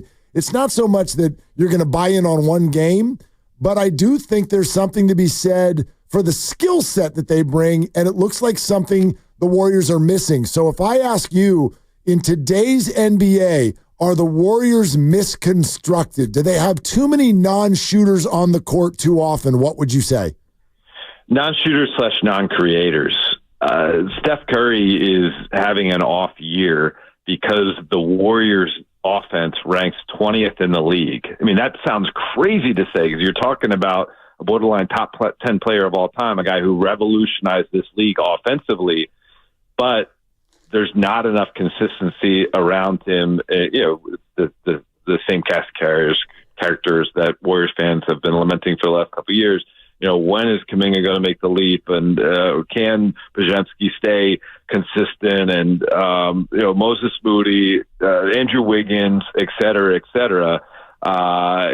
Steph Curry would benefit from another true offensive threat. Those other players that we just mentioned, Dennis Schroeder, throw them on the list. They have parts of their game that are talented offensively, but there's not a guy who commands two on the ball when he has it, which then opens up swing opportunities for the role players that they have. So it's basically only Steph doing that without another guy putting that type of pressure on the defense, which obviously they had in prime Klay Thompson, but that situation has come and gone. You're not going to be able to maximize Steph Curry, and if you're unable to maximize Steph Curry, you are basically just putting butts in seats and having as many opportunities as you can to have reunion night celebrating those 4 titles that they already won. Yeah, and there's a lot of those nights that are happening and more of those to come, and the fans are still putting their butts in the seats. You mentioned Jonathan Kuminga, Dave, and I wonder what you think from the outside looking in, because here the fan base is split between he's amazing, he's the future, and he doesn't fit, and he's overrated. When you watch Kuminga from the outside, what's your take? He is a guy that looks like he was made in the lab when it comes to what you would want from a wing position player in 2025 in the NBA. The skills are there, the athleticism's there, the consistency is not there. And, the thing about a young player like that, it can't really come unless opportunity remains. And then when there is a overwhelming amount of opportunity, then you can kind of decide whether they have the ability to maximize it or you want to sell on the potential because you'd rather get someone that's already established, even if they are older, and you'll risk the chance of Kuminga blossoming into a multi-time All-Star because you feel like he might be able to reach that, but he's not going to reach it in a timeline that will coincide with what's remaining of Steph Curry's prime. And so, listen, I am more, and I've covered a lot of veteran teams that have won championships. I've been fortunate to cover the Lakers with Kobe and Powell win championships, obviously, LeBron James, and, some veterans on that Cavs team, very important veteran guys like, Kevin Love was becoming a veteran, and Richard Jefferson and Channing Frye, J.R. Smith, certainly veteran at that point, them winning in 2016, and then LeBron and Anthony Davis and Rajon Rondo and Danny Green, all veterans winning in 2020. I am more of the opinion if you have a star, a true star, a monumental star, one of the greatest players ever to play the game in a diminishing prime, you're better served putting him next to veterans versus younger players. It's just the way things are. It's hard to be a young player and perform at the level that you need to in order to get the most out of a diminishing window for a veteran star. Dave McMenamin, ESPN. Dave, real quick, 13 days from now, Jimmy Butler's situation is what? He's not on the Miami Heat, and I would say he's going to be on three teams. One of three teams, I should say. It's going to be Phoenix, Memphis, or Milwaukee, and we're all kind of just waiting to see how that thing plays out. Okay. And then other than that, I expect that we'll talk to you before then, but 9 months from Sunday when you turn 43, just in case we don't talk to you, happy birthday. I appreciate it. Yeah. I'm not a big birthday guy personally, though. I'm more of like, I don't really celebrate it. It's just one step closer to death. So we'll just say it's the birthday greetings for you. That got dark, Dave, and I want to let you know that I am a big birthday guy, and now that we are radio friends, August 15th, mark it on your calendar and beat the rush. Get to the stores now for a gift for your boy. Yeah, I mean, perhaps we can get you a plot at the cemetery. Wow. By the way, second time that the word plot has already come up on this radio show and we today. haven't talked about movies at all. Something about a 50th birthday is making people think about death, which is unfortunate. Dave, one more real quick, because we had Nick Friedel in studio last week. Yes, and he mentioned that he gave a speech at your wedding, and I want you to rank it on the scale of 1 to 10, the Nick Friedel speech at the biggest day of your life. Honestly, and you know, I would not say this unless it was very true, because part of our friendship was me ripping apart the stories that he wrote for years and telling him they could have been better. It was a 10 out of 10. He nailed it. Yeah. 10 out of 10. Not surprising. Nice. Yeah. With that voice, I mean, he can read Dr. Seuss with that voice. You give that guy a handheld mic, and it's a good time. Yeah, it was fantastic. Yeah. All right. Hey, Dave, good to catch up, man. And I'm going to need a headstone too, Dave. Not just a plot. I'm going to need a headstone too. Thank you, brother. All right. Appreciate it, guys. All right. There he is. Dave McMenamin, ESPN. He's 42 years old. Yeah. And he's one day closer to death. He's not the only one. No. Yeah. He and I and you both, all of us. Yeah, that's the other thing. Why is a birthday one step closer to death? So is every Tuesday. Exactly. Hello? Like when you look at your car and the odometer clicks over to, 40,000 miles. Yeah. My car's now 1 mile closer to death. Every time you drive somewhere, you're 1 mile closer to having to go back to the gas station again. No doubt. You know? And every time you park your car, you're one step closer to having your window smashed. That was too soon for Grandy. Whatever. Welcome to the club. Soon. Yeah. I mean, anyway. I mean, we've all had it. I lost my set of clubs. I've had my window broken 7 times. That was, I mean, I'm not going to turn it into a huge thing, but you brought up the idea of Draymond Green being on the Warriors over the next 2 weeks. And he's like, it would surprise me, but it wouldn't shock me. Wait a minute. Is that on the table? Is it? For real, is that on the table? It's not on the table, but it's not on the table. Then it's on the table. Like Steph is not on the table. Right. Everything else I asked Steve that earlier this week, is there anything else off the table? Did. And he, not surprisingly, he would not define that. But he did not go, well, Draymond's not going anywhere. He defined it when you asked about Steph. He didn't let you finish the question. Correct. He said, no, before you could even finish your question about, well, I mean, Steve, if this and that, and he wouldn't even let you finish, but he let you get through the Draymond question. Yeah. Well, I didn't ask it specific to Draymond. I just said, is there anything else off the table? Right, which, I mean, is Quinten Post off the table, Steve? Well, No. he might be now. No, yeah, right? Right? Well, the way you asked it, to me, implied you were talking about Draymond Green. Of course I was. Yeah. Of course I was. You're a But it also- wordsmith. Yeah, well, You're 50 now. You know how to do this. Yeah, I've been here for a minute. So we're one step closer to death. No, boy. Anyway. Thanks, Dave. 888-957-9570 is the number. And I do think that that's for me, a little bit where this conversation goes. Again, listen to this exchange with Steve Kerr after the game last night with Guy Santos and Quinten Post both going off from three-point land. For Quinten and Guy, they've played well in the past 2, 3, maybe 4 games. Quinten? And Guy, yeah. But for guys like of their experience, how long does it take for them to earn your trust? Oh, they have my trust now. It's just a question of once we're healthy and JK and Draymond are back, are there minutes? So that's the question. Well, and I answered that with a sigh. And again, it's not that I don't understand it. It's not that I didn't expect it. But in that moment last night, that felt to me like somebody pouring a bucket of water on the fire. That's what it felt like. And the reason is not because I'm here to tell you Quinten Post is a future all-star. It's because I'm here to tell you that I'm at least intrigued by the idea that the Warriors found something conceptual last night.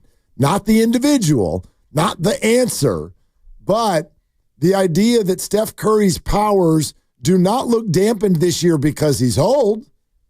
They look dampened this year because what's around him is ineffective in helping him be himself. And I would argue it's both, but I do think that probably the first part of it is a bigger factor than what I would normally recognize. And last night gives you a good idea of what a stretch five could be.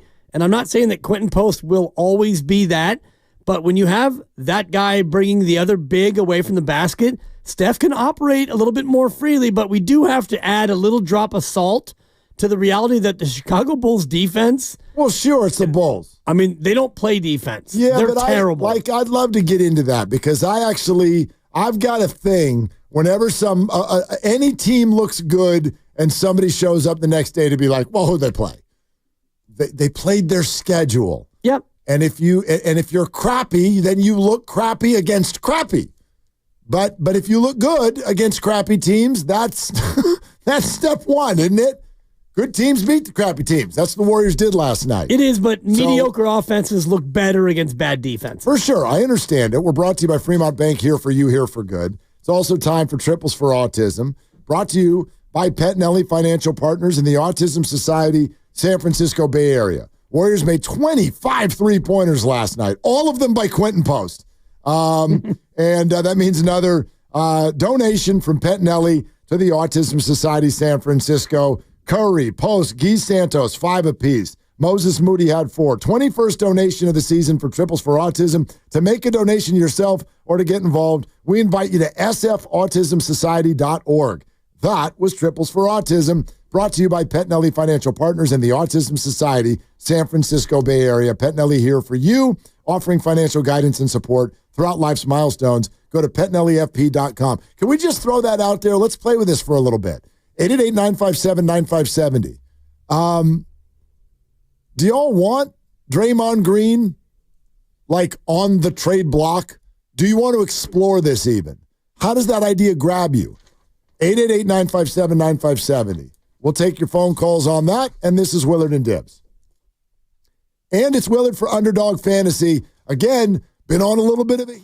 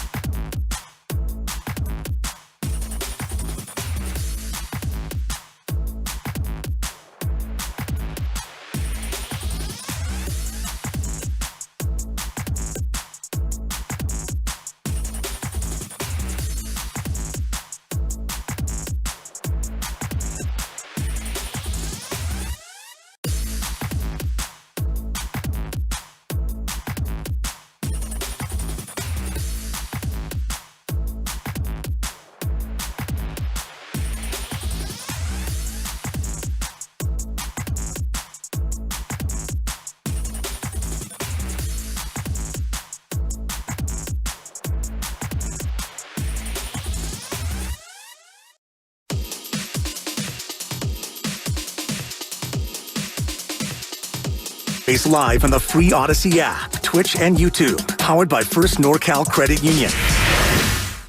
Now, back to Willard and Dibbs on 95.7 The Game.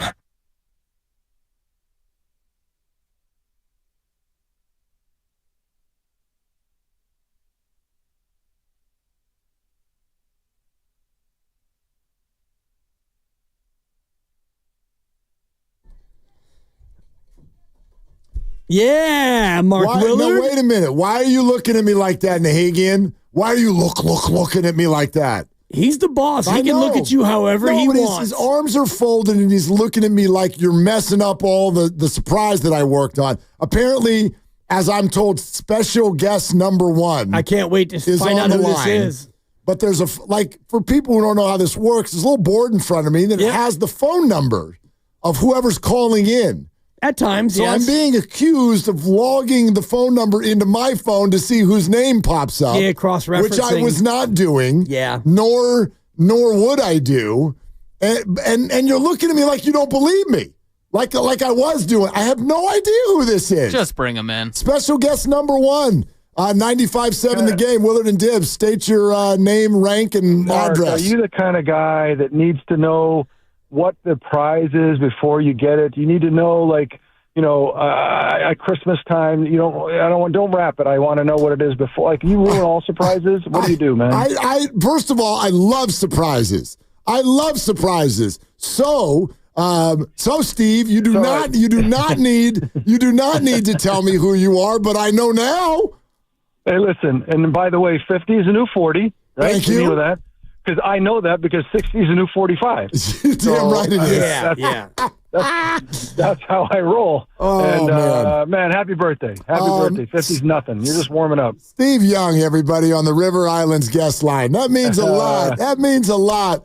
You're the man. No, Steve, you are. You're the man. But yeah, tell me all about it, how I'm still 40 years old.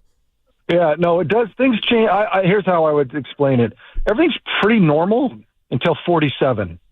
47 is the spot. So you probably felt that a little bit, but then you're good for another 20 as far as I'm concerned. Yeah, it was when you could stop seeing. I couldn't. I can't see anymore at 45. Well, not that, it's that, but then you can't play more basketball because you're going to blow your Achilles. Right. There's stuff that happens that you get cut off from. Yeah. So, okay, fine. Move on. But right now, as far as I'm concerned, I've been going about 15 years after that. I'm good.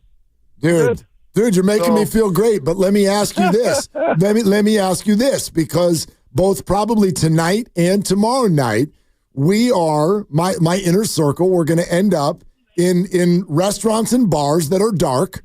And when the menu is given to me, you can't see it. Yeah. You get the light. So you what do you do without looking like an idiot? Yeah, you have to go with the idiot move. Like, you have to have the look. You know what you could do is get a little pen light, like they use at concerts. You know, when they want to flash, or the cops when they flash in your eyeball. I just saw it on. I saw it on TV. But you have a little something, a little pen light that you just kind of like sneak out, put it down low, and then deal with it. The low light is a problem. I admit that. So just find ways, workarounds. Workaround. No, it's a good idea because I'm not carrying readers with me, and I feel awful when I pull out the phone flashlight. And it's too much, and everyone's like, dude, put your phone down. But other than that, all I can do is point. I'm like, give me that. What are you? That's actually a sign how old you are, because on your keychain you have a little light, so you don't look like an idiot. So that's the beginning. So like there's the tells that you're like, you're an old person when you got a little light on your keychain, which I refuse to do. Like there's things you cannot give into. So I'm not saying that, but something in your pocket just in case you can't, like, it is low light. You got a problem. Okay. All right. And then the only other thing that hit me a little bit this week, and it happened 2 days before my birthday, is that AARP thing showed up in the mail, which I thought it was rude that they sent it to me before my birthday. But how'd you handle that? Disrespect. It's fully disrespect. Straight to the trash. So you didn't join for $16 a year? Denial. Access denied. Straight to the trash. I'm not for that. You can't lure me in. Like, send it to some other 40-year-old. I'm out. Exactly. Yeah, exactly. They're trying to pre-enroll you. Steve, I'm between your age and Mark's age, and I am at a point now where sometimes when somebody asks me how old I am, I have to do the math. Are you in that same spot where there's times when you don't remember if you're 50 whatever or 60 whatever? No, I have to remember because I'm in denial about it. So I have to know what I'm denying, right? Like I have to, because I really do believe. My dad, when he's 89, he's fired up. He's going great. He's doing really well. And I see him, and whenever I talk to him, he's like, "You can't let the old man in. You can't let him in. Don't ever let him." And so I think there's something really serious about that. Like I refuse to do things that age me, and physically, emotionally, mentally. Like and people can say, "Oh, you live in a Pollyanna, or you Pollyanna." I'm like, no, I'm just not going to open the door. And I think there's something to it. Not that you're a fool. Not that you're someone that's like can't face reality. No, it's just like you have to battle the years. You have to in every way. And so, and because it is a battle. Anyone who's getting older, like, man, it's a freaking battle. Might as well fight. Dude, part of fighting it is just like not like no. And I think I'm looking at my dad, like he's a generation ahead of me. He's gonna get into his 90s and he's doing good. But I think our next generation can make 90 look like 78. Today or something like that. I think that's where it's trending. Might as well be on the cutting edge of that. I love it. I got up at 6 o'clock this morning to go run the stairs just because I was like, watch me. Why? I'm still running the damn stairs. Yeah. No, I run. Yeah. I run. I'm at a celebration every third or fourth day. Go out for a nice 4-mile run. I'm still doing it. Let's man. Go. I'm not surprised. The great Steve Young here on Willard and Dibs. All right. Enough about my stupid number. What's going on with the Brock Purdy situation? How's this all going to end out? What? Wait. Is there new news that I missed yesterday or today? Like, I've been a little out of it. No, nothing new. Nothing new. I think you watch the playoffs and you watch a guy like Jaden Daniels, who every time he touches the ball is threatening the line of scrimmage. Doesn't mean he does it, but it's a threat. And when you can deliver footballs and be a sophisticated passer, and every time you touch it, you're threatening not only the line of scrimmage, you're to be able to just attack 40 yards down the field. And so Brock, we've said this 1,000 times, his superpower is processing, and he can process better than almost any. I wouldn't put him against anybody, but he's not going to be running around like Jaden Daniels. So he needs to figure out ways to make up for that. And some of those ways, if you're a great processor, is give me more opportunities coming out of the huddle, the play that's called, that are open. Give me guys that are open because I can process and find them. And so that's why having, 5 or 6 guys out of the huddle last year, the year before last when we went to the Super Bowl, we were leading the league in yards per attempt behind the line of scrimmage. We had people open all over the place. We were threatening all over the place. And Brock fills all of that up. So all I'm saying is I don't know the ins and outs exactly of what we can pay, what we can't, what matters. But if we're going to be in the Super Bowl, we need to be laden with talent. And I'm sure that's obvious for every other team. But we have to have just extra people to make sure that we give Brock Purdy every chance to go win us Super Bowls. And I think that's the combination. That's the calculus that John Lynch has got to figure out. He's got to figure out how to get Brock on board, and then also make sure. And look, that might mean we can pay Brock 60 and still go get all the guys. Fine. Look, you guys probably know more than I do. What I'm saying is whatever that magic is that needs to happen to make sure that we hold on to all pro talent all over us. Every quarterback in the league needs tons of help, and Brock needs every inch of it to be, in the Super Bowl again. We'll be playoff teams. I think we'll always be. The window's open. It's never going to close, but to actually go the distance, you see week to week. Look at Josh Allen and Patrick Mahomes. Look at, it's just, you can see where the game is going, and we got to meet it there. Does Brock have the skill set to maybe do a little bit more of that, Steve? Because I watched this year. And I believe so. I said during the season a couple of times, I think Kyle should call RPOs for Brock. We should put him on the run out of the huddle where he's going to carry it. The threat that he needs to bring. Look, we understand the processing power, but that's the game today is there's free first downs with the legs, free touchdowns, and especially in the fourth quarter. So I would like to extend what we saw a little bit more as a nifty Brock Purdy this year. I thought it was cool. I thought it really mattered, but I'd like to see more of it. And so maybe what you guys have said back to me is, look, Steve, don't worry. We're gonna lean into it, and he can do 80% of what Jaden's doing on the with his legs. He can do 90% of what CJ's doing or Josh is doing. And if that's the case, then great. I'm all in. And I think you got to call plays for it. You have to threaten the line of scrimmage every time if you're going to go to the Super Bowl. It feels like obviously into the future you have to have a quarterback that's going to threaten the line of scrimmage 84 times they take the ball in their hands. And I every time I watch the playoffs, this playoffs reminded me of that truth again. And Brock I think you guys are right. I think he can do that. Puts him at risk more because the ball's in his hands at the end of the play more often. That's risky, but I think it's got to happen. Hey, Mr. OG running quarterback, before we watch Patrick Mahomes again this weekend, what do you think of this whole running around and then sliding underneath the defender right before he gets whacked in the head to draw this? What's the deal here? Think about the presence of mind that Patrick had when he first came out of the league. It was outsized immediately. I remember I covered him on a Monday night game in Denver. It was his first start. And he literally was running left, full speed. Everyone's chasing him, all the big guys, all the speed in the game. And he's surveying the field. He's in his backyard, checking things out. And right at the end, thank you. Right at the end, he kind of, takes the ball in his left hand and throws it lefty for a first down. And I'm like, wow, that the presence of mind that he has. So what he's done is, as he's gotten older, he toys with it. You can be mad about it. You can think that he gets special. I think he draws people in.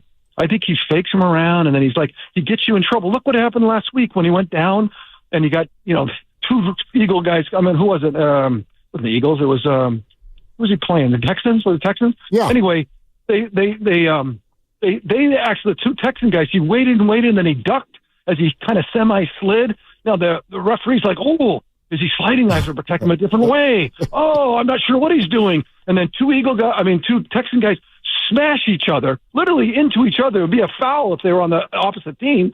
They don't touch Patrick Mahomes. He slips underneath it, and he gets the penalty flag. And the penalty. Yeah. Yeah. I believe me, I do not. Referees get graded. They get nothing for being nice to Patrick Mahomes. They get graded at the end of every game. They will not see a playoff game. That call against the Texans will cost the official when they do the grades because he didn't actually get hit. But that's Patrick. He is so present that he's kind of toying with everybody. He's doing funny, cool stuff that it irritates you. It can be like, oh, he's just trying to lure us in. He's like a kid down the street that says, that they find a hole in the ground. So let's jump in. We can go to China. Like, no, bro, we're not following you. That's insane. I'm not doing that. But he's that kid that, lures you into stuff and he knows how to make it happen. So I think he'll continue to frustrate officials because they make mistakes. He'll frustrate defense and the people who watch who can't stand Patrick Mahomes anymore because he's so successful, or the Chiefs because they're so successful.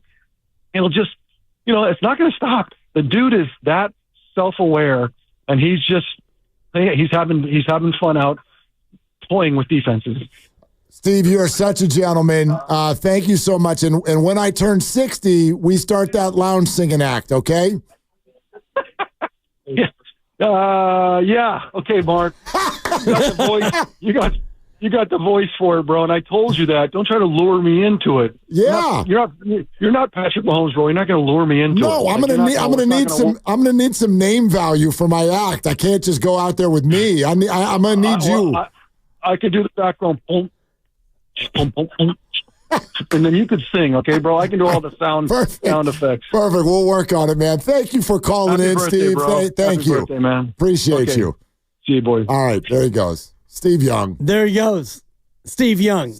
Calling on you on your birthday. Pretty good. Steve Young's calling you on your birthday. That's pretty cool. Mystery guest number one. Yeah.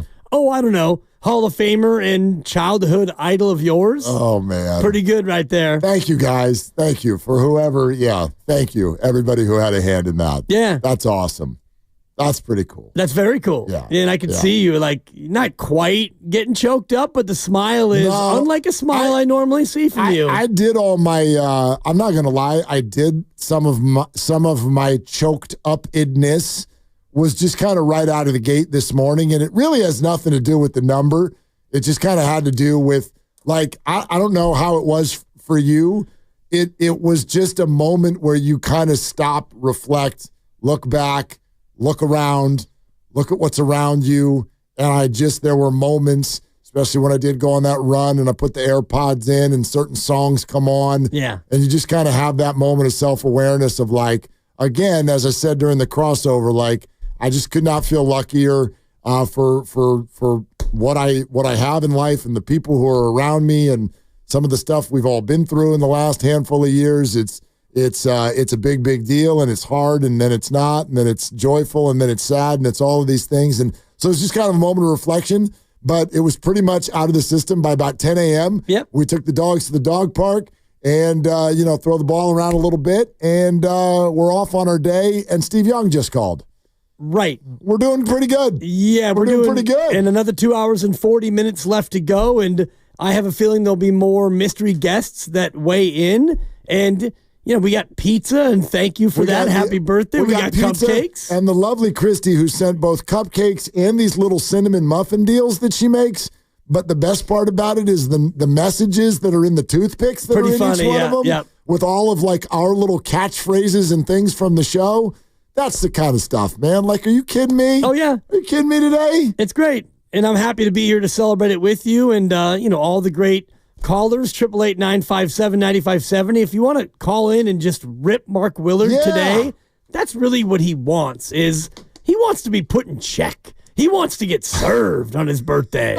Well, that's basically what the little toothpick, they're all making fun of me. Kind of. She's got Shanna Fan in there. Yep.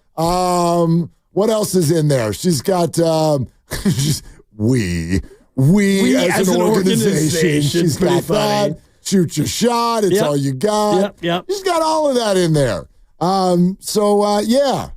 Everybody who calls in gets $100 today. Boom! It'll straight be out of your pocket. Monopoly money. I like it. Monopoly money. We didn't run. Yeah, we didn't run that through legal, and all the contesting. Oh, God. It's funny because between Matt Nahigian and the lovely Christy and myself, to an extent, there was a thread of did y'all have like a powwow or something? It was a little bit of a, hey, who do you think? And actually, Christy reached out to me and said, who do you think would be good as a mystery guest? And I gave 8 names. And she's like, all 6 of those I already had. And I said, good. We're definitely on the same page. You did? Steve Young was one of them. I love this. Yes, Lucas, a lot of this does not go through you, Lucas. How did that go? I had no idea. We were grinding back here. I didn't know you were part of this. It's because we want results. Oh, you got Steve Young? Wow. No, but when it comes to needing results delivered, sometimes it takes more than just Lucas Alexander, director of sports. I was like, how did Christy even end up in this? Because she told me this morning too, and I'm like, yeah, Sweets, you don't need to produce the radio show. Like, what? Like, how did she even end up in this conversation? Yeah. No, I'm asking you. Oh, no, That's a great question. She started it. She just wanted to be a part of it. Love it. Well, she is. If she is anything, she is a planner, and I'm telling you, she does the job. It's hysterical as we start working on a wedding together, and people will because you get vendors and everything, and they'll be like, hey, I got a food person, or I got a wedding planner for you, and I'm like, oh, we've got the wedding planner already. It's the bride. Right, exactly. She's got it. You don't need to worry about anything. Yeah, she texted me Sunday and said, wanted some ideas. She was texting with Matt, not Lucas, Matt Nahigian. She went over your head, director of sports. Wanted some She sent me an said Instagram director message. of nothing. Wanted some ideas of fun, amazing guys he could get to call in for birthday wishes on God. Friday. That is a surprise. And I sent 1, 2, 3, 4, 5, 6, 7. And Steve Young was not among them. Show me the list after the show. I will. Because obviously you didn't get them all or any of them. Numbers 4, 5, and 6. If we could get 4, 5, and 6, that would be like tip of the cap. Yeah, it would. 1 would be really impressive. I expect 2, 3, and 7 all to come through. Oh, okay. And I did not include Steve Young, which I should have. Stupid Dibley. That was great. That was a good start. You have to go with the idiot move. Even if you told me right now, and I don't want to disrespect anybody else who's going to call in, but if that's the high watermark of the name value, I'm fine with that. Pretty good. That's pretty great. Because were you more Steve than Joe Montana, just based on how old you are? Because you were born in 75. I was 75, like classically both. Okay. You know what I mean? Like because early Joe, you were just like a kindergartner. 7th birthday was the first Super Bowl. Okay. Literally on my 7th birthday. Right. And that's what I remember about 49er fandom. It started right then. You're so spoiled. And it went all right. Like from the time I was 7 years old to 19, they won like every other year. Right. Wow. Yeah. Yeah. You're that guy. I'm that guy. So you're Joe and Steve. It's yeah. what my kids are for the Warriors. Pretty much, right? Yeah. Well, especially Abe. He was born in 2007. He thinks the Giants and Warriors just kind of do this a lot. I'm like, they don't. Right. I never saw them do any of it until you got here. So anyway, yeah, classically both. Joe and Steve. Yeah. They're neck and neck. Because thinking about it in those terms, like when you turn 7, literally you turn 7 and they win the bowl with Joe. I should have just said this to Steve, and classically you choke on the open net when you have this. If somebody asks me for 49er football, you were in the building, what's the greatest thing you've ever seen? It was his run against the Vikings. It was the Lon Simmons, gets away again. That run. I was there for that game. You were, wow. I was sitting there at the 35-yard line watching that game. And on that end of the field or the other end? Were you on the bumbling, stumbling end, or was that happening? I was like a little bit. I was on the 35-yard line where he started. Okay. He dropped back, and it was and then off he went. Yeah. Still one of the great calls in Bay Area history. One of my favorite things I've ever been at. Yeah, wow. And then now here he is calling in. On your birthday. Yeah, we got that. But it wasn't a coincidence. I want you to feel the gravity of what just happened. It was for you. Yeah. It wasn't like, hey, guys, I was calling for pizza and I misdialed. Hey, what's going on? Just one step closer to death. He went out of his way that too. to call you on your birthday. These things are all true. He did. Steve called on my birthday, and we are one day closer to death. Yeah, Dave McMenamin, Steve Young. Who's next? Only one way to find out. Let's go to line 2. That's a great question. Let's real quick. Let's go to Jonathan on 680. Hi, Jonathan. Thank you for calling. I feel honored. I feel like I could have been guest number 2. I just had to be part of the celebration sensation and wish Mr. Mark Willard a very happy birthday, brother. One of the best to do it in radio. Jonathan, thank you. I gotta say, listening to you on Sunday nights is also a treat, brother. I be tuning in, and I like to hear you're part of things, and it's just cool to see you representing, brother. So happy birthday. I wish you nothing but the best, brother. Thank you, Jonathan. And say hi to Dan, because he gets mad when people bring up the national show on Sunday. He just started shaking his head when you did that. I had a double take the first time I had to hear it, and your voice, it's one of one, brother. You can't mistake it. And I was, is this Willard? And, yeah, sure thing. And, yeah, Dan, don't be jealous, brother. He's shining for both of you guys. So, anyway, I just wish you guys both have a great day. And, again, Mark Willard, thank you for doing what you do for us. Jonathan, thank you. Thank you, Jonathan, for listening and for calling. I appreciate it. It's good stuff. Yeah. The love is flying in for Mark Willard. As it should be. How many more of these we got? Like what's going on next? I don't even know what to say. People, what's coming up next? What are we doing? Sit back. It's all right. Well, what's coming up next on the game is I do Fremont Bank for 60 seconds, and we tried to trade Draymond Green. Okay, we're sponsored by MB Jesse Painting. Yes, Vaughn, you'll be first up. That is what we were talking about. Is the idea of Draymond Green on the trade block? And he's not. But I mean, the concept. How does that land with you when you hear the idea? I bet we'd get a real big cross-section of answers on that. Let's take some phone calls on at 888-957-9570. This is Willard and Dibs. Hi, this is Matt Jesse with MB Jesse Painting. Put your painting project in good hands. Residential, commercial.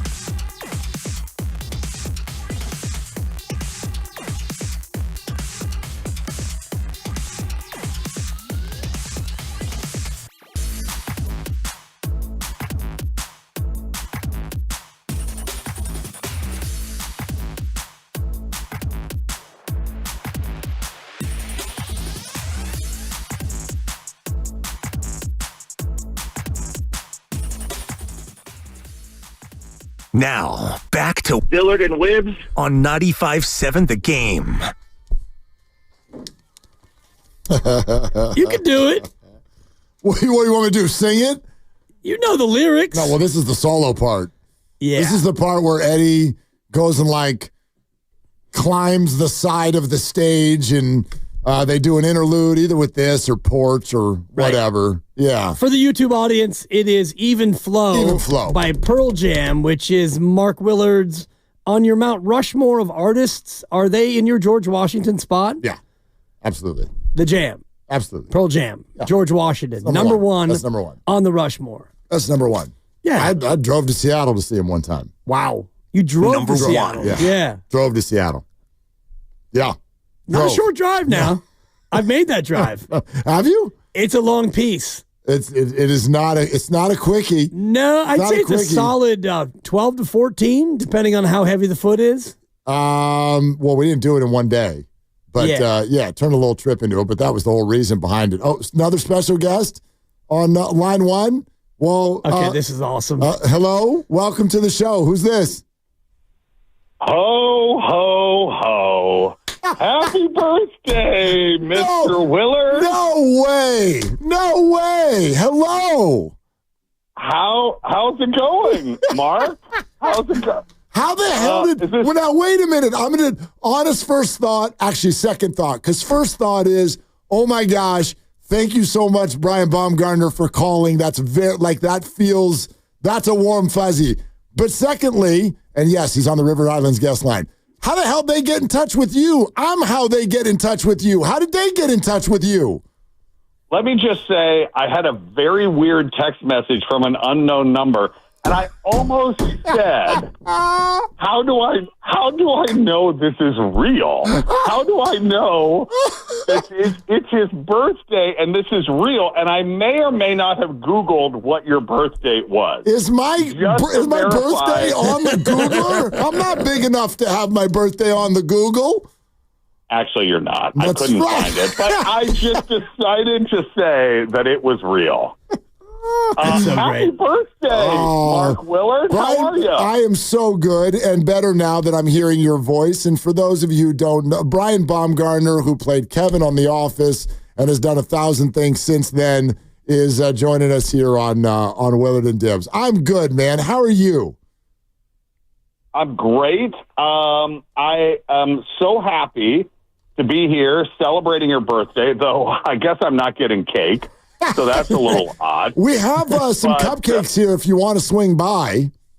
You're a little far. Well, I'll be honest. I didn't know if you were in town. Maybe. I hope you're having a great day. I'm glad everybody in San Francisco is doing well and enjoying the NFL playoffs. Whoa. Are those still going on? Yeah. We weren't sure, Brian. I thought they canceled it after we didn't make it and then you guys got knocked out. Here's breaking news. I don't know if you guys heard the story today, and I don't want to break the news to your listeners. I know you guys are the breaking news station, but I'm told the 49ers have decided to never play football again. Yeah. It's a weird... Did you hear that today? We're looking for a second source on that, but yeah, we heard it. We've heard the buzz. Yes, but yeah, we're looking for some corroboration right now. Yeah, it's... look, I think the two games we have this weekend are fantastic. Great stories all around. Hey, if what you do for a living is talk sports on the radio, despite the fact that your hometown team is not in it, I think that's a great weekend for you. I mean, a couple of fantastic games, great stories, and I think whoever wins either game or both games, it's going to be a great Super Bowl. The matchups are good. Niner fans, I would largely think, are not pulling for an Eagles-Chiefs matchup. It's a little triggering, I'll be honest with you. Yeah. And that's sort of my thing is I want just at least one of the other two sort of tortured fan bases, at least recently, certainly Buffalo's, but one of the other two to make it is kind of my goal for the weekend. Look, I try to only annoy one fan base at a time, and I enjoy annoying the Niners fan base. I don't want. I have a lot of friends. Obviously, I don't know why I say obviously, but at one point during my podcast, it was like all the funny guys are all from the Kansas City areas. I mean, you got Eric Stonestreet and Paul Rudd. I mean, everybody is from there. Sudeikis, but I would love to see the Bills win, and I think they've got a really, really good chance. I think it's going to be really fun, but I think they've got a good chance. I actually been meaning to ask you this as things have developed. I know you're still a Packers fan, but the genesis of that was because of Aaron Rodgers and a friendship, right? Move on. Well, just move on. Well, no, but I'm honestly, I'm curious. Like, do you still did you become a little bit of a Jets fan? Let me just say this. My allegiance to the Packers is unwavering at this point. I mean, the number of friends that I have made there was just one of the doctors that works with the Packers, his daughter, and I guess I can say, like, her fiance just came over for dinner the other night. I have deep ties now there, and I'm hopeful that I will be there for the draft, which, if you don't know, is happening in Green Bay. Yes, we do. This summer. And, I have so many friends there now. It's such an amazing organization. I will always root for them. Yeah, which is nice, and it's quaint, and it's adorable when you think about the story and how it unfolded this year. But as a football fan, what do you do this weekend? Because we're kind of looking for advice. Where our team's out and your Packers are out. How do you go about watching these games? Do you just get drunk early in the day and try to black out? Well, look. Let me just say, without saying, I played golf today, so I've been enjoying a couple of pops today, if we're honest. Nice. But I mean, in celebration of Mark's birthday, of course. I know he is as Thank well, you. whether he admits it to his listeners or not.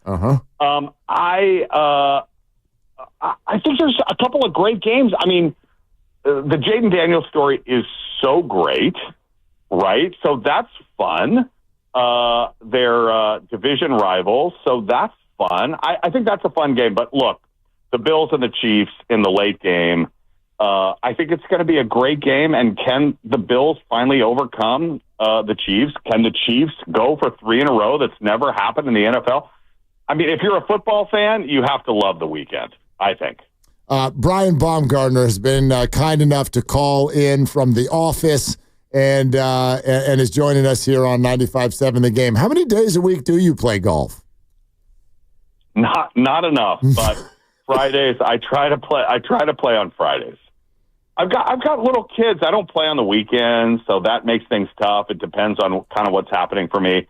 But I will give a shout out to the Hilton Grand. This is not why you wanted me on, but the Hilton Grand Vacations. It sounds weird. The LPGA Tournament of Champions tournament is next week. Okay. Is next week. I think I've talked to you around this event. This is true. Yes, because the Packers were playing the Niners. Yes. From there. That's exactly right. Yeah. So I'm playing in that. It is truly an amazing event because I get to play with the Tournament of Champions. So on the LPGA Tour, you have to have won in the last 3 years. And so there's like 30 to 35 of the best women golfers in the world are competing, and they also have this celebrity tournament happening alongside them at an amazing course, Lake Nona in Orlando. So I am the reason I'm playing today. I'm preparing to go there next week and hopefully play well. And who are you getting paired with? Do you know yet? I don't know yet. No, I don't. They don't want us to not show up, so they'll tell us on the first day. Are you playing in Tahoe again this summer? I mean, if God is shining on me, yes, I will be there, and I think it will be my 18th year in a row. Come on. In beautiful Lake Tahoe. Yeah, I know. Do you get like... All that means is I'm old, Mark. Well, all that means is I'm old, just like you Yeah, now. thank you. Thank you. Like Yeah, you. yeah, perfect. Perfect. No, do you have like tenure for that thing, or do you still worry about the invitation every year? You know, I think the invitation comes out on the 1st of February, and God willing, I will be back. All right. In beautiful Lake Tahoe this year. Let me know next week as long as that invitation comes, because we should probably try to come see you again. You should, for sure. Yeah, and maybe this year you can get over on Larry the Cable Guy. I'm looking at the leaderboard from last year, and you wound up tied with Larry and also 1 point behind our previous guest on Mark's birthday show, Steve Young, who beat you by 1. The fact that I lost to Steve Young is an embarrassment. It's an embarrassment. All right? Just another Niner quarterback holding the Packers down. I think I can say this on your radio show. I had a really, really good week at the tables last week, and so playing golf last year. So playing golf became a little secondary for me at the end of the tournament. You lost to other Niners such as Jerry Rice and Kyle Juszczyk last year as well, as far as other Niners who beat your Packer fandom. Look, it's a blessing. It's a blessing to just be there. Isn't that what they say? Yes. It's a blessing to just be nominated. It's a blessing to just be nominated. I say that about the aforementioned tables as well. It's a blessing to be there. By the way, were they blackjack tables or craps tables? Always blackjack. Okay, come blackjack. on. Yeah. Come on, Mark. Okay. Come on. No, I get it. I get it. Are you when the dealer has a 10 showing and you have a 16, what do? Always hit. Every time. Always hit. That's my guy. Hey, aggressive, yeah. You're so nice to call in, Brian. Thank you. Happy birthday. Thank you, Mark. Thank you. No, I was delighted. I mean, if you hadn't been on the other end of this call when I had called in, we were going to have major problems. But given the fact that somehow, I guess, by the way, you should check your passcode on your phone because apparently somebody else knows how to get in touch with me. That's the only bummer part about this is I'm like, wait a minute. You got hacked. Yeah, this is why. One of the 3 reasons I'm cool around here is I'm the one who can get in touch with Brian Baumgartner, but apparently I lost that. Apparently. We'll discuss that off air later. Yeah. I don't know how that happened, but happy birthday. I wish you all the best, man. That's a milestone, and I hope you have a great day. Thanks, brother. Go shoot him straight next week, and I really do hope we run into you this summer. Hilton Grand Vacation in Lake Nona. Look at in Orlando. I'm Brian Baumgartner, and whenever I need a little getaway, Hilton Vacation. This guy's a machine. HGV TOC LPGA. Love it. Love it. Thank you. Go. Thank you, my friend. Thanks, Mark. Happy birthday. All right, brother. Thank you so much. All right. There he is. All right. That's Brian Baumgartner. Kevin from The Office. Yeah. I wonder if he gets tired of that. He's like, my name is Brian Baumgartner. Yes. Like, what do you have to do in life to not be, Kevin from The Office? Well, I think that he does a lot of stuff. He does. Does a lot of other stuff. And I wonder, and I won't pretend to know what his pay stubs look like, but I would imagine that when he looks at his income statement for the past 20 years, the biggest piece of the pie is Kevin from The Office. Oh, God, yes. I dare you right now to turn on your TV if you're home listening to us and try to find a channel that doesn't have that on there, because Comedy Central plays it all day, every day. So I would imagine that, the whole Kevin Dana cha-ching would pay off. And if you want to look at my list, and I sent the lovely Christy, I sent her 7 names. The number 1 name on my Mark Willard birthday list was Kevin from The Office. Kevin from The Office. Well, y'all nailed it. So 1 down, 6 to go. Hang on, because apparently River Island's guest line, we have yet another special guest. This is so on the line. great. This is crazy. This is really, I did not expect this. I hope they don't charge me for an off day because I'm just chilling here. Who's on the line now? Hello. Thank you for calling. Hey, Mark, this is Boach, man. Oh, my God. Wish you 50th. Happy 50th here, man. You got to be kidding me, Boach. How are you? I'm doing well. I'm doing great. Oh, my gosh. Yeah, I had to call and wish you this big birthday. This is a big one, Mark. Congrats. This is a big one, Boach. They keep coming, you know? Yeah. Man, happy for you and want to take part in this and honored to take part in it. You have a good rest of the day. I'm actually heading to a show here in Nashville, but I wanted to, get this call in for you. All right, buddy? No, appreciate it. And yes, we'll let you go if you're in Nashville having fun, Boach. To hear your voice for 1 minute is an honor. Congrats always. We're always fans of you. Thank you so much. All right, Mark. Happy birthday again. Okay. See you. All right. See ya. There he goes. Bruce Bochy, ladies and gentlemen. Bruce Bochy.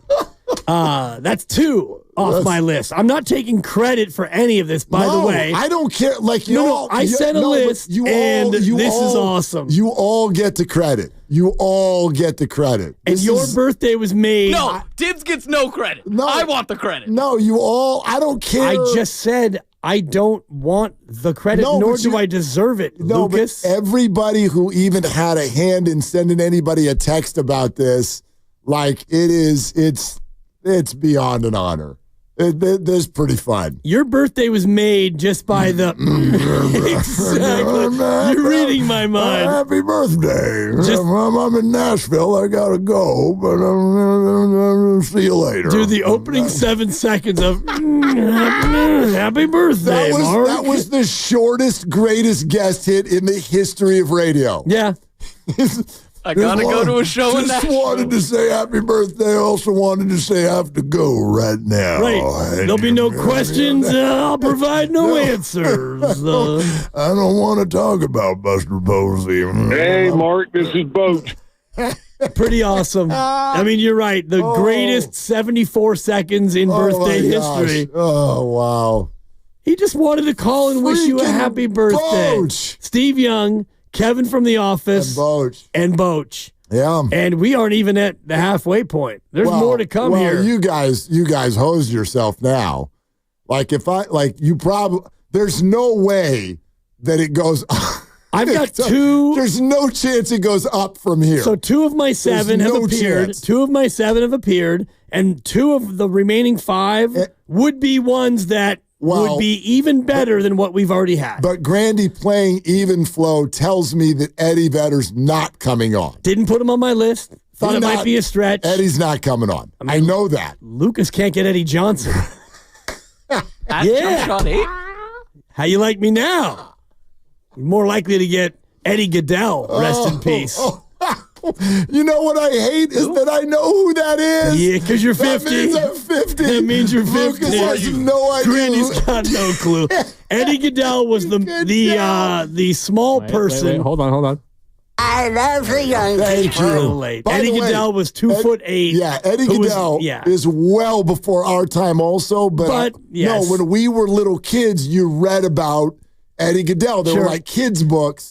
He was the guy that was what? He was like 3 feet tall. Basically. And they sent him up. I don't know, the team. He was Peter Dinklage before Peter Dinklage? Somebody signed him. Yes, but he was Peter Dinklage with a bat. Yeah, they stuck him out there to like Bill Veck, the White Sox. Yes, to try to draw a walk. Eddie Goodell. I know that name because of a book that I read in elementary school. Grandy's Googled it. He's looking at it, and he can't stop laughing. I know, because they're like, you wouldn't be allowed to do that now. You'd get so canceled. Yeah. Hey, Boach, what if the Rangers signed someone who's 2 feet to try to draw a walk to win a game in the 10th? Strike zone's like a postage stamp. Can't pitch to him. Can you imagine his on-base percentage? God. Yeah, anyway, from the file of other Eddies we won't have on, Vedder and Goodell. Oh, what is Shout out Roger. Oh, it's your birthday, bro. So stupid. Bochy, Kevin from The Office, Steve Young. Of my remaining 5, there are 2 that will blow you away if they appear. No promises. You don't even know. Do you know? I have no clue. You don't know. The boss and I just had a moment during the last break, and he said, hey, who's on your list? And I showed him the list, and poof, here's Bochy. I'm not saying that's why he got Boch, but I did share my list with our boss.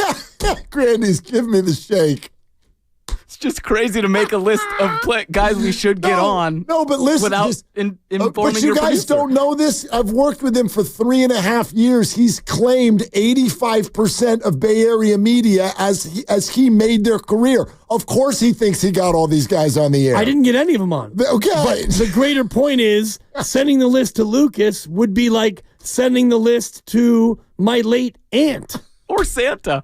Exactly. It would have the same efficacy. Well, I love Santa. Santa doesn't book. What? Well, Santa. Nobody around here does. Honestly, Wow. Santa Claus. I do. Santa Claus is a 1 day a year worker. But he's a closer. On December 25th, he closes. He gets coffee. You find Santa right now on January 24th, you can't find Santa. No, he's sleeping still. Exactly. He's tired. Yeah, it's the downtime. Yeah. Anyway, Lucas, I'll forward you the remainder of the list, and then you prove me wrong. You know what? Yeah, I don't want it. Better without it. Thanks. I love that this has turned into a competition. I don't even know what the hell's going on. I've done nothing but show up here. I'm like over with here a headset. I'm like over here trying to do underdog reads and teases, and I haven't the slightest flipping idea what the hell's about to happen next. I have no idea. What the hell's going on around here? Hey, Lucas, see if you can book Kurt in the Hayward Hills. You won't. Hey, Mark, this is Boch. Pretty awesome. It's even better that it was over 4 seconds later. I don't even know if you can finish the show. That was so awesome. And happy birthday, Mark. There's no chance I can finish the show. I am in 5:54 mode already. I was before the show even started. This B-Day falling on a Friday was a recipe for total laughter disaster. What's that, brother? I got nothing left. Coming up, more mystery guests, and eventually... Do you even know that? You're teasing something, and you have no hand in this at all. I know that we will have more mystery guests. You're rooting for people, but you don't know, do you? There are at least 2 people on my list, which apparently was shared with no one of any import. But if Lucas hasn't reached out to both of these people, who are layups, that's a negligence of duty. Okay. And that's a fact. I need a moment. Grandy says I have an underdog read here, and I don't really know if I'm capable of doing it. So I just take a breath for a second. All right, I'll step out. You compose yourself. No, I think I need your help. In fact, I bet you can finish this sentence for me. That's how long we've worked together. We are brought to you by Fremont Bank. Full service banking, no compromises? No, I'm sorry. That is incorrect. Here for you, here for good. That's correct. I love both taglines. Thank you. You have the giggles bad, kid. Oh, man. You got it bad. All right, 888-957-9570. I'd love to give you a question to answer, but who knows what the hell's going on? Just call and say hi. Impersonate your favorite celebrity. Who knows what's going on? This is Willard and Dibs. And yes, it's Willard for Underdog Fantasy. How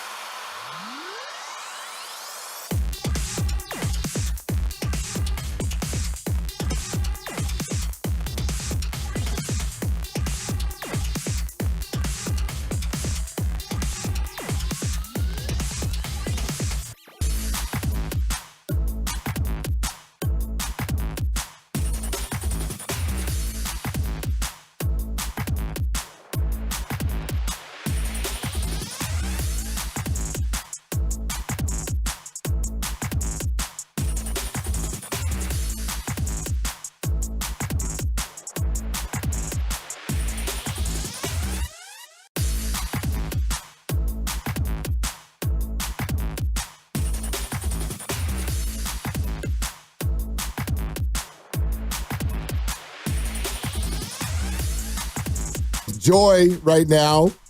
I am so touched, but like, I don't know if I can handle much more of this. And I do like your idea of replaying the Bruce Bochy conversation in the 5 o'clock hour. What do you mean? I just did coming back from exactly. We're going to do it again. We're going to do it again in the 5 o'clock hour. It was a lot longer than that, Grant. Yeah, exactly. You must have cut it. Hey, Mark, this is Boach. All right, Mark, happy birthday again. All right, save some of it for 5 o'clock. Don't give it all away now for free. 508 Bruce Bochy replay. It's a market exclusive. Willard, I need you to lock in. You got another special guest on We the line. do? Yeah. Okay, and by the way, I'm going to bring everybody inside the building because that's my favorite thing to do. During our last break, Lucas came in here and just taped a piece of paper over the call screen so that I can't see the phone numbers of who's calling in, because I will share with people, when Boach called in, this thing flashed up on the screen and said, the Texas Rangers are calling. And so I had a wee little clue who that might have been. It's a shame. It's embarrassing, really. Yeah. You only get one chance to make a first impression. Anyway, you can't do that. But we did. And so now here we are. And apparently on the River Islands guest line, we've got yet another caller here on Willard and Dibbs and 95.7 The Game. Hello. Good afternoon. Hey, you got the Phoenix Suns are calling right now. As long as the Texas Rangers are allowed in, then I guess the Phoenix Suns should be. Let's hop, Will. First of all, it's not good enough to just get one Bearcat on the line. We actually had to get two at the same time. So I'm going to actually bring in from San Diego and taking a break from his golf broadcast, the one and only Aaron Oberholzer on the line as well. Come on. Happy 50th birthday, you old fart. Oh, my gosh. So okay. Yes, so boys. First of all, these are literally two of my best friends in the world. John Bloom, who's the voice of the Suns, Aaron Oberholzer, who is obviously on the Golf Channel and former PGA Tour professional. But more importantly, what our audience should know, you two bleepers are both turning 50 in the next 2 weeks as well. So you're both about to eat it. You better be nice to me today. As Bloom reminded me, it's always you first, big guy. Yeah, exactly. Exactly. Yeah, I'll let you know how the water is because you're going to be here soon. Is it cold? No, it's actually it's pretty warm. It's pretty warm. Anyway, thank you guys for calling. How you both doing? What's going on? You know, man. Hey, I'll start. I haven't talked to AO in a while because we're like, when he's traveling with golf and I'm traveling with basketball and you're doing your thing. But it is kind of crazy if people listening take a second, because all these three kind of things were germinating in San Mateo, California. I don't know. Now that you're turning 50, we could do pretty easy math. It's over 35 years ago when we met, and when this all kind of came up as a thought and an idea, and we kind of pushed each other. I would say. Would you agree with that, Aaron? Sometimes literally. 100%. I mean, you guys always had the dream to do what you're doing, and to see how successful you guys have been doing what you're doing is really special for me to see that. I'm not going to lie, I kind of fell into my gig after playing professional golf, but it's been awesome for me. And I'm just coattailing off of you two boys. Yeah, but Aaron, tell them the story of when we were in the hallways at San Mateo High School, and you point blank asked me, do you think I could make it on the PGA Tour? And I laughed in your face and said, hell no. I think everybody did. It was like 6 or 7 of us standing there, and I put it all out there, and everybody's like, right, Aaron, good luck, buddy, go Chad. And I walked away all huffy and puffy. I'll show those guys. And that you chip did. got buried deep in that shoulder. Yeah. It got buried just deep into that shoulder, man. Yep. And so being 50th in the world wasn't enough, and 40th in the world wasn't enough, and 30th in the world wasn't enough. I mean, honestly, and so you guys know what's coming here in the next few weeks. For me, I had a buddy here recently say turning 50 was actually pretty tough, and it stuck with him for like 6 months. I don't care about the number, But what today felt like when I woke up was that it is very, very reflective. And I just stopped and I took moments this morning to think about where I am and where the people around me are and how thankful I am. And to have the two of you call in together. And so people again know, John Bloom, voice of the Suns, Aaron Oberholzer, Golf Channel, and former PGA Tour player. The three of us all went to San Mateo High School together, class of 1993. And to sit here today and have the three of us talking to each other, all having done those things that we talked about 35 years ago in the hallways of San Mateo High School, not going to lie, it's pretty damn special. So what's up? Pretty cool. Pretty cool. I agree. Yeah, I just want to jump in and say how happy I am to hear both of you on this day. Two of my top two favorite Bearcat alums to be broadcasting. I mean, John, I love you with the Suns, and Aaron, I'm a golf junkie, and I get to do 20 hours with your former classmate, but it's great to finally talk to a real broadcasting Bearcat.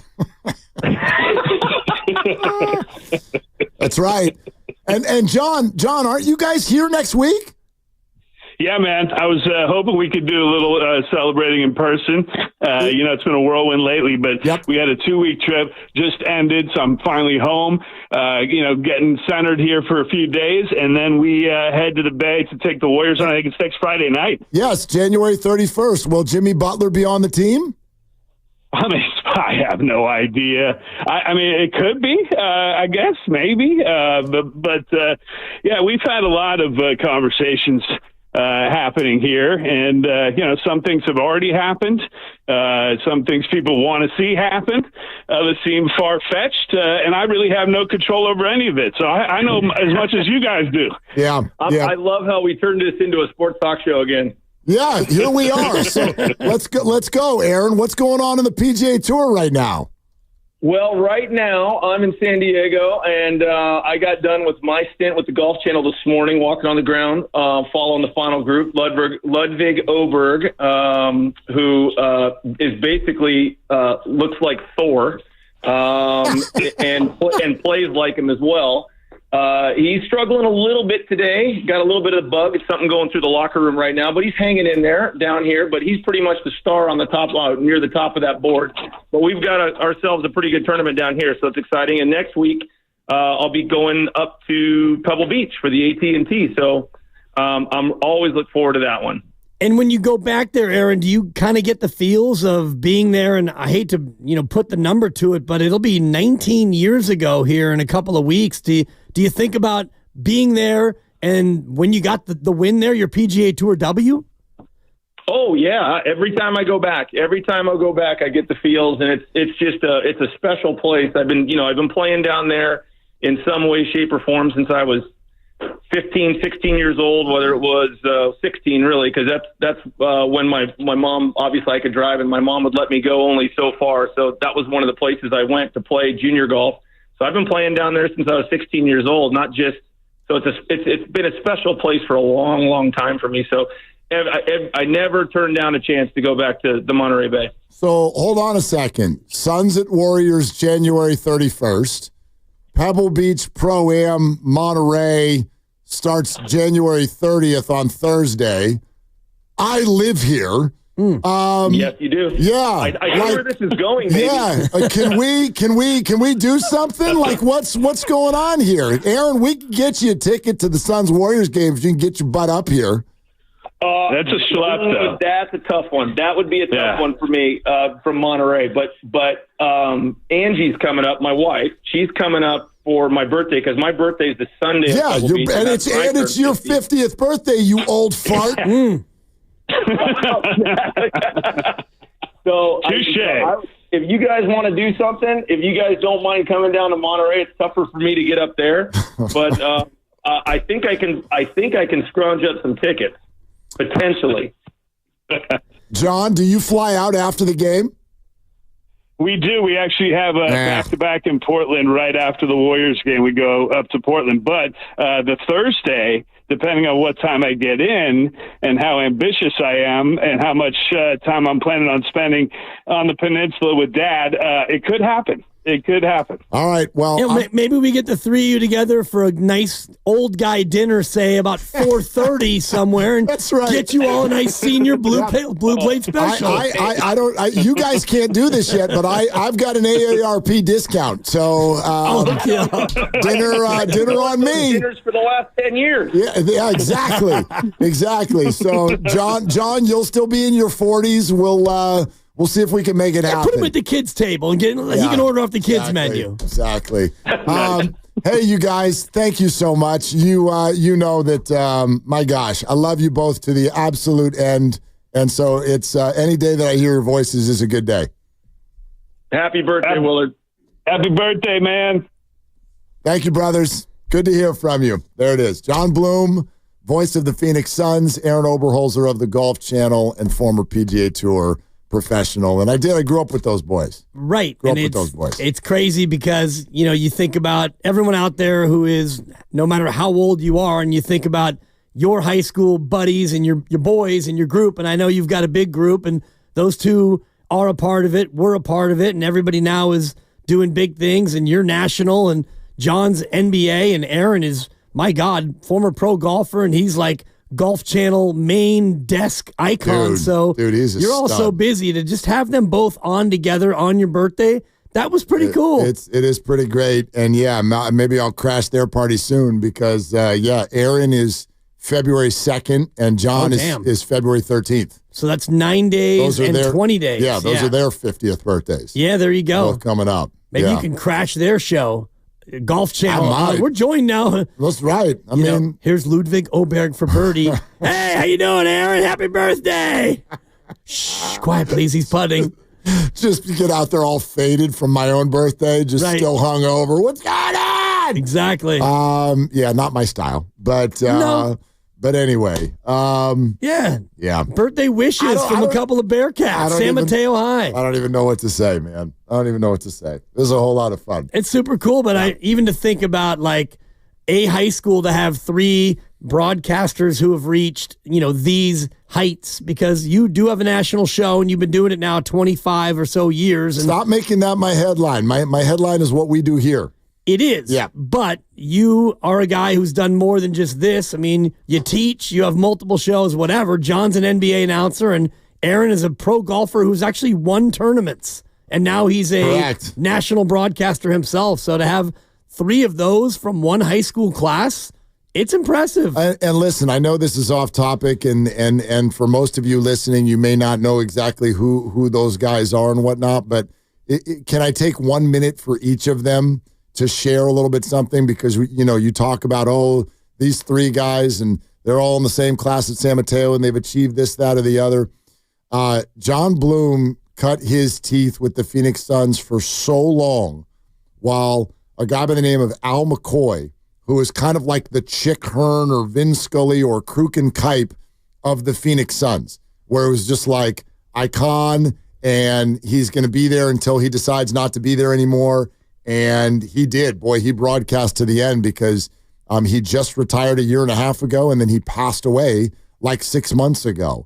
And John sat there in the kind of I got next chair for a long time without any assurances at all that he would get the gig when Al decided to hang him up. And Al decided to hang him up, and John got the job. And so he hung in there, and he did it. And he's also following a legend, and he's doing it so well. And then as far as Aaron is concerned, same type of thing. I used to follow him out on the Nike tour and the Buy.com tour. You know what Aaron's great thing is? Remember Q School? And I know you love this stuff. Oh, yeah. Q School, which like truly the most stressful sporting event there is, because people are like, I've got a putt from 7 feet. If it goes in, I'm on the PGA Tour, and if it doesn't go in, I'm a grocery store clerk. Totally. Like, that's how it was when Aaron was coming up. And Aaron stood to get his PGA Tour card. He was coming down the 17th hole in the final stage of Q School, and he was one shot clear of what he needed to earn his PGA Tour card for the first time in his life. That 17th hole was an island green, and Aaron stuck it into the drink. And then he parred 18, and he missed his PGA Tour card by one shot.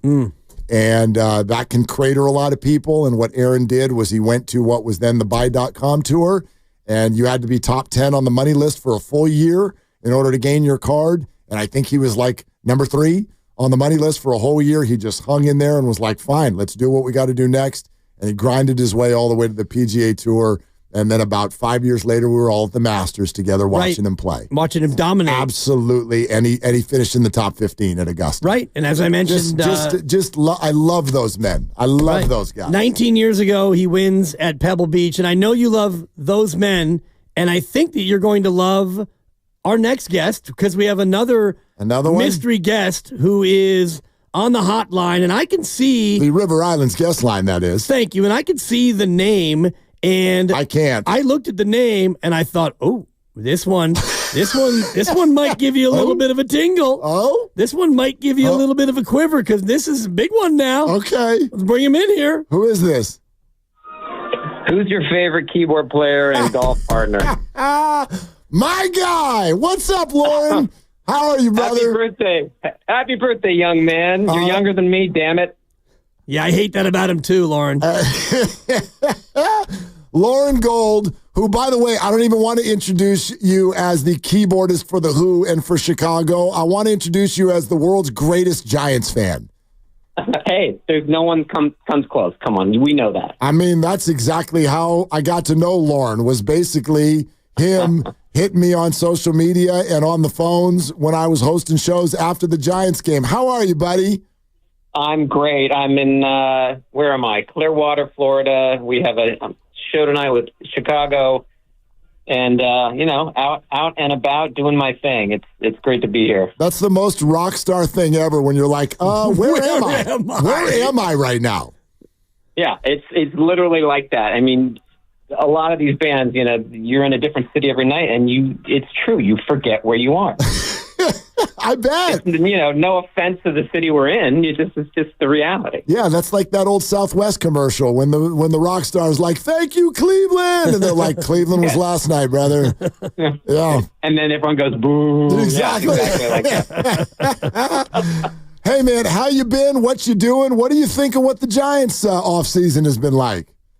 Well, it's tough because I'm surrounded by Dodgers fans here, and I do my best to just ignore them and lock myself in the bathroom every time they're on TV. But I'm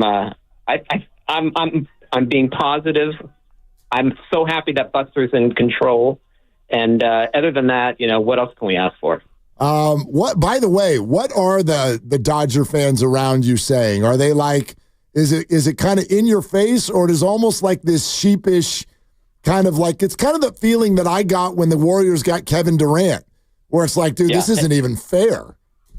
Yeah, it's exactly like that. It's not fair, and they know it, and they're enjoying it in their own little circle now because it's now not only the Giants fans hate them, but the entire country hates them. But doesn't that give you a little bit more, I guess, of a thrill to know that now the Giants are kind of the plucky little underdog? Yeah. Oh, absolutely. Yeah. They got some fire. They're going to have some swagger this year. We're doing all right. What do you think of Verlander? I mean, why not? Come on, I'll take him.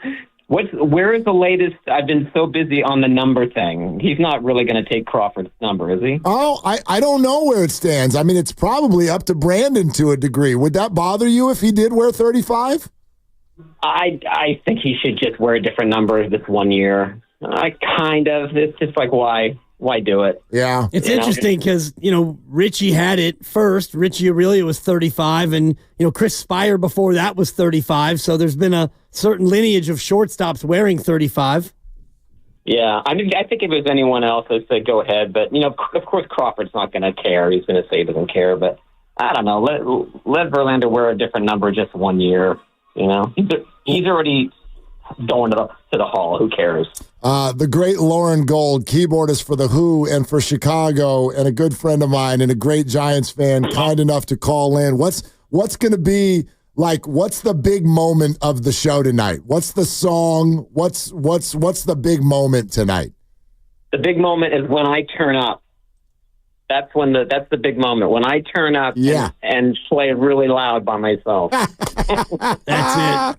What is that like, by the way, when the lights are just on you and it's an arena with how many people are coming tonight? How many people in this arena? Tonight it's a corporate gig, so it's kind of off the books. But the big arena ones are, when it's just me by myself, especially for a couple minutes, like with the Who and doing a big solo, there are moments I definitely want to crawl and hide. But it's a great moment, and it's kind of one of those things you can't believe this is happening.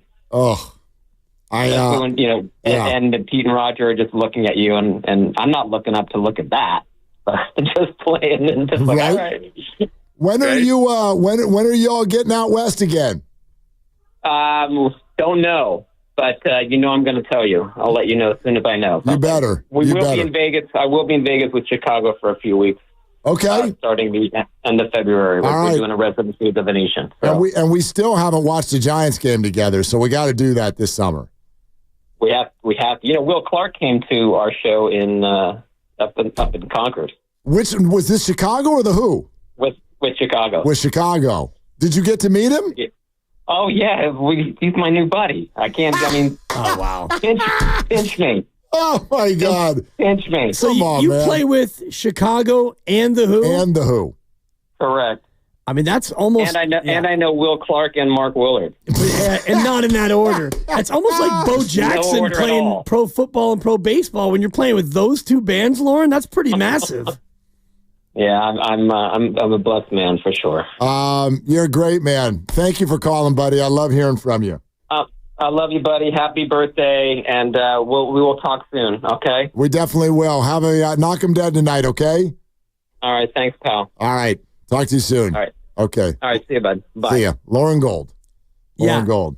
Puts on a show, man. Keyboard. They put on a show. Well, if you're a keyboard player for the Who and Chicago, that means that both. Both. Yeah. So I wonder what happens if they both have like simultaneous gigs, or they stagger their tour. Yeah, they've. I don't want to say they fought over them a little bit, but yeah, it's a coordination sensation. That's a buck. Is what it is. Think about Bob O'Reilly, man, and that like interlude part of that song, man. That keyboard, that's your guy right there. As for Verlander, he did debut as a Tiger wearing number 59. Oh. So his first year with Detroit, he wore 59, which is currently worn by Gerard Encarnacion. Oh. So if he wants 59, he can pay Encarnacion to wear that one. We're sponsored by Safeway.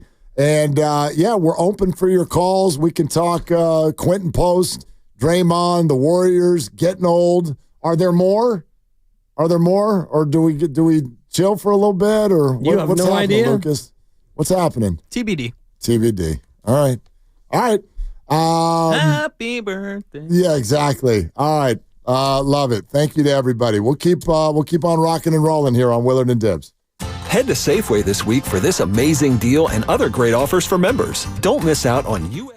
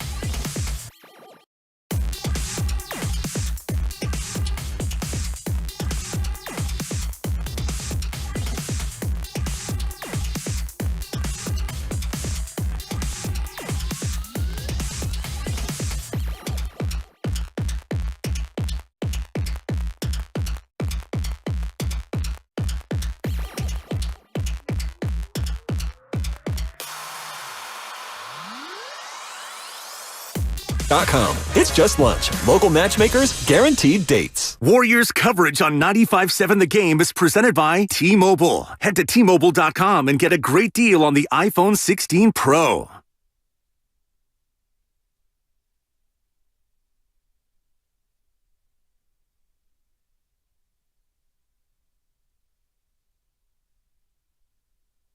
Now, back to Will and Dibby on 95.7 The Game.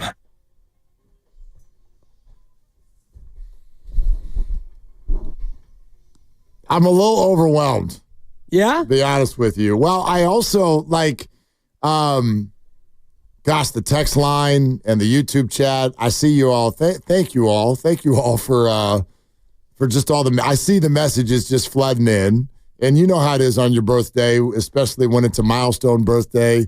The text messages, just my phone has been, bzz, bzz, bzz, all day, and it just, yeah. I'm just feeling happy. That's all. Good. Yep. You deserve it. Yep. You deserve it. And I come at you a lot, and it's good radio, and it's my nature. But on this day, I'm happy to share it with you because 50 it's a thing, and it's whatever. Any birthday, you can love it or hate it, but when you have this birthday on this day and you can have this show, you should be happy with all of the praising that's coming in from callers to celebs to athletes to childhood friends to maybe even people who are even closer to you than that. Well, who's on line 3? Hello? Hello? Hey, dude. Happy birthday. Identify yourself, line 3. This is my dad, everybody. It's Dad. This is Tom Willard. This is my dad. Tom Willard. Yeah. Yeah. Well, hi, dude. Yeah. How we doing? Hey, what's going on, dude? Yeah, just over here getting old like you. That's right. Well, I enjoyed the fact that you had reflections and you're thinking back to all the things that have happened to you over the years. I just want to say, I'm the only caller, by the way, who has known you all your life. That's true. Dang, yeah, that's true. Of all the people, you're probably the only one that has seen me in my most vulnerable states. All kinds of stages, yeah. But all great. So I just want you to know that both me and your mom are very proud of you, and I'm happy to see you having such a great life, going through and raising great kids too. Thank you, Pop. Thank you very much. That just brought me to a place. I love you very much. Thank you. We love you too. Thank you for calling, Tom. While we have you, if I may, just if I can just open up a couple of questions. Your son, my partner, such a great guy, and he shared a few stories about him as a high schooler, like the time that he maybe got in a little bit of trouble when you guys were out of town, or one of his friends drove their car on your lawn. Was there a time when you were maybe most frustrated with young Mark Willard? Can you share a time when maybe he led you to maybe even get ready to snap, Tom? He was pretty much a model citizen, but he did have a couple of parties here and there when we were out of town. But that's sort of expected, even though you don't necessarily want it to happen. But he was also his own policeman. I remember one party he apparently got out of control with people coming from all over the city, and he had to call the cops himself. This is a true story. Yeah, it's maturity. That is poise under pressure is what that is, Tom. I was hiding under your desk, Dad, when I called the police because I didn't want anybody out in the hallway to hear what I was doing. That was a good desk, too. Yeah, that was a good It was good for hiding, yeah, a good hiding desk. Gosh. Anyway, as I said, we're really proud of you, and I hope you have a great day and a great weekend. It sounds like you have a nice weekend coming up. Well, obviously, yes. My son turning 18 on Sunday, so we got a lot going on, and Jen just texted that their flight's a little delayed, but they're on their way, and so... Yep. And it's just, good to hear your voice, and I know we'll be seeing you soon. I certainly hope so. Okay, Pop. Anyway, Good show. Keep it going. Thanks, Tom. Thank you, sir. Thanks for raising a good one, and my love to your wife as well. He speaks so highly of the two of you, and I'm happy to spend my work days with your son. He's a good young man. Well, thank you very much. Thank you very much. And the love goes both directions, for sure. And Pop, did you know that your opening act was Steve Young and Bruce Bochy? I did not know that. No. Yeah. They both called. They both called today. Yeah, I know. We've been listening. So, okay. Yeah. So I heard Bruce and Steve Young. I loved Steve Young, or your story about watching Steve make that run. You remember that? You remember that? I remember that very well. Oh man, that was a great game. That was a hell of a day. All right, Pop. I love you, man. All righty. Keep it going. Okay. All right. Thank you. All right. Love you. Love you. All right. Tom Willard. There's Dad. Tom Willard. Tom Willard, who I bet, a few of our listeners, you probably had him for math at Burlingame High School or CSM throughout the years where he taught night school. You just got locked up. I mean, that locked you up. That's Dad. That's Dad.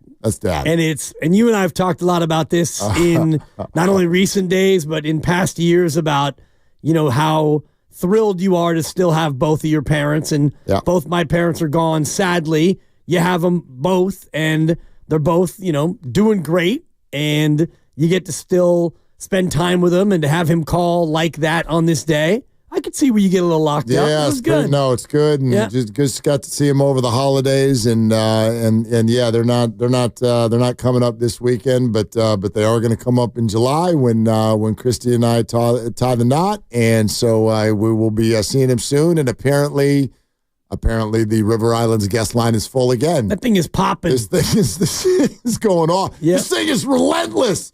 Thank you for calling, whoever you are. Who is this? Hello. It's nobody famous, but I wanted to wish you happy birthday also. The lovely Christy, everybody. I know that voice. Yeah, exactly. Christy. What's going on, Christy? I know you thought it was a 12-year-old at first, but no, it is I. Yep, that's the lovely Christy. Are you on your way? Because my God, I thought I could use a drink earlier, but this is a lot. I really, really, really need a drink.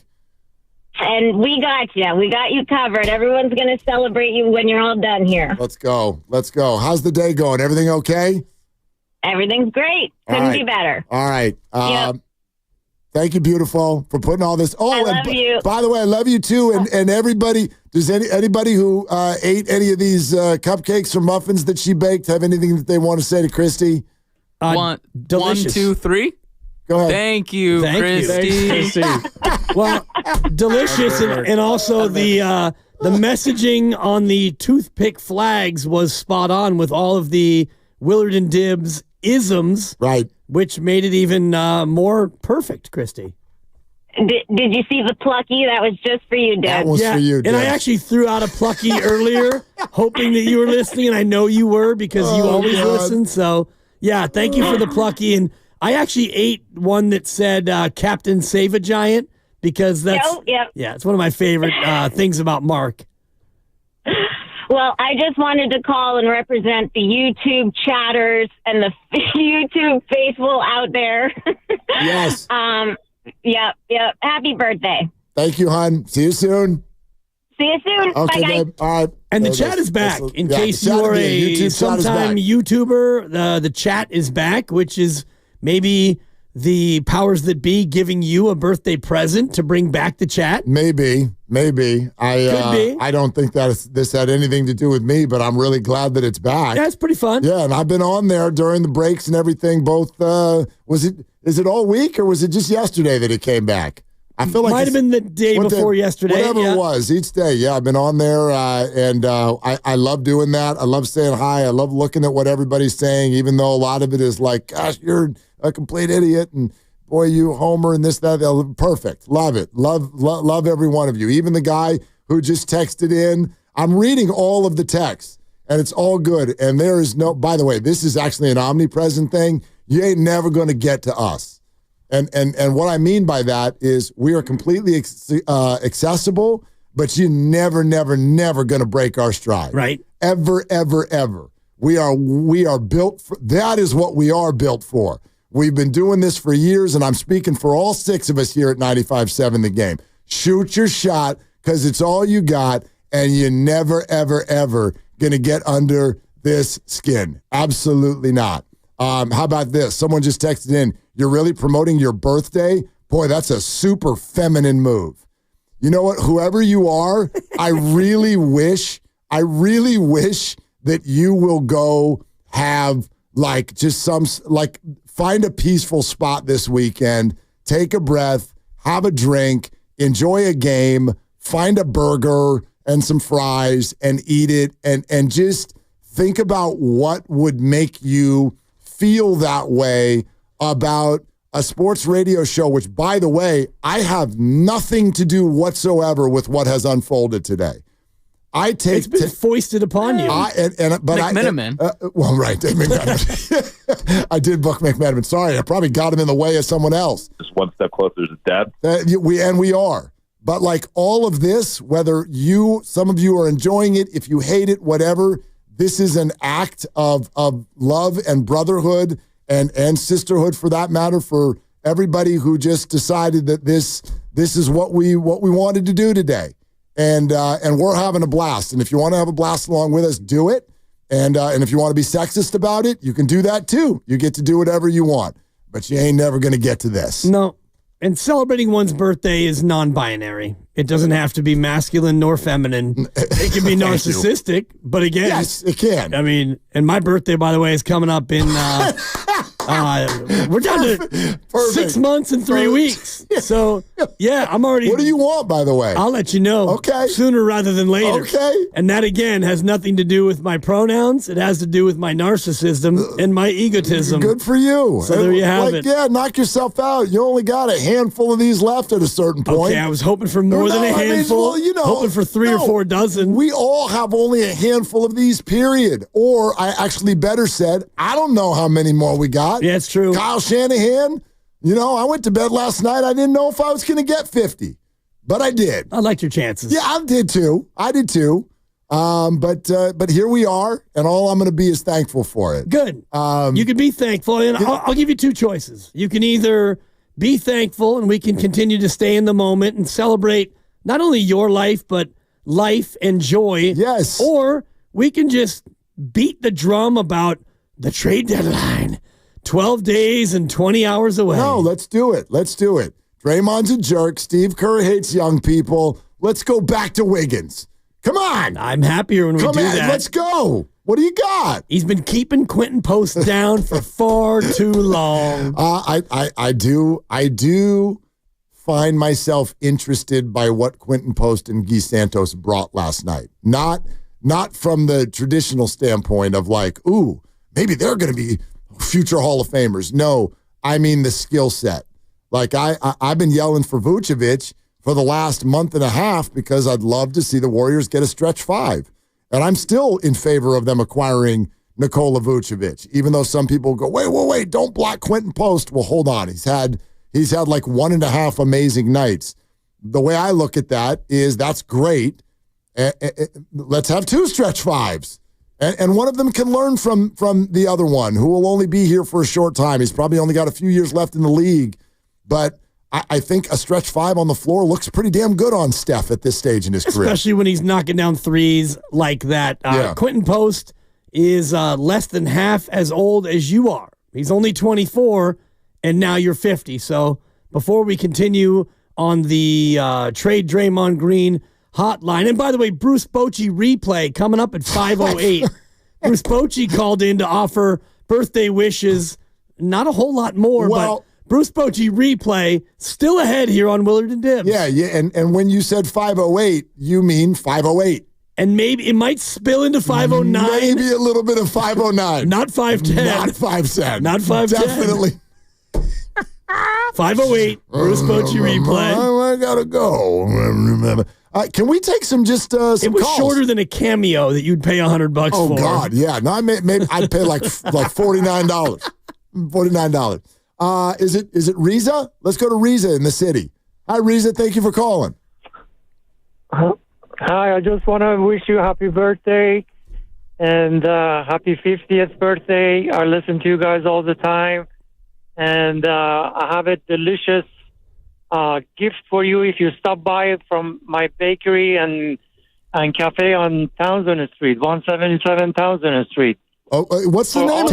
Townsend Street. No, but what's the name of the place, Reza? It's called Yummy Plates. Yummy Plates. Plates. Yummy Plates. Plates like a plate. Yes. Plate. Right. Yeah, yummy. Got it. Yeah. Like, I mean. Yeah. Yes. You had me at bakery. Go ahead. You had me at Yummy. Yeah, I cure my own pastrami. Just look it up in Yelp to see what people say about us. We definitely will. I'm seeing 4.8 on Yelp. Yummy Plate. Yummy Plate. Yeah. Yeah. Yes. Please stop by. I will take care of all of you guys. It says casual, kid-friendly spot serving breakfast, sandwiches, Absolutely. coffee, beer, and wine. Yes. No beer, no wine. No, okay, no beer, so no wine. Google's lying, but stupid Google. Yeah. No, but I'm looking at the pictures. Do you have breakfast burritos there, Reza? You have fantastic breakfast burritos. We are famous for our breakfast and lunches, sandwiches. I bake my own bread. We cured the pastrami for 4 months. It's just look it up, see what people say about it. Reza, what days do you work? I work every day, Monday to Saturday from 7:30 a.m. to 3:30 p.m. I'm not even kidding. I am going to come say hello to you. Like, I mean this. Mark this down. I am going to come say hello to you next Thursday. Yes, please do. Okay. Please do. I will take care of all of you guys. Reza, thank you for calling, Reza.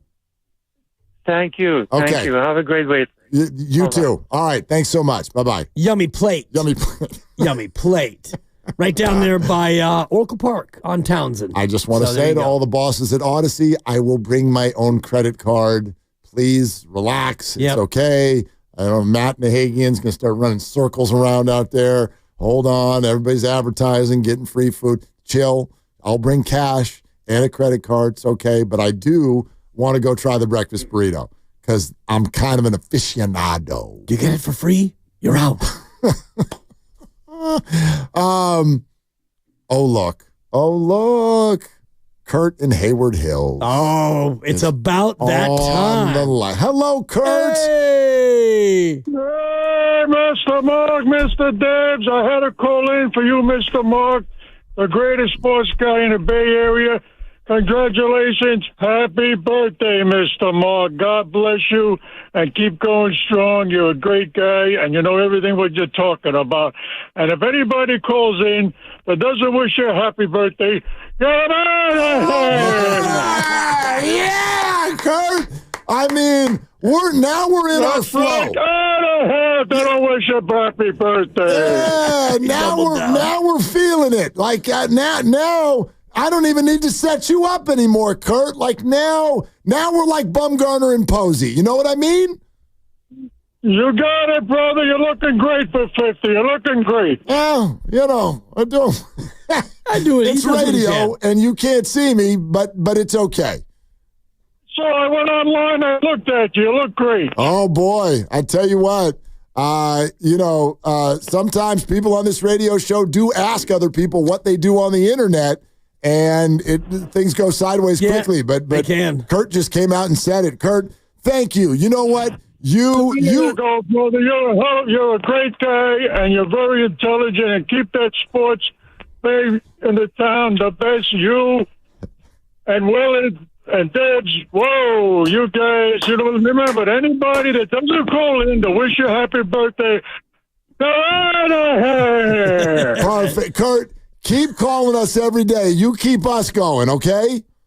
Well, yeah, don't forget me. I should get the award this year coming up. All right, boys, keep me in mind. You should. Kurt, thank you very much. Appreciate it. Zucci Mane just texted in and asked Kurt to do his outgoing voicemail message. Oh, my God. Hey, this is Kurt. Leave a message, and when you're done, get out of here. Did you want to say something to Jonathan, who said this is bummer news? Hello. Oh, see, and 24 hours later, he nailed it without anybody even asking him. Nailed it. That's all you got to be in life is coachable. Yep. That's it. And he delivered three in a row. He's well, he doubled back. He's like, I want to make sure that you guys heard it when I did it the first time. So let's do it again. Love it. Oh, It's What's beautiful, that, brother? It's a beautiful catchphrase. Oh gosh. Grandy, you want us to do this or what? When do you want us to? I don't want to mess up the Bruce Bochy replay. So, what's the timing here? What do you got? We'll break in a minute. Okay. Yeah. You want me to take GPD? Yeah, we can squeeze GPD. All right, in. GPD in Hayward is on the line. Hi, GPD. I'm driving down the freeway listening to this. Man, Mark, I want to say happy half a century, baby. You know. Oh, you know what I'm saying? But here we go. I want to know everybody's birthday down there. I'm making a log, and I'm going to start sending presents every year because you guys really make my day, man. I really appreciate you guys, man, because you make driving these roads up and down the Bay Area a lot more pleasurable. All right, well, let's start doing it. Dibs, what's your birthday? August? Yeah, August 15th. Okay, Grandy, when's your birthday? Hold on a second. Wait. Dibs, August 15th. August 15th. 15. That's right, GP. 15. Grandy? Okay, who else? Grandy. May 25th. May 25th. He'll be 525. He's turning 525. Yep, 525. He's turning 19 this year. Lucas? 6/29, June 29th. Okay, Lucas. Wait. Lucas is what? June 29. That's 6/29. Right. And then today is 124. Hey, today's 124. What about, damn? Oh, man, you guys didn't even do freaking Goo and Steiny. Ooh. Well, they're not here. We're men. I don't know their birthdays off the top of my head. Oh. You don't know their birthdays? No, we're dudes. That's why I'm going to find out tomorrow. Yeah. We're going to go. I got a present coming. Oh, man. GPD. I got a present coming for you. Wait, hold on a second. Yep. I got a present that I'm going to bring over. I'm a special delivery myself. I don't need to see you or talk to you. I'm just going to give it to Grandy or Lucas, whoever is there, and give it just for you. And Dibs, when your birthday comes, Grandy is next, huh? Grandy will be next. Grandy will be next. And Grandy's a kid, so he can't get no alcohol for him. No. Yeah, go to the toy store. Go to the toy store and get him something. And Mark, I want to say this. When I turned 50, you know what I started doing? What? I started doing yoga. Oh. Trust me, brother. It will change your life. Don't vinyasa flow. Start doing yoga now. You don't need to be all buffed and strong. It will change your life. It'll even make your golf game better. Namaste, Grandpa Daddy. Namaste, man. Love you guys, man. Love you, Dibs. All right, Grandpa Daddy. Thank you. Love you too. There he goes. GPD. We're brought to you by Fremont Bank. Here for you, here for good. 888-957-9570. And the long-ranging Bruce Bochy replay is around the corner here on Willard and Dibs. And it's Dan Dibley here to talk about Abundant Life Weight Loss and what a great program that it is. I started back in March, and within a couple of months, I lost 25 pounds and 2 inches off the waistline, down a T-shirt size. And the best part about it is the weight was lost, and I haven't been able to find it. Not that I'm looking for it, but the weight stayed off, and I've never felt better. You too can find out the secret to losing up to 1 pound of fat every day with Abundant Life Weight Loss. All you have to do is call for a free consultation. The number is 925-854-5140. That's 925-854-5140. With this program, there's no exercise required, no counting points or calories, and no prepackaged meals. You don't have to worry about injections or surgery. It's just a good, solid weight loss plan supported by doctors that works. Give us a call for a free consultation, 925-854-5140, or go to AbundantLifeWeightLoss.com. Where can you kick off the new year with big savings on gig speed? Only with Xfinity, now through January 30th. Get gig internet at home for $25 a month for 1 year when you add an unlimited mobile line, which connects you to gig speed Wi-Fi on the road. Act fast today and save more than $650 over AT&T and Verizon in your first year. Plus, hurry and take advantage because right now you can also get a free 5G phone with trade-in. So save big and stay connected to what you love with fast gig speed internet and mobile. From home to hotspots, this new year, it's all about gig speeds and big savings. Don't wait and get gig speed internet. Spend less green and switch to Xfinity. Go to Xfinity.com/gig savings to learn more. Requires paperless billing and autopay with stored bank account. Restrictions apply. Equipment, taxes, and fees extra. $40 internet discount applied to mobile bill.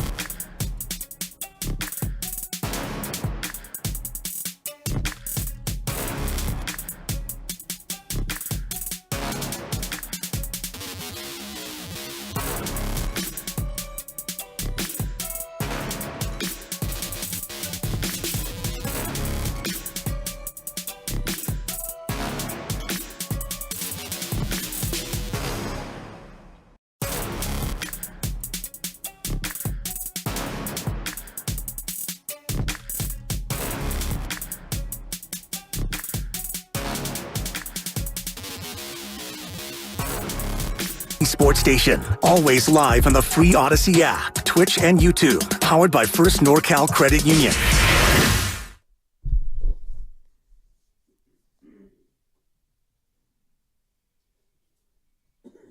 Well, you're a great guy, and you're very intelligent, and keep that sports thing in the town the best. You and Willard and Debs, whoa, you guys, you don't remember anybody that doesn't call in to wish you happy birthday. Get out of here! Now, back to Will and Dibby on 95.7 The Game. Oh, my gosh. Certain people in life are just gems. Oh, yeah. Absolute, unequivocal gems. You and Willard and Mark and Dibs. Hey! Kurt, you're the best. The best. But then again, so are the rest of you. What a fun day, and just my apologies if it's weird to listen to. It's a different kind of a show today, but I could not be having more fun. I'm also completely exhausted, and the night hasn't even, like, the sun's still out. Right, and you still just have beginning, brother. You have a post-show cocktail gathering. Yes. You've got dinner with, I believe, friends and/or family. Something I don't even know. Right, Christy is on her way, and I told you she's a planner. Yes, and I'm the kind that I don't have a problem letting go of. So I'm like, do it. Right. Whatever, we're great. Tell me what to wear and where to be. Where I'm are the we same going? way. Yeah, where are we going? What are we doing? Right. And just from the few details that she shared with me, she's got details. Yeah. And just all you have to do is continue to have a heartbeat and a smile on your face. We're good. Yeah. We're good. We're going to keep taking phone calls, 888-957-9570. We are moments away from the very, very anticipated Bruce Bochy replay. Boch called in earlier today to wish a happy day, which was just an honor. Completely overwhelmed by it. Don't undersell it because... No, I won't. Bruce Bochy called in. It was a market exclusive and maybe Lucas's finest booking ever. Well, I'd argue that what you're about to hear, still 2 minutes away. Yep. What you're about to hear, the funniest part about it, I find to be the most touching part about it, which I'll explain after you hear it. But my favorite part about it is when I asked him a very long, deep, and astute question. Yeah. I mean, it was digging. Yeah. I don't even know if I appear in this piece. That's coming up in...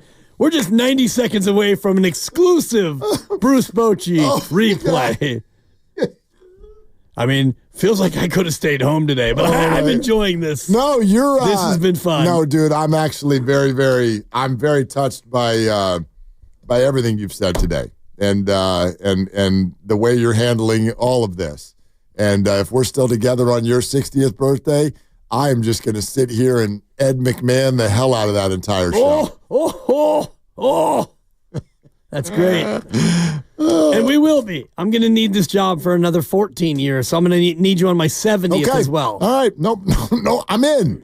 Book it. All right. Book it. Unless Steve Young wants to do the lounge singing act. Yeah. Then we'll go do that.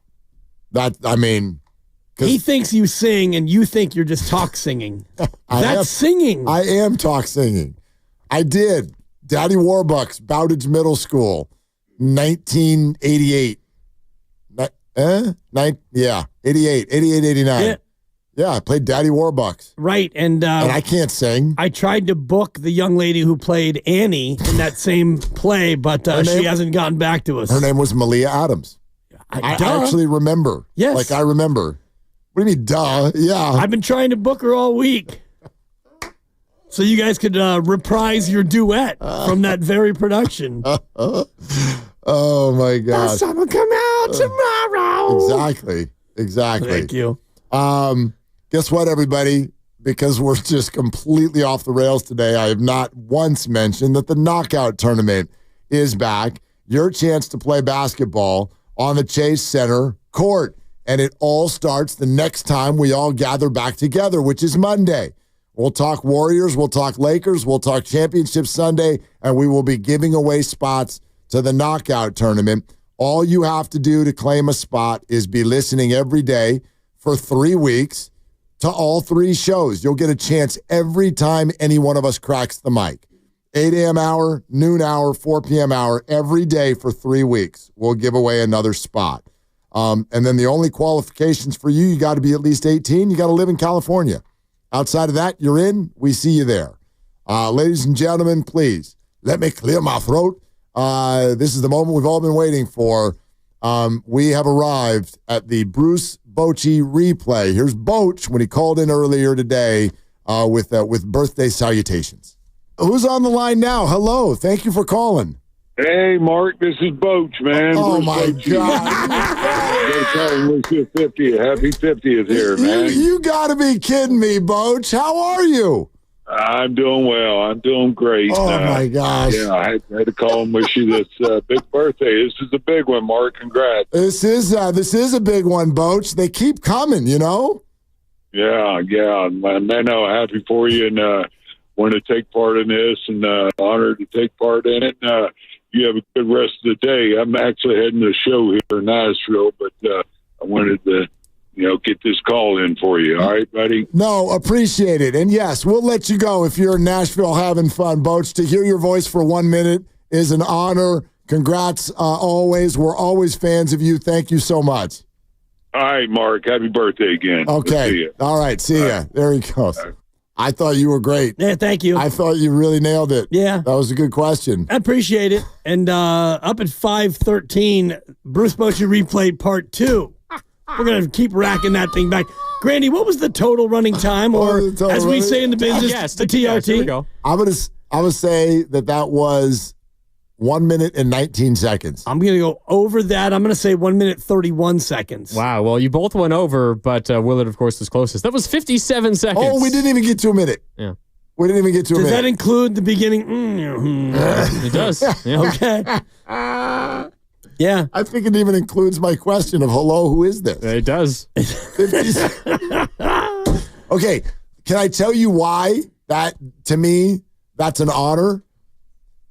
Because Bruce's answer should have been, no, I'm busy tonight. Right. That's why that's an honor to me. Because Bruce is busy tonight. But Bruce still said, yeah, give me a phone. I'll call him for a minute. I'm picturing him in not tight jeans, but jeans, boots, and a bolo tie. Right. Absolutely. We're going out tonight. Cowboy hat, size 8 1/4. Had a special made.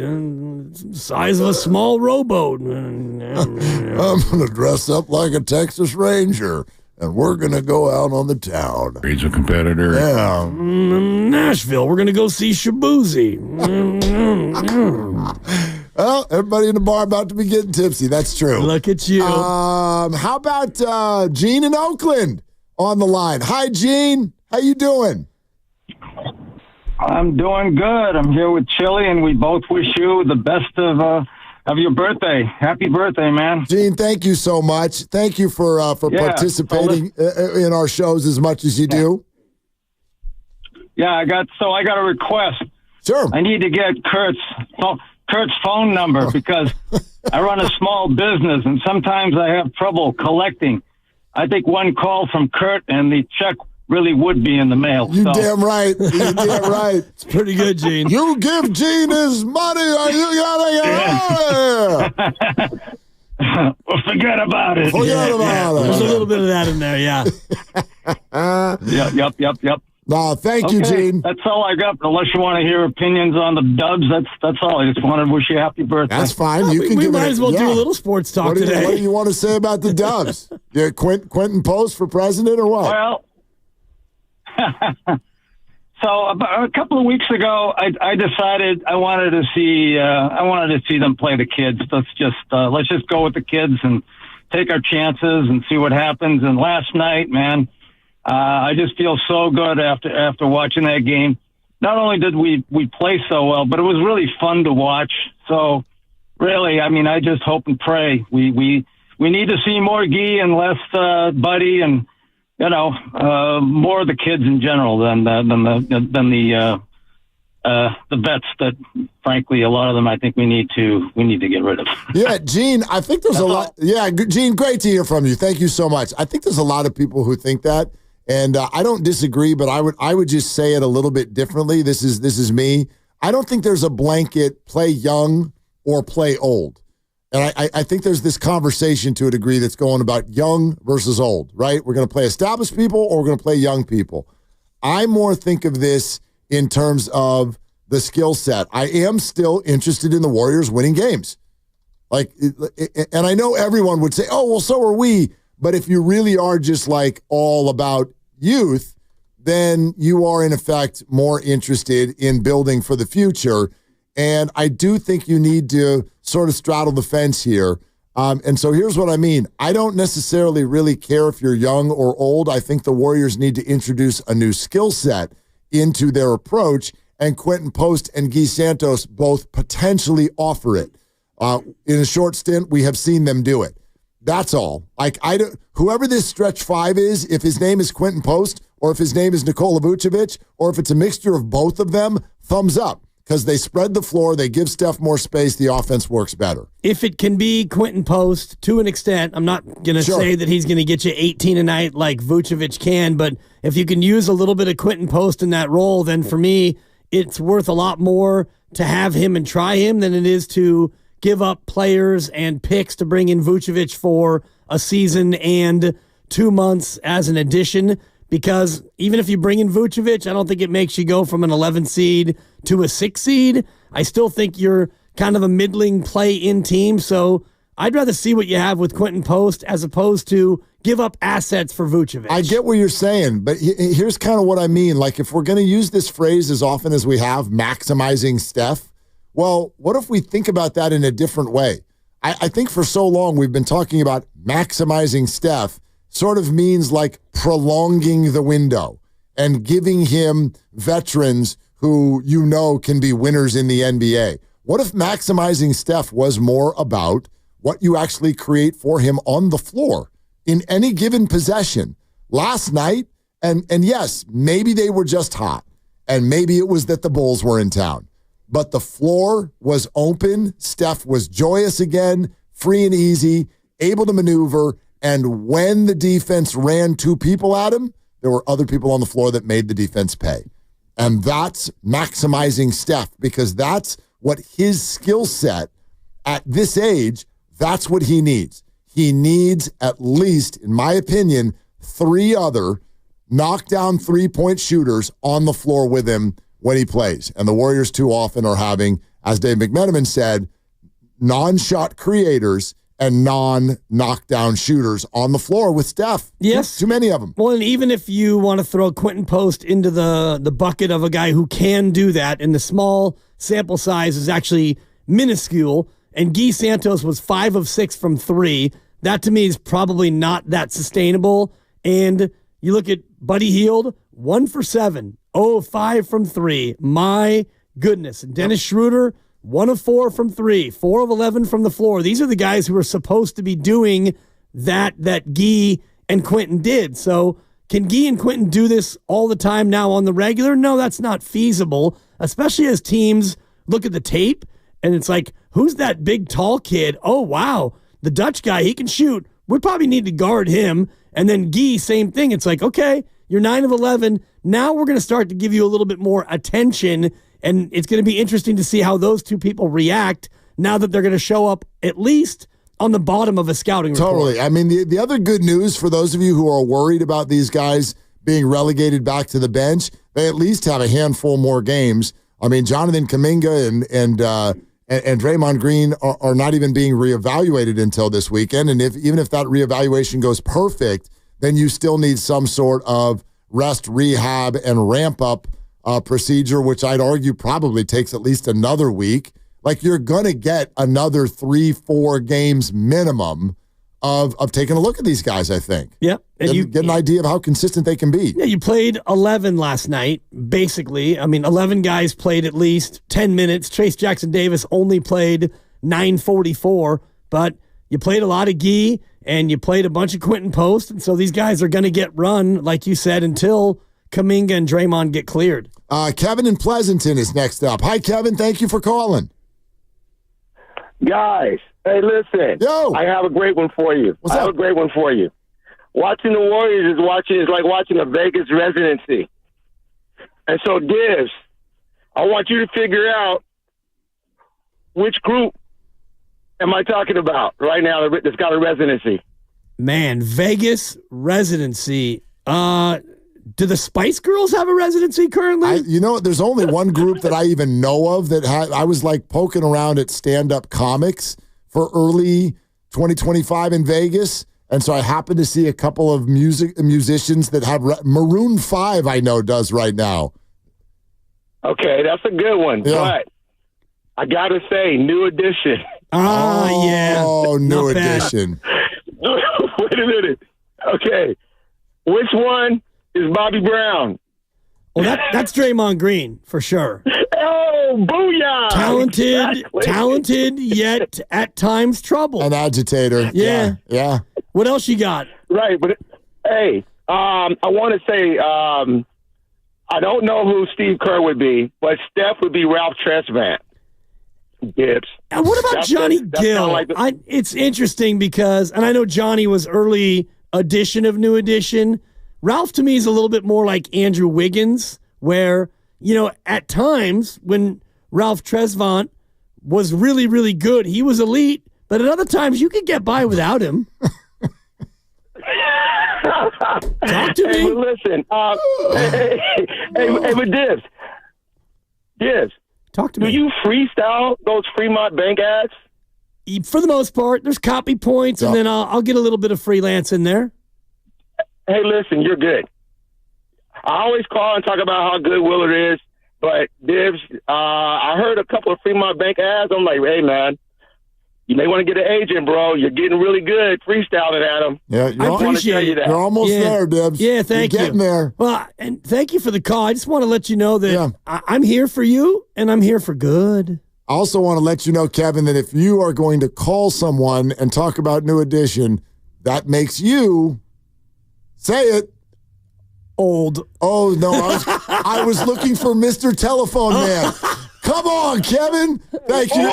Let's go. Willard's on one. Hey, Kevin. Happy birthday, bro. Thanks, Kevin. Appreciate you. Really good, Mark. That's really good. I missed the cue. And that was a little intricate. But, it's a little bit of your Ralph Tresvant knowledge was I think carried the day. That is honestly like my heyday. That's probably your early heyday. Dude, I have a New Edition story for you. I'm almost like the fact that they have a residency in Vegas makes me want to fly right to Vegas because I never got to see New Edition live, despite the fact that my mom once upon a time, and you know this when you're a parent, sometimes when you get a big gift for a child, you have to get one for the brother or sister also because they get all jealous and mad. And my parents, once upon a time, got my sister Madonna tickets. They got her and her friend tickets to see Madonna. And unbeknownst to me, my parents were like, we got to do something. We got to do something for the little guy over there. And my mom, and this is back in the day when concert tickets, there was no StubHub and anything like that. You either got the tickets or you didn't get the tickets. And you had to sit there on your phone and hit redial for hours to see if you could get through to Ticketmaster to get the tickets. She sat on the phone for 2.5 hours trying to get New Edition tickets and never got through. And I never saw them. Man. But now they're in Vegas, Dibs. We could go. Yeah, they're older. They are older. And, Lauren Gold, right? Yes. So kind to call earlier, and he's older, and he's a part of one of these bands like Chicago and The Who from the 70s. So now they're old. They're 50 years into being a band, and I know that the New Edition fellas are all my age, if not even a skosh older. So something about it, when you catch a band that can still do it, it's really, really fun. But sometimes you go see one of these bands, especially a singing-heavy band like New Edition, and it's like, oh, man. Ooh. And I'm not saying that they can't sing, but sometimes you catch one and it's like, oh, man. I went to see Chicago. Lauren helped us, Christy and I, go see him in Vegas. This is a couple years ago. Yep. And what is so, I think, engaging, it's adorable, actually. It's adorable, is when the band's at that age, and then you look around at the crowd, and the crowd is also getting a lot older, too. And if the band does some sort of, like, dance move that's super simple, everyone's kind of like, oh, Oh, he did it. Like he did it without falling down. That was amazing. Like Pete Townsend of The Who. How old do you think he is? I'm looking at it right now. What's your guess? Say he's got to be 75. Keep going. North or south? North. 80? He will be 80 in May. 80. And they're still out there rock and rolling. That's nuts. He's always going to be 80. I mean, 80. When he's singing. You're supposed to just sit down and go to sleep in front of the TV at 80, I think. Well, when he's singing Who Are You, Who, he's actually looking in the mirror. That's the craziest he's like, thing. really? I can't remember your name. Who are you? I can't. Seriously. Name tags on stage. Right. Who are you? Roger Daltrey been doing it for 60 years. Jonathan in the city. Hi, Jonathan. Thanks for calling. Hey, Mark, I just want to wish you a happy 50th. Enjoy your day. Cheers. And I ran into this person, and he wants to do the same, bro. Hey, this is Eddie Vedder, and I just want to say 1, 2, 3, 1, 2, 3. Mark Willard's birthday is today. Mark Willard's birthday is today. Oh, so good. Oh, thank you, Eddie Vedder. Jonathan, I knew we could get Eddie Vedder on the show one way or another. It's a walk-off. Oh, God. That was awesome. That was incredible. Let's go to Tom in Sonoma. Hi, Tom. What's up? Hey, Willard. Hey, Debs, man. Hey, Mark. You know what? Today is your first day as a senior citizen, man. Wow. You get to sign up for your AARP card. You're damn right. You know, I'm 69. I'm gonna tell you. I'm gonna give you some wisdom here, my friend. I'm listening. When you turn 50, it's the slippiest slope you'll ever see. Time is gonna speed up 2 times faster. So every year is going to be done in 6 months, my friend. Get ready. Get ready for the ride. So you're saying Christmas is in 6 months? It will be for you. Oh, man. Woo! I don't know. Tom, thank you, brother. Did you have something you want to say on the Warriors, too? Yeah, man. You know, I want to stick pat, man. I don't want to trade anything. I want to develop these young guys. You know, if we don't make it this year, we can work it out and do something next year, man. You know, it's too much to give up for these high-end players right now. Well, and I don't want to go that way either. Tom, I would say this. I think you'll be comforted by this. And thanks, Tom. Appreciate you. Anthony Slater, and I forget, what was it? Was it the FanDuel TV thing that Slates went on? Yeah. And he was talking about if there's a Warriors deal, who they would be dealing. And he gave 4 names, and they're not the names that everyone was worried about a month ago. He's like, not Kuminga. And quite frankly, not any of the young guys. Not Moody, certainly not Quinten Post, not a throw-in of Guy Santos. He said if the Warriors make a move, it will be centered around these 4 salaries, all of them expiring. It was Kevon Looney, GP2, Dennis Schroeder, and Buddy Hield. And all of them have a little bit of girth to the salary, like they're all like at least $9 million or more, 8 or 9 or more. Schroeder's at 12. Schroeder's at, I think, maybe even 13. Okay. Right? And Hield is somewhere in that neighborhood as well.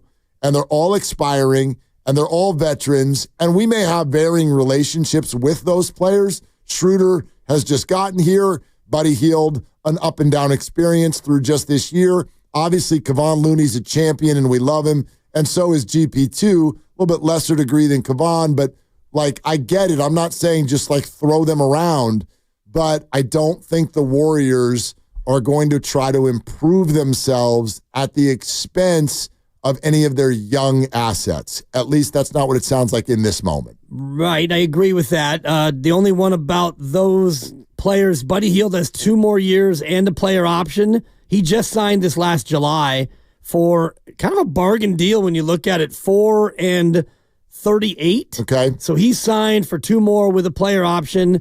And if he can make a shot, that becomes a great contract for a team that just wants like a catch and shoot guy. Totally. I know that the Buddy experience has been up and down. I still think with what the Warriors are trying to do is they reboot themselves. And the point I'm making today, surround Steph with shooters. I think there's room for Buddy Hield.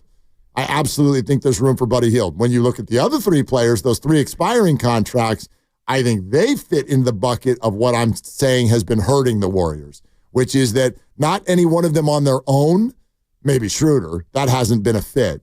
GP2 and Looney are wonderful, but there are too many non-shooters on the court at one time. I don't mind GP2 on the court. I don't mind Looney on the court. I mind it when Looney and GP2 and Draymond and Kyle Anderson are all on the court together. That's just, you can't function that way in the NBA anymore. Not in this NBA. And Dennis Schroeder can be traded not until the day before the deadline. So that's Wednesday, week and a half. Right, 12 days from now. So Yeah. any deal you want to make prior to that cannot involve Dennis Schroeder.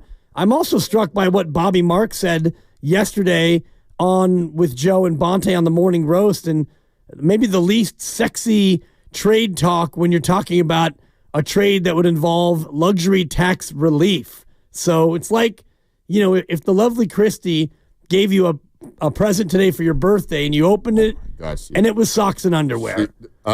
That's what this is. This is akin. She did not do that. I know, Mark. I know the lovely Christie. Actually, I do think there was a pair of socks. Fine, but if like that was an appetizer. If the big gift was a 6-pack of Hanes, shout out Chris Haynes, and a 6-pack of tube socks, here you go. That is akin to the Warriors trading for luxury tax relief at the deadline. Right. No, it's super disappointing. Useful. But it's not interesting. Like, it's something that all fans, we should admit right now. Grandy, I even wonder if you would admit this, because we all sit here and talk about this every day. And for those of you who don't know, Mark is very, very pro make a move. And even more so, I mean, I'll let you speak for you, but like you want the Warriors to declare, go one way or go the other, right? The nightmare for me is you get to the deadline, nothing presents itself, and they essentially are heading through the rest of the season with the same roster. Right. Exactly. So you want him to do something. Even if it's sell off some of the veterans not being Steph, not being Draymond, just to change things up and ensure that you have room for some of the youngsters to grow. But you made the comment on a text last week or even just a couple days ago where you're like, I'm so sick and tired of this kind of process of just kind of kicking the can down the road. And I poked at you a little bit because I'm like, oh, you're so sick and tired of it. It's been all of 2.5 years since they won a ring. Like, how many fan bases would die to be tired for 2 years, right? But the reason I bring all that up is to say, and I'm not even mad at this, but I do think for some of us, you want a deal because you just want something. You want something to chew on. You want something different. You want something to change the feeling that you're having watching Warrior basketball. And I think that the problem the Warriors are in is they're sitting there, and this is what Steph and Steve Kerr were saying last week, is that's great. You can want to make a move, but what if we deem that move to be a negative one? You don't want us to do something just to do it. But I think a lot of fans in this moment kind of do.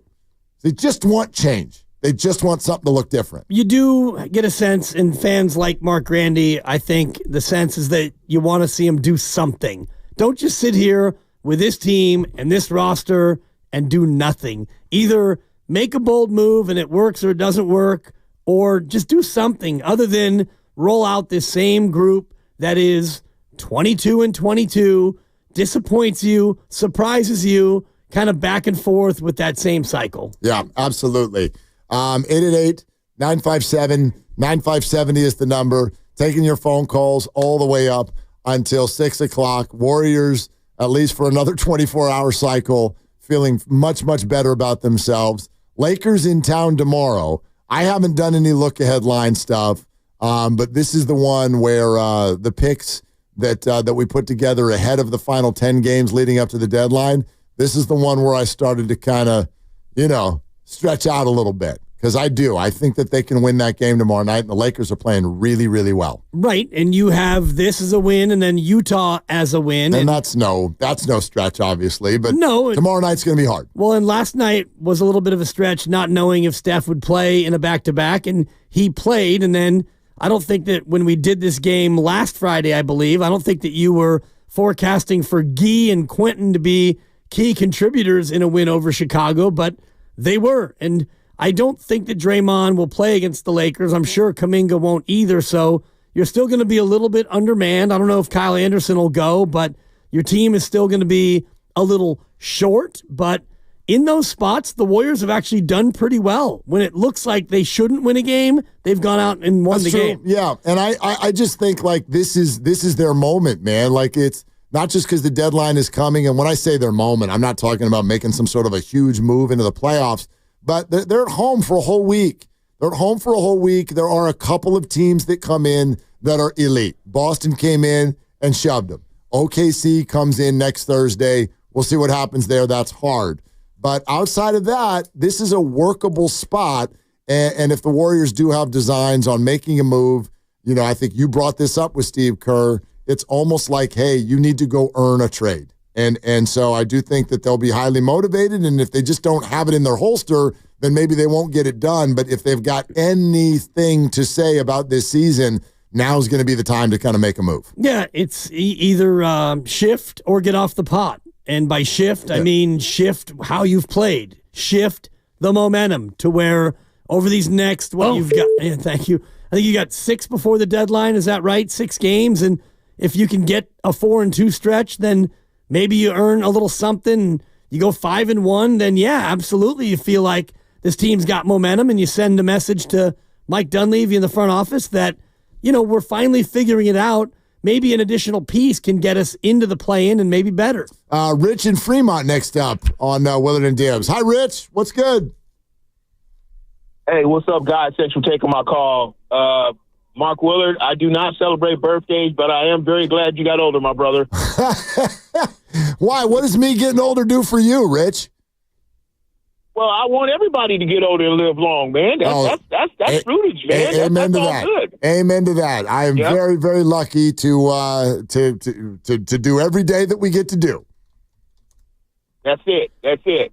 Now, as far as the Warriors go and to what you guys are talking about, I think really at the end of the day, Warrior fans should probably just be quiet for a while and just live in the moment, man. We are, and I say we because I am too. We are spoiled, man. We got that title in 22, and everybody just thinks, oh well, trade everybody and let's make it competitive so Steph can get another title. It's like, guys, come on, getting a title is not easy. If it was, every team would be doing it. Shout out Charlotte Hornets. Let's keep it real, man. This is not an easy thing to do. I say, hey, they'll give it their best shot.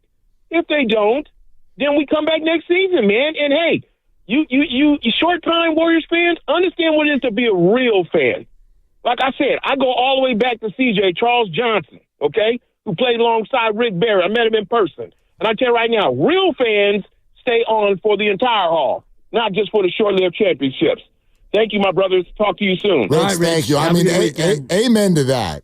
I mean, look, this isn't really a point. This isn't a talking point. This isn't something that I'm trying to jam down anybody's throat. But I will say this. This is a fact of life. Warrior fans, you are very likely, whether it's right now, whether it's a couple years, whatever, you're going to have to get used to the fact that, like, what happened over the last 12 or 13 years, I think a lot of you forgot. You don't just get to do this. You don't just get to be here and you're like, well, the Warriors now, so we have to just talk about competing for a championship. Started the NBA season, how many franchises, how many fan bases can realistically be like, we're trying to win this thing this year? About 8. Okay. Now the other 22 or 24 or whatever. 22, you're right. Yeah. Whatever, the other 22, I don't think that the season is automatically just this waste where, like, there's no point in watching games and this is stupid or whatever. Like, no. This is always constantly evolving and always a journey. And sometimes, in fact, most times, whatever you're doing in that moment is not necessarily solely focused on winning a ring. Like most of these NBA franchises, you can look at the standings right now and, like, are you gonna go talk to a Detroit Pistons fan and ask them why they bought a ticket? They're not winning a ring, but they have a winning record. They are the 6th seed in the East. They are showing major progress through whatever they're doing. Where will it lead? I have no idea. But if I'm a basketball fan of the Detroit Pistons, let's find out. Let's ride the damn wave. Right. And if you're a new Warrior fan, then just go back in time and live through what we all lived through. You as a 50-year-old and me a little bit older. Easy. You had Chris Webber win Rookie of the Year, and you won 50 games. You lost in the first round. Nelly and Webber didn't get along. They chose Nelly over Webber. And then you had 12 consecutive losing seasons. Not only did you not sniff the playoffs, but you had a 17, 2 19s, and a 21-win season, 12 straight losers. You had We Believe, where you won a series. Barron dunks on Kirilenko. Right. P.S. You lose that series in 5. And then after that, you had another 6 years below 500. So 18 of 19 below 500, 1 series win, and now we're going to sit here and cry about I want a title every year? Exactly. Like we're not going back to that because now the Warriors have good ownership, but I do think that sometimes it's tough to listen to people talk about how bad the Warriors sucked last year when they won 46 games. Yeah. It doesn't mean you need to be impressed by it, but they didn't suck. And they don't suck now. Not good enough, but this is how it works. We'll keep taking your calls. We'll go all the way up to the buzzer at 6 o'clock. We're sponsored by Chilton Auto Body, and it's Willard and Dibbs. Have you been in a car accident? Chilton Auto Body has 15 convenient Bay Area locations to help restore your vehicle to pre-accident condition.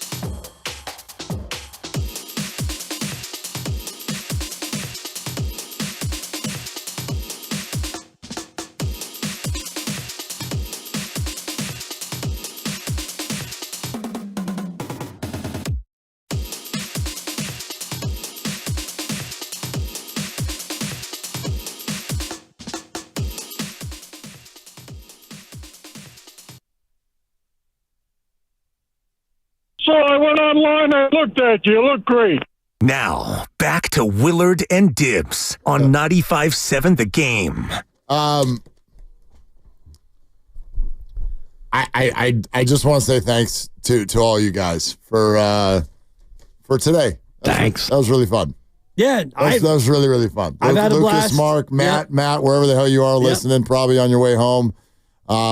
He's already at the ship. Yeah. Oh, is he at the ship? Okay. We'll bring the cupcakes. Christy, love you, sweetie. Like, just everybody. It's been a really fun day. Really, really fun day. Yeah, I've enjoyed it. I hope the audience has. We had a lot of special guests from Steve Young to not quite a full minute of Bruce Bochy. Kevin from The Office. We should replay it again. Hey, Mark, this is Boach. Hi, Mark. Happy birthday again. And there's not much in between. That's pretty much the interview. That was 7 of the 57 seconds of that interview. Right.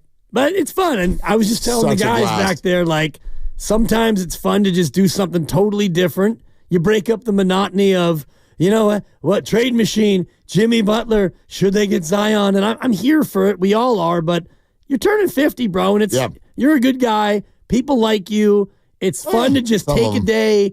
It's fun to just take a day and celebrate a guy's birthday and just have some laughs, right? By the way, I'm not turning 50. I turned 50. Yeah, you done turned 50. That thing's in the past. Yeah. I love the young people. Yeah, that's not just aimed at me anymore, huh, Grandy? Yeah. I mean, hell, I've heard of Eddie Goodell. Ouch. That's all you need to know about how old I am. I just want to thank you for having a birthday on this day because I needed it. Yeah. Hey, brother. Yep. We got you. Yep. You got me. It's like that. I did notice this, though, and this is not normally my style because, look, you know, you call yourself a birthday guy. Yeah. I'm probably not. Like, we're definitely going to celebrate tonight, and we're definitely going to celebrate my son who turns 18 on Sunday. And if by some crazy off chance you're listening, buddy, love you too. Can't wait for the entire weekend. He's definitely not listening. But anyway, with all that said, just because it's a milestone birthday, I don't know. Like I guess I thought you were going to get me something. And this show has been amazing, but I didn't notice any, like, you didn't get me anything. Well, first of all, it hurts because the show's not over, and maybe I have. It's true. Maybe I have something really, really special cooked up for you. But I thought about what to get you, and what do you get a guy who has everything? Gorgeous head of hair, multiple jobs, beautiful family, lovely fiance who. I love you. No, I love you more. No, I love you more. She's pretty great. You guys are both pretty awesome. So I thought, what can you get a man who has everything? And I thought there's one gift that I can give to you and the entire audience. Let's fade the dibber. It's time for Fade the Dibbers. Please explain. Nostradamus gives out his pick. You bet against it, you make money. Cash me out one time. It's that simple. Hey, Dibs, your pick stinks. Dibs, what's the lock of the day? Well, I stand corrected because you are the gift that keeps on giving. Yeah. And you have waited for the most opportune time to finally hit your stride. The playoffs are here, and you are losing literally almost every single game. Call my message phone. 0-4 last week, 2-4 the week before. That means out of, count them up, 10 games, you are hitting 80%. Gamblers don't do that, but you do. So, Dibs, here we go. Let's start with the first game. Yeah. And it resides in the NFC. The Philadelphia Eagles, who we hate, and Big Dom will be hosting the Washington Commanders from our nation's capital. And the spread is 6.5. Yeah, and this one to me is like, I'm just stealing money if you think about it, because Philadelphia and their ground attack, they've been a juggernaut, and they are the home team. But you look at this matchup and you realize Washington plays them tough. The last time they played, Washington wasn't as good as they are now.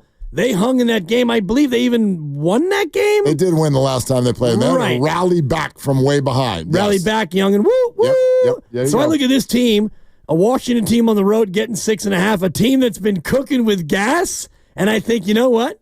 It might be their time, young Jaden Daniels. I'm going to take the Commanders and the 6.5. Cuckoo. Anyone? Oh, look at those. They ain't gonna fade. You not gonna fade? Well, I mean, you're not gonna fade. Hey!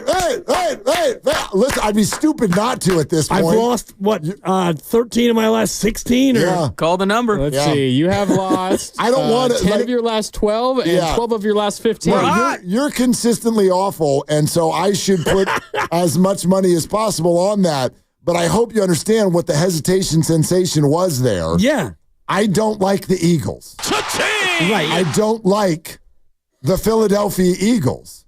I don't want to sit down and root for the Philadelphia Eagles to win by a touchdown or more. Eagles fans don't even like the Eagles. Yeah, nobody likes the Eagles. Philly people don't like themselves.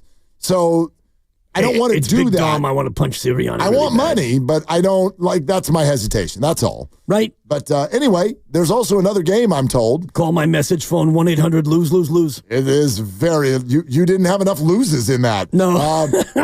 Let's go to the afternoon and the game everybody is waiting for.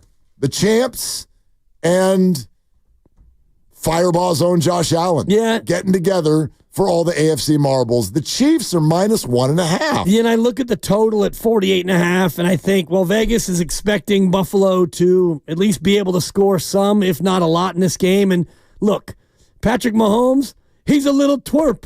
Or what do you call him? He's a little runt. That we're going to take that little runt and grind him into the ground. This guy's a little runt. Thank you, Kurt and Hayward Hills. At some point, this thing has got to end. And I don't believe in their offense. If it wasn't for his miraculous play, number 74, they lose last week. And the refs, they helped them. I'll tell you what, Zebras, call it fair. It's Buffalo's time. I'm taking Buffalo and the 1.5. Hey. It's like hard to get excited. I know. No, I'm taking the dogs. Double dog. It's a double dog Sunday. What could go wrong? Oh, God. I don't think Washington will win, but they'll cover. Buffalo going to win that game. It's their time. In order to fade the Dibbers, I have to root for a Chiefs-Eagles Super Bowl, and I've already said on record that if the Chiefs play the Eagles in the Super Bowl, I'm out. You're not out. You're hosting a watch party. No, you're in. No, I told Christy, I said, if we do a watch party for Chiefs-Eagles, you can sit with all of our friends and eat, and I will 10 bar in the other room. You won't. I don't want to see the game. You will. Of course I will. I don't want to. Yeah. What do you think? What do you invite you over to the house and charge? 2 drink tickets, exactly. The hell are we? What do you think I am, Odyssey? No. Whoa. Hey, get out of here with that. Get out of here. Yeah. Of course we have free drinks. I'm only 19, though. That's true. That's true. But illegal stuff has happened inside that house before. Enough of Kansas City. They've gotten enough. Enough of Kansas City. I know. We've all had enough of Kansas City.